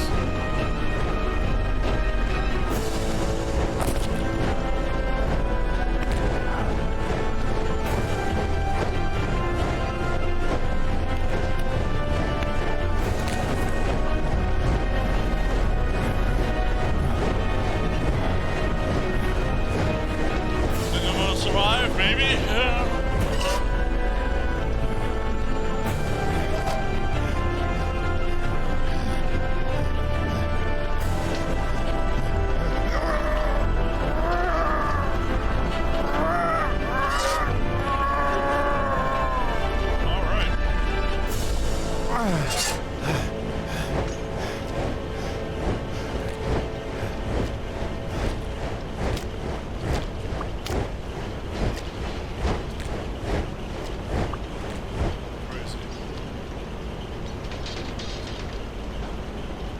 Wow. Wow, this game.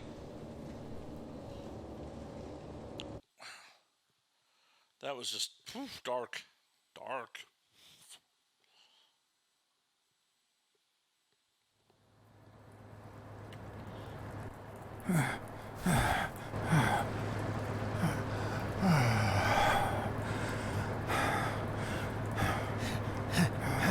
He's just out. He's just deuces.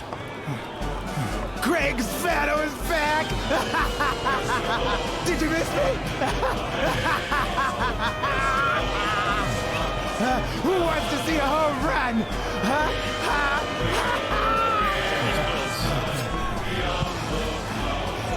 Now you're gonna see. Bring it on! Let's go!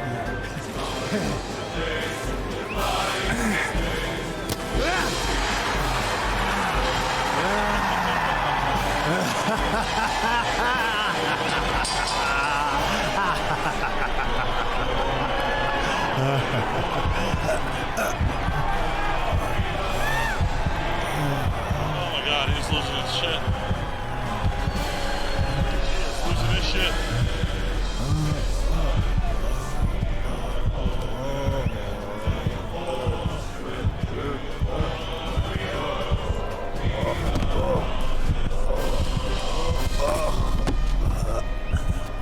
No.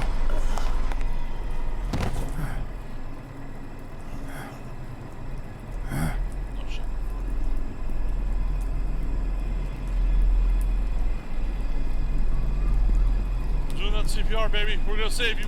We're gonna save you. Don't die on me.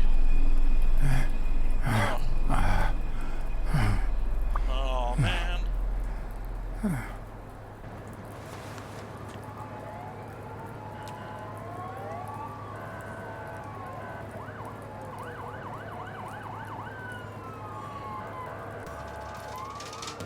Fucking dark.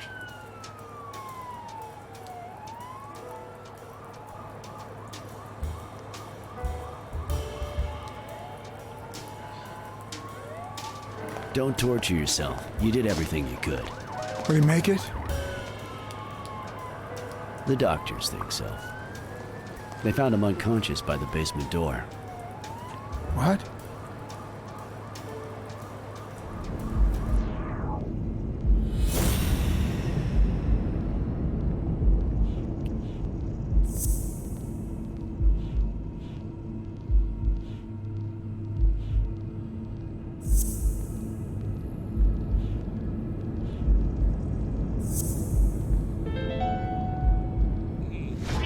Could Gil have blocked the basement door from the outside to kill Mitchell?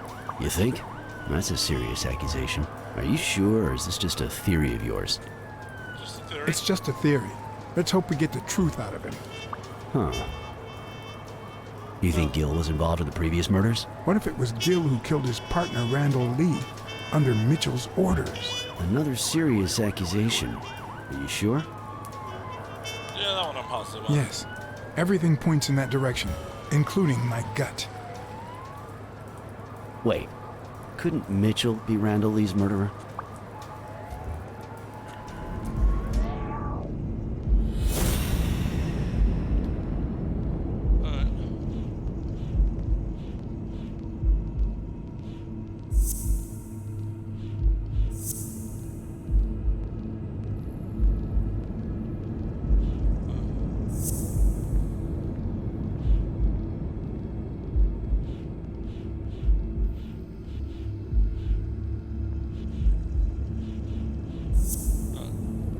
Anyways, we can't put that together right now, apparently.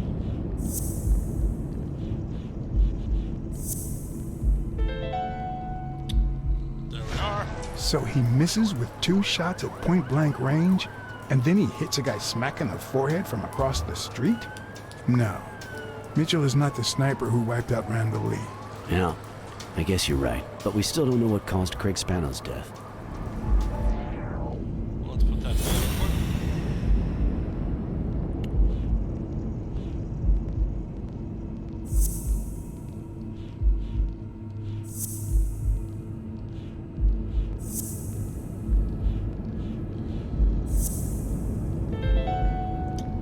Got it.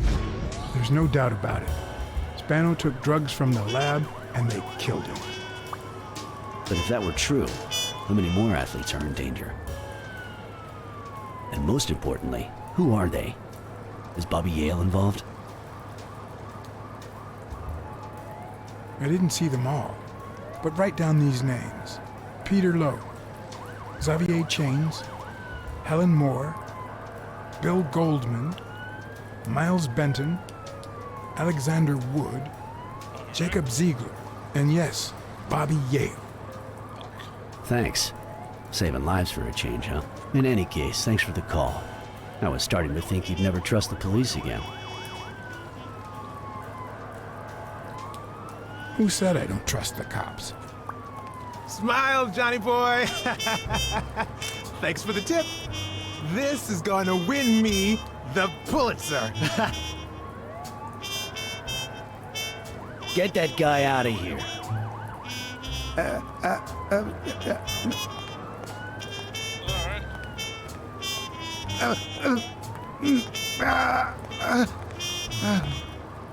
All right. Let's get this over with. When the war ended, Mitchell convinced Green to use his super soldier drugs on elite athletes. Somehow, Dunn found out about Mitchell's scheme. So when Mitchell heard that Dunn was onto him, he ordered Randall Lee to kill him and frame Yale for the murder. Then, he made Randall search Dunn's house and the gym for any incriminating evidence he might have had against him. The poor cleaning lady died almost by chance. When you stuck your nose in the case, he tried to scare you by sending his thugs to give you a beating. And when that didn't work, he asked Randall Lee to finish you off on the gym rooftop. But Randall not only failed, he got captured. So Mitchell ordered Gil to put a bullet through his head, which only made Gil upset. You kept getting closer and closer to the point of discovering his headquarters. When Mitchell realized he was cornered, he burned his bridges by setting the lab on fire, along with Dr. Grun and his daughter. Gil saw the opportunity to get back at Mitchell, so he blocked the only exit so that he would also die in the fire. Did I leave any loose ends? Just a few. But don't worry about it. I'll take care of them now. So I guess thanks for everything.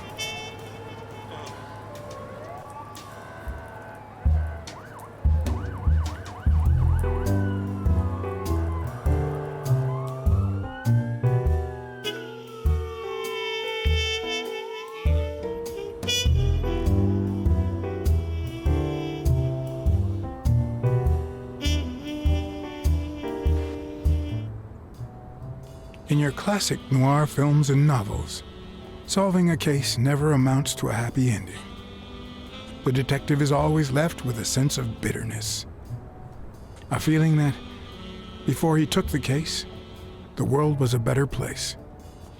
That he was a better person. Come on, now speed it out! Sometimes I just let my character get the best of me. What do you want from me? I told Stone what I knew. That he was going to let Yale win. That if he didn't, O'Leary would destroy Helen Moore's career. And that Moore was doomed either way. Or would be, as soon as America discovered her sweetheart was on drugs. I don't believe you. No way. Who sent you? Today? Nobody. And what if I did believe you? What would that change? If I don't do this for her, how could I ever look her in the eyes? How could we stay together? You think you'll stay together when you lose your title and they accuse her of doping? At least I know I tried.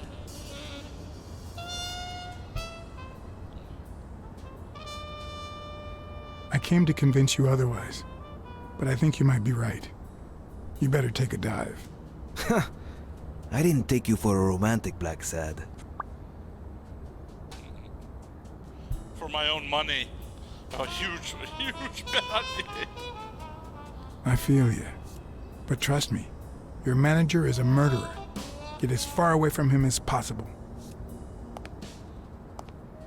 Hey, Blacksad! Thank you.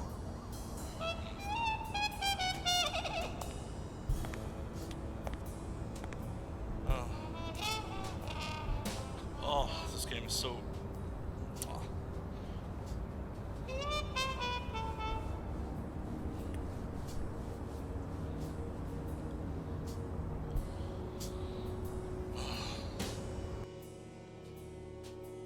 Let's see what we got next.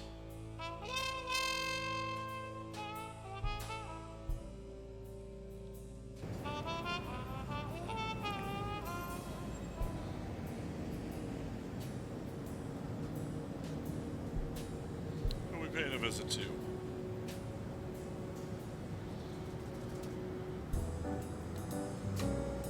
Yale confirmed to me that Dunn found out that Mitchell was giving him meds. That was the reason they argued the evening of his death. In fact, I was clean at the time. Hadn't used for days. I didn't want to go down that road.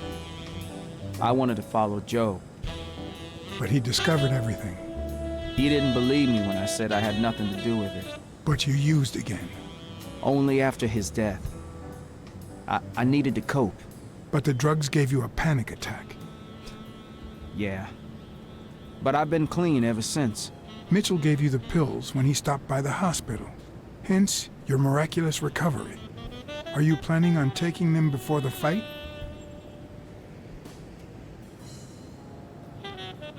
You know what? It's none of my business.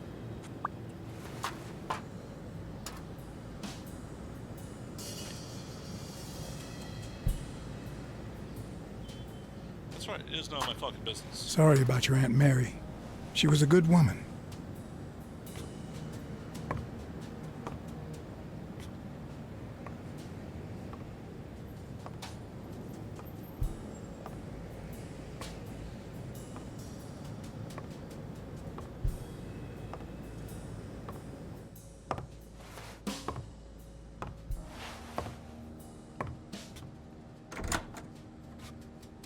scarf back at the apartment.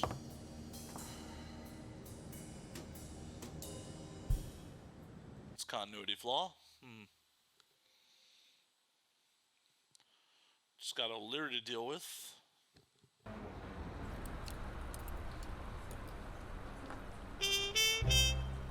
Stone and Yale hadn't taken away the bitterness I felt. I needed a friend. In appreciation for the tip I'd given him, he insisted on buying me a milkshake that he drank. After the perfect storm of corruption and murder, only friendship could reconcile me with the world. Only that could make me believe in mankind again. Only that could cleanse my soul. Only that. And money. Oh, what now? What now?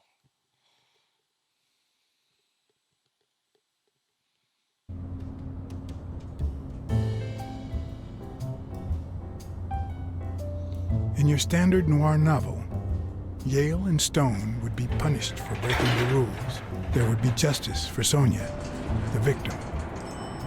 But this was the real world. As the detective who had cracked the case, I just had to get my paycheck and be on my way. Nice to meet you, Mr. Blacksad. Mr. Thorpe is on his way. Care to take a seat while you wait?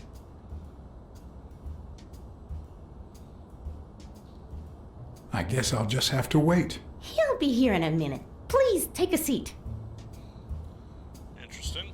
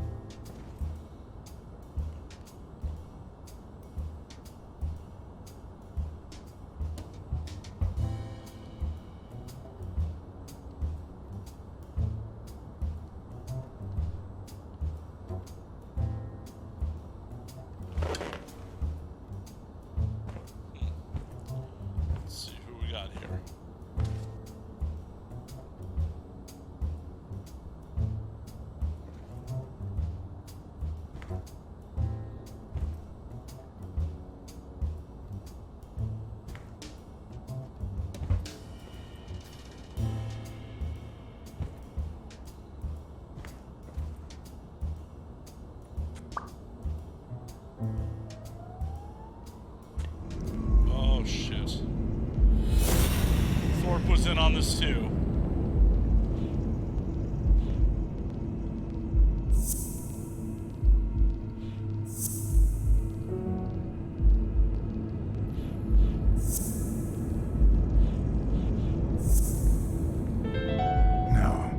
That's not possible.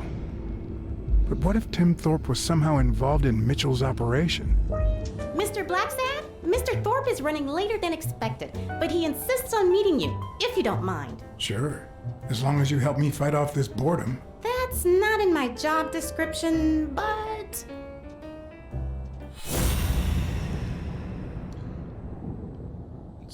Let's old cat sense it.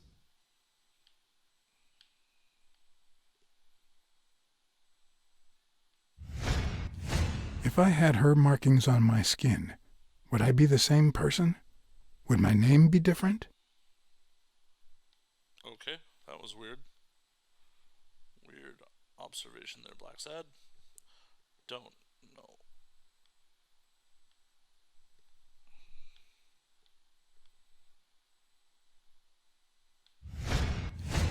Let's see what we got. 12 a.m. Okay.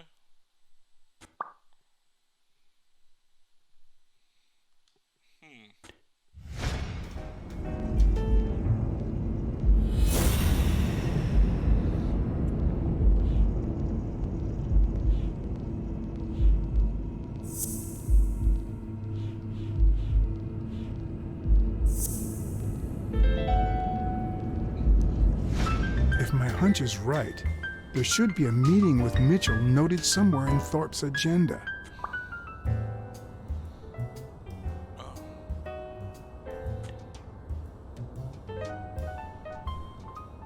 How long have you worked for Tim Thorpe?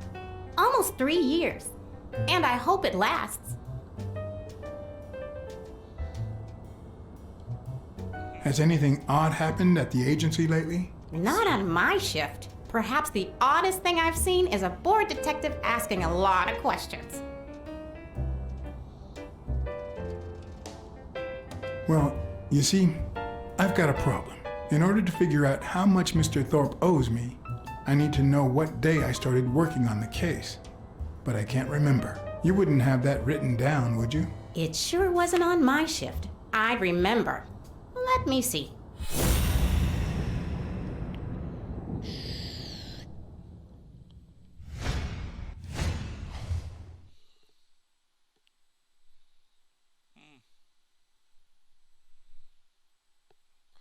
That cat's is.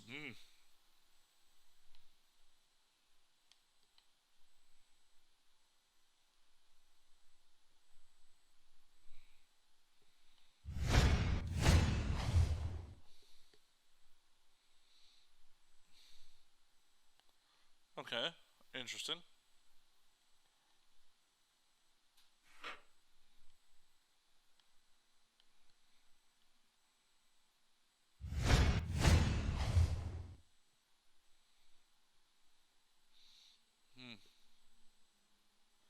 Interesting. Where?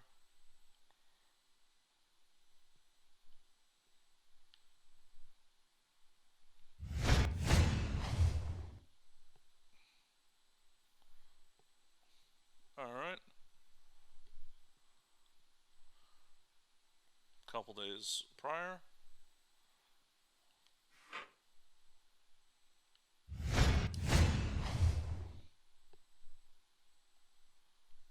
Bobby Yale.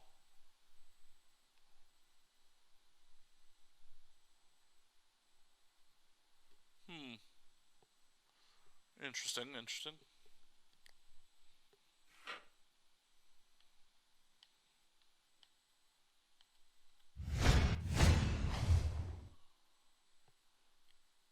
Joe Dunn. What? Dunn was here 2 days before he died? Why didn't Thorpe ever mention that? I'm sorry, but your name's not on here.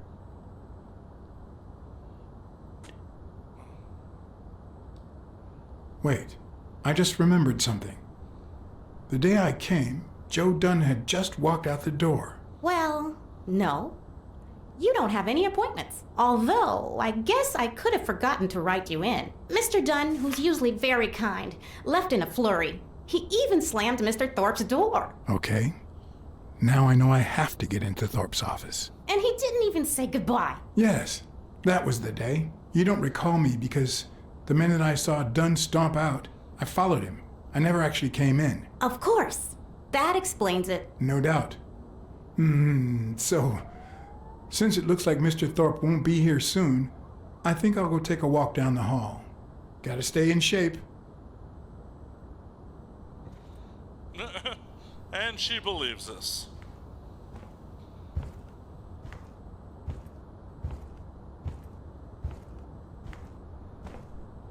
Come on, Thorpe. Tell me there's a back door to your office.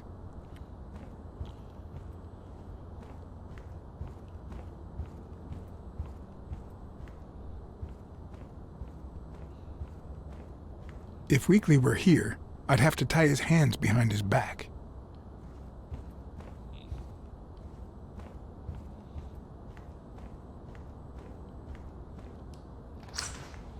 Oh, yeah. That's right, we're gonna do it this way. Cats aren't afraid of heights. That's why I've never felt vertigo.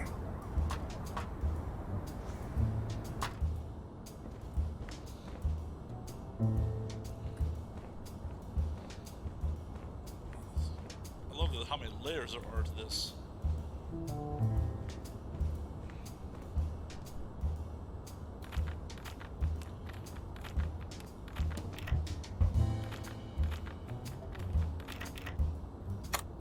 Boom! And we're in. More lockpicking minigames, please.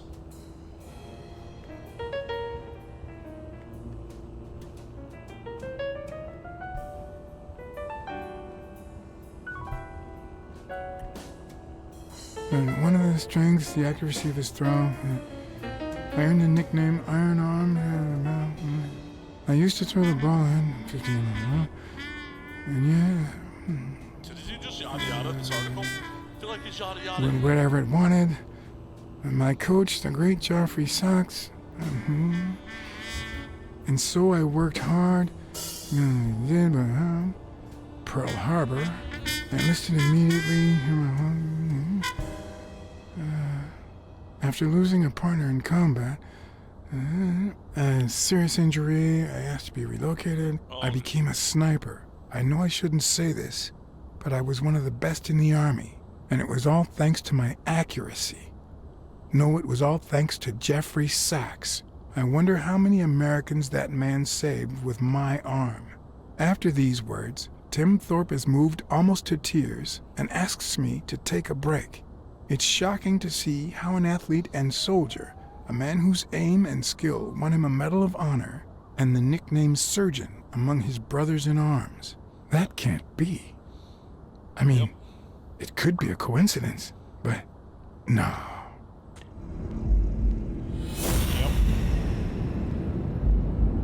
Why am I surprised?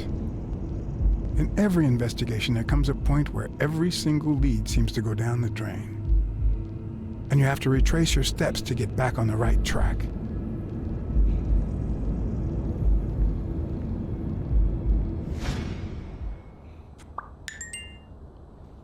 It's a bit strange to see no office chair behind a desk until you remember the desk's owner is in a wheelchair.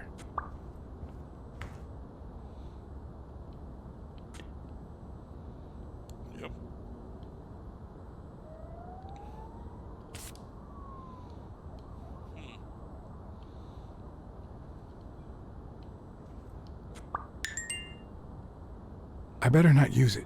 It might be connected to the switchboard at the front desk. Of course. Everyone does. Oh, crap. So, definitely involved.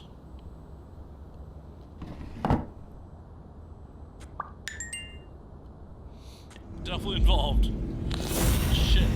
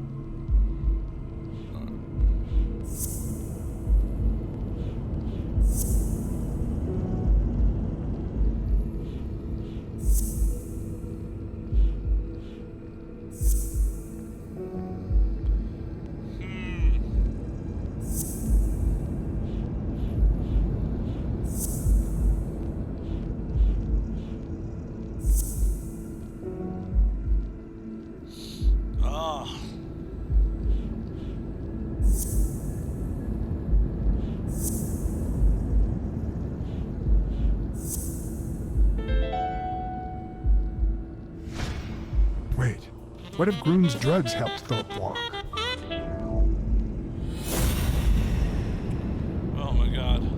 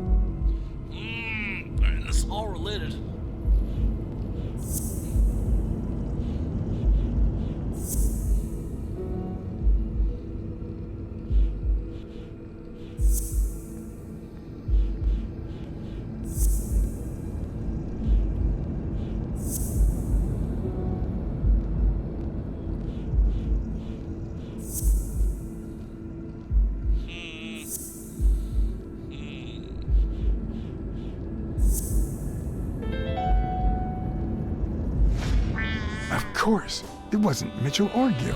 It was Thorpe who shot Randall at the hospital.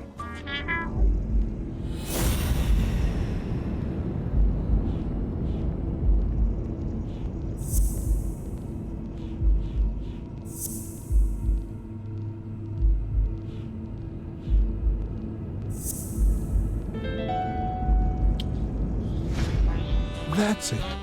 Thorpe is the man behind the whole drug operation. Everything adds up now. And yet I can already hear Smirnov telling me I have no conclusive evidence. What if I set a trap for Thorpe? But how?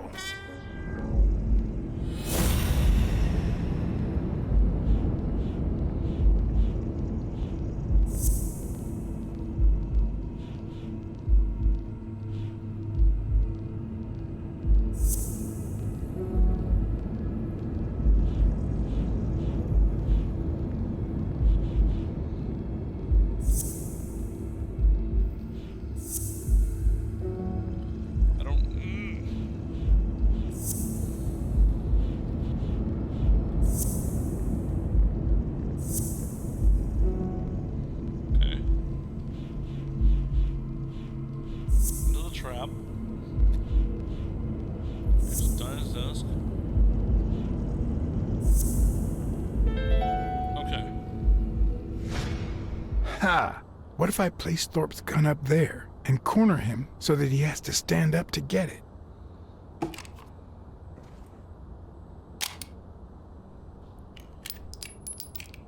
Make sure this one's empty.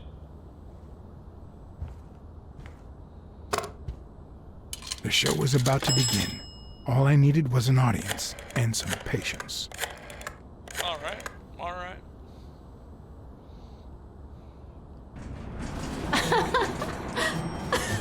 Stop it!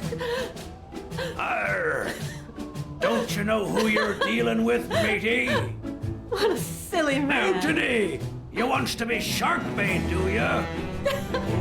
Blacksad, I feel terrible for keeping you waiting. John. But you see, there was mutiny on board, so... Stop! You see what I have to put up with?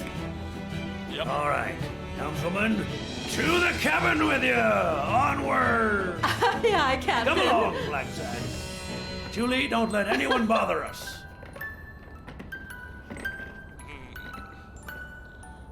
Interesting. Honey, will you wait in the boardroom for me, please? But... I'll just be a minute then. I think you've already suffered enough. Okay. And think about where you'd like to have dinner tonight, okay?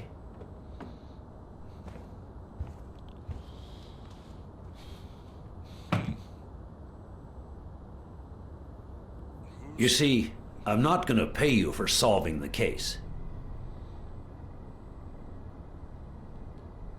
Fair enough. The truth is, I didn't solve it. No, it's not that.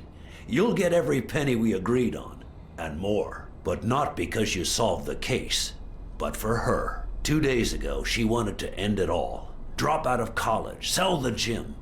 Too many wounds to heal. But through your incredible work, you managed to heal them. Well, perhaps not completely. It takes time to get over something like this. But at least, thanks to you, Sonia wants to be happy. She has hope. I'm going to help her make Dunn's Gym the best in the city. Who would have ever guessed it, huh? I'm happy for her.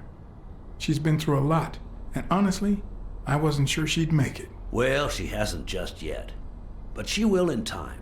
Anyway, back to the case. All those people you confronted. Gil, the German doctor, even Mitchell. Huh.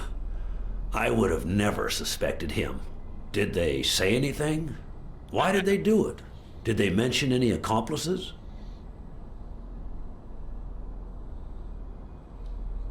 They did mention a certain surgeon. Surgeon? You have any idea who that could be?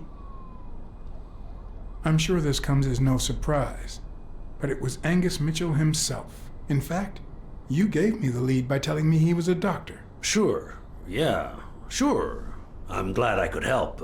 Although, you see, besides my esteem for Joe and Sonia, this ordeal really hits close to home. I don't follow. How do you mean? Sports are my livelihood. Do you know how many of the athletes involved have a deal with me? How do you know that? What? Oh, wait. Sonia told you. Yes, that's it. Sonia told me. That's funny. I never told Sonia. Well then, do you know how many of the athletes involved have a deal with me? All of them? Luckily, no. But a lot. So far, the papers only talk about bodies down at the docks and an illegal lab. Not one has mentioned the athletes. But if one word gets out, this agency's future could be on the line. Not to mention Sonia's and the gym's. Could I ask you to be discreet?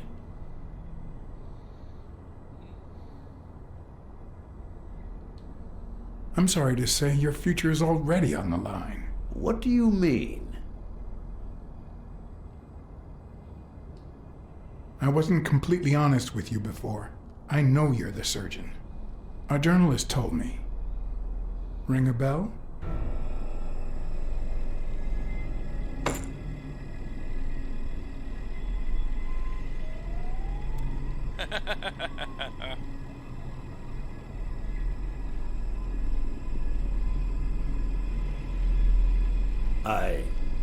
I'm sure you've got good intentions, but you're wrong. What makes you think that? I'm sure there's an explanation. I know that you are a highly skilled sniper, and I think it was you who shot Randall Lee at the hospital. Have you seen me, Blacksad? How could I possibly do that? Don't deny it. I know Mitchell gave them to you. People see a wheelchair and think, poor guy, he can't walk.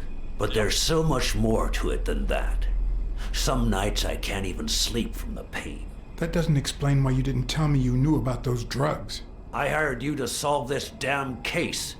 You think that's what a murderer would do? Only because you thought I'd blame Bobby Yale and drop the case. But as soon as I realized something wasn't right, you sent Randall Lee and Gil to give me a scare. And when all that failed, you ordered Lee to kill me. You're the type that won't open his jaws once he's got his prey, aren't you? I think I've made that clear enough by now. Yep.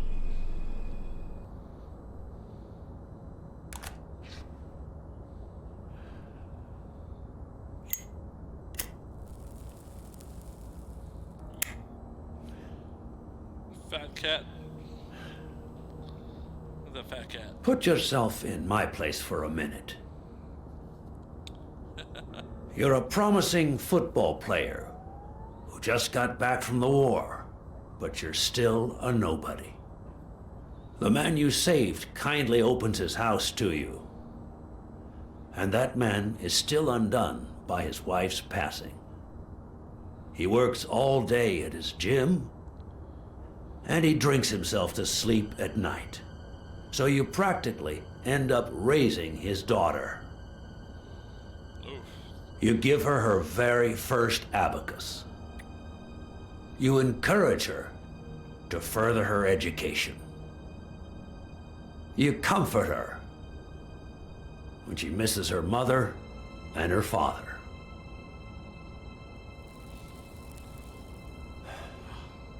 Meanwhile, your sporting career takes off. Life is good.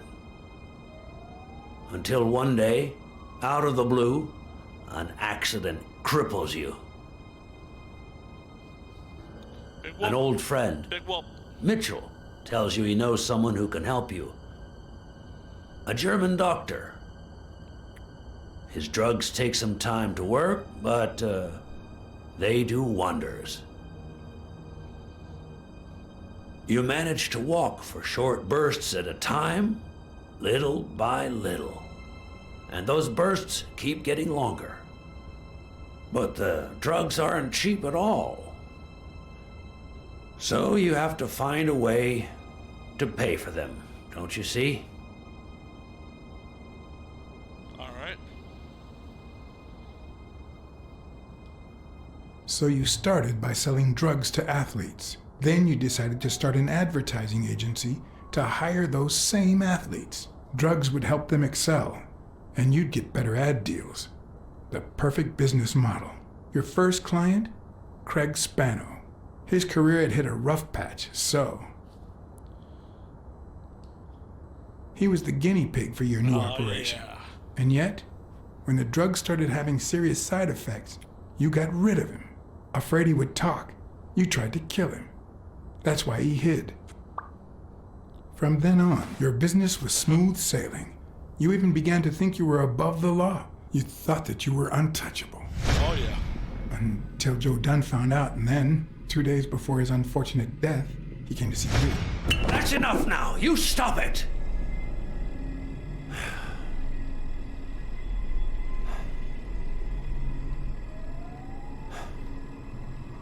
Now, I don't know if I'm above the law, but I am sure as hell not beneath it. Do you know how much power I have? The kind of people I eat with every day? Yep. I could shoot you right now, and nothing would happen to me. With that gun you keep in your drawer? I'm afraid not. I placed your pistol out of reach, just in case you happen to confirm my suspicions, Iron Arm. And now, if you'll excuse me, I have an appointment with the police.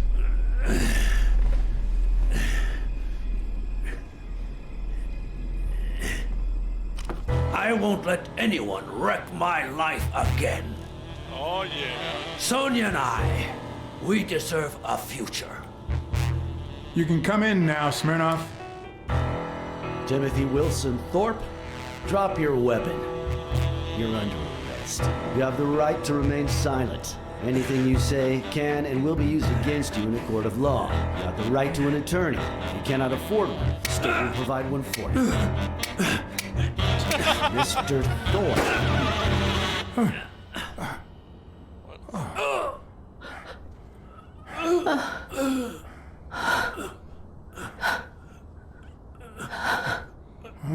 She does have the gun still.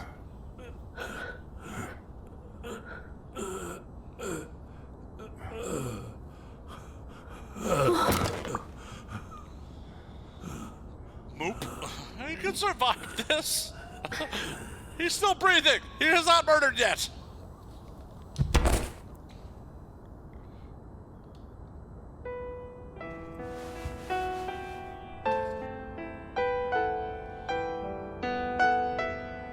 Now he's dead. Now he's Sonia murdered. Dunn.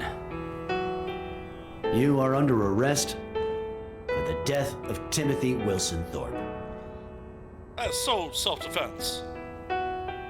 You have the right to remain silent. Anything you say can and will be used against you in a court of law. Just shut up.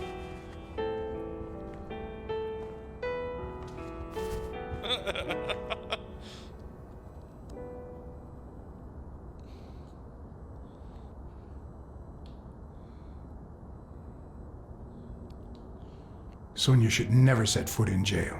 Blacksad, don't.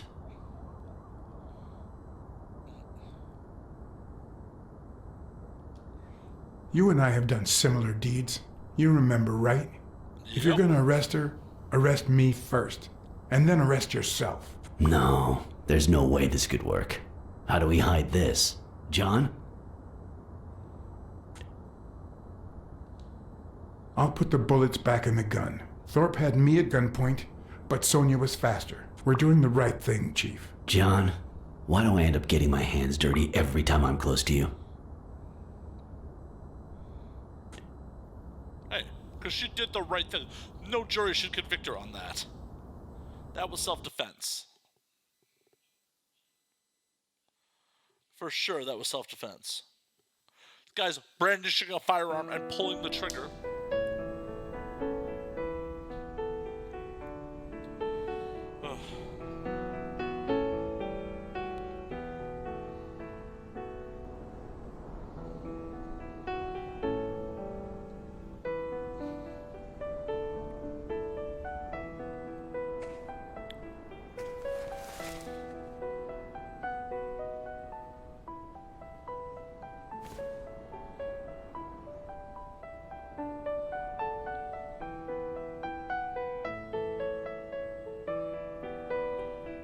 the shades.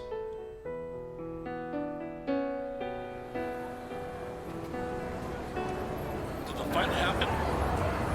After everything that had happened, the last thing I was interested in was the fight. Did Yale take drugs before the fight? Did Stone let him win? I had done everything in my power for things to go the way my moral compass dictated. Whether anyone would listen to me, that was another story.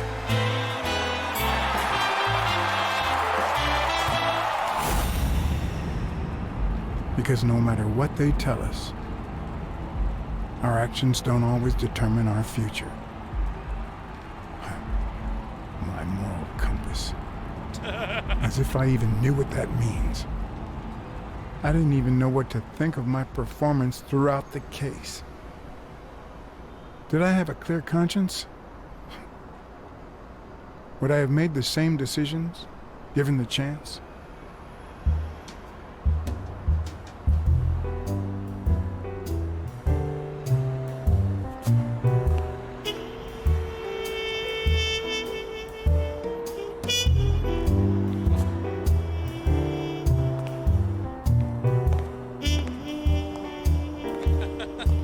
Is that the whole game?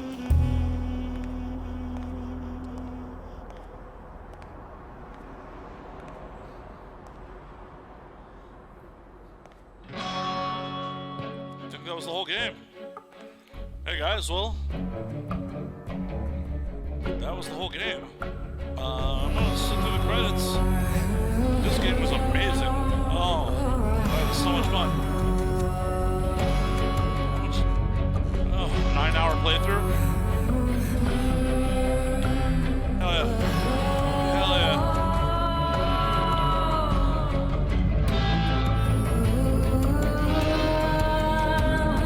I'm just curious if there's any stingers at the end of the credits. Oh man.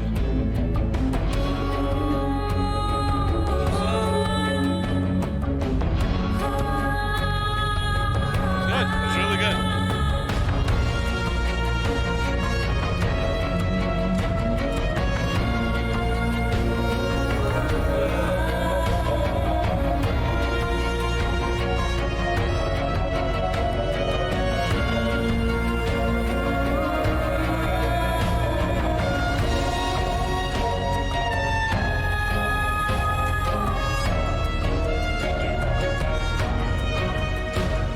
Stream, I'll be back in color, most likely.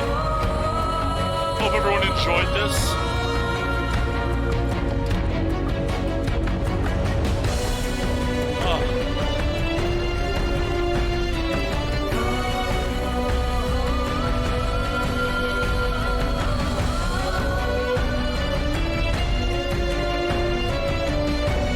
Oh, so good. Thank you for tuning in, everyone.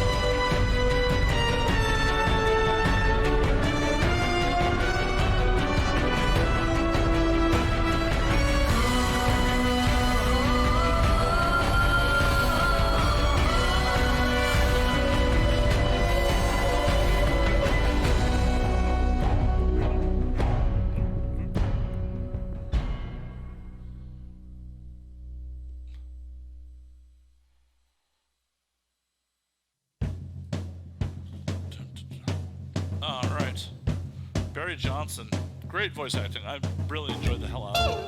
Most of the performances, I mean, yeah, the dialogue got a little repetitive at times, but it's fun. Need more Billy Bob, damn it.